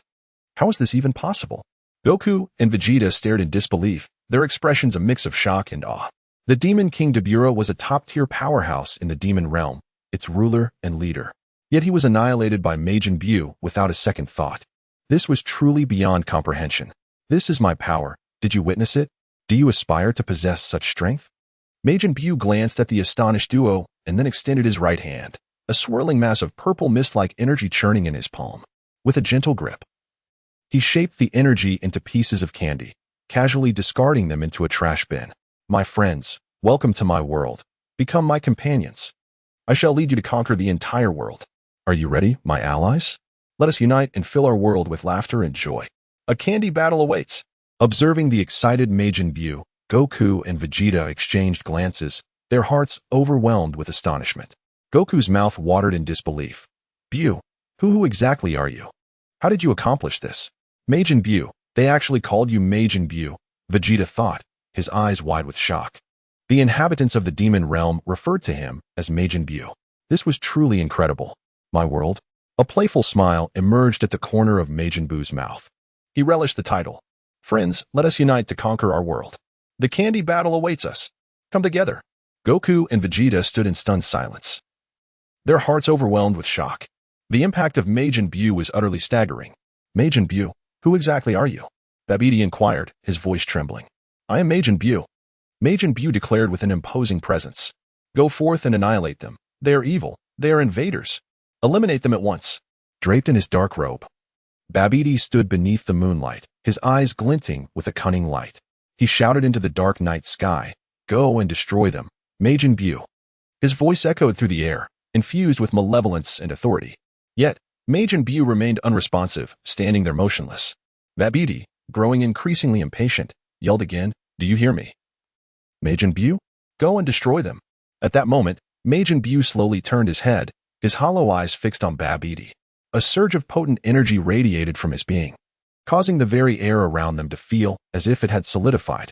Suddenly, he extended a colossal arm, pointing directly at Babidi. Babidi was instantly engulfed by an overwhelming force, his eyes widening in terror as he found himself utterly paralyzed. In an instant, he was transformed into a piece of candy, floating in the air before falling into the immense palm of Majin Buu. With a disdainful chuckle, Majin Buu tossed Babidi's sugary form into his mouth. A mocking smile curled at the corners of his lips as he turned and vanished into the darkness. Left behind was only the candy and Babidi's echo. How dare you turn me into candy? Majin Buu, with an indescribable malice, curled his lips into a sardonic grin. He resembled an abyss, consuming all light and hope, leaving only an expanse of unending darkness. A wild delight flickered in his eyes, as if he relished the impending feast. He cast a glance at the colorful, sparkling candy that was once Babidi, resembling a forgotten sweet dream. Babidi's echo reverberated in the air. "How dare you turn me into candy?" The voice faded into the distance, ultimately vanishing into the shadows. Majin Buu's body quivered slightly, as if savoring this wicked pleasure. His eyes sparkled with malevolent light, anticipating the next move. Indifferently, he consumed the candy body, indulging in an evil feast, a chilling atrocity. Goku and Vegeta stood vigilant, their eyes fixed ahead. Before them, Majin Buu, bearing an evil grin, slowly lifted his head. His peculiar visage, coupled with the aura of terror he exuded, sent shivers down their spines. Son Wukong and Vegeta were not strangers to the formidable Majin Buu. However, each encounter with this fearsome adversary compelled them to remind themselves to remain composed. They were acutely aware of Majin Buu's formidable prowess. Adept at employing various cunning tactics and devious schemes, and any moment of carelessness could lead them into his trap. Silently motivating themselves, they began to awaken the energy within. Son Wukong shimmered with a golden radiance, while Vegeta was enveloped in a brilliant blue glow. They understood that the impending battle would be exceptionally fierce. Majin Buu seemed to sense the determination of Son Wukong and Vegeta, erupting into maniacal laughter as the atmosphere around him grew increasingly menacing. Suddenly, with a bizarre cry, Majin Buu launched a furious assault against the two. Chapter 65.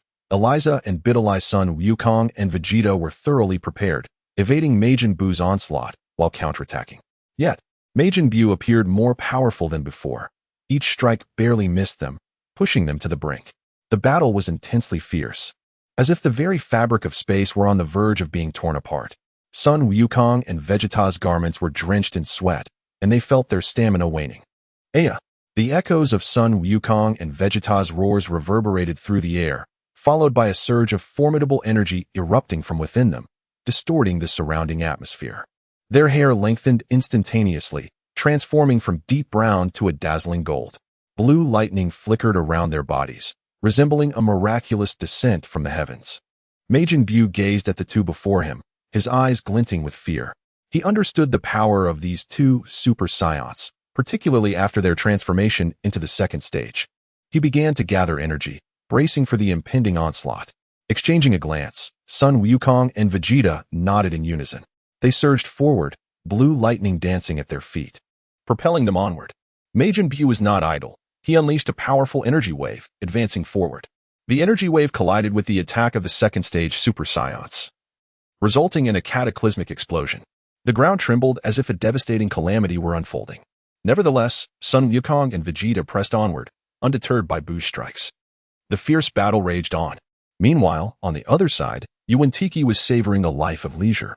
"Eliza, it has been a while. How has your studies been?" He inquired with a charming smile directed at the young lady across from him. They were in an upscale CAF in the West City, enjoying their coffee with ease. "Not too bad, big brother Wen Tianqi," she replied. Elisa spoke graciously. She was a stunning blonde girl, adorned in a green strapless top and blue jeans. Her fair skin, exposed to the world, radiated a youthful vibrancy. "You are truly a delightful young lady, Elisa," complimented Wen Tianqi. Seated in the corner of a bustling CAF, Elisa and Wen Tianqi faced one another. The air was infused with the delicate aroma of coffee and the sweet richness of matcha lattes, lending a sense of leisurely tranquility to their conversation. Elisa, with her hair cascading like a waterfall over her shoulders, had softly curled ends that gently brushed her porcelain neck, captivating all who beheld her. The subtle smile at the corner of Wen Tianqi's lips added an enchanting allure to his visage. Dressed in a traditional Han-style robe, the dark fabric adorned with silver cloud patterns resembled a meteor streaking across the night sky. Their conversation, accompanied by the soft strains of background music in the CF, resonated like a harmonious duet, both melodious and delightful. Elisha's smile radiated warmth akin to the sun of a spring day, bringing comfort to the heart. Meanwhile, Wen Tianqi's distinctive sense of humor elicited laughter from Alicia, her bell-like giggles reverberating throughout the CAF, akin to the most exquisite melody. Their dialogue was both light-hearted and profound, encompassing discussions of their lives while delving into their interpretations of art and existence. Elisha's curiosity about Wen Tianqi's Eastern culture was met with his own fascination and longing for the distant land she described. Their exchange flowed like pebbles in a brook, creating ripples of connection. In that moment, they seemed to forget the passage of time and the tumult of the world around them. Their universe appeared to consist solely of the unfinished cup of coffee, the exquisite pastries, and the warmth of their smiles and words. In this unique moment, their conversation flowed poetically, weaving a beautiful tapestry of shared experience. However, as night descended, the CAF's lights gradually dimmed, signaling the nearing conclusion of their discourse. They spoke of future plans and mutual aspirations, their hopeful gazes seemingly foreshadowing encounters and reunions yet to come. By the way, did Biddy not come to school today? Wen Tianqi inquired, as a thought crossed his mind. Hee, Tianqi-ji, do you have some thoughts about Biddy again? You truly are a charming rogue, Alicia teased, covering her lips with a playful smile. 2 hours later, their journey in the CAF came to a close. Wen Tianqi and Eliza strolled side by side along the dimly lit streets at night, the moonlight casting a gentle glow upon Eliza's exquisite visage, enhancing her beauty and allure. She smiled, her eyes sparkling with the radiance of happiness, clearly filled with anticipation for this unexpected rendezvous. Wen Tianqi gazed at Alicia, an indescribable emotion surging within him. He was captivated by the girl's smile, which exuded the essence of youth. Unable to restrain himself, he gently took her hand, though her small hand was slightly cool. It stirred something profound within his heart. They traversed the bustling streets, eventually arriving at a tranquil residential area. Wen Tianqi led Alicia to the entrance of his private abode, unlocked the door, and illuminated the interior. The warm glow of the lights enveloped them, bestowing a gentle warmth. The interior was simply yet warmly adorned, clearly a result of thoughtful arrangement. As Alicia surveyed her surroundings, a hint of surprise and delight sparkled in her eyes. She had not anticipated that Wen Tianqi would possess such a cozy home. Wen Tianqi led Alicia into the living room, where he ignited the fireplace. The flames danced, infusing the entire room with a comforting warmth. Alicia settled onto the sofa, gazing at Wen Tianqi, her heart brimming with happiness. Wen Tianqi uncorked a bottle of red wine, pouring a glass for Eliza before filling one for himself. They raised their glasses in celebration, their eyes brimming with affection for one another. At that moment, music began to play, perfectly chosen by Wen Tianqi. He approached Eliza, softly inviting her to dance. With a smile, she accepted his invitation, and they began to sway gracefully in the center of the living room. Their movements were harmonious and elegant, akin to two roses blossoming in the night sky, entwined and complementing each other. Their bodies pressed closely together. Every motion revealed their mutual love, their breaths intertwined, as if time had come to a standstill in that instant. As the music reached its conclusion, they paused, gazing deeply into one another's eyes. Eliza, I shall cherish you, Wen Tianqi whispered, enveloping her soft form in his embrace. Yes, brother Tianqi, I believe in you, Eliza replied. Her cheeks flushed with excitement as she nestled her head against his chest. Upon hearing this, Wen Tianqi was filled with joy. Unable to contain himself any longer as he swept up Alicia in his arms, carrying her towards the bedroom. Soon enough, the bed within the chamber began to sway. One day later, Son Wukong and Vegeta were still engaged in a fierce battle against Majin Buu. Vegeta, we must hold our ground, Son Wukong exclaimed, wiping the blood from the corner of his mouth. Humph, Kakarot, you can clearly transform into Super Saiyan 3rd stage, yet you continue to hide it. Do you presume I am unaware? Vegeta scoffed. How did you know, Vegeta? Son Wukong gasped in astonishment. Wen Tianqi informed me long ago. How dare you underestimate me, thinking I would not know? Vegeta roared. Son Wukong awkwardly scratched his head. Oh dear, Vegeta, Majin Buu is coming at us again, quick. Get ready. Alicia, my little darling, do you think Biddy will come here for the event today? Wen Tianqi inquired, wrapping his arms around Alicia's waist. Yes, Biddy will be here shortly. You mustn't let her slip away, Alicia replied with a playful smile, her delicate, fair arms encircling Wen Tianqi's. Ding ding ding. Alicia's phone rang, and she answered. I understand, Mom, Alicia said with a hint of resignation before hanging up. Tianqi, I must take my leave. Mother wants me to return home. Once you have dealt with Biddy, I will accompany her back to you, Alicia said, bestowing Wen Tianqi with a deep, lingering kiss before swaying away. Wen Tianqi smiled gently and turned to walk towards where Biddy was located. Wen Tianqi wandered through the dimly lit night, lost in the serpentine embrace of ancient streets. His heartbeat quickened like the fine grains of sand slipping through an hourglass, hastening with the passage of time. The cacophony of the city seemed to fade behind him, leaving only the heavy sound of his own breath and footsteps in his world. He traversed street after street, akin to a solitary vessel adrift in a vast sea of humanity, perpetually searching for the one who occupied his thoughts. In the darkened alley, he lingered in solitude, loneliness clinging to him like a shadow. Just as despair threatened to engulf him, a slender figure emerged within his line of sight. It was a young girl, her hair as dark as ink, pure and unblemished. Her eyebrows, delicately arched like willow branches, appeared to be crafted by a master artisan. Exuding elegance and grace, the girl's pale blue irises sparkled under the moonlight, captivating all who beheld them with their crystalline brilliance. She wore playful denim shorts, her long legs fair as porcelain, reminiscent of a beautiful maiden sprung from the pages of a comic. Her twin ponytails enhanced her charm, embodying the very image of the dream that resided within his heart. Wen Tianqi gazed upon the maiden, an indescribable sensation swelling within him. It was as though he had glimpsed a ray of light amidst the darkness. This girl embodied his salvation, his hope. He stepped forward, and the young lady met his gaze, her eyes shimmering with anticipation. At last, he had found the one he had been seeking. Bidalai. In that moment, their eyes locked, and it felt as if the entire world had come to a standstill. It was just the two of them, standing in serene silence, gazing deeply into one another's souls. Their proximity diminished, as if they could hear the rhythm of each other's heartbeats. You have finally arrived. Bidalai's voice was soft and melodious, like a flowing spring that nourished his very spirit. Wen Tianqi gazed at her, a torrent of tenderness and emotion swelling within his heart. Indeed, I have arrived, Bidalai. His deep voice resonated with both resolve and solace. Are you truly here to attend the comic convention? Bidalai tilted her head playfully, inquiring. Of course not, I am. Well, I am here to safeguard you. Wen Tianqi, unable to restrain his emotions, extended his hand, yearning to caress her. However, he quickly withdrew, fearful of startling her. Bidalai, please trust me, I shall safeguard you, he implored. Very well, but you must promise to protect me at all times. The young maiden Bidalai replied playfully, before bounding over to Wen Tianqi's side like a spirited rabbit.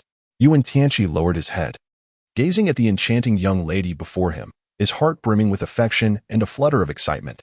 He gently placed his hand upon Bidalai's shoulder and spoke softly. Bidalai, from this day forth, you shall be my girlfriend. Do you recall our first encounter at the comic convention? Bidalai, the daughter of the world champion, Satan. Wen Tianqi leaned closer to Bidalai's ear, guiding her towards the comic convention. What? Boyfriend? The young girl Bidalai expressed her astonishment, regarding the boy before her with a look of skepticism. Wen Tianqi gazed at the young maiden before him, his heart brimming with joy. He leaned down and whispered softly in her ear, Bidalai, please trust me. I shall always protect you. At last, the maiden Bidalai could no longer contain her emotions. She embraced Wen Tianqi and pressed her lips fervently against his. Wen Tianqi's heart was filled with joy, as finding her and fulfilling their original promise was truly delightful.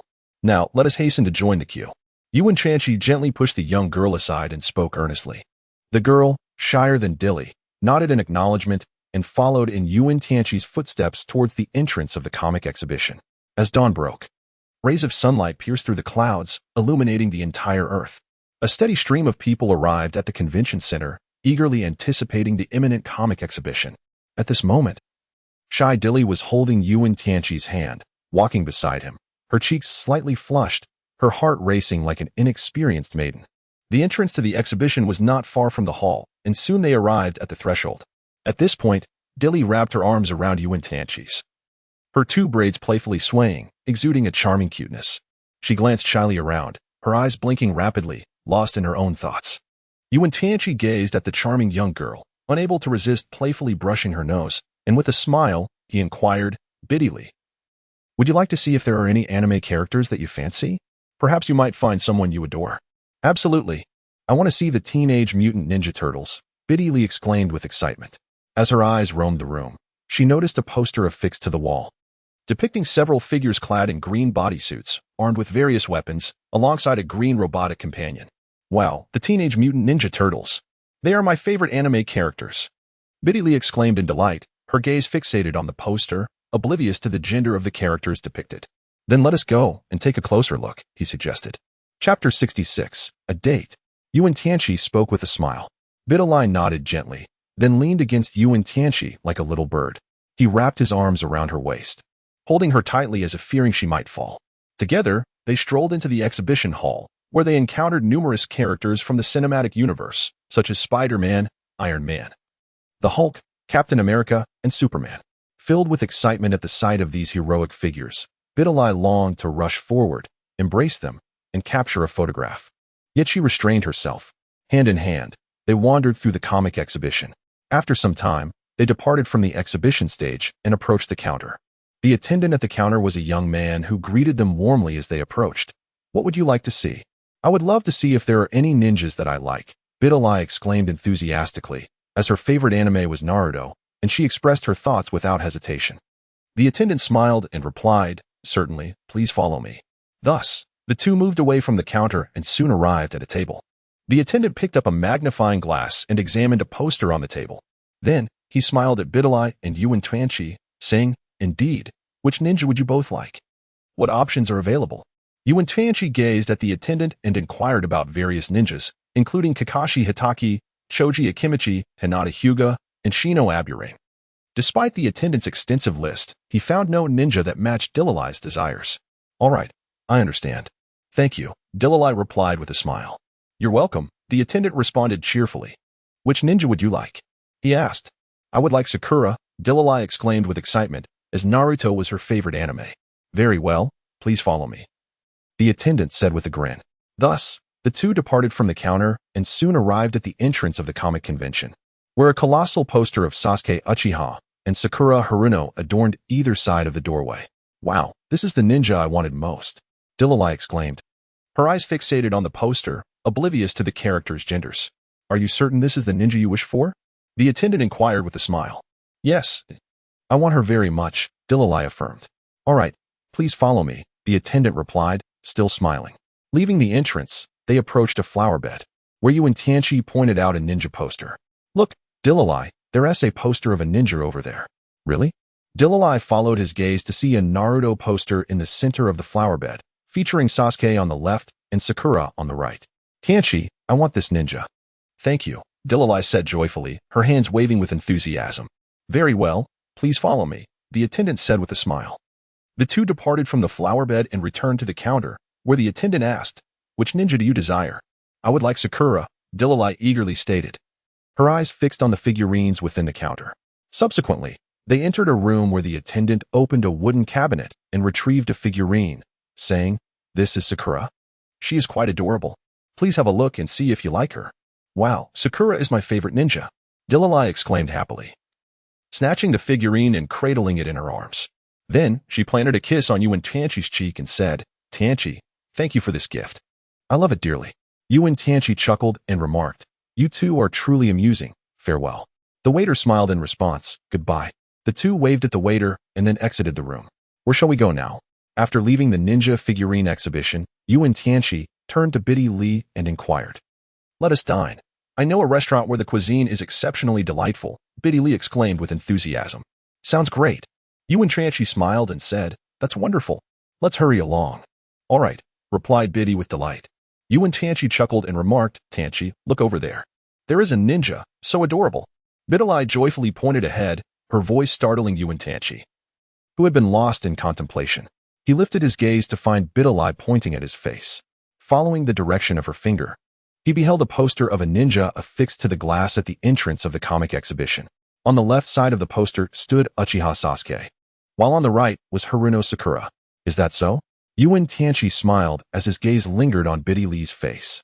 With her lustrous black hair, large expressive eyes, a prominent nose, and a delicate cherry-red mouth, she exuded an exquisite beauty that captivated him. In that moment, Wen Tianqi thought to himself, "Biddy Lee is truly a beautiful girl." This thought brought a subtle smile to his face. As Biddy Lee and Wen Tianqi stepped into the charming Chinese restaurant, they were immediately enveloped by an alluring ambience steeped in classical Chinese culture. The walls were adorned with exquisite Chinese paintings, embellished with red Chinese knots and the character for blessing, evoking a sense of warmth and tranquility. Following the waiter deeper into the restaurant, they were greeted by a spacious interior, filled with numerous round tables, each set with pristine white linens and elegant tableware. They settled at one of the tables, and the waiter presented them with the menu. As they perused the offerings, a delightful array of traditional Chinese dishes caught their eye. After a brief discussion, they decided on several popular selections, including spicy hot pot, roasted duck, and fried rice. While awaiting their culinary delights, they surveyed the restaurant. observing a diverse clientele that included both locals and foreigners, all immersed in the rich tapestry of flavors. Suddenly, a commotion erupted within the restaurant as a man burst through the entrance, brandishing a kitchen knife. His eyes were wild, filled with a murderous intent. The patrons were taken aback by the shocking turn of events, screaming and scattering in all directions. Biddy and Wen Tianqi were equally terrified, clutching each other tightly in a state of bewilderment. The man wielding the knife began to pursue the fleeing diners, his gaze filled with ferocity and malice. In an instant, the entire restaurant was shrouded in a grim shadow of violence and bloodshed. Upon witnessing the scene, Wen Tianqi, without a moment's hesitation, intended to rush forward. However, upon catching sight of Biddy's swift movements, he came to a halt. "Humph, how dare you cause trouble?" Biddy exclaimed angrily, delivering a powerful kick that sent the armed man sprawling. With a thud, he collapsed to the ground, unconscious. Applause erupted from the crowd. "Wow, it's Mr. Satan's daughter, Miss Biddy. Biddy, my idol." Biddy graciously waved her hand and smiled as she returned to Wen Tianqi's side. "Biddy, you are truly impressive," Wen Tianqi remarked, giving her a thumbs up.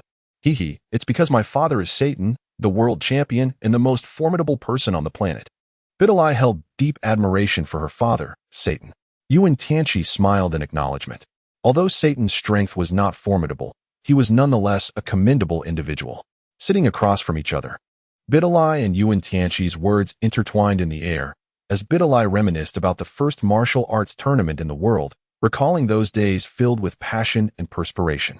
"I remember when I participated in the children's division of the first martial arts tournament," Biddy remarked, her eyes shimmering with the light of memory. "That was one of the most exhilarating moments of my life. Even though I was merely 8 years old, I can distinctly remember every detail." Wen Tianqi listened intently, refraining from interruption. "I donned the battle attire painstakingly crafted by my father, who encouraged me to bravely ascend the stage and confront adversaries more formidable than myself." The resonance of Di Li's voice was imbued with a profound nostalgia for her father. Wen Tianqi couldn't help but develop an interest in Di Li's father, sensing a profound longing and reverence within Di Li for him. "His name is Satan." Di Li smiled, her expression revealing a hint of pride. "He is my pride and my role model." Wen Tianqi nodded in acknowledgement, urging her to continue. "Satan is not only my father, but also my martial arts mentor. He has imparted to me the skills of combat and the means to safeguard myself. More importantly, he has taught me how to become a formidable individual." A resolute light shimmered in Biddy's eyes. Wen Tianqi sensed the power in her words, as if he could envision the scene of Biddy Li bravely battling on stage. Unfortunately, Biddy Li sighed softly, lamenting that her father was currently engrossed in filming various advertisements. Wen Tianqi gazed at Biddy Li, comprehending the helplessness that lay beneath the surface of this seemingly strong girl. He remained silent, simply standing by her side, offering her unwavering support and solace. Wen Tianqi fell silent for a moment, his eyes shimmering with the light of contemplation. Then, he turned his gaze towards Di Li, a subtle smile gracing his lips. "Let us embark on a journey unlike any other," he proposed. "Let us pay a visit to your father, Mr. Satan, the esteemed world champion. Imagine us stepping into his illustrious abode, where everything is not only perfect but steeped in mystery." The words of Wen Tianqi resembled the brush of an artist, vividly presenting a series of striking images to the two listeners. Their objective, the legendary Mr. Satan, the magnificent achievement of becoming a world champion, and the unique ambience of his home, all came alive in Wen Tianqi's eloquent descriptions. Imagine traversing a luxurious bridge beneath which crystal-clear waters flowed, with small fish joyfully swimming about. Verdant trees cast their shade, flowers bloomed in splendid colors, and everything was simply enchanting. Mr. Satan's residence nestled within this beautiful canvas. Wen Tianqi spoke softly, his voice seemingly imbued with magic, drawing people into a world of longing and aspiration. Then, he cast a glance at Di Li. Noticing her rapt attention, her eyes shimmering with anticipation, he understood that he had successfully piqued her curiosity. A subtle smile graced Wen Tianqi's lips as he continued his narrative. Mr. Satan's abode resembled a grand castle, with uniformed guards at the entrance, warmly welcoming our arrival. And there stood Mr. Satan, the pinnacle of the world, awaiting our presence. "Isn't it true, Di Li, that you too are eager for my encounter with your father, Mr. Satan?" "Indeed, I look forward to it," Di Li nodded in affirmation. That magnificent mansion, perched on the outskirts of the city, commanded attention, showcasing its opulence and grandeur. The estate's rear garden resembled a private training ground, where the world champion, Mr. Satan, engaged in rigorous training. His figure appeared tall and powerful in every corner of the garden. Sun-kissed, his skin bore a deep tan, and his muscular physique resembled an impenetrable fortress, instilling a sense of awe. At that moment, a young man, Wen Tianqi, accompanied the enchanting Dilly as they approached the garden. Dilly's home resided within this opulent mansion, and Wen Tianqi was her intimate companion. Their presence added a unique hue to this powerful training ground. Upon noticing them, Mr. Satan ceased his training and approached. His strides were firm and commanding, as if every inch of the ground trembled beneath his feet. He gazed at Dilly, his eyes radiating affection and pride. Then, he turned his attention to Wen Tianqi, and a flicker of caution passed through his sharp gaze. Wen Tianqi cast a glance at Dilly's smile, then subtly acknowledged her father's status with a nod. His face bore a warm smile, yet the determination and resolve in his eyes were unmistakable. At that moment, the atmosphere was taut, as though the very air had solidified. Mr. Satan glared at Wen Tianqi, his eyes glinting with a fierce light. Then, with a sly smile that held an inscrutable depth, he addressed Dilly. Dilly, have you brought a friend home? Is he your boyfriend? Excellent. His words lacked exuberance, but were laden with a father's profound affection for his daughter. Subsequently, he turned and strode back to the training ground. His silhouette appeared even more imposing under the sunlight, akin to a mountain in motion. His voice resonated through the garden. Training begins. At this command, the entire garden seemed to come alive, a fervor of blood and sweat intertwining. Chapter 67. Satan Dilly gazed at her father's retreating figure, her eyes brimming with admiration and gratitude. Then she turned to Wen Tianqi, offering him a smile that conveyed invitation and warmth. Wen Tianqi reciprocated with a smile of his own, one imbued with depth and resolve. In that moment, their gazes intertwined, silently affirming each other's presence and their connection. Your name is Wen Tianqi? I intend to train diligently with you. Come forth. The two ascended the dueling platform, surrounded by maids and attendants who cheered and shouted with fervor. Satan cast a glance at Wen Tianqi, who helplessly returned to look towards Dilly. Dilly was a stunning young woman, with bright, expressive eyes and a sweet smile. She encouraged Wen Tianqi, saying, "Go for it, Tianqi." Upon hearing Dilly's words, Wen Tianqi was instantly invigorated. He prepared to hold back, wishing to grant his future father-in-law a semblance of dignity. He assumed his stance and launched an attack against Satan. Satan quickly responded, blocking Wen Tianqi's assault while countering with his own. The contest between the two was fiercely intense, as they exchanged martial skills, showcasing their respective mastery. Wen Tianqi was exceedingly cautious, fearing that a moment's error might lead to inflicting grievous harm upon Satan.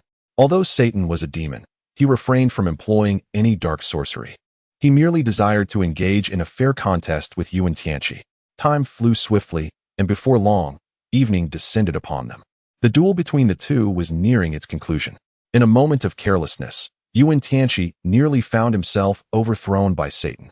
At that critical juncture, Bidalai shouted encouragement from the sidelines. Tianqi, go for it. Her words of support invigorated Wen Tianqi, prompting him to regain his stance and continue his confrontation with Satan. Ultimately, through Wen Tianqi's diligent efforts, the two reached a stalemate. Satan's gaze brimmed with anticipation and acknowledgement as he slowly approached Wen Tianqi, the vast black cloak billowing behind him, ushering in a gust of warm wind. With a tone imbued with paternal pride, he declared, Wen Tianqi, you are quite impressive, to hold your own against me. I entrust my daughter Bidalai to you. Upon hearing these words, Bidalai resembled a bashful fawn, her cheeks flushed as she dashed away. Her silhouette paused at a distance, casting a furtive glance back at Wen Tianqi, her eyes brimming with youthful longing and shyness. Wen Tianqi smiled, his expression brimming with pride and composure. He mischievously winked at Di Li's retreating figure before turning to flash a grin at Satan. I shall ensure Di Li's safety, he declared. Satan regarded Wen Tianqi with a gaze full of warmth, nodding solemnly. His massive form cast a shadow upon the air, yet his eyes radiated kindness. He recognized that this young man had earned his respect and trust. This contest bore no true victors or vanquished. Each participant had discovered their own worth through this encounter. Satan, Di Li, and Wen Tianqi found their lives enriched and vibrant due to this rivalry. The trio gathered in an opulent dining hall, where the air was suffused with the aroma of exquisite dishes and the warmth of culinary mastery. Clad in a formal gown, Di Li's elegant demeanor exuded grace and sophistication. her beauty akin to a luminous pearl glistening amidst her surroundings. Satan, as ever, emanated that unmistakably demonic aura, his dark essence standing in stark contrast to the luxurious mansion. On the dining table, exquisite cutlery and resplendent candlelight illuminated each face, creating a scene of exquisite beauty. Li and Wen Tianqi sat across from one another. Her warm, inviting gaze was filled with admiration for him. Wen Tianqi, with his handsome visage adorned by a gentle smile, reflected anticipation and satisfaction towards the banquet unfolding before them. A sumptuous array of delicacies was presented on the table, featuring game personally selected by Satan and culinary masterpieces crafted by his own hands. Li, with graceful poise, served Wen Tianqi first, her movements exuding the charm of a noble lady. She delicately placed a piece of roasted goose onto his plate, her smile radiating like the warm sunshine of spring. As Li served Wen Tianqi, a glimmer of mischief flickered in Satan's eyes. His deep, resonant voice carried a hint of amusement as he remarked, Li, our esteemed guest, Mr. Yuan, is honored to dine with you. I trust you shall attend to him well. His tone bore a unique blend of authority and affection towards his daughter. Li cast a playful glance at Satan before turning to Wen Tianqi, saying, Tianqi, I am truly delighted that you could join us for dinner.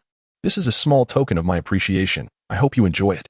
Her voice was melodious as a babbling brook, her distinctive charm impossible to overlook. Wen Tianqi was profoundly astonished by such hospitality. He found himself pleasantly surprised by Bidali's warmth. He politely replied, Thank you for your graciousness, Bidali. I am delighted to share this dinner with you. His eyes radiated sincerity and gratitude. The moon hung high in the night sky, casting a silvery glow that illuminated the garden where Wen Tianqi and Bidali were. In the garden, under the vibrant hues of colorful lights, the flowers vied for attention, while the swaying shadows of the trees cast deep silhouettes upon the gravel path. Wen Tianqi donned his favorite light blue shirt paired with black casual trousers, his hair meticulously styled, exuding a subtle fragrance. In his gaze, there resided an unparalleled tenderness and affection. In contrast, Li wore her charming red dress complemented by black leather shoes, her golden locks shimmering under the moonlight with an enchanting luster. Her eyes were brimming with trust and love for Wen Tianqi. They settled upon a stone bench in the garden, embracing each other as they gazed into the resplendent night sky. The stars twinkled like luminous pearls scattered across the vast darkness. That boundless ocean of stars mirrored their relationship, deep, expansive, and filled with the mysteries yet to be discovered. Wen Tianqi's hand gently caressed Bidali's shoulder, his gaze imbued with hope for the future and nostalgia for the past. Meanwhile, Bidali leaned quietly against Wen Tianqi's chest, her eyes shimmering with profound love and admiration for him. They sat there in silence, merely gazing at the night sky, savoring this tranquil and beautiful moment. Their heartbeats resonated like the most exquisite melody, harmonious and powerful. The night breeze softly swept by, carrying a hint of coolness. Yet it could not rival the fervent emotions burning within their hearts. They were enraptured by the romantic atmosphere, as if the entire world had vanished, leaving only the two of them and their unwavering pursuit of love. Wen Tianqi grasped Bidali's hand as they approached the bed. That expansive mattress appeared to stand as a testament to their love, poised to embrace a pair of souls deeply attuned to one another. Their heartbeats resonated like a nocturnal symphony, rhythmically pulsating, drawing them closer, as if the entire world contained only the two of them. Their bodies gently intertwined atop the bed. The texture of the sheets seemed to narrate the delicacy and sincerity of their bond.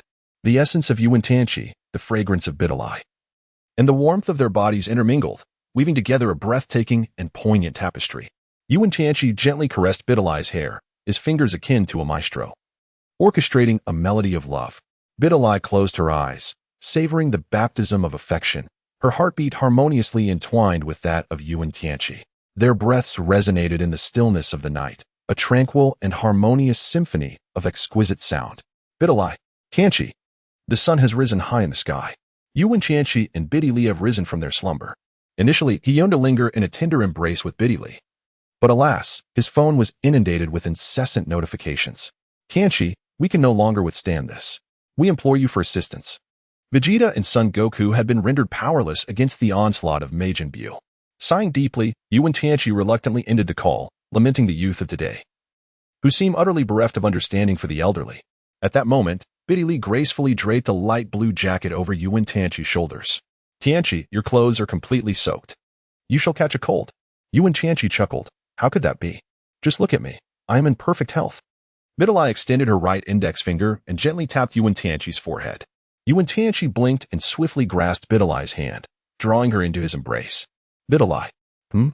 Your lips are exquisite. Wen Tianqi chuckled softly. Is that so? One day, I shall paint a more exquisite one for you. Hiki. Thank you, Tianqi. Beneath the gentle glow of the lights, Wen Tianqi and Biddy Li nestled against each other, quietly gazing into one another's eyes. The warmth they shared had risen to a level that could envelop their very souls. Alas, Wen Tianqi sighed helplessly. You young ones truly are quite reckless. What is it, Tianqi? Biddy Li inquired, looking at him with curiosity. Wen Tianqi glanced at the clock hanging on the wall and remarked, It is almost 7 o'clock. The time you agreed upon with Wukong and the others is drawing near. I must bid them farewell. All right, goodbye, brother Tianqi. Junbai approached Wen Tianqi's side and asked, Are you not joining us? Indeed, but you all must heed Bidalai's words and avoid any mischief. I understand, brother Tianqi. You need not worry.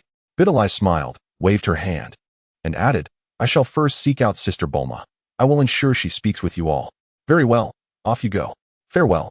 Bidalai waved goodbye to Wen Tianqi and turned to leave. Sighing softly, Wen Tianqi watched Junbai depart, pondering with a gentle breath. I wonder if that girl Bidalai will manage to harmonize with Bulma and the others. A swift sound pierced the air.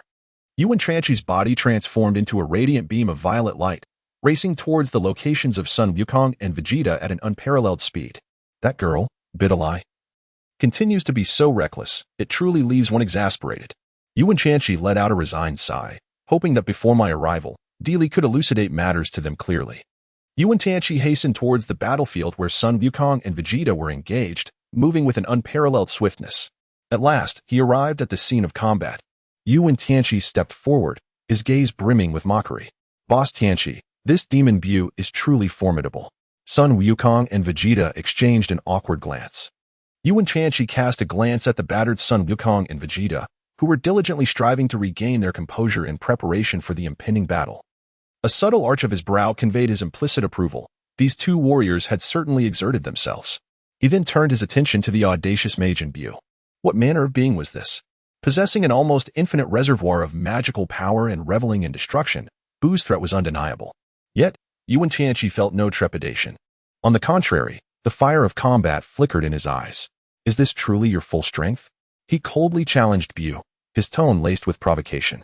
Majin Buu regarded Wen Tianqi, a flicker of surprise dancing in his cunning eyes. He had not anticipated that an ordinary person from Earth could possess such courage and resolve. He chuckled softly before responding, You seem quite different. Facing the formidable Majin Buu, Wen Tianqi wore a contemptuous smile. His gaze was not one of fear, but rather of unwavering resolve and courage. He understood that although Majin Buu was powerful, in his eyes, he was merely a paper tiger, insignificant and easily dismissed. Clenching his fists, the sound of cracking knuckles echoed, as if to affirm his determination. His body was taut, resembling a leopard poised to pounce. Brimming with a fervent desire for victory. You should never underestimate anyone. Wen Tianqi's voice resonated like a chilling spring, instilling a sense of alertness. He was unafraid of Majin Buu's threats, for he recognized that only through challenges could one truly comprehend oneself. Majin Buu's eyes sparkled with intrigue, seemingly touched by Wen Tianqi's words. He had not anticipated such steadfastness from this earthling. Wen Tianqi's resolve appeared to be more formidable than he had imagined. Raising an eyebrow, Bu erupted into laughter. Well done, Wen Tianqi, I commend your bravery. But are you prepared to accept my challenge? Before his words had fully dissipated, Bu launched an attack. His body moved like a bolt of lightning, cutting through the air as he charged towards Wen Tianqi. Yet, Wen Tianqi did not flinch. He stood his ground, fist clenched, confronting Bu head-on. The air erupted in an explosion, a fierce amalgamation of scorching heat and biting cold distorting the surrounding space. The clash of extremes sent debris flying and winds howling. This strike reverberated across the entire mountain range, shaking the earth and causing rocks to tumble. In an instant, a deafening boom echoed through the night sky. Flames erupted, and immense energy radiated outward, painting the landscape in a vivid crimson hue. The blood-red glow flickered ominously in the night, as if heralding an impending calamity. Wen Tianqi's punch sent Bu reeling, his form a shadow darting through the night sky. Propelled far away, his silhouette wavered in the air, releasing a heart-wrenching roar. A flicker of ruthless intensity flashed across Wen Tianqi's gaze. the veins in his tightly clenched fists subtly protruding, embodying a suppressed murderous intent. He gradually lifted his head, directing his gaze towards the distant Majin Buu.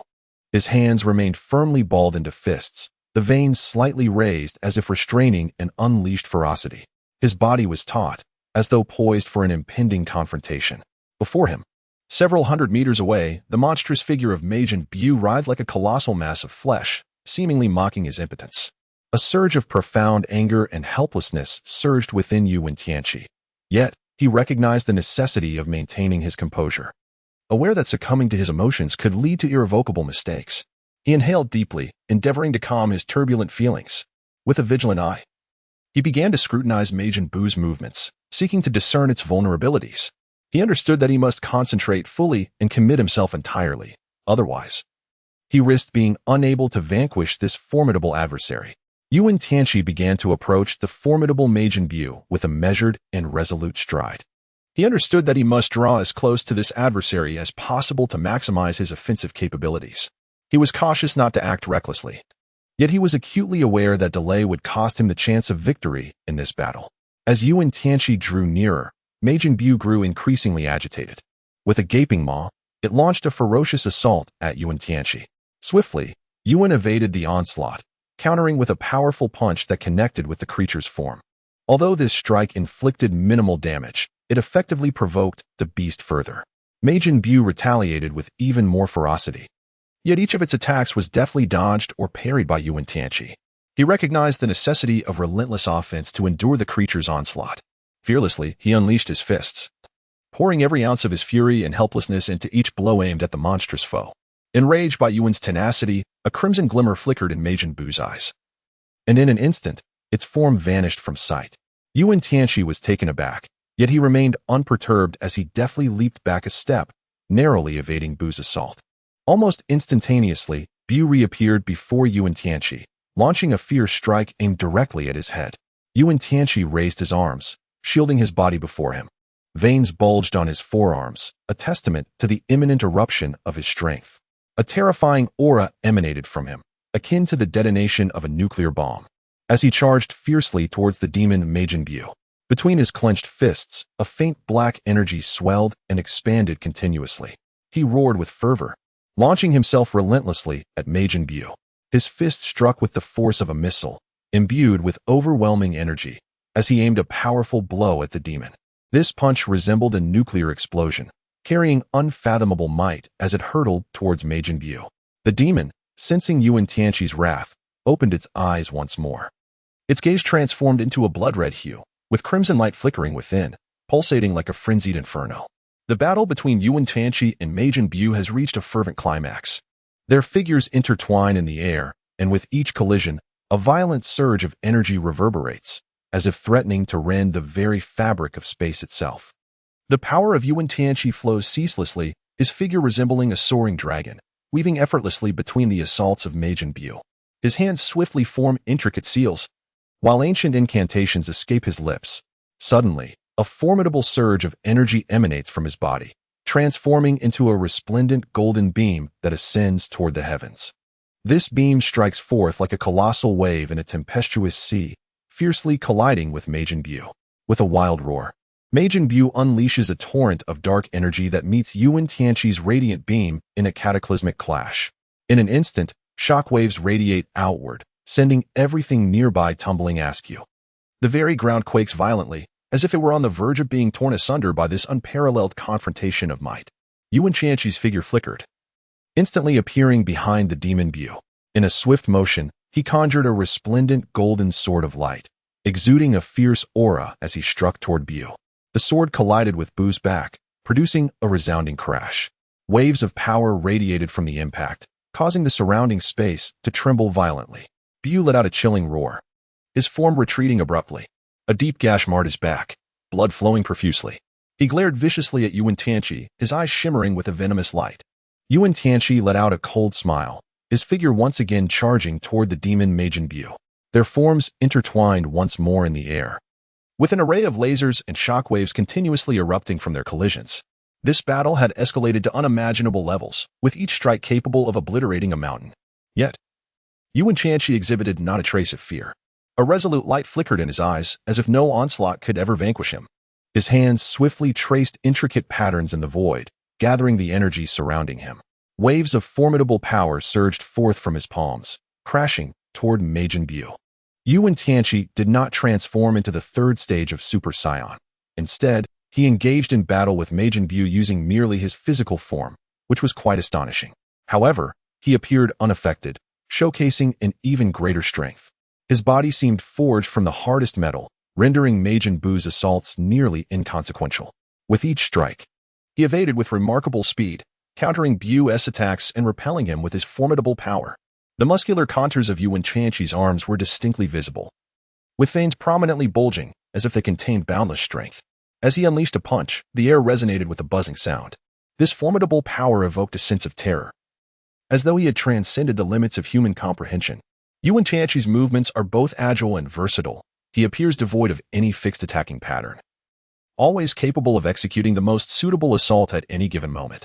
Each of his actions is imbued with strength and confidence, as if he has completely mastered the art of combat.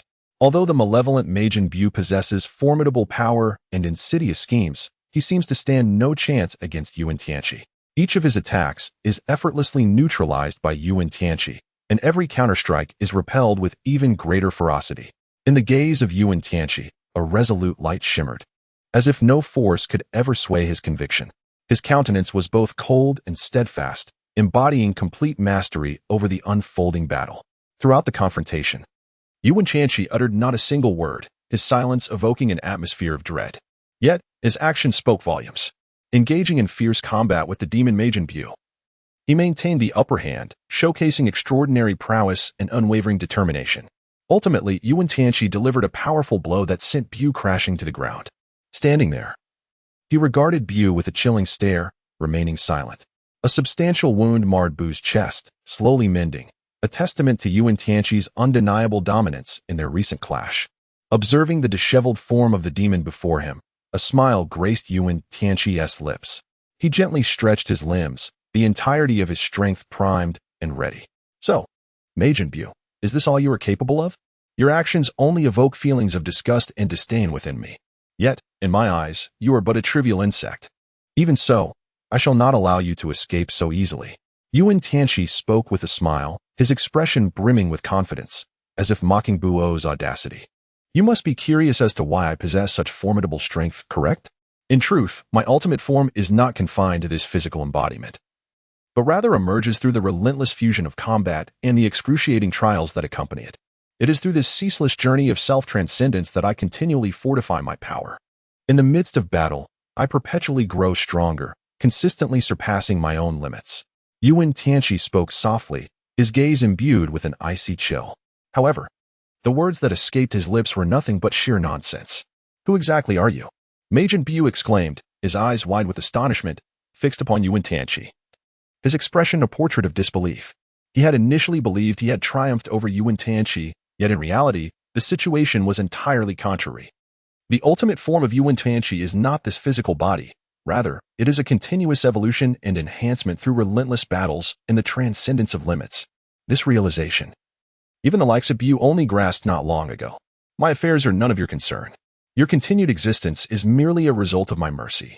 Should you dare to act recklessly again, you shall face the consequences of your folly. Wen Tianqi spoke in a cold voice, and a glimmer of icy light flickered in his eyes. Initially, he had no intention of slaying the demon Buu, yet this individual proved to be exceedingly bothersome, incessantly chattering in his ear and causing great disturbance. How infuriating! You are truly insufferably arrogant. The demon Buu, filled with wrath, bellowed a fierce roar, and suddenly, a thick cloud of smoke erupted from his body. Wen Tianqi's eyes glimmered with intrigue, revealing a sense of fascination. Amidst his astonished gaze, at the heart of the swirling smoke, emerged a gaunt figure, a demon that bore the semblance of malnutrition. What, pray tell, are you? Wen Tianqi inquired with astonishment. Could it be that the demon Majin Buu has reemerged? This was his initial reaction.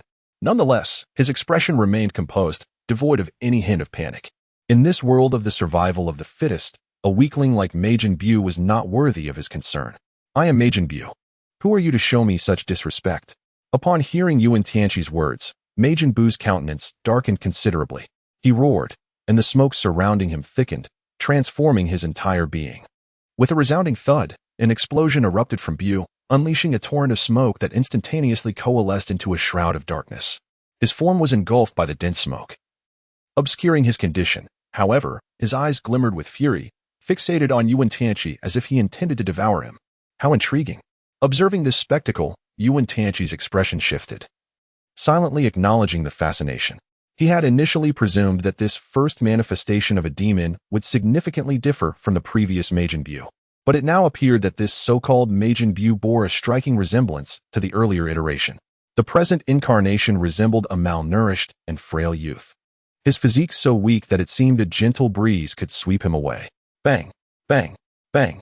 A series of explosions resounded from a distance. Another demon emerged from within Buu's form, yet this one was vastly different from the preceding creature. Towering at an impressive 3 meters, he bore a resemblance to a bear, but his face was marred with grotesque spots, rendering him rather fearsome.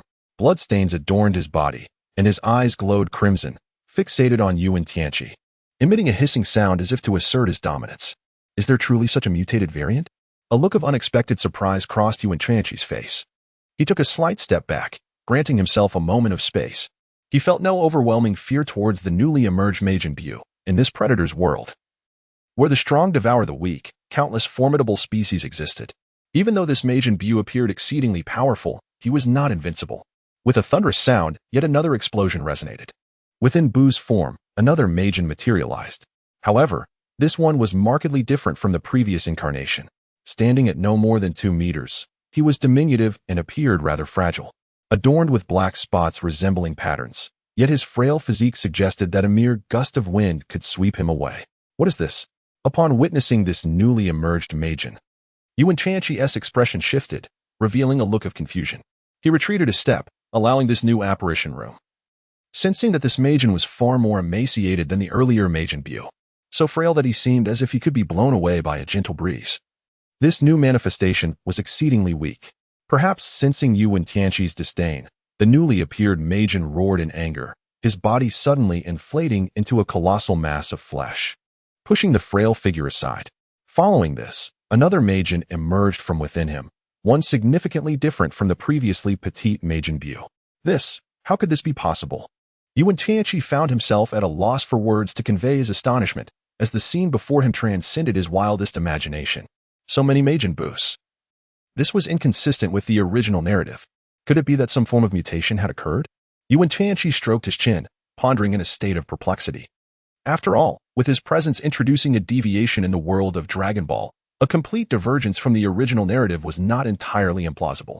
Nevertheless, he dismissed the thought as overly complicated. It would suffice to eradicate all other Majin Buu, leaving only the final, rotund Majin Buu. Wen Tianqi murmured to himself, having reached a resolution. In the original tale, the pudgy Majin Buu was relatively benign, while the other malevolent Buus could simply be vanquished. Wen Tianqi stood silently in the dim corner, his gaze profound as the ocean, shimmering with an uncommon resolve. A faint beam of light cascaded down from his snow-white visage, casting a delicate halo around his silhouette. He murmured, "Forget it, it's too troublesome. It suffices to annihilate all the other Majin Buu, leaving only the final, corpulent Majin Buu." His words reverberated through the air, as if stirring invisible ripples within the confined space. Each utterance bore an unwavering determination and chilling ruthlessness, as though his very heart was bleeding. His expression gradually hardened, resembling the coldest star in the night sky, devoid of any emotion. Wen Tianqi emerged from the shadows, his stride resolute and powerful, akin to ancient stones weathered by the passage of time, impervious to the tempests. An intense aura emanated from him, a palpable scent of carnage and blood. His gaze pierced through the horizon, as if striving to unveil the essence of existence itself. He brandished his sword, its blade glimmering coldly under the light. Each swing seemed to tear through the darkened sky, each descent poised to rend the very fabric of this world. His sword danced with increasing velocity, a torrent of determination, fury, and sorrow pouring forth. With a swift thrust, his blade penetrated the body of the first Majin Buu, the weakest adversary he faced. The tip of his sword glided effortlessly, as if cutting through ice, encountering no resistance whatsoever. Blood gushed forth, vibrant and horrifying. In that moment, The air was thick with the stench of gore, yet Wen Tianqi appeared unfazed, silently observing the downfall of his former foe. He exhibited neither pause nor pity. His sword, akin to the Grim Reaper's scythe, relentlessly harvested lives. His steps were unwavering, as if he were on a sacred mission. Each annihilation of a Majin Buu was a cathartic release of his past anguish, a reaffirmation of his resolve for the future. Aya! Several Majin Buu screamed in frantic desperation, utterly powerless to resist. This was the true might of Wen Tianqi. Vegeta trembled, disbelief coursing through him, his pupils dilated. So formidable. An unimaginable strength. Just moments ago, the Majin Buu that had bested him and Goku with ease was obliterated in an instant by Wen Tianqi. Unable to endure even a single exchange. In mere minutes, only the final Majin Buu remained, the most primal and corpulent one. Wen Tianqi stood there quietly, his gaze as profound as the ocean. He fixated on the rotund demon Buu, his eyes shimmering with an ineffable emotion. A subtle smile graced his lips, and then he turned his head to face son Wukong and Vegeta. It is all over, he murmured softly. His voice was serene and detached, as if he were merely stating an inconsequential fact. Yet, his words rippled through the air like a stone cast into a tranquil lake, stirring up waves of emotion. Son Wukong and Vegeta exchanged glances, an indescribable feeling rising within them. They understood that Wen Tianqi spoke the truth. Indeed, it was all truly finished. They gazed at Wen Tianqi, their hearts brimming with respect and gratitude. This man had confronted the formidable demon Buu with his wisdom and courage. Not retreating, but choosing to strike first. His bravery and resolve filled them with pride. Now, he stood there, smiling at them. His eyes radiated confidence and determination. As if to convey, what I have accomplished, you too can achieve. His silhouette, bathed in the glow of the setting sun, appeared grand and steadfast. Then, they too smiled, their expressions imbued with relief and contentment. It was indeed over. They had triumphed, safeguarding all that they held dear. They shared another look, then turned their gaze back to Wen Tianqi. They were certain that it was truly finished. They believed that under Wen Tianqi's guidance, their future would shine even brighter. Darkness would ultimately dissipate. Light was on the horizon. This was the final chapter. Wen Tianqi gazed at the rotund demon Majin Buu and spoke softly. His voice was tranquil and nonchalant, as if he were merely conversing with himself. Yet, it was precisely this calmness and indifference that captured everyone's attention. All were taken aback, their mouths agape, with astonished eyes brimming with disbelief. Only one remained. Indeed, there was but a solitary rotund demon, Majin Buu. Wait. This fellow would be an excellent training partner for me. Suddenly, someone dashed forth. Wen Tianqi stumbled and nearly fell. It was him, the devil. The one who delights in donning a tight-fitting red suit. Hey, you, what are you saying? Wen Tianqi gazed at Satan, his expression one of astonishment. Simultaneously, he contemplated inwardly, wondering why this individual had arrived. Satan did not respond to Wen Tianqi's inquiry. Instead, he chuckled and ambled over to the portly Majin Buu. Young one, you are called Majin Buu, correct? Have you seen? That Wen Tianqi is my son-in-law, and you are no match for him. From now on, you shall learn from me. With that, Satan seized Majin Buu with a firm grip. With a resounding crash, debris flew in all directions, and at that moment, a figure darted away from the ground, grasping hold of Majin Buu and vanishing from sight. Vegeta and Son Goku stood in stunned silence. They recognized that figure. It was Satan. However, Satan had just declared that Wen Tianqi was his son-in-law. What about Bulma, Chi-Chi, and Launch? Ahem, what are you staring at? It's time to wrap things up. Wen Tianqi clenched his fist and coughed, instantly teleporting away from the scene. Well, Goku, it appears we are left with just the two of us, Vegeta remarked. His face etched with disbelief as he watched the direction in which Wen Tianqi and Satan had departed. What, just the two of us? Son Goku inquired, puzzled. Indeed, there is only one person who would phrase it that way, and that is Satan, Vegeta replied, equally perplexed by Satan's words. He could not fathom why Satan would make such a statement, for everything had already transpired. Son Goku and Vegeta exchanged glances, and suddenly, both broke into laughter, pointing at one another with foolish grins. Are you suggesting that our being left behind is solely due to your previous remarks? Son Goku asked. It seems that way, Vegeta replied. Then let us train, Kakarot. I believe there is still potential for me to improve. Vegeta smiled. Very well, then let us depart. Son Goku responded cheerfully. The two of them instantaneously teleported away, as though they had never been there at all. Yet, Their smiles remained etched upon their faces. They had rekindled their fighting spirit. They were no longer to be dictated by others. They sought to seize their own destinies, refusing to be mere pawns, aspiring to become the sovereigns of this world. And all of this would commence from this training ground. After Vegeta and Son Goku's departure, the remaining individuals stood in a daze. The recent battle had been so exhilarating that they were still struggling to comprehend what had transpired. Who were those two? Why did they have the esteemed Wen Tianqi aiding them? I don't know. Something significant must be about to unfold. However, it is indeed our honor to have Wen Tianqi's assistance. Yes, indeed. The remaining individuals engaged in hushed discussions, their eyes betraying an unmistakable excitement and joy. Meanwhile, on the other side, Satan returned home with the demon Buu, unceremoniously tossing him into the training room. With a cheerful demeanor, he said, "Buu, we shall conclude our session for today. Practice on your own for now, and I will guide you should you encounter any confusion."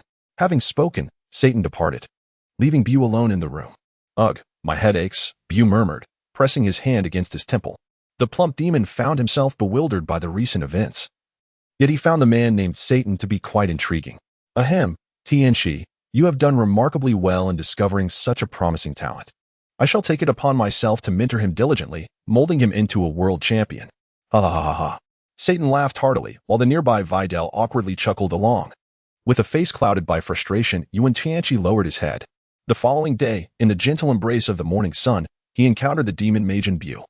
It was an extraordinary moment. He stood in the vast expanse of the field like a solitary mountain. Majin Buu was no longer the frenzied fiend of the previous day, but rather a docile creature, his eyes shimmering with a soft, gentle light. Wen Tianqi slowly approached Buu, his emotions a complex tapestry of solemnity. Gazing into Buu's clear eyes, a profound sense of ineffable sentiment surged within him. He extended his hand, gently resting it upon Buu's shoulder. In that moment, the very air around them seemed to solidify.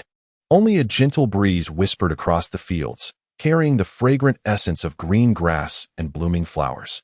Wen Tianqi could distinctly perceive Buu's presence, a breath that was both unfamiliar and familiar, imbued with kindness and gentleness. Wen Tianqi smiled gently, for he clearly perceived the goodness and innocence that resided within Buu's heart. Taking a deep breath, he softly declared, "You have shed your malevolent intentions. I believe you can transform into a benevolent being, coexisting with us upon this land." Buu listened in silence, his eyes shimmering with gratitude. He felt the kindness and acceptance emanating from Wen Tianqi, which stirred within him a profound sense of appreciation. Observing Buu's docile demeanor, Wen Tianqi was overcome by an inexplicable emotion. He understood that this former demon had metamorphosed into a harmless creature, one that required the embrace and tolerance of human society. In that moment, Wen Tianqi's heart brimmed with hope and anticipation. He recognized that the world craved more compassion and acceptance. Only through such virtues could true harmony be realized. Firmly grasping Buu's hand, he began to walk towards the horizon, aware that this marked the commencement of a new chapter. On a vast, open landscape, sunlight cascaded down, and Satan stood there, his gaze filled with aspirations for the future. His voice reverberated in the air, carrying an unbearable vibration as he called out, "Majin Buu." That name ignited an invisible mark in the atmosphere, its echo seemingly resonating from all directions simultaneously. Not far away, Wen Tianqi observed this scene quietly. His eyes reflected a deep sense of satisfaction, a joy that stemmed from a long-held anticipation finally fulfilled. He witnessed the interaction between Satan and Majin Buu, their essences intertwining to form a colossal aura as if they could tear the very sky apart. Though they existed in disparate realms, in that fleeting moment, they seemed to become good friends. Their exchange appeared to unveil a power Wen Tianqi had never encountered before, a force so formidable and sublime that it seemed to embody the very essence of the universe. Wen Tianqi stood there, a warm smile adorning his visage. In his eyes shimmered a profound hope for the future, coupled with a deep admiration for Satan and the demon Buu. He gazed upon them, as if beholding his children, his friends, his aspirations. In that fleeting moment, the entire world fell into silence, with only the sound of their breaths and heartbeats echoing through the air. The essences of Satan and the demon Buu intertwined, creating a formidable current, as if poised to overturn the very cosmos. Chapter 70, The King of Worlds. Wen Tianqi stood there, gazing at the two before him, a look of serene satisfaction gracing his features. He understood that this was the answer he had been seeking, the future he had longed for. As he observed them, it felt as though he beheld the very hope of the universe. Suddenly, an unsettling sensation of being washed over him. In an instant of surprise, he vanished in a blink. In the Kaishin realm, a short man with an inch of white hair stared in astonishment at the suddenly appearing Wen Tianqi. Well, greetings to you, Kaishin Shin, and to this esteemed individual. Wen Tianqi remarked, a mysterious smile playing on his lips. Peeking at me, do you harbor some thoughts? Kaishin Shin, taken aback, incredulously exclaimed, how could you possibly be here? You are Wen Tianqi. Beside him, Jebet shared the same disbelief, for this was the Kaishin realm, a place where entry was not easily granted to just anyone. With a sinister smile, Wen Tianqi addressed the Supreme Kai, Xian, my power far exceeds your imagination. Yet, Xian, as the Supreme Kai, you still indulge in the same voyeuristic tendencies as the former Supreme Kai? His voice was not loud, yet terror etched itself across Xian's face. He could scarcely fathom that Wen Tianqi had ascended to such heights of strength. At this moment, an aura of formidable dread emanated from Wen Tianqi, as if he had metamorphosed into an entirely different being. Your power surpasses that of the Supreme Kai, exclaimed Jebet in disbelief. For Wen Tianqi's presence now eclipsed even that of the Supreme Kai. Not only you, Xian, but you are no match for even Majin Buu. How could you possibly contend with me? Wen Tianqi remarked dismissively, a smirk gracing his lips. He cast a scornful glance, his eyes shimmering with profound intensity. Gazing intently at Xian, the Supreme Kai, his tone imbued with an ineffable confidence and might, evoked a palpable sense of his overwhelming strength. Xian, you have been gravely mistaken. You have underestimated me. My power transcends your wildest imaginings, surpassing the very limits of this universe. You and all the deities among you have grossly misjudged my capabilities. As Wen Tianqi's words lingered in the air, an ineffable tension enveloped the atmosphere. His gaze was as sharp as a blade, seemingly capable of piercing through all illusions to directly perceive the essence of existence. He slightly raised his eyes, coldly scrutinizing Xian. Within those eyes resided formidable power, as if intent on unraveling all of Xian's secrets. Tell me, Xian, as the god of the realm, do you, like the former king of the realm, indulge in the act of spying on others? Wen Tianqi's words dripped with mockery and derision. Xian's expression shifted subtly, a sense of discomfort washing over him. Wen Tianqi's utterance struck like a keen sword, penetrating deep into his heart. Instinctively, he averted his gaze from Wen Tianqi, a nameless dread surging within him. The words of Wen Tianqi reverberate through the air, conjuring an image of him standing at the pinnacle of the world, gazing down upon all living beings. His expression, imbued with a sense of arrogance and hubris, renders his presence utterly impossible to ignore. Wen Tianqi wore a mischievous smile, a grin that seemed to encapsulate all manner of wickedness and cunning. He cast another glance at Xian, his eyes glinting with a hint of provocation. Xian clenched his teeth, yet remained silent, acutely aware that the chasm between him and Wen Tianqi was widening infinitely. In this moment, Wen Tianqi stood as the sovereign of the universe, his words beyond contestation. Humph. Wen Tianqi let out a cold snort, falling into silence as he turned his head to the side. Xian gently exhaled, and in the next moment, Wen Tianqi's earlier words involuntarily echoed in his mind. Humph. Wen Tianqi let out a cold snort, directing his gaze towards Jibet. At that moment, Jibet, too, was observing Wen Tianqi with a curious eye, involuntarily voicing his thoughts. Is this truly the legendary Wen Tianqi? He is indeed quite formidable. Xian quietly remarked to Jibet. Jibet nodded, turning his head away. He felt he was not yet worthy of comprehending Wen Tianqi. And what of the Realm King's sword? Wen Tianqi inquired with great interest. In the eastern reaches of this world lies a mysterious valley, known as the Valley of Spirits. The air here is imbued with enigmatic energy, endowing the creatures that inhabit it with extraordinary abilities. Deep within the Valley of Spirits stands a magnificent palace, the abode of the Supreme Kai, a symbol of his dominion. Wen Tianqi narrowed his eyes, a surge of indescribable impulse welling up within him. Clenching his fists, he felt the formidable power of the Supreme Kai sword coursing through his limbs. He advanced step by step towards the Supreme Kai, each stride echoing the passage of history. A journey through time's vicissitudes.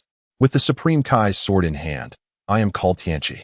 With my strength, I shall sever the void and reshape order. Wen Tianqi's voice resonated like thunder, his words seemingly infused with boundless magic.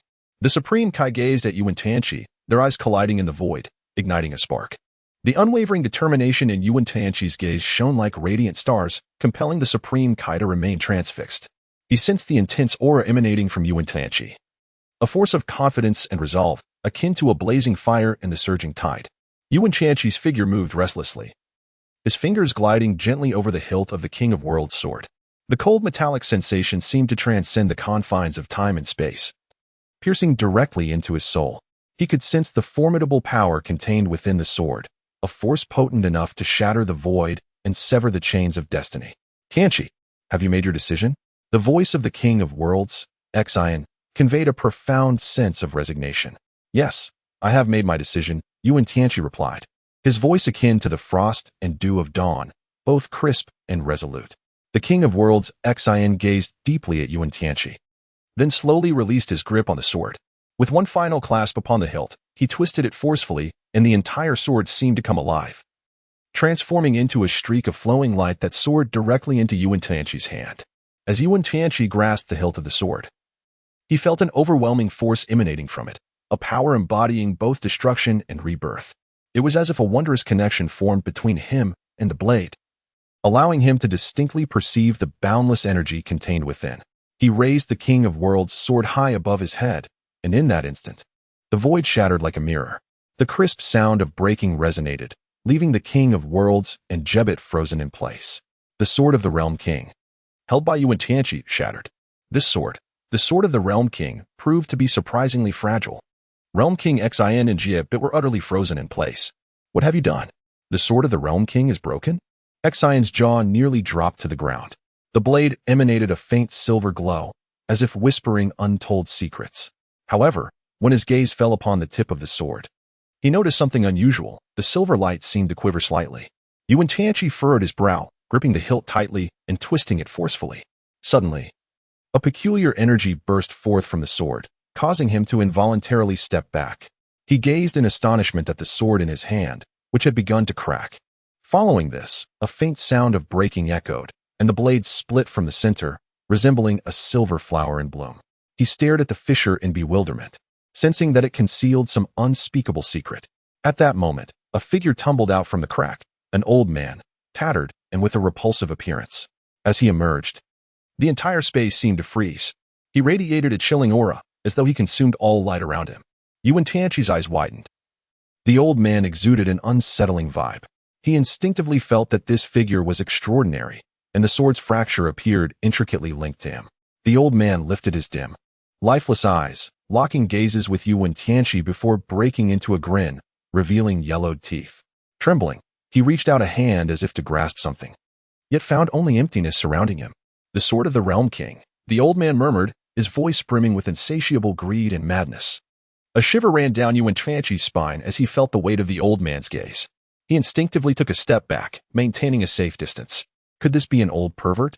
He remembered that in the original tale, there was a lecherous old man, but whether he had an interest in handsome youths remained unclear. Are you the old Realm King? Gebet inquired. Old Realm King? That fellow has been dead for ages. Xian replied in confusion. What did you say? The old Realm King bellowed. Wen Tianqi, since the air around them, had become thick with tension. Was this old Realm King the current one or a predecessor? If it were the latter, he seemed rather unimpressive. You are the current Realm King? Wen Tianqi finally realized that the old man was actually standing behind Gebet, which explained the suppression of his voice. How do you know? Realm King Xian asked in surprise. How do I know? Do I need to explain? The current old Realm King, as the legend goes, is merely a decrepit old man. And you, are you not just that? Wen Tianqi cast a sidelong glance at him. This scoundrel. How dare he label him an old codger? You are the true old codger. Your entire family consists of old codgers. How could you possibly know these things? The King of the Universe, Xian, inquired with difficulty. Could it truly be so? Why is it that he is not an outright old codger, but rather a living, breathing lecher? How could I know this? Is it not obvious? How did you manage it? What is so difficult about it? Did you not already know? Wen Tianqi rolled his eyes, pondering who had been up early, repeatedly declaring that the King of the Universe was an old codger. Had it not been for pressing matters at hand, he would have surely confronted him. You are already deceased. After a prolonged silence, the King of the Universe, Xian, finally spoke. Indeed, I have departed this world. The old King of the Universe nodded. You scoundrel. I had thought you a commendable junior, but alas, you are nothing but a scoundrel. Your entire family is comprised of scoundrels. How did you? Do not be so astonished. My soul has long since perished, and I now exist merely as a spiritual entity. The old king of the universe lamented. Thus, in an atmosphere of profound silence, the king of the universe, Exine, and Jebite exchanged glances, their eyes filled with disbelief. Before them stood an unassuming old man, yet this man was the king of the universe from 15 generations prior. His gaze was as deep as the ocean, seemingly transcending the boundaries of time and space, although his face was lined with wrinkles. It bore an indescribable air of majesty and solemnity. The aura he emanated, though gentle, instilled a sense of reverence. Jebite's eyes widened as he regarded this old man, his heart brimming with confusion and wonder. Unable to contain himself, he inquired, "Are you truly the king of the universe from 15 generations ago?" The old man smiled faintly and nodded, his gaze lingering on Jebite for a moment, as if lost in reminiscence, before turning to the king of the universe, Exine. Exine, how long has it been since we last met? The old man's voice carried a note of desolation, yet was infused with warmth. The king of the universe, Exine, paused momentarily before responding slowly. It has been approximately 15 generations. The old man chuckled softly and remarked, "How swiftly time passes. In the blink of an eye. We have been apart for so long." A hint of nostalgia and sorrow colored his words. He regarded the king of the universe, Exine, with a gaze filled with complex emotions, while Exine silently observed him, seemingly lost in recollection. Meanwhile, Wen Tianqi also curiously turned his attention towards them. Wen Tianqi sat regally at the center, his gaze drifting between the two kings of the realm. Their visages, illuminated by the starlight, appeared solemn and enigmatic, resembling ancient deities. He first turned his attention to the elder king of the realm, whose wise and profound eyes seemed capable of unraveling the secrets of the cosmos, rendering any deceit or hypocrisy utterly transparent. The elder's face was a tapestry of wrinkles, each line seemingly narrating tales of his experiences and wisdom, demanding one's utmost attention. Subsequently, his gaze shifted to King Exine, whose youthful and vibrant eyes resembled the rising sun, illuminating the earth and, in turn, illuminating the depths of his own heart. Wen Tianqi let out a profound sigh within his heart. These two Kaishans, one a witness to time and the other a beacon of hope for the future, possessed powers and wisdom that Wen Tianqi was well aware of. He pondered, was this the goal he sought? Was this the existence he aspired to embody? Chapter 71. The Restoration of the Divine Sword. His gaze once more fell upon the old Kaishan. This seemingly ordinary elder concealed within him an immense power. He recalled the old Kaishan's words, that the strength of a Kaishan is not meant for conflict and destruction, but rather for guardianship and protection. He reflected upon his own vow to become a protector of the cosmos, safeguarding all forms of life. Then, his attention shifted to Kaishan Shen. This youthful Kaishan, despite wielding formidable power, retained a deep love for life and a reverence for existence. Memories of his own youthful passion and ideals flooded back to him, alongside his promise to become a valiant warrior of the universe, dedicated to the protection of all life. Wen Tianqi fell into silence for a moment, grasping the shattered Kaiwang divine sword, whose once majestic golden blade now resembled a heap of tarnished metal, emitting a faint glow. The expression in his eyes was profound and solemn, as if he were scrutinizing every fissure and imperfection upon the blade. Gradually, he lifted his gaze towards the esteemed Kaiwang god Exine. Their eyes met, and an unspoken dialogue reverberated in the air. "I can no longer wield it." The voice of Kaiwang god Exine resonated with sorrow. "This sword is irrevocably broken."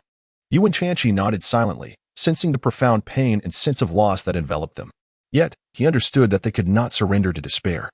He turned to gaze at the old Supreme Kai, whose eyes shimmered with the light of contemplation. They communicated in silence, exchanging glances and subtle expressions that conveyed their unspoken thoughts. Wen Tianqi observed them, recognizing that they were in pursuit of a solution, a means to restore the divine sword. At last, their discourse came to a close. The old Supreme Kai fixed his gaze upon Wen Tianqi, his eyes seeming to penetrate into the depths of Wen Tianqi's soul. "You must seek a rare mineral," he intoned, "for only it possesses the power to reforge the divine sword." Wen Tianqi took a deep breath, fully aware that this task would present the most formidable challenge he had ever encountered. Yet, he did not waver, for he understood that this was his sole beacon of hope. He accepted the sample handed to him by the old Kai. a pale yellow crystal radiating a warm glow. He could feel its essence. The energy of this mineral seemed to beckon him. He realized that his journey was only just beginning. With this hope in his heart, he would embark on the quest to restore the shattered divine sword. The old Kai gazed at him, a flicker of enlightenment passing through his eyes. To mend the divine sword, one must discover new sources of energy and materials. Only in this way could the formidable sword be reforged. Old Kai, he inquired, the sword is already broken. How shall we proceed with its restoration? Wen Tianqi is equally proud and curious. The old Kai spoke in a deep voice, stating, the first method is to seek out a spiritual object composed of the same material as the God King's sword. This spiritual object must be born from a sea of laws of equivalent nature. Only then can the divine sword be restored. However, even I have not fully comprehended the entirety of the sea of laws. Wen Tianqi nodded slightly, acknowledging that this approach was indeed feasible. However, could the laws of the sea be summoned with mere words? The old realm king seemed to perceive Wen Tianqi's apprehension and continued. The second method involves locating divine artifacts that embody the power of the heavenly Tao. Although these artifacts may not compare to the laws of the sea, acquiring their intrinsic power could also facilitate restoration. A glimmer of light flickered in Wen Tianqi's eyes. Although this method was inferior to the first, it still offered a glimmer of hope. The old Kai gently sighed and remarked, the third method entails that after you attain sainthood, you lend the power of your own laws to the divine sword. In doing so, the sword shall absorb your lawful essence, thereby achieving self-restoration. Wen Tianqi wore a rather expressionless demeanor, as none of the three methods were within his grasp. The old Kaioshin observed Wen Tianqi and remarked, there is no need for you to feel disheartened. Having obtained the legacy of the Kaioshin sword, you are already more fortunate than many. Wen Tianqi shook his head slightly. Achieving sanctity was an inevitable path for him. However, none of these three methods could yield rapid success. He informed Elder Xie, the king of the realm. Wen Tianqi bowed respectfully to the old Kaioshin before turning to depart. Since it was I who shattered the Kaioshin sword, it is only natural that I shall undertake its restoration. Observing Wen Tianqi's silhouette gradually receding, the old Kaioshin let out a long sigh. He is still too young. In a fleeting moment, Wen Tianqi traversed the boundless ocean of stars and arrived at a peculiar planet. This celestial body was teeming with extraordinary creatures and flora, which enveloped him in an unprecedented sense of pressure. He understood that he must discover a treasure composed of materials equivalent to those of the God King's sword in order to restore the shattered blade. Cautiously, he explored the planet, meticulously searching every conceivable nook that might harbor the coveted treasure. Suddenly, his gaze was drawn to a valley shrouded in a mysterious luminescence. A surge of excitement coursed through him as he instinctively soared towards that direction. As he drew nearer to the valley, the intensity of an extraordinary power became palpable. He could distinctly sense a mysterious force unlike anything he had ever encountered before. Perhaps this was the very treasure he had long sought, emanating its potent allure. Entering the valley with deliberate steps, he was rendered speechless by the sight before him. Within this enchanting hollow grew a singular plant, radiating an ethereal purple glow. Its leaves shimmered with an unusual metallic luster, as though they were forged from the very materials of the God King's sword. Wen Tianqi felt a surge of joy in his heart and immediately soared towards the enigmatic plant. However, before he could draw near, he was repelled by an overwhelming force. It turned out that a formidable energy shield enveloped the mysterious plant, safeguarding it from external intrusions. Wen Tianqi did not relent. He took a deep breath, calibrating his strength to its utmost potential. Then, he launched another assault on the enigmatic plant. This time, he refrained from the earlier recklessness, instead opting to first gauge the strength and position of the shield with his power. After several tentative strikes, Wen Tianqi discerned a vulnerable point. In a swift motion, he penetrated through that weak spot, finally drawing near to the mysterious flora. Wen Tianqi cautiously extended his hand towards the blossom of the plant, silently reciting his mental incantation. A formidable force surged forth from his palm, enveloping the flower in a gentle embrace. Initially, the blossom writhed and resisted vehemently. But as Wen Tianqi continued to channel his energy, that overwhelming power gradually subdued the vitality of the flower. Regrettably, such endeavors often yield a high failure rate in terms of restoration, Wen Tianqi mused with a furrowed brow and a sigh. On another planet adorned with diamonds, a rare material known as star sand is rumored to possess miraculous properties. It is said that this star sand can mend all fractured items, even restoring entire planets. However, the star sand on this celestial body is exceedingly scarce and concealed within perilous locales. Determined to repair the spirit sword of the Realm King, Wen Tianqi resolved to seek out this elusive star sand. He departed from his home planet, traversing countless star systems, and arrived at an unfamiliar world, one teeming with extraordinary creatures and treacherous obstacles. Wen Tianqi discovered an ancient temple on this planet, rumored to conceal the secrets of stardust. With unwavering courage, he ventured into the temple, enduring numerous trials. He battled colossal stone statues and unraveled intricate puzzles, ultimately uncovering the stardust in the deepest recesses of the temple. Wen Tianqi returned the star sand to its original planet and utilized it to mend the God King's sword. As he brought the star sand close to the divine blade, it began to emanate a dazzling radiance. With the light gradually dissipating, the fissures in the sword had vanished, restoring it to its pristine condition. It appeared that while its appearance had been rejuvenated, its power remained inadequate, necessitating further enhancement. Wen Tianqi, sensing the sword's firmness, murmured to himself. Through this restoration, he grasped a profound truth. To fully repair the God King's sword, one must employ the same materials and methods.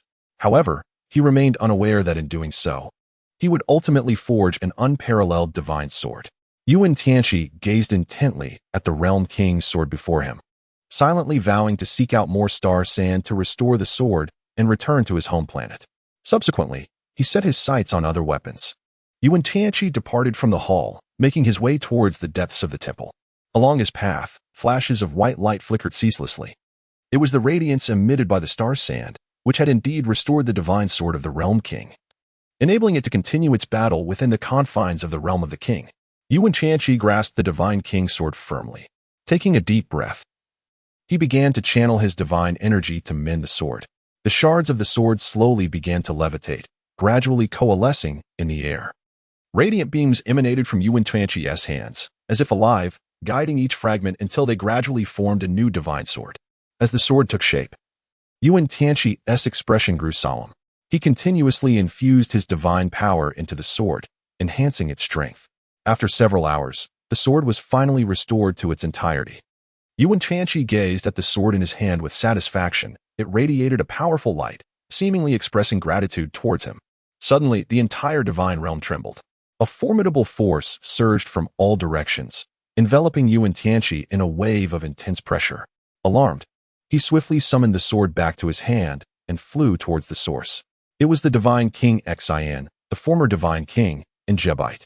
In a secluded part of the divine king's realm, Wen Tianqi stood before divine king Xian, wielding a resplendent sword, the divine king's sword. In his grasp, the sword appeared to possess a life of its own, its brilliance shimmering in the night like falling stars. Wen Tianqi gazed intently at the god of the realm, Xian, his eyes brimming with resolute determination. He raised the sword in his hand high above his head and plunged it forcefully into the ground. The sword's tip pierced the air, tracing a resplendent arc that reverberated through the surroundings. As the god of the realm sword embedded itself into the earth, ripples of energy radiated outward, lifting the surrounding dust into a swirling tempest. In that moment, it felt as though the entire universe trembled in reverence for the arrival of this blade. The god of the realm, Xian, was profoundly shaken by this spectacle. He stared at Wen Tianqi, his astonishment beyond words. Gradually, he approached Wen Tianqi, his steps quaking yet his gaze unwavering. Bowing his head, he humbly offered a deep bow to Wen Tianqi, his voice imbued with reverence and gratitude. Wen Tianqi, I thank you for entrusting me with the god of the realm's sword. I shall wield it to safeguard this universe and honor your expectations. Wen Tianqi offered a faint smile as he gazed at the supreme Kai Shen, his eyes brimming with trust. He extended his hand, gently patting Shen's head as if to comfort a frightened child. I believe in you, Shen. You are the most suitable guardian. Shen, feeling a pang of embarrassment, thought to himself, despite being unable to best you, must you disregard my role as the supreme Kai so blatantly? He managed an awkward smile. Soon after, the two exchanged knowing smiles, a shared anticipation for the future and mutual trust reflected in their expressions. Their laughter echoed through the realm of the supreme Kai, a testament to an indescribable bond and responsibility. Then, Wen Tianqi turned to depart, his silhouette appearing tall and resolute under the starlight. His journey was far from over. He still needed to seek clues that could thwart the existence of the universe destroyer. After Wen Tianqi's departure, Shen stood alone beside the sword, lowering his gaze to the supreme Kai sword embedded in the ground, a symbol of strength, hope, and guardianship. He felt the power it contained. A force derived from the very essence of the universe, potent and enigmatic. Shin sat face to face with the Elder Supreme Kai. Their presence seemed to transcend time and space, eternal and mysterious. A fervent light sparkled in Shin's eyes, as if harboring boundless wisdom and power. He spoke slowly, "Senior, your understanding of our Supreme Kai sword must surely exceed my own." The Elder Supreme Kai fell silent for a moment, his gaze seemingly traversing endless starry rivers, uncovering ancient secrets. His tone was profound and solemn as he replied, "The Supreme Kai sword is not only a symbol of our identity but also the wellspring of our power. Its history is deep and long, accompanying our race through numerous triumphs and tribulations." A glimmer of anticipation crossed Shin's face as he inquired, "So, do you know all its secrets?" The Elder Supreme Kai shook his head, replying, "No. The secrets held within that sword are unfathomable. While I possess some understanding, I cannot grasp them all. It is said that only a true Supreme Kai can wield the sword's full power." A flicker of determination shone in Shin's eyes as he replied slowly, "I understand. I shall seek out the true secrets of the Supreme Kai's sword and master its power." The Elder Supreme Kai regarded Shin, a hint of satisfaction illuminating his gaze. He recognized that this young Supreme Kai had matured and was ready to embrace the monumental responsibility ahead. Nodding, he said, "Very well, go forth in your quest. I believe you will uncover the true secrets of the Supreme Kai sword." Chapter 72. Ultra Saiyan. In the next moment, a figure returned. Supreme Kai Shin and the Elder Supreme Kai were left speechless. "Wen Tianqi, why have you returned?" "Hehe, I came to ask you a few questions." Wen Tianqi touched the back of his head and smiled as he spoke. "Could you elaborate on the secrets that lie between the Supreme Kai and the God of Destruction?" "What? You actually know about the God of Destruction?" The Supreme Kai Shin and the old Supreme Kai were taken aback. "How could Wen Tianqi be privy to such secrets?" "Not only do I know, but I am aware of more than one universe. I also know about the angels, as well as..." Wen Tianqi smiled mischievously. "High Priest, Omni King," he said, his gaze fixed upon the Supreme Kai Shin and the old Supreme Kai. With a sudden thud, both Supreme Kais were startled into submission, collapsing to the ground. "Hehe, please. Continue. I shall interject briefly. By the way, I believe I have come across some intriguing tidings. Why is it that the Omni King, the Omni King and the High Priest are figures that stand unwavering at the pinnacle of the multiverse? Their powers have ascended to an eternal echelon, marking them as the mightiest within this vast expanse. Yet, to the multiverse at large, they remain mere legends, elusive and unattainable. It is said that both have attained a form of higher dimensional existence, transcending the confines of time and space. Only those who are truly the strongest may possess knowledge of their whereabouts. Ahem, I cannot divulge further on this matter." Omni King, High Priest. The old Supreme Kai wore an expression tinged with embarrassment. "Is it forbidden to speak?" Wen Tianqi furrowed his brow. "It is possible, yet I dare not declare it." The expression of the old Kai fluctuated unpredictably. "Why?" Wen Tianqi was utterly perplexed. For the Celestial Monarch and the Grand Priest, they are the true masters of the multiverse. In this realm, they are the genuine sovereigns. We are mere lowly beings, and the profound secrets remain beyond our reach. Thus, we cannot speak freely. After hearing the words of the Kaishin, Wen Tianqi began to comprehend the situation. Indeed, this world belongs to them. They are the true rulers. Even the Kaishin and the Elder Kaishin are merely subordinates in their employ. Their status pales in comparison to that of the true masters. "Very well, I shall not intrude upon your refined pursuits. If there are no further matters, I shall take my leave," Wen Tianqi nonchalantly remarked. Regarding the matters of the king and the high priest, he had gleaned considerable insight from the narrative of his previous life. Although he remained unaware of the deepest secrets, it did not trouble him in the least. With a swift motion, he continued. In an instant, Wen Tianqi departed from the realm of the Supreme Kai.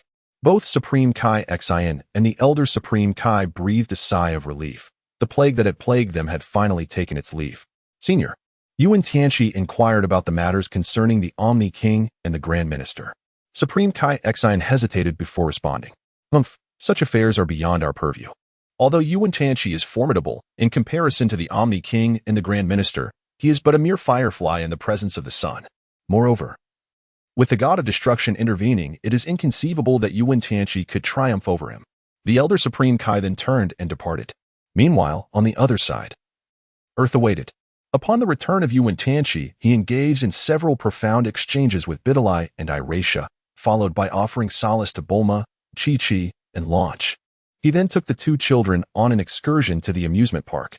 Subsequently, he dedicated some time to instructing son Wukong and Vegeta in their training, leading a life that was indeed rich and fulfilling. However, Wen Tianqi did not neglect his own cultivation. He harnessed the enhancements of the system, along with his formidable innate talents, resulting in a rapid ascent in his power. On this particular day, Wen Tianqi, along with son Wukong and Vegeta, was engaged in rigorous training. Unlike the others, son Wukong and Vegeta had already undergone a fusion, which they aptly named Gogeta. A formidable man stood there, exuding an aura of immense power. Gogeta clenched his fists and unleashed a thunderous roar, his body enveloped in crackling energy, transforming into a Super Saiyan. This is quite impressive. In this state, defeating the Majin Buu of yesteryears would be a relatively effortless endeavor, Wen Tianqi remarked thoughtfully, stroking his chin. Gogeta's eyes widened, and before his laughter could fade, a surge of formidable energy erupted from him. Like a bolt of lightning, he charged towards Wen Tianqi. However, Wen Tianqi faced him unflinchingly, his body shimmering as he transformed into Super Saiyan Blue. His hair turned to deep azure, radiating an overwhelming presence that was evidently far superior to his previous form. Gogeta, taken aback by this transformation, sensed that Wen Tianqi's strength exceeded his expectations. Nevertheless, he did not falter. He continued to launch fierce attacks against Wen Tianqi, though a hint of seriousness crept onto his face. Yet, Wen Tianqi afforded Gogeta no opportunity. With a swift movement, he effortlessly evaded Gogeta's assault. Subsequently, he delivered a powerful punch that sent Gogeta staggering back several steps. Witnessing this, Gogeta's expression shifted to one of astonishment. He had not anticipated Wen Tianqi's remarkable surge in strength. Wen Tianqi did not relent. He charged once more at Vegeta, delivering blow after blow. Vegeta could only retreat repeatedly, acutely aware that his strength was utterly insufficient to contend with Wen Tianqi. As he gazed upon Wen Tianqi's striking blue hair, a flicker of resignation crossed Vegeta's eyes. The outcome of this battle was unmistakably clear, as Wen Tianqi emerged victorious by an overwhelming margin. Standing there, Vegeta's face was illuminated with admiration as he finally comprehended the extent of his own limitations. This confrontation also ignited a newfound excitement within Vegeta, fueling his eagerness for their next encounter. As he observed Wen Tianqi's graceful silhouette, a yearning expression graced Vegeta's features. Wen Tianqi felt a slight headache. This fellow was truly ungracious, directly challenging him. Had he not concealed all his strength, Vegeta would have long since found himself on the ground. Gazing at Wen Tianqi's retreating figure, Vegeta gently murmured, "Having grown so powerful, are you truly still the same person?" Wen Tianqi, without turning back, spoke softly, "I am who I am, a unique version of myself." Vegeta let out a gentle sigh. He had heard others speak of Wen Tianqi more than once, but only now did he truly come to understand him. The Wen Tianqi of the past was indeed feeble, yet the present Wen Tianqi was a formidable opponent. Even for him, a faint smile of bitterness crossed Vegeta's face as he realized that this was the true Wen Tianqi. However, he felt a pang in his heart, for he had grown old and could no longer become stronger. Vegeta's hair had returned to its natural black, and he softly remarked, "The title of Super Saiyan God rightfully belongs to you." As he finished speaking, he split into two, becoming Son Goku and Vegeta. Super Saiyan God. Wen Tianqi chuckled, and his previously calm aura surged dramatically. With a shout, a crimson energy enveloped him, and his hair transformed into a vibrant red. This was the state of a Super Saiyan God. Son Goku and Vegeta were taken aback. Super Saiyan God. Indeed. You two have a considerable distance to cover before mastering the Super Saiyan Blue, yet the Super Saiyan God should be more accessible for you, Wen Tianqi explained to them. Goku and Vegeta exchanged determined glances, clearly prepared for what lay ahead. Standing beside them, Wen Tianqi clasped his hands together, murmuring an enigmatic incantation. Vegeta's eyes sparkled with resolve as his form began to shift. His height increased a few inches, and his muscles grew more defined. Soon after, his hair transitioned to gold before shifting to red. He felt a surge of power swelling within him, as if it were ready to burst forth. Goku too sensed Vegeta's transformation and was secretly astonished. Simultaneously, he felt his own body strengthening. He too grew taller, and his hair turned from gold to red. As both of them transformed into Super Saiyan gods, a fiery red aura surrounded them, reminiscent of flames, intense and fervent. They sensed their powers escalating, their bodies becoming more agile. Meeting each other's gaze, they recognized the changes within themselves and felt reborn, ready to face any challenge. After some time, they succeeded. Their transformation was complete, and their combat prowess had surged. They felt an unprecedented strength coursing through them. At that moment, Wen Tianqi completed his incantation. He waved his hand towards Goku and Vegeta, and a beam of light shot forth from his palm, enveloping them. Their bodies were engulfed in this radiant light, as if consumed by a gentle red flame. Shortly thereafter, Goku and Vegeta experienced a warm current emerging from deep within, flowing through their limbs and bodies. Their skin radiated with an exquisite sheen, as if coated with a delicate layer of golden film. At that moment, the voice of Wen Tianqi reached their ears. You have successfully transformed into Super Saiyan Gods, and now you may unleash your powers at will. Under the rigorous training of Wen Tianqi, Son Wukong and Vegeta transcended their limits and achieved the formidable transformation into Super Saiyan Gods. They felt an overwhelming surge of strength coursing through their bodies, as if they could obliterate anything in their path. Standing in the center of the arena, they prepared to challenge Wen Tianqi once more. Wen Tianqi accepted their challenge with a smile. In a flash, he transformed into a Super Saiyan Blue, radiating a cerulean aura. His visage became profound and enigmatic, as if it harbored boundless strength. The battle commenced, with Son Wukong and Vegeta launching a fierce assault against Wen Tianqi. Their fists struck like hammers, yet failed to unsettle him in the slightest. Wen Tianqi merely smiled gently, evading their attacks with the swiftness of lightning and with a swift motion, unleashed a tremendous wave of energy towards them. Son Wukong and Vegeta felt the immense power of this energy wave and were taken aback. They quickly summoned all their strength. Vegeta formed his hands into claws, while Son Wukong raised his golden staff high. Yet, the energy wave seemed insurmountable, breaking through their defenses in an instant and sending them crashing to the ground. Struggling to rise, Son Wukong and Vegeta sensed their inner strength rapidly depleting. Meanwhile, Wen Tianqi stood firm, his blue aura blazing even more fiercely. He approached them step by step, a cruel smile etched on his face. You are still too weak, Wen Tianqi remarked coldly, delivering a powerful punch that struck Son Wukong. Son Wukong let out a pained cry, his body soaring away like a kite severed from its string. Vegeta roared in fury, attempting to charge at Wen Tianqi in a desperate bid for battle, but was held back by an invisible force, rendered immobile. With a chilling laugh, Wen Tianqi vanished from sight, only to reappear behind Vegeta. An icy sensation surged through Vegeta's spine as he instinctively prepared to defend himself, yet was met with a devastating blow to his back from Wen Tianqi's fist. He crumpled to the ground, engulfed by excruciating pain, unable to continue the fight. Vegeta let out a pained cry as he collapsed, and witnessing his agony, Son Goku roared in fury and charged towards Wen Tianqi. However, in that fleeting moment, Wen Tianqi vanished once more, and Vegeta found himself striking Wen Tianqi from behind, delivering a powerful punch that sent him crashing to the ground. Wen Tianqi scoffed. You are exceedingly naive to believe that transforming will enable you to defeat me. Both of you still have much to learn. Without ascending to the state of Super Saiyan Blue, you are utterly no match for me. Very well, we understand. Son Wukong and Vegeta exchanged glances, each reflecting a sense of resignation. Wen Tianqi smiled with satisfaction and departed. From that moment on, for several years, both Son Wukong and Vegeta, having continuously suffered defeats at the hands of Wen Tianqi, engaged in relentless training. At this moment, Wen Tianqi embarked on a new journey.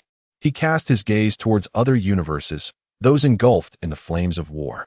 The god of destruction, Beerus, the angel Whis, along with the other gods of destruction and angels from various universes. Furthermore, standing at the pinnacle of the cosmos are the Omni King and the Grand Minister. All of them. Countless formidable beings flashed through Wen Tianqi's mind, yet they served as mere sharpening stones on his path forward. He resolutely clenched his fist and murmured to himself, My ambition is the universe. All the universes. Wen Tianqi aspires to become the supreme being of all universes, surpassing both the celestial sovereign and the divine minister. Wen Tianqi sat quietly upon a rocky outcrop of a distant planet. He was acutely aware that he was destined to become the mightiest being in the cosmos, surpassing even the sovereign king and the high priest. His gaze was profound and resolute, as if it could pierce through all obstacles and directly glimpse the very edge of the universe. Chapter 73. The Angel of the Sixth Universe. With a thunderous shout, Wen Tianqi unleashed the immense power he had accumulated over the years, manifesting as a brilliant golden pillar of light behind him. This radiant beam seemed to possess the force to create and destroy, soaring into the heavens and shattering the dense cosmic barriers that lay before him. The cosmic barrier shattered under the formidable strike of Wen Tianqi, splintering like glass and revealing the enigmatic sixth universe. The starry sky here bore a subtle distinction from the cosmos Wen Tianqi once knew. The stars twinkled and glimmered with resplendent hues, seemingly narrating the tales of this realm. He felt as though he had stepped into an entirely new world. The atmosphere, the celestial expanse, and every intricate detail enveloped him in a sense of novelty and strangeness. He comprehended that he had departed from the familiar universe and ventured into an uncharted domain. With a focused mind, he observed everything around him. The beauty and mystery of the starry sky captivated him. A profound feeling washed over him, as if this universe were vaster and more profound than the one he had previously known. Wen Tianqi gradually set foot upon this new land, each step resembling an exploration into the unknown. He understood that this newfound universe would present him with endless challenges and opportunities. Coming to a halt, he quietly absorbed the essence of this new cosmos. He realized that his new journey commenced at this very moment. Wen Tianqi traversed the vast expanse of the cosmos and descended upon a planet strikingly reminiscent of Earth. His gaze was immediately captivated by the breathtaking scenery. Where a sprawling meadow unfolded before him, the grass towering high and swaying gently in the breeze, resembling the undulating waves of the ocean. Standing amidst the verdant blades, he looked up to behold a sky of profound azure, so crystal clear it resembled a painter's palette. Yet this was a masterpiece crafted by the hand of nature itself. Wen Tianqi knelt down, cradling a handful of soil in his hands, the texture both familiar and comforting. He closed his eyes and inhaled deeply, savoring the earthy aroma, a fragrance of life itself. In that moment, he felt as though he could sense the vitality of this planet, as if he were resonating with its essence. Rising to his feet, he strode forward with purpose. The scenery before him evoked memories of Earth, a once familiar sight. He traversed a lush forest, where the leaves shimmered under the sunlight, as if adorned with a gilded edge. He passed by a crystal-clear stream, where fish darted gracefully, seemingly welcoming his presence. This was the sixth universe. Wen Tianqi mused to himself. The angel of the sixth universe is Baozi. A mysterious smile played upon his lips. Baozi, you say?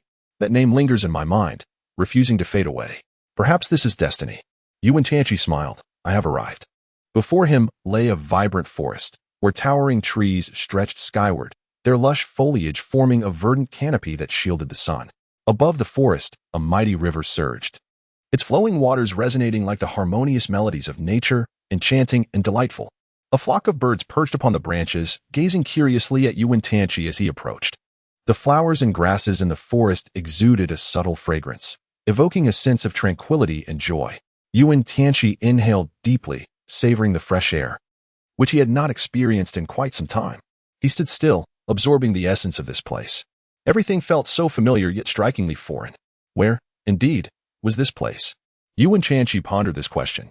The air is refreshing, the grass is lush and verdant, and the cheerful chirping of birds fills the atmosphere. Everything is so beautiful, so intoxicating. Yet, what exactly is this place? Wen Tianqi gazed towards the setting sun, the very direction he had traversed. He cast a glance into the distance, where an endless expanse of desert lay before him. He was unaware of what awaited him on the other side. Doubt began to creep in as he hesitated, pondering whether to continue onward towards that luminous horizon. Yet, confusion enveloped him, leaving him uncertain of the path he should take. Even if a treacherous landscape of knives and flames lay ahead, he resolved to forge ahead bravely. Within the depths of Wen Tianqi's soul, a fierce struggle ensued. He found himself at a crossroads, engulfed in confusion. Ultimately, the voice of his heart prevailed, guiding him toward the luminous path ahead. He lifted his foot, resolutely continuing his journey forward. The passage of time became irrelevant, and the distance walked remained unknown, until he arrived at the entrance of a mysterious palace. This enigmatic structure lay shrouded in a veil of mist, obscuring its contours, revealing only its imposing form. Suddenly, a voice resonated, a melodious tone responding, "Welcome, my master." Wen Tianqi was taken aback and instinctively took a step back. "Do not be alarmed. I shall not cause you any harm." The melodious voice resonated once more. Wen Tianqi slowly retreated, his heart engulfed in conflict as he contemplated whether he should enter. At that moment, the enigmatic palace began to shift, advancing toward him with an imposing grandeur. It soon stood before him, colossal and magnificent. A grand entrance loomed ahead, adorned with a plaque inscribed with the name Baozi. Wen Tianqi was somewhat taken aback. "Is this the palace of Baozi?" "Indeed, I am Baozi," came the melodious reply. You are the angel of the sixth universe?" Wen Tianqi was somewhat taken aback. He had never imagined that angels truly existed in this world. Yes, I am Bados from the 6th universe. How should I address you? Wen Tianqi was filled with excitement. He yearned to engage in a meaningful conversation with the angelic figure before him, yet he found himself at a loss for how to address this ethereal being. You may simply call me Bados, came the melodious reply. Very well, Lord Bados, he responded. Wen Tianqi smiled and said, My master, please do come in. The voice of Bardos echoed once more. Wen Tianqi lifted his foot, preparing to stride towards the enigmatic entrance of the palace. Wen Tianqi and Bados stood silently facing each other, their dialogue lingering in the air. A spark of excitement flickered in Wen Tianqi's eyes as his body began to transform, emanating an unprecedented power from within. Suddenly, he trembled, and his skin shifted from a deep black to a brilliant blue. This marked the transformation into the legendary Super Saiyan Blue, a mythical state of the Saiyan race. His hair elongated further, and his blue eyes brimmed with boundless courage and determination. Wen Tianqi's aura surged instantaneously, and he felt his strength ascending at an astonishing rate. As if it were boundless, his heart raced with increasing fervor, each beat resonating with formidable power. Drawing a deep breath, he boldly challenged Bados, let us engage in a contest of might. Unfazed, Bados accepted Wen Tianqi's challenge with an air of tranquility. She remained still, standing silently. Yet her presence overshadowed Wen Tianqi entirely. Wen Tianqi did not hesitate and instantly launched his assault. His fist shot forth like lightning, blue radiance tracing arcs through the air. However, Baozi remained utterly unmoved. She merely waved her hand gently, and an invisible force effortlessly deflected Wen Tianqi's strike. As Wen Tianqi launched his assault, he was abruptly met by an invisible barrier, causing his body to be repelled forcefully. He tumbled through the air several times before crashing hard onto the ground. Struggling to regain his footing, blood trickled from the corner of his mouth. In the presence of Bados, he felt his strength diminish to insignificance. Yet, he rose once more, his gaze resolute and unwavering. He understood that his power was insufficient, and he must continue to grow stronger. Bados regarded Wen Tianqi, her eyes shimmering with a captivating light. Gradually, she approached him, her hands gently caressing his cheek before bestowing upon him a tender kiss. This kiss seemed to encapsulate the essence of the universe, invoking a marvelous transformation within Wen Tianqi's being. He felt an unprecedented surge of strength coursing through him, an exhilarating sensation that overwhelmed his heart. Bados softly uttered, Come. Let us engage in profound communication, and I shall guide you in your cultivation. Alone in the serene cultivation chamber, illuminated by the soft glow of ambient light, she exuded an aura of elegance. Her tall figure and graceful demeanor complemented her beauty, shrouded in an air of mystery. The wisdom reflected in her emerald eyes seemed to conceal boundless secrets and enigmas. With a gentle smile, reminiscent of a blooming flower, she extended a hand toward Wen Tianqi, a radiant light blossoming in her fair palm. Come, let us delve deeper into our exchange, and I shall teach you the ways of cultivation. Wen Tianqi felt a jolt within, as if an invisible force were compelling him to take a step forward involuntarily. His heartbeat quickened, and he sensed the blood surging fervently through his veins. He fixated intently on Bados, whose profound eyes revealed a yearning and anticipation. Bados caressed the radiance, and a warm energy surged into Wen Tianqi's being. He felt as though every cell in his body was quivering, an indescribable sensation of wonder enveloping him. Their communion commenced.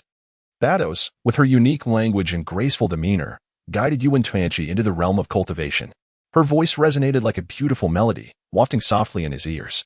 Her narrative glimmered like the morning sun, warm and luminous. Wen Tianqi was immersed in this exquisite sensation, continuously seeking understanding and exploration.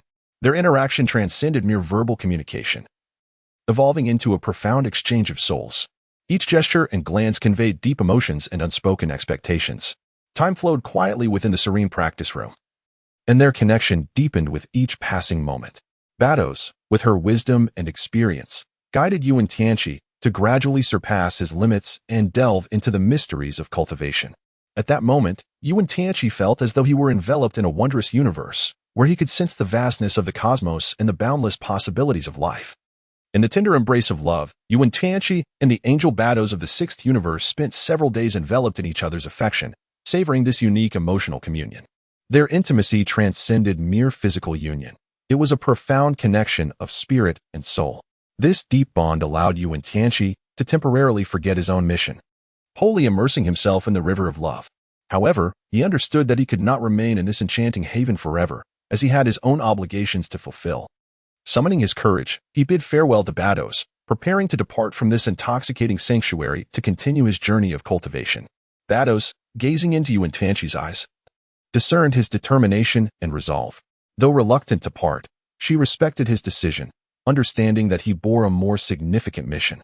All she could do was support him and assist him in achieving his goals. Accompanied by Bados, Wen Tianqi embarked on his journey of cultivation.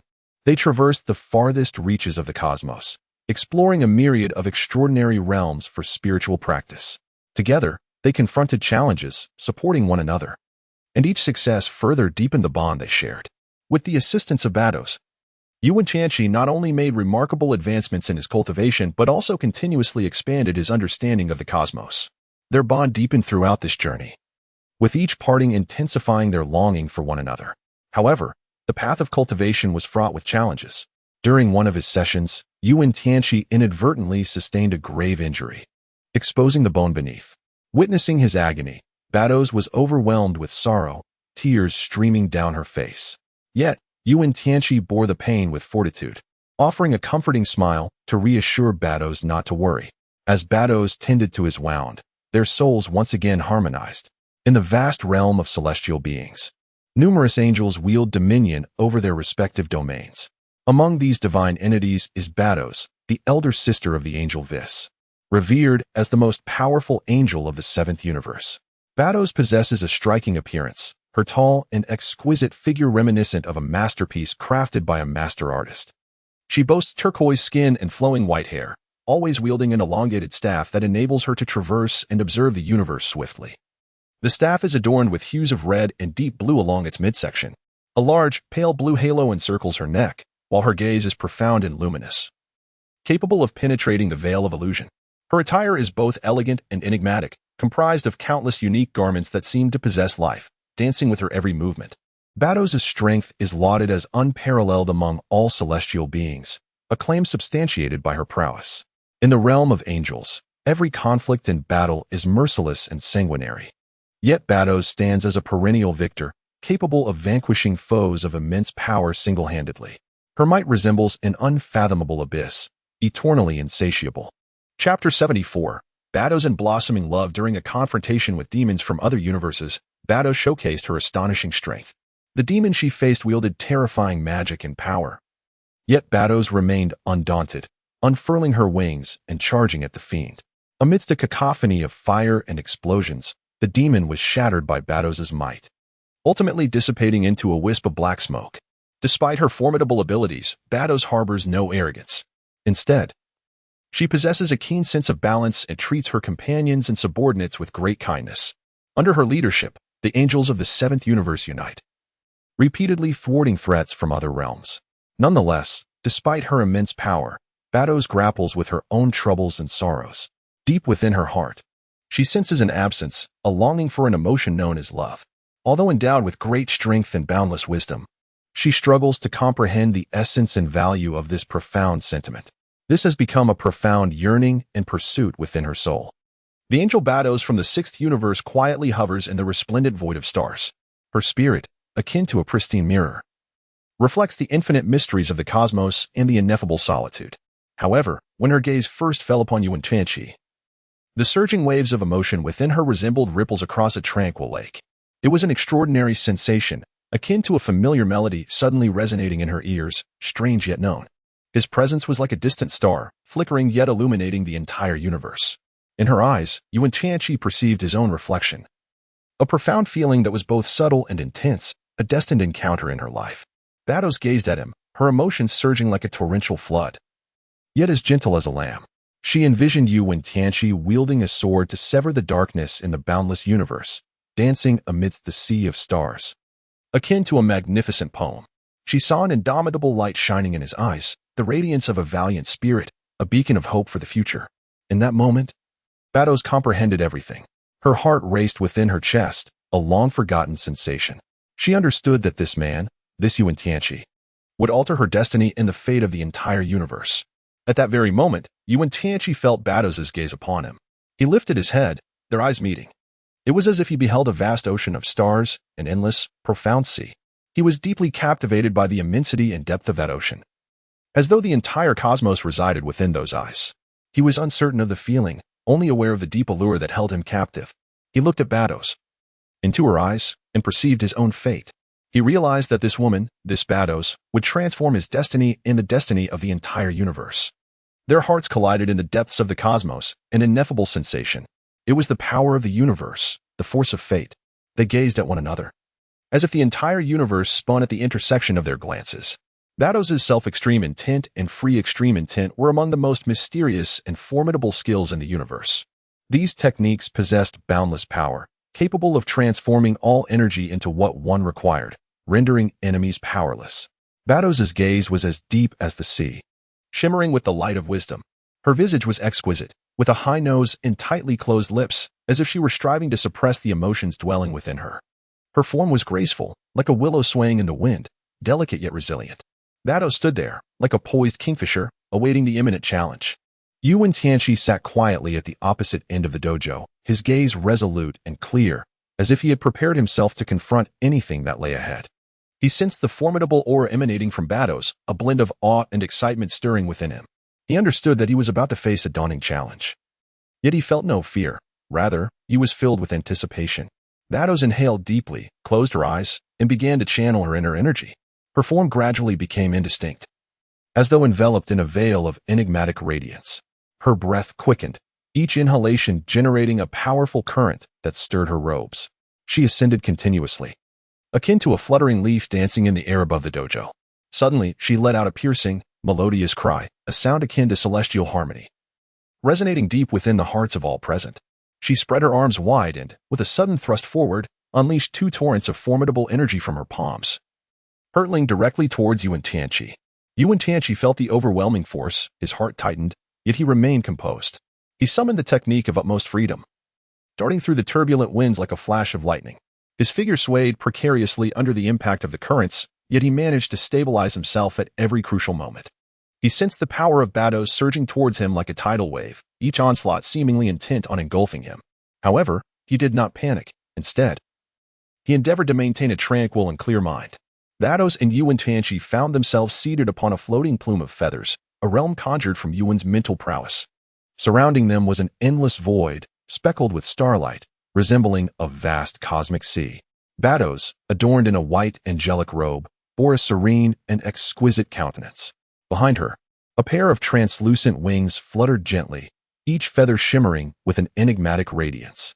The journey to becoming an angel was fraught with challenges, Baozi began, her voice imbued with reminiscence. First, I had to seek a rare substance known as pure tears within the fifth universe. This substance is pivotal for angelic evolution. She paused, her gaze piercing through the void, as if recalling that perilous quest. I faced countless dangers and trials before discovering the pure tears in the Valley of Tears. Subsequently, I fused it with my own power, activating the angelic evolution ritual at the cost of my vitality. Her tone carried a hint of nostalgia, as if savoring the experience. The ritual commenced, enveloping my body in a searing radiance. I felt an immense force surging within me, incessantly transforming my being. I screamed and struggled, yet that power intensified, nearly tearing my body apart. A fleeting expression of anguish crossed Baozi's face, but she quickly regained her composure. Then, I heard a voice, the voice of the universe, proclaiming, "You have passed the trial and become the angel of the sixth universe." Following this, an unparalleled strength flooded into me, a power I had never experienced before. She spread her arms wide, her wings glowing ever brighter, radiating a sacred luminescence. My body was transformed by that force. I felt lighter, purer. When I opened my eyes, I beheld a new world, one that was breathtaking and divine. At this juncture, Baozi suddenly chuckled, her laughter warm as sunlight. "And what of the high priest?" Wen Tianqi inquired, curiosity glinting in his eyes. "The high priest," Baozi replied with a smile, her eyes shimmering with admiration and reverence, "is the father of all angels across our universes. His might is beyond verbal description. Even a single finger of his holds power that surpasses my own." Wen Tianqi found himself entranced, a surge of intense combat desire welling up within his heart. He could vividly imagine the might of that high priest, undoubtedly formidable to the point of inducing shivers, even surpassing the portrayal in the original Dragon Ball narrative. His very existence loomed like an unassailable colossus within the cosmos, invoking an instinctive urge to bow in reverence. Vados continued, his wisdom and power render all of us angels feeling profoundly inadequate. Every word and gesture he exhibits exudes an extraordinary elegance and profundity. Wen Tianqi could sense that Bardos's admiration and reverence for the high priest stemmed from the depths of her heart. This high priest was not merely her leader, but also her mentor and friend. His presence wielded an immeasurable influence, not just among the celestial angels, but throughout the entire cosmos. As Bardos continued to speak, Wen Tianqi found himself plunged into deeper contemplation. He envisioned the enigmatic high priest, imagining his power, wisdom, and grace. He understood that the tale of this high priest would become an integral part of his creative endeavors, serving as a prototype for his characters. At that moment, Wen Tianqi felt a surge of emotions, a blend of admiration and respect, coupled with an irresistible urge to create. He aspired to encapsulate the essence of the high priest through his words, enabling others to comprehend his greatness and charm. Taking a deep breath, he closed his eyes, already beginning to conceive the story of the high priest in his mind. "Ah, you are indeed clever," Bardos remarked with a smile. "Allow me to instruct you in the self-extremity technique. This martial art is among the most elite in our universe, renowned for its arduous practice and the formidable power it bestows upon its practitioners. Its uniqueness lies in its ability to harmonize the consciousness with the physical body, unlocking the full potential of the latter. Moreover, it possesses a remarkable ability to maintain clarity of mind at all times, unaffected by external disturbances." Bardos cleared her throat and continued, "However, attaining such a state is not easily accomplished. You must engage in relentless practice, continuously adjusting your consciousness and body, allowing them to gradually merge. Throughout this process, you will also need to challenge yourself and push beyond your limits. Only then can you truly grasp the essence of the self-extremity technique." "I see." Wen Tianqi nodded thoughtfully. "Might you demonstrate the practice of the self-extremity technique for me, Lady Bardos?" "Of course." Bardos replied with a gentle smile. "I shall demonstrate it for you now. Observe my movements and follow my lead." With that, Bardos began to illustrate the practice of the self-extremity technique. Her movements, though seemingly uncomplicated, demanded a high degree of bodily coordination and balance. Each gesture required Wen Tianqi to observe and replicate with utmost attention. "Now, follow my lead," Bardos instructed as she continued the demonstration. Wen Tianqi nodded and began to earnestly mimic the movements of Bardos. Although his body did not completely meld into each motion as Bardos did, he was still able to perceive the effects each movement had on his physique. "Excellent, just like that." As Bardos observed Wen Tianqi's increasingly proficient actions, a satisfied smile graced his face. "As long as you persist in your practice and continuously refine both your body and consciousness, you will gradually grasp the essence of the self-extremity technique." Wen Tianqi sat cross-legged on his bed, enveloped in a profound tranquility. He had immersed himself in the practice of his self-ultimate will for an extended period. In this state, his thoughts soared like brilliant meteors streaking across the dark night sky. In search of his inner self, his physical form seemed to dissolve, leaving only a formidable intent guiding his every action. This intent resembled an invisible hand, drawing every inch of his skin and every organ, allowing him to traverse the void. His spirit felt as though a window had been flung open, enabling him to perceive the world around him with clarity. He heard the distant chirping of birds, inhaled the fresh air, and even sensed the pulsations of the earth beneath his feet. Suddenly, a surge of intense power erupted from his dantian, an ineffable force that seemed to embody the most primordial energy of the universe. This power instantaneously radiated throughout his entire being, infusing every part of him with vibrant vitality. His skin became as translucent as crystal, revealing the flowing blood beneath. His eyes sparkled like stars, seemingly capable of discerning the very essence of the world. His hair cascaded like a waterfall, dancing in accordance with his will. The force within his dantian continued to surge and expand, liberating his body from all constraints, as if he could traverse time and space at will. His mind grew ever clearer, as if he could unearth all the secrets of existence. He felt the pulsations of the world around him, each transformation resonating within him. He sensed the tremors of the earth, heard the whispers of the wind, and witnessed the flowing of water. At last, the power within him reached its zenith.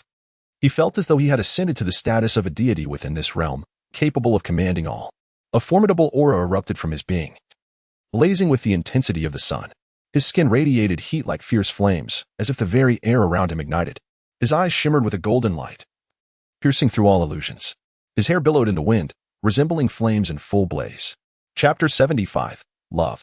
With a sudden force, Wen Tianqi's palm struck the ground, causing the very earth to tremble beneath him. Rising to his feet, he took a step forward, a stride that seemed to transcend countless mountains and rivers. Extending his hand, he gently pressed towards the distant peaks, and in that moment, the colossal mountain crumbled into a cloud of dust. His figure began to blur, transforming into an ethereal shadow.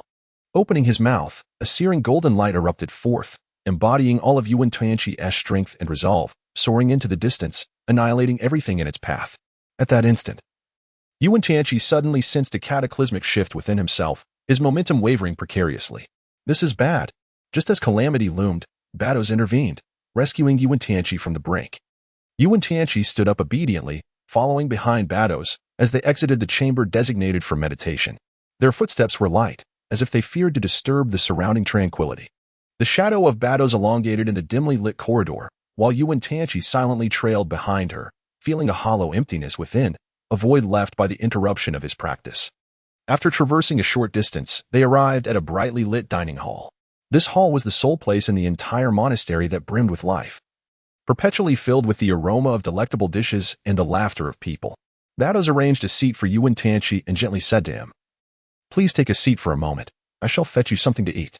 Wen Tianqi numbly nodded, his gaze lingering on a distant corner of the monastery, a place that had once been his sanctuary for meditation. Before long, Baozi approached, carrying 2 plates brimming with food. She placed the plates before Wen Tianqi and softly remarked, "Eat. This is your favorite." Only then did Wen Tianqi slowly return to reality, beginning to eat with deliberate movements. Baozi watched him in silence, her eyes reflecting a tender affection. A peculiar sensation surged within Wen Tianqi. He discovered that the feeling of being cared for and nurtured was astonishingly beautiful. He could not help but set down his chopsticks, gazing intently at Baozi. "What is it?" she asked with concern. "Nothing." Wen Tianqi replied with a faint smile before resuming his meal. Yet, within his heart, a resolution had formed. He would become a formidable warrior, not solely for the sake of vengeance, but to protect those he held dear. As he continued to eat, Baozi remained quietly by his side. Their eyes met, as if conveying a silent promise. In the stillness of that deep night, their hearts were tightly intertwined, their emotions flowing like a torrent within. Observing Wen Tianqi savoring his meal, a subtle smile graced Baozi's face. After a while, she inquired, "Have you had enough to eat?" Wen Tianqi nodded, then wiped his mouth and replied, "I am quite full. Can you still endure?" Baozi inquired. Wen Tianqi smiled and replied, "Of course I can. I am capable." Observing the unwavering determination reflected in Wen Tianqi's youthful visage, Baozi chuckled softly and said to him, "Come, I shall teach you the art of self-ultimate mastery." "Self-ultimate mastery?" Wen Tianqi inquired with a hint of perplexity. "Indeed," replied Baozi with a smile, "this is a unique secret technique of our angelic lineage, one that can only be cultivated by the direct descendants." Wen Tianqi nodded, somewhat comprehending. "Then please teach me." Upon hearing his words, a faint smile of gratification appeared on Baozi's face. She then asked Wen Tianqi once more, "Are you prepared?" "I am ready," he affirmed. Wen Tianqi nodded in affirmation. "Then let us proceed." As Baozi spoke, he gently patted Wen Tianqi's back. The moment he felt the fabric of his shirt being patted, a wave of warmth enveloped him, and the prior sensation of weakness dissipated entirely. Instinctively, he began to channel his self-extreme technique, immersing himself in cultivation. He could distinctly sense a surge of power within him. Is this the essence of the self-extreme technique? Wen Tianqi felt a surge of surprise. After a while, he ceased his cultivation and slowly opened his eyes. The self-extreme intent technique had completely vanished from his mind, replaced by the angelic secret canon. Astonished, he realized he had acquired such a wondrous power within his body. Indeed, this self-extreme intent technique was truly extraordinary. As he attuned to the forces coursing through him, a satisfied smile graced Wen Tianqi's face. Suddenly, a shrill voice pierced the air. "Oh, isn't this our little Tianqi? What are you doing here?" A flippant voice called out from a distance. Wen Tianqi's expression suddenly darkened. He could never forget that voice. He knew precisely to whom it belonged, the god of destruction, Xiangpa, from the 6th universe. This individual had certainly bullied him during their previous encounters. The mere thought of it caused Wen Tianqi's fists to clench involuntarily. Just then, a gentle voice broke through the tension. "Little Tianqi, what troubles you? Why are you so angry?" A beautiful figure appeared within Wen Tianqi's line of sight. Wen Tianqi lifted his gaze to the figure before him, aware that its owner was none other than Baozi. As he beheld the enchanting and gentle Baozi, a warm sensation surged within his heart. Suddenly, Wen Tianqi's expression deepened with intensity. As if enveloped in a radiant aura, one that emanated both strength and the mystery of ancient runes. He realized that he had finally unlocked the legendary self-ultimate technique. In that moment, his heart brimmed with unwavering determination and conviction. His being seemed to transform into an insatiable abyss, voraciously consuming the energy surrounding him. This extraordinary sensation, this indescribable power, made him feel as though he could command all. Simultaneously, a voice resonated within him. Akin to a symphony of celestial sounds or the first ray of sunlight at dawn, it was the voice of the self-sovereign technique. At this instant, he felt he had grasped the essence of life and wielded an unprecedented power. His body trembled gently, as if quivering in the release of even greater energy. In that moment, his strength surged forth like a cascading waterfall, an unstoppable force, an unpredictable might. Just then, the god of destruction, Xiangpa, appeared before him with a mocking smile, his eyes brimming with derision and cruelty. He was poised to confront Wen Tianqi, ready to obliterate this insignificant human. However, upon witnessing the power radiating from Wen Tianqi's gaze, his smile faded. This human, whom he had presumed could be effortlessly annihilated, emanated a force that stood on equal footing with his own. Xiangpa was taken aback, unable to fathom the magnitude of power possessed by this human. Yet Wen Tianqi merely smiled serenely, unperturbed by Xiangpa's destructive prowess, for he had already awakened both the self-ultimate technique and the self-sovereign technique. The clash of their powers in the air resembled silent fireworks, yet it was profoundly stirring. The battle between the god of destruction and Wen Tianqi unfolded amidst the heavens and earth, where no one had anticipated that this human could contend with the deity of destruction. In that moment, Wen Tianqi transcended his ordinary self, transforming into an unparalleled warrior. Challenging the god of destruction, Xiangpa, with unwavering will and formidable strength. Baozi banished Xiangpa and turned to Wen Tianqi, smiling as she said, "You harbor doubts, fears, and expectations within. These are significant hindrances on the path of cultivation. You must first learn to relinquish these futile emotions to devote yourself wholeheartedly to your practice." Wen Tianqi nodded silently, his heart brimming with confusion and trepidation. However, he was acutely aware that such emotions served him no purpose. Thus, he inhaled deeply, striving to calm his mind. Teacher Baozi smiled gently at him and extended her hand, from which a soothing aura emanated, caressing Wen Tianqi's body. It was a warmth he had never before experienced, akin to a mother's tender touch or the sun's gentle rays enveloping him. "You must first cultivate your heart," Baozi said. "Only when your spirit is truly serene can you receive the power of cultivation I bestow upon you. For now, your task is to relax your body and mind, allowing me to help you open your heart." Her voice possessed an enchanting quality that Wen Tianqi found irresistible. He closed his eyes, emptying his thoughts, and yielded to the gentle energy that flowed through him. Gradually, he became immersed in this unprecedented sensation. Not far away, a grassy meadow came into view, bathed in sunlight, where vibrant flowers adorned the lush green expanse. Butterflies danced among the blossoms, while birds joyfully sang from the branches above. In the distance, a tranquil stream flowed gently, reflecting the brilliance of the sun. "Here," Baozi paused, "standing in the center of the meadow, is our place of cultivation." Wen Tianqi lifted his gaze, beholding the enchanting expanse of verdant grass. He could sense the essence of nature and the vibrant pulse of life emanating from the meadow. This experience was in stark contrast to the theoretical practices he had encountered in his studies. It was a wholly novel sensation. Unable to resist the allure, he stepped forward, yearning to caress the blossoms, only to be thwarted by an unseen force that repelled him. Taken aback, he found the flowers seemingly within arm's reach, yet paradoxically distant. As his hand approached the delicate petals, an invisible barrier abruptly pushed him away, leaving him astonished. The blossoms appeared tantalizingly close, yet they felt as though they were separated by vast mountains and rivers, desirable yet unattainable. Wen Tianqi turned to Baozi with an expression of bewilderment, his eyes filled with astonishment. At that moment, Baozi displayed a hint of a mischievous smile on her face, reminiscent of a little girl who had successfully pulled off a prank. She playfully winked at Wen Tianqi but refrained from uttering another word. Wen Tianqi, feeling helpless, was acutely aware that this was yet another trap laid by Baozi. He silently admonished himself to exercise greater caution in the future, vowing not to be so easily manipulated by her whims. However, as he turned around once more, the sight before him left him utterly astonished. The once vibrant flowers had transformed into a splendid array of crimson roses, each exuding a radiant and fervent glow. Wen Tianqi stood frozen, struggling to comprehend the nature of this phenomenon. Bados, with an air of triumph, approached him and whispered, "Do you understand now? These flowers are not so easily approached." Wen Tianqi shook his head helplessly. This enigmatic woman never failed to astonish him. He inwardly resolved to exercise greater caution in the future, vowing not to be toyed with in her hands again. Bados, as the angel of the sixth universe, possessed an extraordinary power that could be deemed superior to all other angels across the cosmos. Although Wen Tianqi found himself ensnared in a whirlwind of passion for her, he remained vigilant and unyielding. He was acutely aware that this resplendent angel, radiant like a constellation of stars, held a level of power that even he could scarcely contend with. With each interaction, each embrace, Wen Tianqi felt as though he were touching an unknown realm, a world brimming with vitality and strength. And Bados, like the queen of this world, exuded an elegance and might that was utterly irresistible. In Wen Tianqi's gaze, there resided an abundance of admiration and reverence for Bados.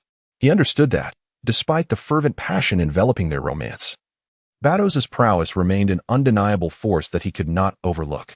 He must navigate this relationship with caution, for a momentary lapse in vigilance could plunge him into irretrievable peril. Their love was akin to a magnificent symphony, its melodies infused with fervor and intensity. Yet, amidst this enchanting harmony, Wen Tianqi remained ever vigilant. He recognized that even the slightest misstep could precipitate unforeseen consequences.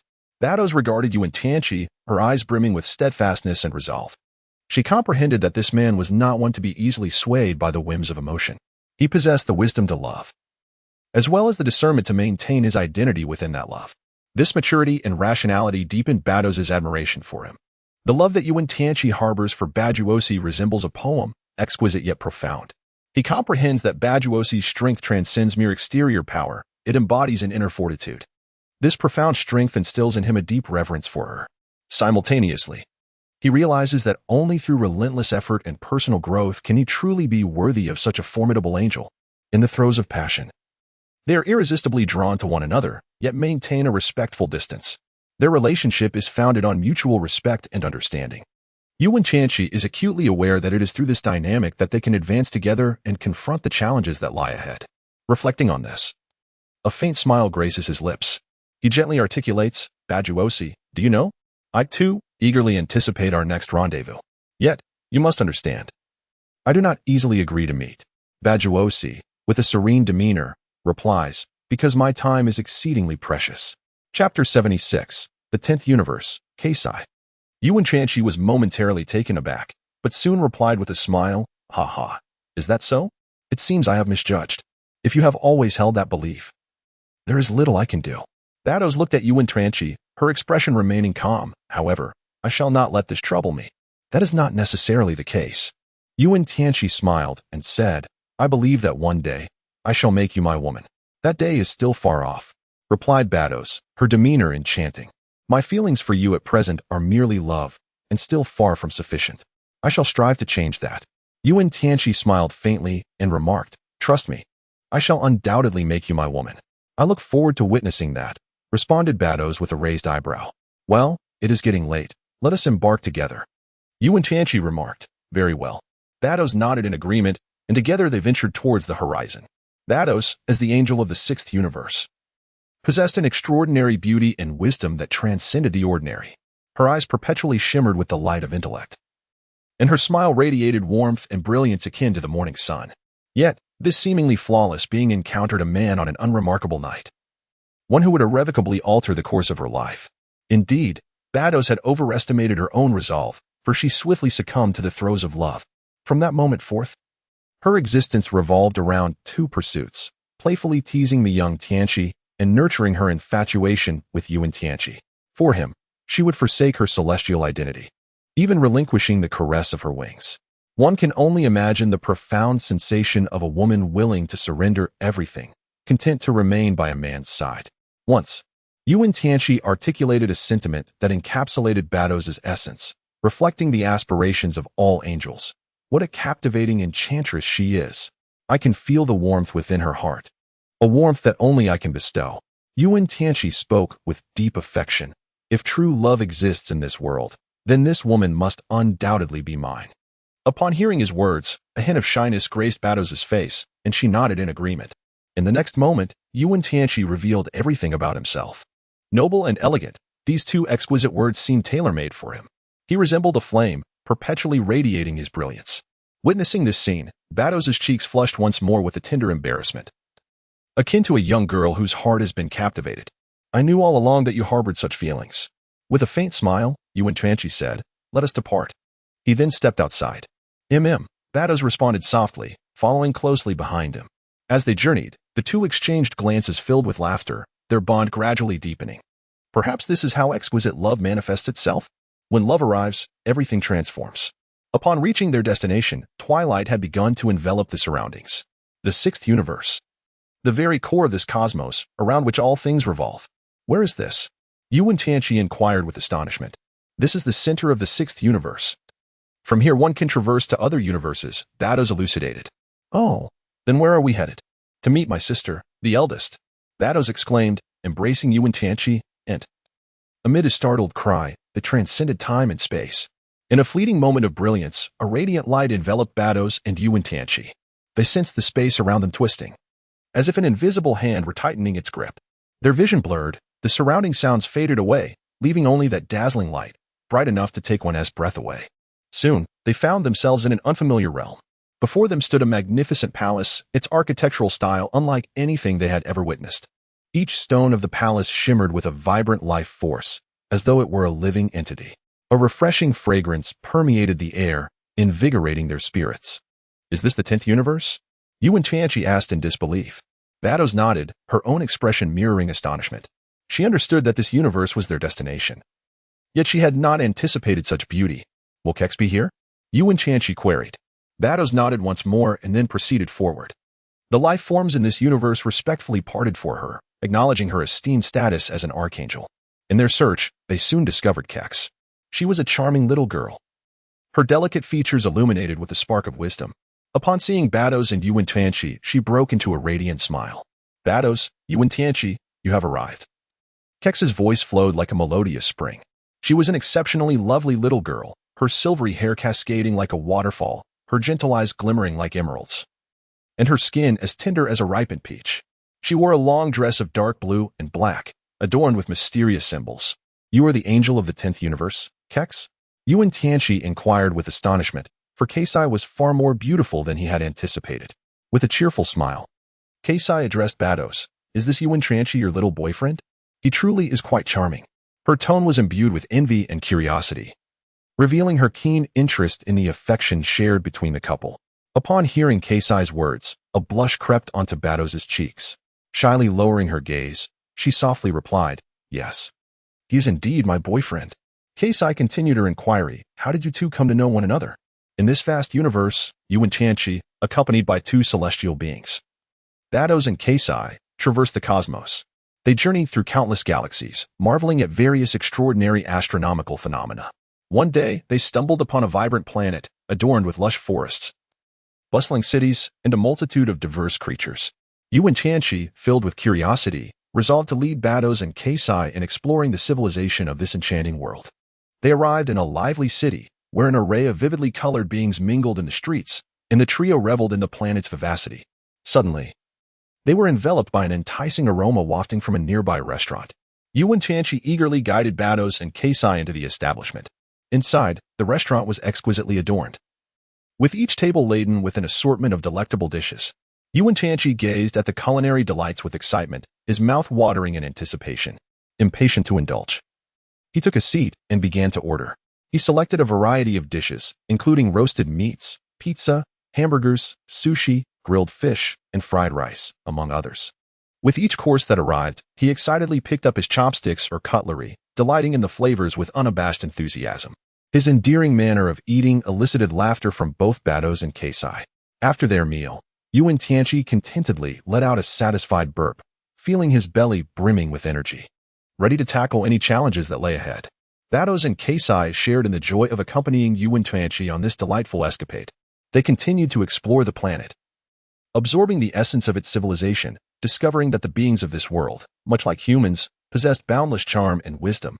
Keisai, petite in stature, gently settled into a chair within a grand estate, exchanging glances with Badoz, while Wen Tianqi took a seat beside Badoz. The trio commenced their enjoyment of an array of culinary delights. Wen Tianqi gazed at the petite figure of Keisai before him, who, despite her delicate stature, exuded an unmistakable air of tenacity. A tantalizing aroma of exquisite cuisine wafted through the air, as a beautifully arranged plate of golden foie gras lay enticingly on a silver platter before her. She gently caressed the rim of her glass, the ruby-red wine within sparkling like precious gems. Meanwhile, Wen Tianqi savored a rich cheese with a look of contentment, while Baozi elegantly indulged in her lemon cake, taking dainty bites.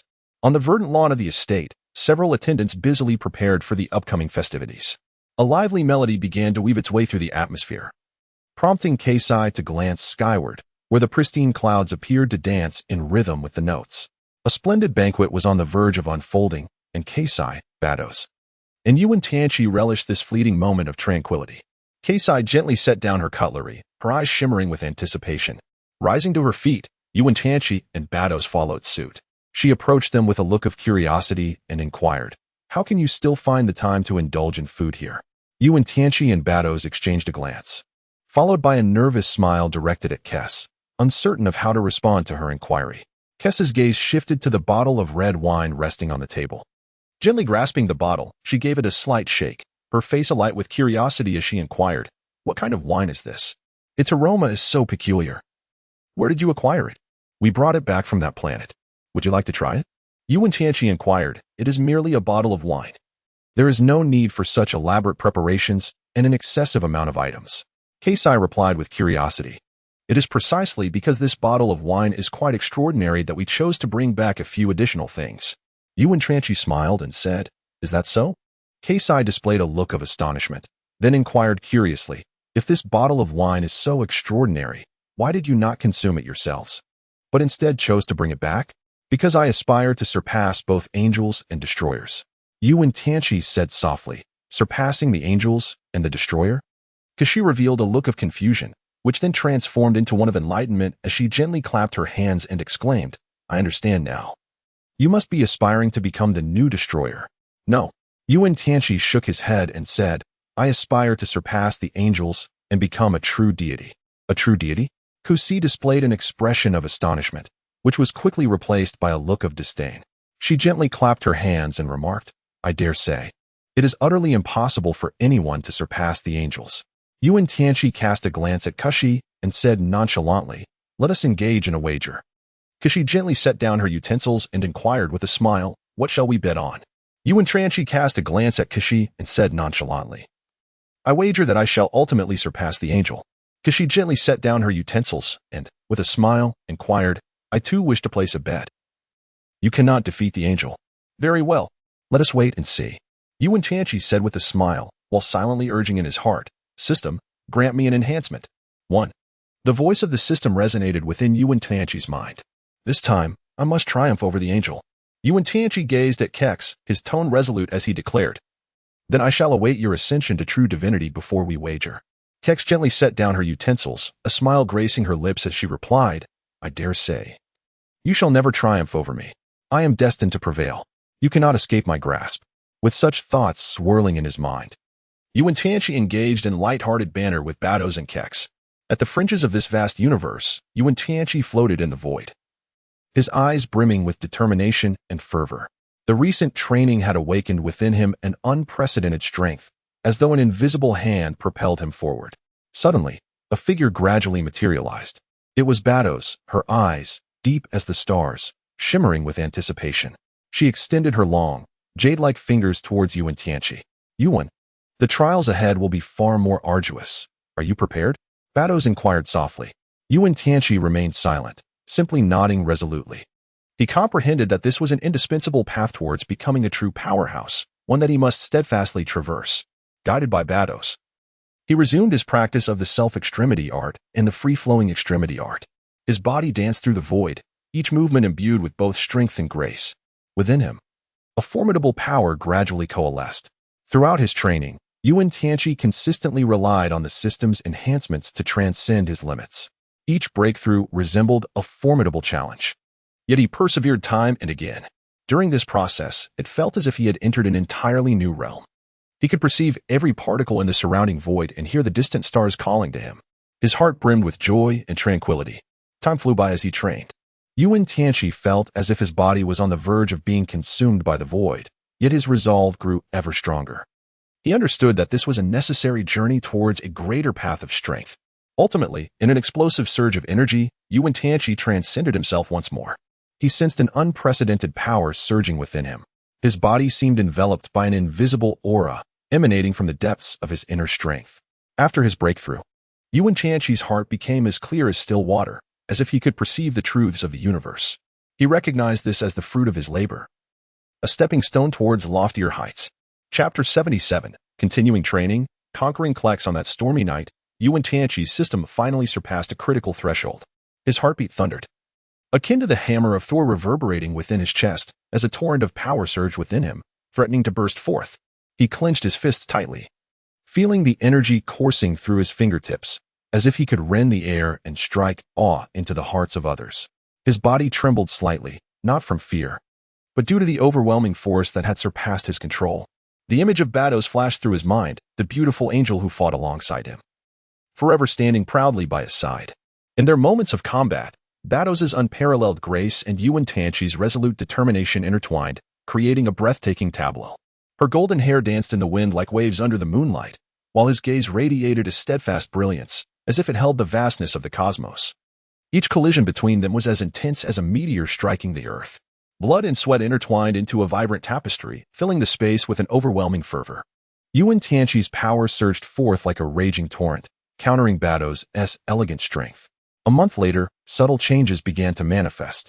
Baozi's expression grew increasingly grave. No longer the ever-composed goddess, she had transformed into a warrior willing to sacrifice everything for victory. Yet, even with all her might, she could not contain Wen Tianqi's unfathomable strength that resembled the depths of the ocean. Each of his assaults surged upon her like a colossal wave, pushing her to her very limits. This cannot continue, she thought, as a wave of anxiety surged within her, leaving her somewhat disoriented by the intensity of this force. The strength of Wen Tianqi continues to ascend, showing no signs of abating. Sensing this, Baozi suddenly conceived a wild thought.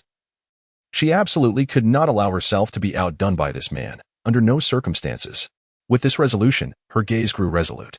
Since you wish to see me falter, I shall make an exception today and allow you to experience the taste of despair. As this notion crossed her mind, a confident smile graced Baozi's lips, sketching an arc of assurance. She gently closed her eyes, inhaled deeply, and raised her right hand, filled with power, high above, then brought it crashing down upon Wen Tianqi's shoulder. The sound echoed like a strike against a solid wall, causing Wen Tianqi to stagger back a few steps. He felt as though his shoulder might explode, pressing his hand against it, furrowing his brow as he glanced back. There stood Baozi, unwavering and fixed upon him. Her azure eyes sparkled with amusement, the corners of her mouth curling up, as if mocking Wen Tianqi's arrogance. In that moment, a surge of fury erupted within Wen Tianqi. He roared, disregarding the pain in his shoulder, and clenched his fists as he charged forward. His steps were heavy yet swift, moving so quickly that only a blur could be seen. He unleashed a powerful punch aimed at Baozi's chest, but was met with an unexpected softness. A chuckle escaped Wen Tianqi's lips, while Baozi felt a mix of shame and anger, her determination surging. Yet, Wen Tianqi's seemingly certain strike was effortlessly evaded by Baozi, who gracefully sidestepped like a nimble butterfly, maneuvering behind him, her delicate hand grasping his arm, twisting her waist. As Wen Tianqi effortlessly pulled, Baozi fell into his embrace. Her heart raced like a fervent drum, a surge of warmth flooding her chest, causing her cheeks to flush with a delicate hue. Passion sparkled in Wen Tianqi's gaze as he held Baozi tightly, rendering her immobile. His arms encircled her waist, his fingertips gently tracing her skin. This sensation sent a shiver through Baozi's body, making her feel as though she had been struck by lightning, her entire being rendered weak and powerless to resist. Wen Tianqi buried his head in the shoulder of Baozi, his lips slightly parted as he gently exhaled warm breath against her ear. This tantalizing gesture ignited an unprecedented thrill within Baozi, prompting her to struggle. Yet, Wen Tianqi's hands tightened their grip around her form. His gaze emanated a primal beauty that rendered Baozi utterly defenseless. A wicked smile danced upon his lips, revealing an alluring charm. He embraced Baozi fiercely, pressing her body against his chest, their heartbeats intertwining in a harmonious symphony, as if it were the most exquisite melody in existence. Baozi closed her eyes, surrendering to the fervent kisses that fell upon her shoulder. She felt her body ensnared by an overwhelming force. rendering her unable to act freely. "You little rascal. How dare you do this to an angel?" Bajuos whispered softly. "Hee, Bajuos, you will soon find out." With a mischievous smile, Wen Tianqi lifted Baozi in his arms and rushed into the room. 3 days later, Baozi and Wen Tianqi sat embraced before Kusi. Kusi's expression was one of astonishment, barely able to believe her eyes. "Baozi, you are actually with him."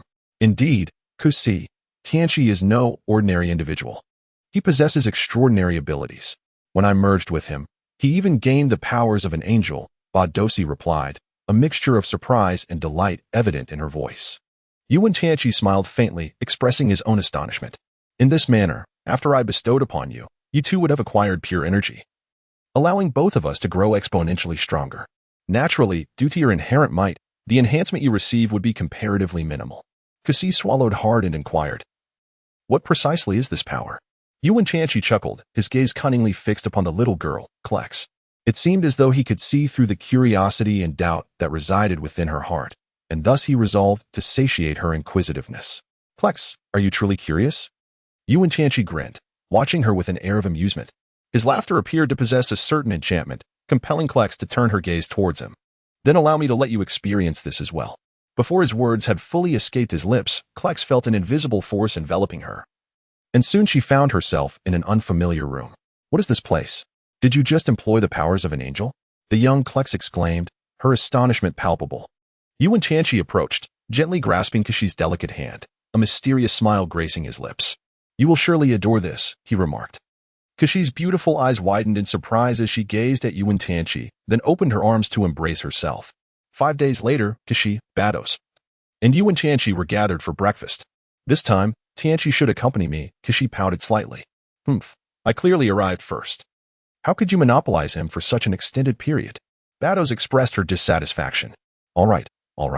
My powers have increased after absorbing Kashi's strength. Dealing with both of you at once is hardly a challenge," Wen Tianqi replied with a smile. Kashi and Bados exchanged glances, their eyes conveying a complex array of emotions. A subtle tension permeated the air, as if it were on the verge of erupting into a fierce conflict. Wen Tianqi, adorned in a traditional Eastern robe, bore at his waist a sword embedded with enigmatic runes.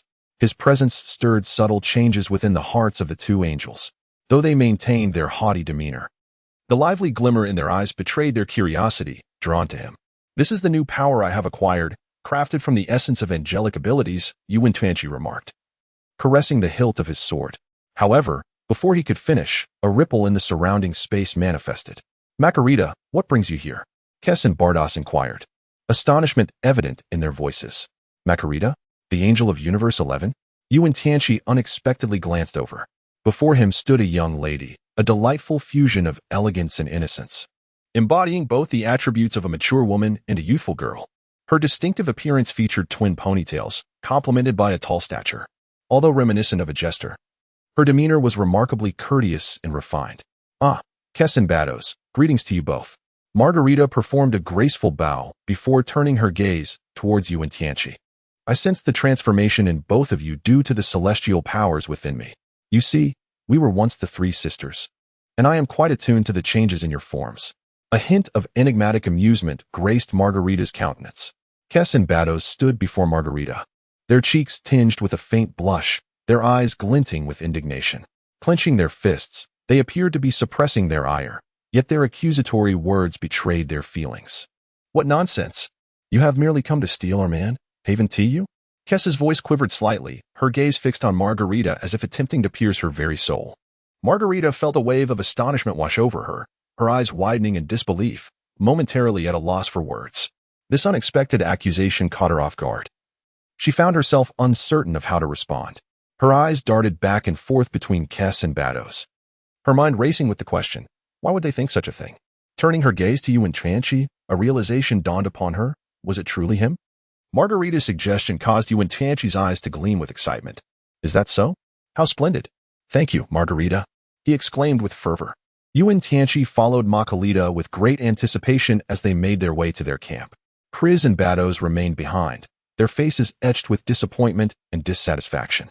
"Truly, Wen Tianqi is utterly useless," Bados lamented, disheartened by how easily he was led away by Makalita. "Indeed, I too did not foresee him being so easily deceived, Chris remarked. Her brow furrowed. However, I believe Makalita harbors no ill intentions. Ill intentions? It is simply a matter of pure admiration for male beauty, Baozi retorted. Their conversation continued. Yet the earlier joy had faded, giving way to an unsettling feeling that something ominous loomed ahead. At the camp, Makalita guided Wen Tianqi to a secluded spot. Smiling as she said, "Now, let me instruct you in harnessing the power of the divine. You must first meditate to awaken the strength within your heart." Wen Tianqi listened intently to Makalita's words, and soon he began to meditate. Before long, a resplendent glow emanated from his body, a clear indication of his awakening soul power. Witnessing this, Makalita could not help but smile, aware that her plan was already halfway to fruition. She mused to herself, this young man possesses remarkable potential. Should he master the divine power, boundless possibilities shall lie before him. On the other side of the camp, Keisai and Baozi also beheld this extraordinary sight, their faces etched with astonishment. Is this the divine power?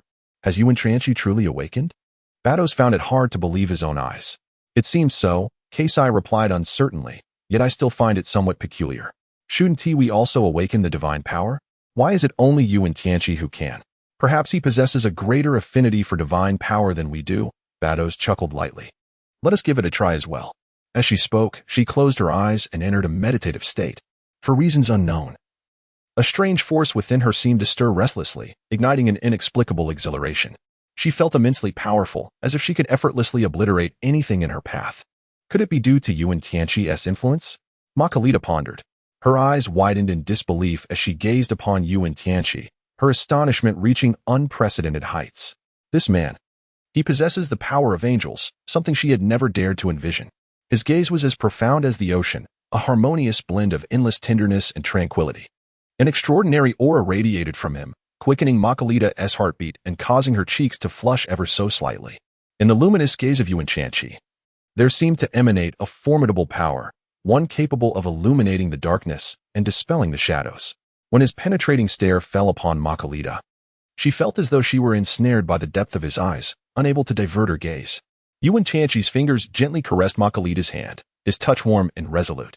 A delightful sensation surged within Makalita, akin to being safeguarded by a powerful angel, enveloping her in comfort and warmth. Her heart blossomed with tender emotions. She found herself increasingly curious about this man, admiring him more deeply. She yearned to understand him better, to uncover the thoughts and feelings that lay within his soul. She longed to be with him, to remain together for eternity. Wen Tianqi seemed to perceive the thoughts swirling within Makalita's heart. He offered a gentle smile, reminiscent of the warm sunlight illuminating the earth. He extended his hand, softly caressing Makalita's cheek, his fingers as delicate as feathers, causing a gentle tickling sensation to arise on her skin. Chapter 78. Capturing Makalita, once more their gazes intertwined, and the air around them was suffused with the sweet essence of love. The rhythm of their heartbeats echoed in the stillness of the room, as if narrating the profound affections and emotions nestled deep within their souls. A previously unknown sensation surged within Makalita, akin to being guided by destiny itself, drawing her ever closer to Wen Tianqi. In return, he opened his arms wide, enveloping her in a tight embrace, their bodies pressed closely together, their heartbeats synchronizing into a singular rhythm. Standing by the window, Makalita rested her hand on the sill, her gaze penetrating the scenery beyond. Her heart brimmed with uncertainty. This enchanting feeling rendered her almost speechless. Makalita? Wen Tianqi's voice interrupted her reverie, his eyes filled with tenderness and concern. This feeling is truly remarkable, Makalita murmured softly, her voice laced with confusion yet tinged with a hint of joy. Is this love? Wen Tianqi smiled and gently shook his head, indicating that it was not merely love, but rather an array of wondrous experiences. His voice was deep and resonant, sending a shiver through Makalita. She lifted her gaze to meet Wen Tianqi's eyes, her heart racing, and a faint blush graced her cheeks. The atmosphere between them grew increasingly delicate, as an enchanting understanding blossomed in the space they shared. As Wen Tianqi approached Makalita, his eyes sparkled with an enchanting light, and an even more extraordinary sensation awaited her, promising a deeper beauty. Makalita's heart brimmed with anticipation and curiosity. She remained unaware of the wondrous feeling Wen Tianqi had alluded to. Yet, she was eager to explore and to experience it. Their gazes met in a shared smile, filling the air with the essence of happiness. The distance between them diminished, and it felt as though their heartbeats resonated in harmony for one another. In that exquisite moment, time seemed to stand still. Their eyes intertwined, creating a beautiful tableau. "There are even more marvelous experiences awaiting us," Wen Tianqi whispered, his voice imbued with tenderness and resolve. Makalita's heart swelled with expectation and hope. She understood that, regardless of what the future held, as long as Wen Tianqi was by her side, she possessed the confidence to face any challenge. For he represented the promise of an angel's future. In the next instant, Wen Tianqi embraced Makalita, and everything felt so natural, a sublime elevation of life, a continuity, and a transmission of essence. 7 days later, Makalita languidly reclined in bed, her cat-like eyes gently closed, as if savoring the most exquisite tranquility of the world. Her body was enveloped in soft blankets, a tactile delight found only in the most luxurious silk. Beside her, Wen Tianqi sat quietly, his gaze filled with love and admiration for Makalita. Wen Tianqi softly whispered sweet nothings, his voice akin to a gentle stream cascading over stones, instilling a sense of tranquility and profound affection. His words resembled a melodious poem, each syllable imbued with passion and warmth, flowing tenderly into Makalita's ears. As he caressed her hand, it was enveloped in his warmth, akin to a heart being soothed by soft silk. With the sound of Wen Tianqi's tender declarations, a smile gradually blossomed on Makalita's face. It was a smile that emanated from the depths of her heart, a manifestation of happiness and the feeling of being cherished. Her eyes fluttered open slightly, those feline orbs sparkling with joy. Her hand gently clasped Wen Tianqi's, the unspoken understanding and acceptance between them resembling a beautiful tableau. The words of Wen Tianqi resembled the warm rays of sunlight, illuminating the chambers of Makalita's heart. Her heartbeat quickened with his utterances, the emotion and joy akin to a splendid melody. Their gazes intertwined, the affection and deep sentiment akin to a precious gift belonging solely to the two of them. This scene seemed to be frozen in that moment, their smiles, their glances, their happiness, all deeply etched into that languid afternoon. It felt as though the world contained only the two of them, with all worries and concerns dissipated by this warmth and love. This was their realm, a world brimming with love and happiness, until the arrival of Keisai and Baozi. You two have not ventured outside for a full week and have spent your days indulging in such activities. Quickly, get up, Makalita, and return to your universe. Keisai and Baozi were quite irate. Makalita smirked, leaning provocatively against Wen Tianqi's chest, which nearly caused Keisai and Baozi to erupt with fury. "Tianqi, why do I feel as though your power surpasses that of our angels?" Baozi suddenly gazed at Wen Tianqi in astonishment. Keisai quickly grasped the situation as well. As for Makalita, she had discovered this several days prior and now simply smiled in silence. Wen Tianqi elucidated, "The power I possess is an amalgamation of the strengths of the three angels, rendering me extraordinarily formidable, a veritable leap in capability. I can perceive an unimaginable force coursing through my being, as if it is on the verge of breaking free and cascading into this universe. This power has transcended any abilities I have previously wielded. I am resolved to confront the High Priest." A resolute light flickered in Wen Tianqi's gaze. "I am acutely aware that this endeavor may exact an enormous toll, potentially my very life. Yet, I also recognize that this is my destiny. I must challenge him. I must unveil his true nature." Wen Tianqi felt an overwhelming surge of power coursing through his veins. He could sense each and every cell within him pulsating and rejoicing. It was as if his body had transcended his ownership, becoming a vessel for this formidable and boundless energy. Slowly, he rose to his feet, the intensity within him threatening to burst forth. He felt as though he might explode, yet he understood the necessity of mastering this force. "I shall elevate myself through the crucible of battle." Wen Tianqi stood there, his visage adorned with an expression of unwavering resolve, akin to an indomitable mountain. His eyes sparkled with the fire of determination, as if intent on transforming every challenge into possibility. This steadfast resolve radiated like a beacon, illuminating not only his spirit but also the world around him. "You three, advance together." As Wen Tianqi's words echoed in the air, the formidable angels Kashi, Baozi, and Makalita materialized before him in an instant. Their sudden appearance infused the previously tranquil atmosphere with palpable tension. "Let us see just how powerful you have become after absorbing the essence of angels," they seemed to challenge. Baozi, Kashi, and Makalita exchanged a knowing glance before surging forward with fierce determination. They emanated an overwhelming aura, as if poised to rend the very fabric of space itself. Wen Tianqi's gaze remained resolute, unyielding in the face of adversity. With a powerful shout, he launched into motion, his form a blur as he twirled his hands, unleashing torrents of formidable energy from his palms. In an instant, 3 colossal beams of light surged forth, hurtling towards Baozi, Kashi, and Makalita. The air crackled with explosive sounds, while the surrounding trees, stones, and earth were swept up by the sheer force of his assault, forming a vast vortex. Undeterred, Baozi, Kashi, and Makalita responded in kind, their hands igniting with potent energy as they charged towards Wen Tianqi's onslaught. The air was filled with a cacophony of thunderous detonations, and the landscape around them morphed continuously, as if it were caught in a relentless cycle of life and death. The body of Wen Tianqi was propelled backward by an overwhelming force, yet his gaze burned with an intensified fervor, as if he sought to consume everything in his path. With a misstep, he surged forward once more, this time with even greater ferocity in his assault. Baozi, Kes, and Makalita were equally unrelenting, their forms shimmering with waves of potent energy as they charged boldly towards Wen Tianqi. Wen Tianqi moved like the wind, appearing alternately to the left and right, each strike accompanied by a fierce gust that rendered him nearly invisible to the eye. Babbitt, Kexis, and Makalita displayed equal agility, evading with grace. Their attacks descended like thunder, creating immense craters in the ground around them. The air was filled with the cacophony of intense combat and the sound of energy surging. Suddenly, Wen Tianqi's figure sliced through the air like a bolt of lightning. His hands clenched tightly, as if seeking an opening. His gaze was intently fixed on Kexis, Babbitt, and Makalita. In that instant, the air seemed to solidify, and time appeared to stand still. Then, with a swift motion, Wen Tianqi surged towards Kexis and her companions like a whirlwind. His fist struck with the swiftness of lightning. Bang, bang, bang. The 3 resounding impacts occurred almost simultaneously, sending Kexis, Babbitt, and Makalita flying. Their bodies were propelled like balls struck by immense force, crashing violently against the distant wall.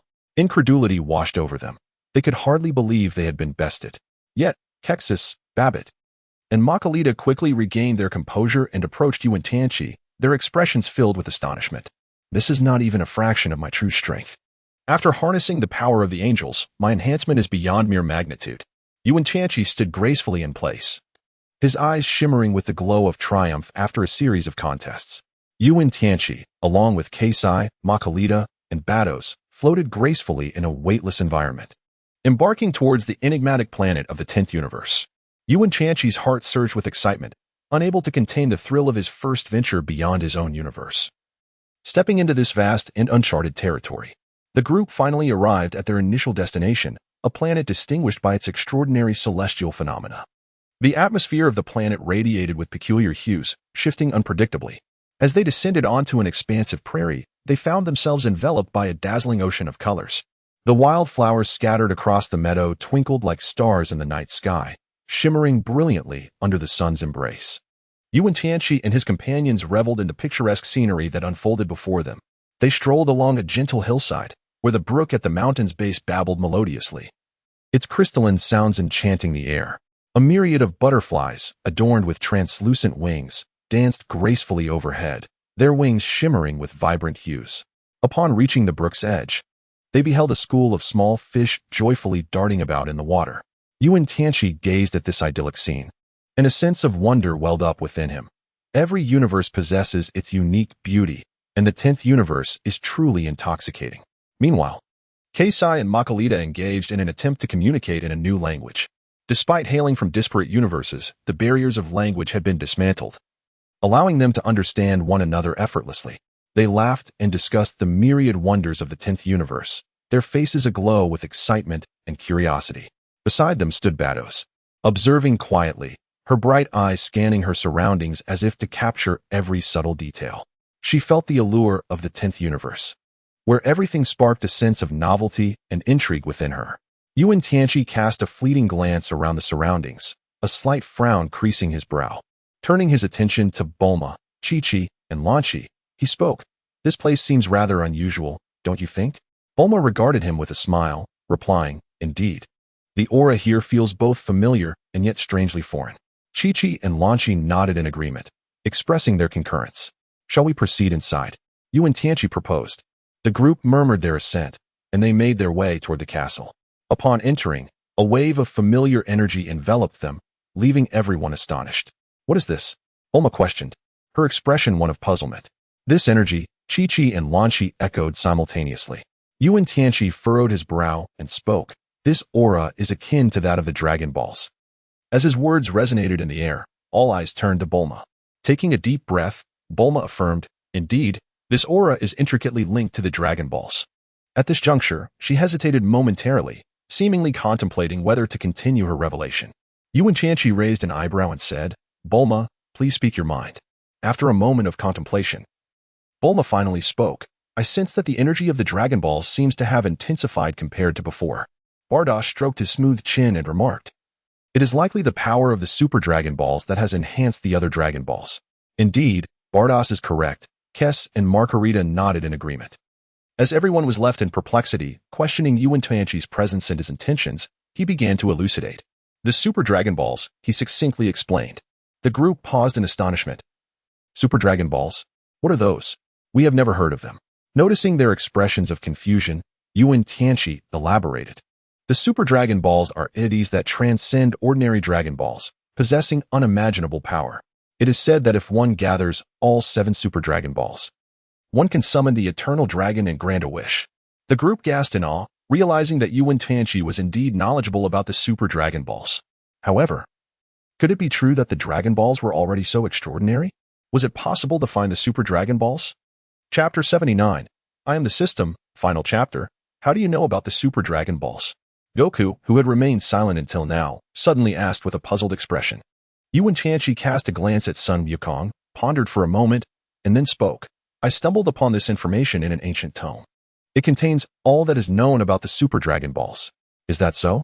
Upon hearing this explanation, Sun Wukong, Vegeta, and the others suddenly had a realization, exchanging glances that revealed their newfound understanding.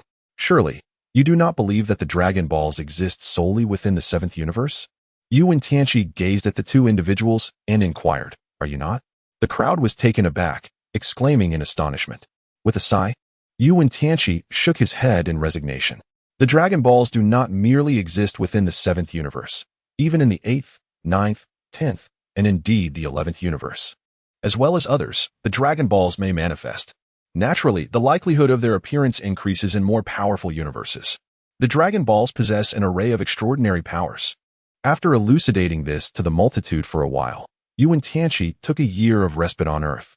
During this time, he devoted himself to meditation and physical training, achieving a state of utmost satisfaction. At long last, Wen Tianqi resolved to challenge the Grand Priest, accompanied by Bardosh and others. He was led to the dwelling of the Grand Priest, where the presence of the Omni King could also be felt. Wen Tianqi fixed his gaze. The High Priest, regarded by many as the most formidable being across all the cosmos. The gaze of Wen Tianqi was imbued with resolute determination. He traversed the vast expanse of stars and seas, advancing towards the palace that shimmered with an enigmatic radiance. With each step, it felt as though he were crossing a century, each movement infused with his unwavering resolve and courage. The palace of the High Priest seemed to amalgamate all light and the essence of mystery into one focal point. As Wen Tianqi entered the palace, he was enveloped by the intricate tapestry of endless time and space, the very breath of all living beings intertwined with the rhythm of the cosmos. The High Priest sat upon an elevated throne, a serene smile gracing his features as he regarded Wen Tianqi. His eyes were deep as the ocean, seemingly capable of perceiving every thought and emotion within Wen Tianqi's heart. Wen Tianqi did not shy away. Instead, he met the High Priest's gaze head-on, his own eyes brimming with defiance and determination. Why do you challenge me, Wen Tianqi? The High Priest inquired, his voice resonating as though traversing the corridors of time and space. For freedom, for truth, for the peace of the entire universe, Wen Tianqi replied, his words succinct yet resolute. The High Priest offered a subtle smile, and with a gentle wave of his hand, the atmosphere within the palace shifted to one of palpable tension. Countless stars began to whirl around the hall, coalescing into a magnificent galactic formation. With Wen Tianqi positioned at the very heart of this stellar constellation, Wen Tianqi understood that this was the challenge posed by the Grand Priest. He did not dare to be the slightest bit negligent and immediately entered a state of combat. His hands moved gracefully, conjuring a colossal sphere of energy. Each rotation of the energy sphere symbolized Wen Tianqi's strength and wisdom. The Grand Priest observed Wen Tianqi's display with quietude, a smile perpetually gracing his face. Then, He rose to his feet, and with a flourish of his staff, the stars began to revolve around Wen Tianqi as their focal point. Wen Tianqi felt himself enveloped by the myriad forces of the stars. Within his heart resided not fear, but unwavering resolve. He understood that this was his battle, his challenge. Summoning every ounce of strength within him, he endeavored to break free from the circle formed by the celestial energies. The clash between the High Priest and Wen Tianqi resembled a cataclysmic earthquake reverberating through the heavens and the earth, as invisible forces rippled through the air, stirring the elemental powers of the universe. Their figures collided like twin mountain peaks amidst a sea of clouds, akin to two majestic eagles soaring through the sky. And for a moment, the entire space appeared to descend into chaos. Wen Tianqi donned a mysterious suit of system armor that radiated a resplendent glow, reminiscent of starlight plucked from the depths of the cosmos, coalescing into the immense luminous sword he wielded. His form danced amidst the brilliance, akin to a fluttering phoenix.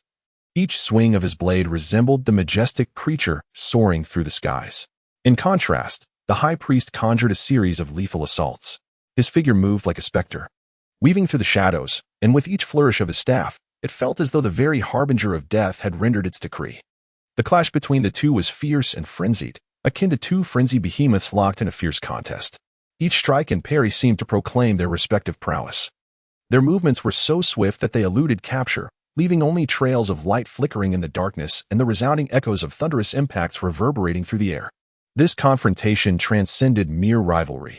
It was a cataclysmic collision of forces, the might of the system pitted against the darkness. Each assault tested the other's limits, while every defense amassed the potential for counterattack. The very fabric of space trembled, as if on the brink of an unprecedented explosion. The sovereign beamed, his eyes glistening with recognition and admiration as he clapped his hands in delight. Marvelous, simply marvelous. You two are extraordinary. His voice resonated with sheer joy. Wen Tianqi resembled a colossal volcano, erupting silently, as a tremendous force surged forth from within him, instantly rending the fabric of the surrounding void. His eyes glimmered with a blazing radiance, as if capable of melting anything in their gaze. His hands stood like towering peaks in the darkness, continuously absorbing that immense power, which he transmuted into pure energy and released. The sovereign king gazed at Wen Tianqi in astonishment, for the expression of unexpected surprise graced his features for the first time. This was the power of the system. Before he could finish his thought, Wen Tianqi had already commenced his assault. Each strike he unleashed was imbued with the system's enhancement, a force beyond the comprehension of ordinary mortals. With a single punch, he struck forth like the descent of a thunder god, the ferocious energy carving a brilliant arc through the void, aimed directly at the High Priest. The High Priest, taken aback, felt genuine peril for the first time. He clasped his hands together, a surge of formidable energy emanating from within him, his essence, his spirit, his strength. He resisted Wen Tianqi's onslaught with all his might, yet that force was overwhelmingly potent, rendering him nearly defenseless. Who would have thought such a wondrous power existed? Known as the system, the High Priest exclaimed. No, it is not the system, Wen Tianqi replied with a faint smile, retracting his overwhelming aura. Through our battle, I have come to realize that my strength does not stem from the system, but from my very own being. Both the High Priest and the Sovereign King exchanged looks of astonishment, realizing the truth of his words. So it is you. Wen Tianqi slowly raised his hands, his countenance exuding a sacred aura. The system is me. I am the system.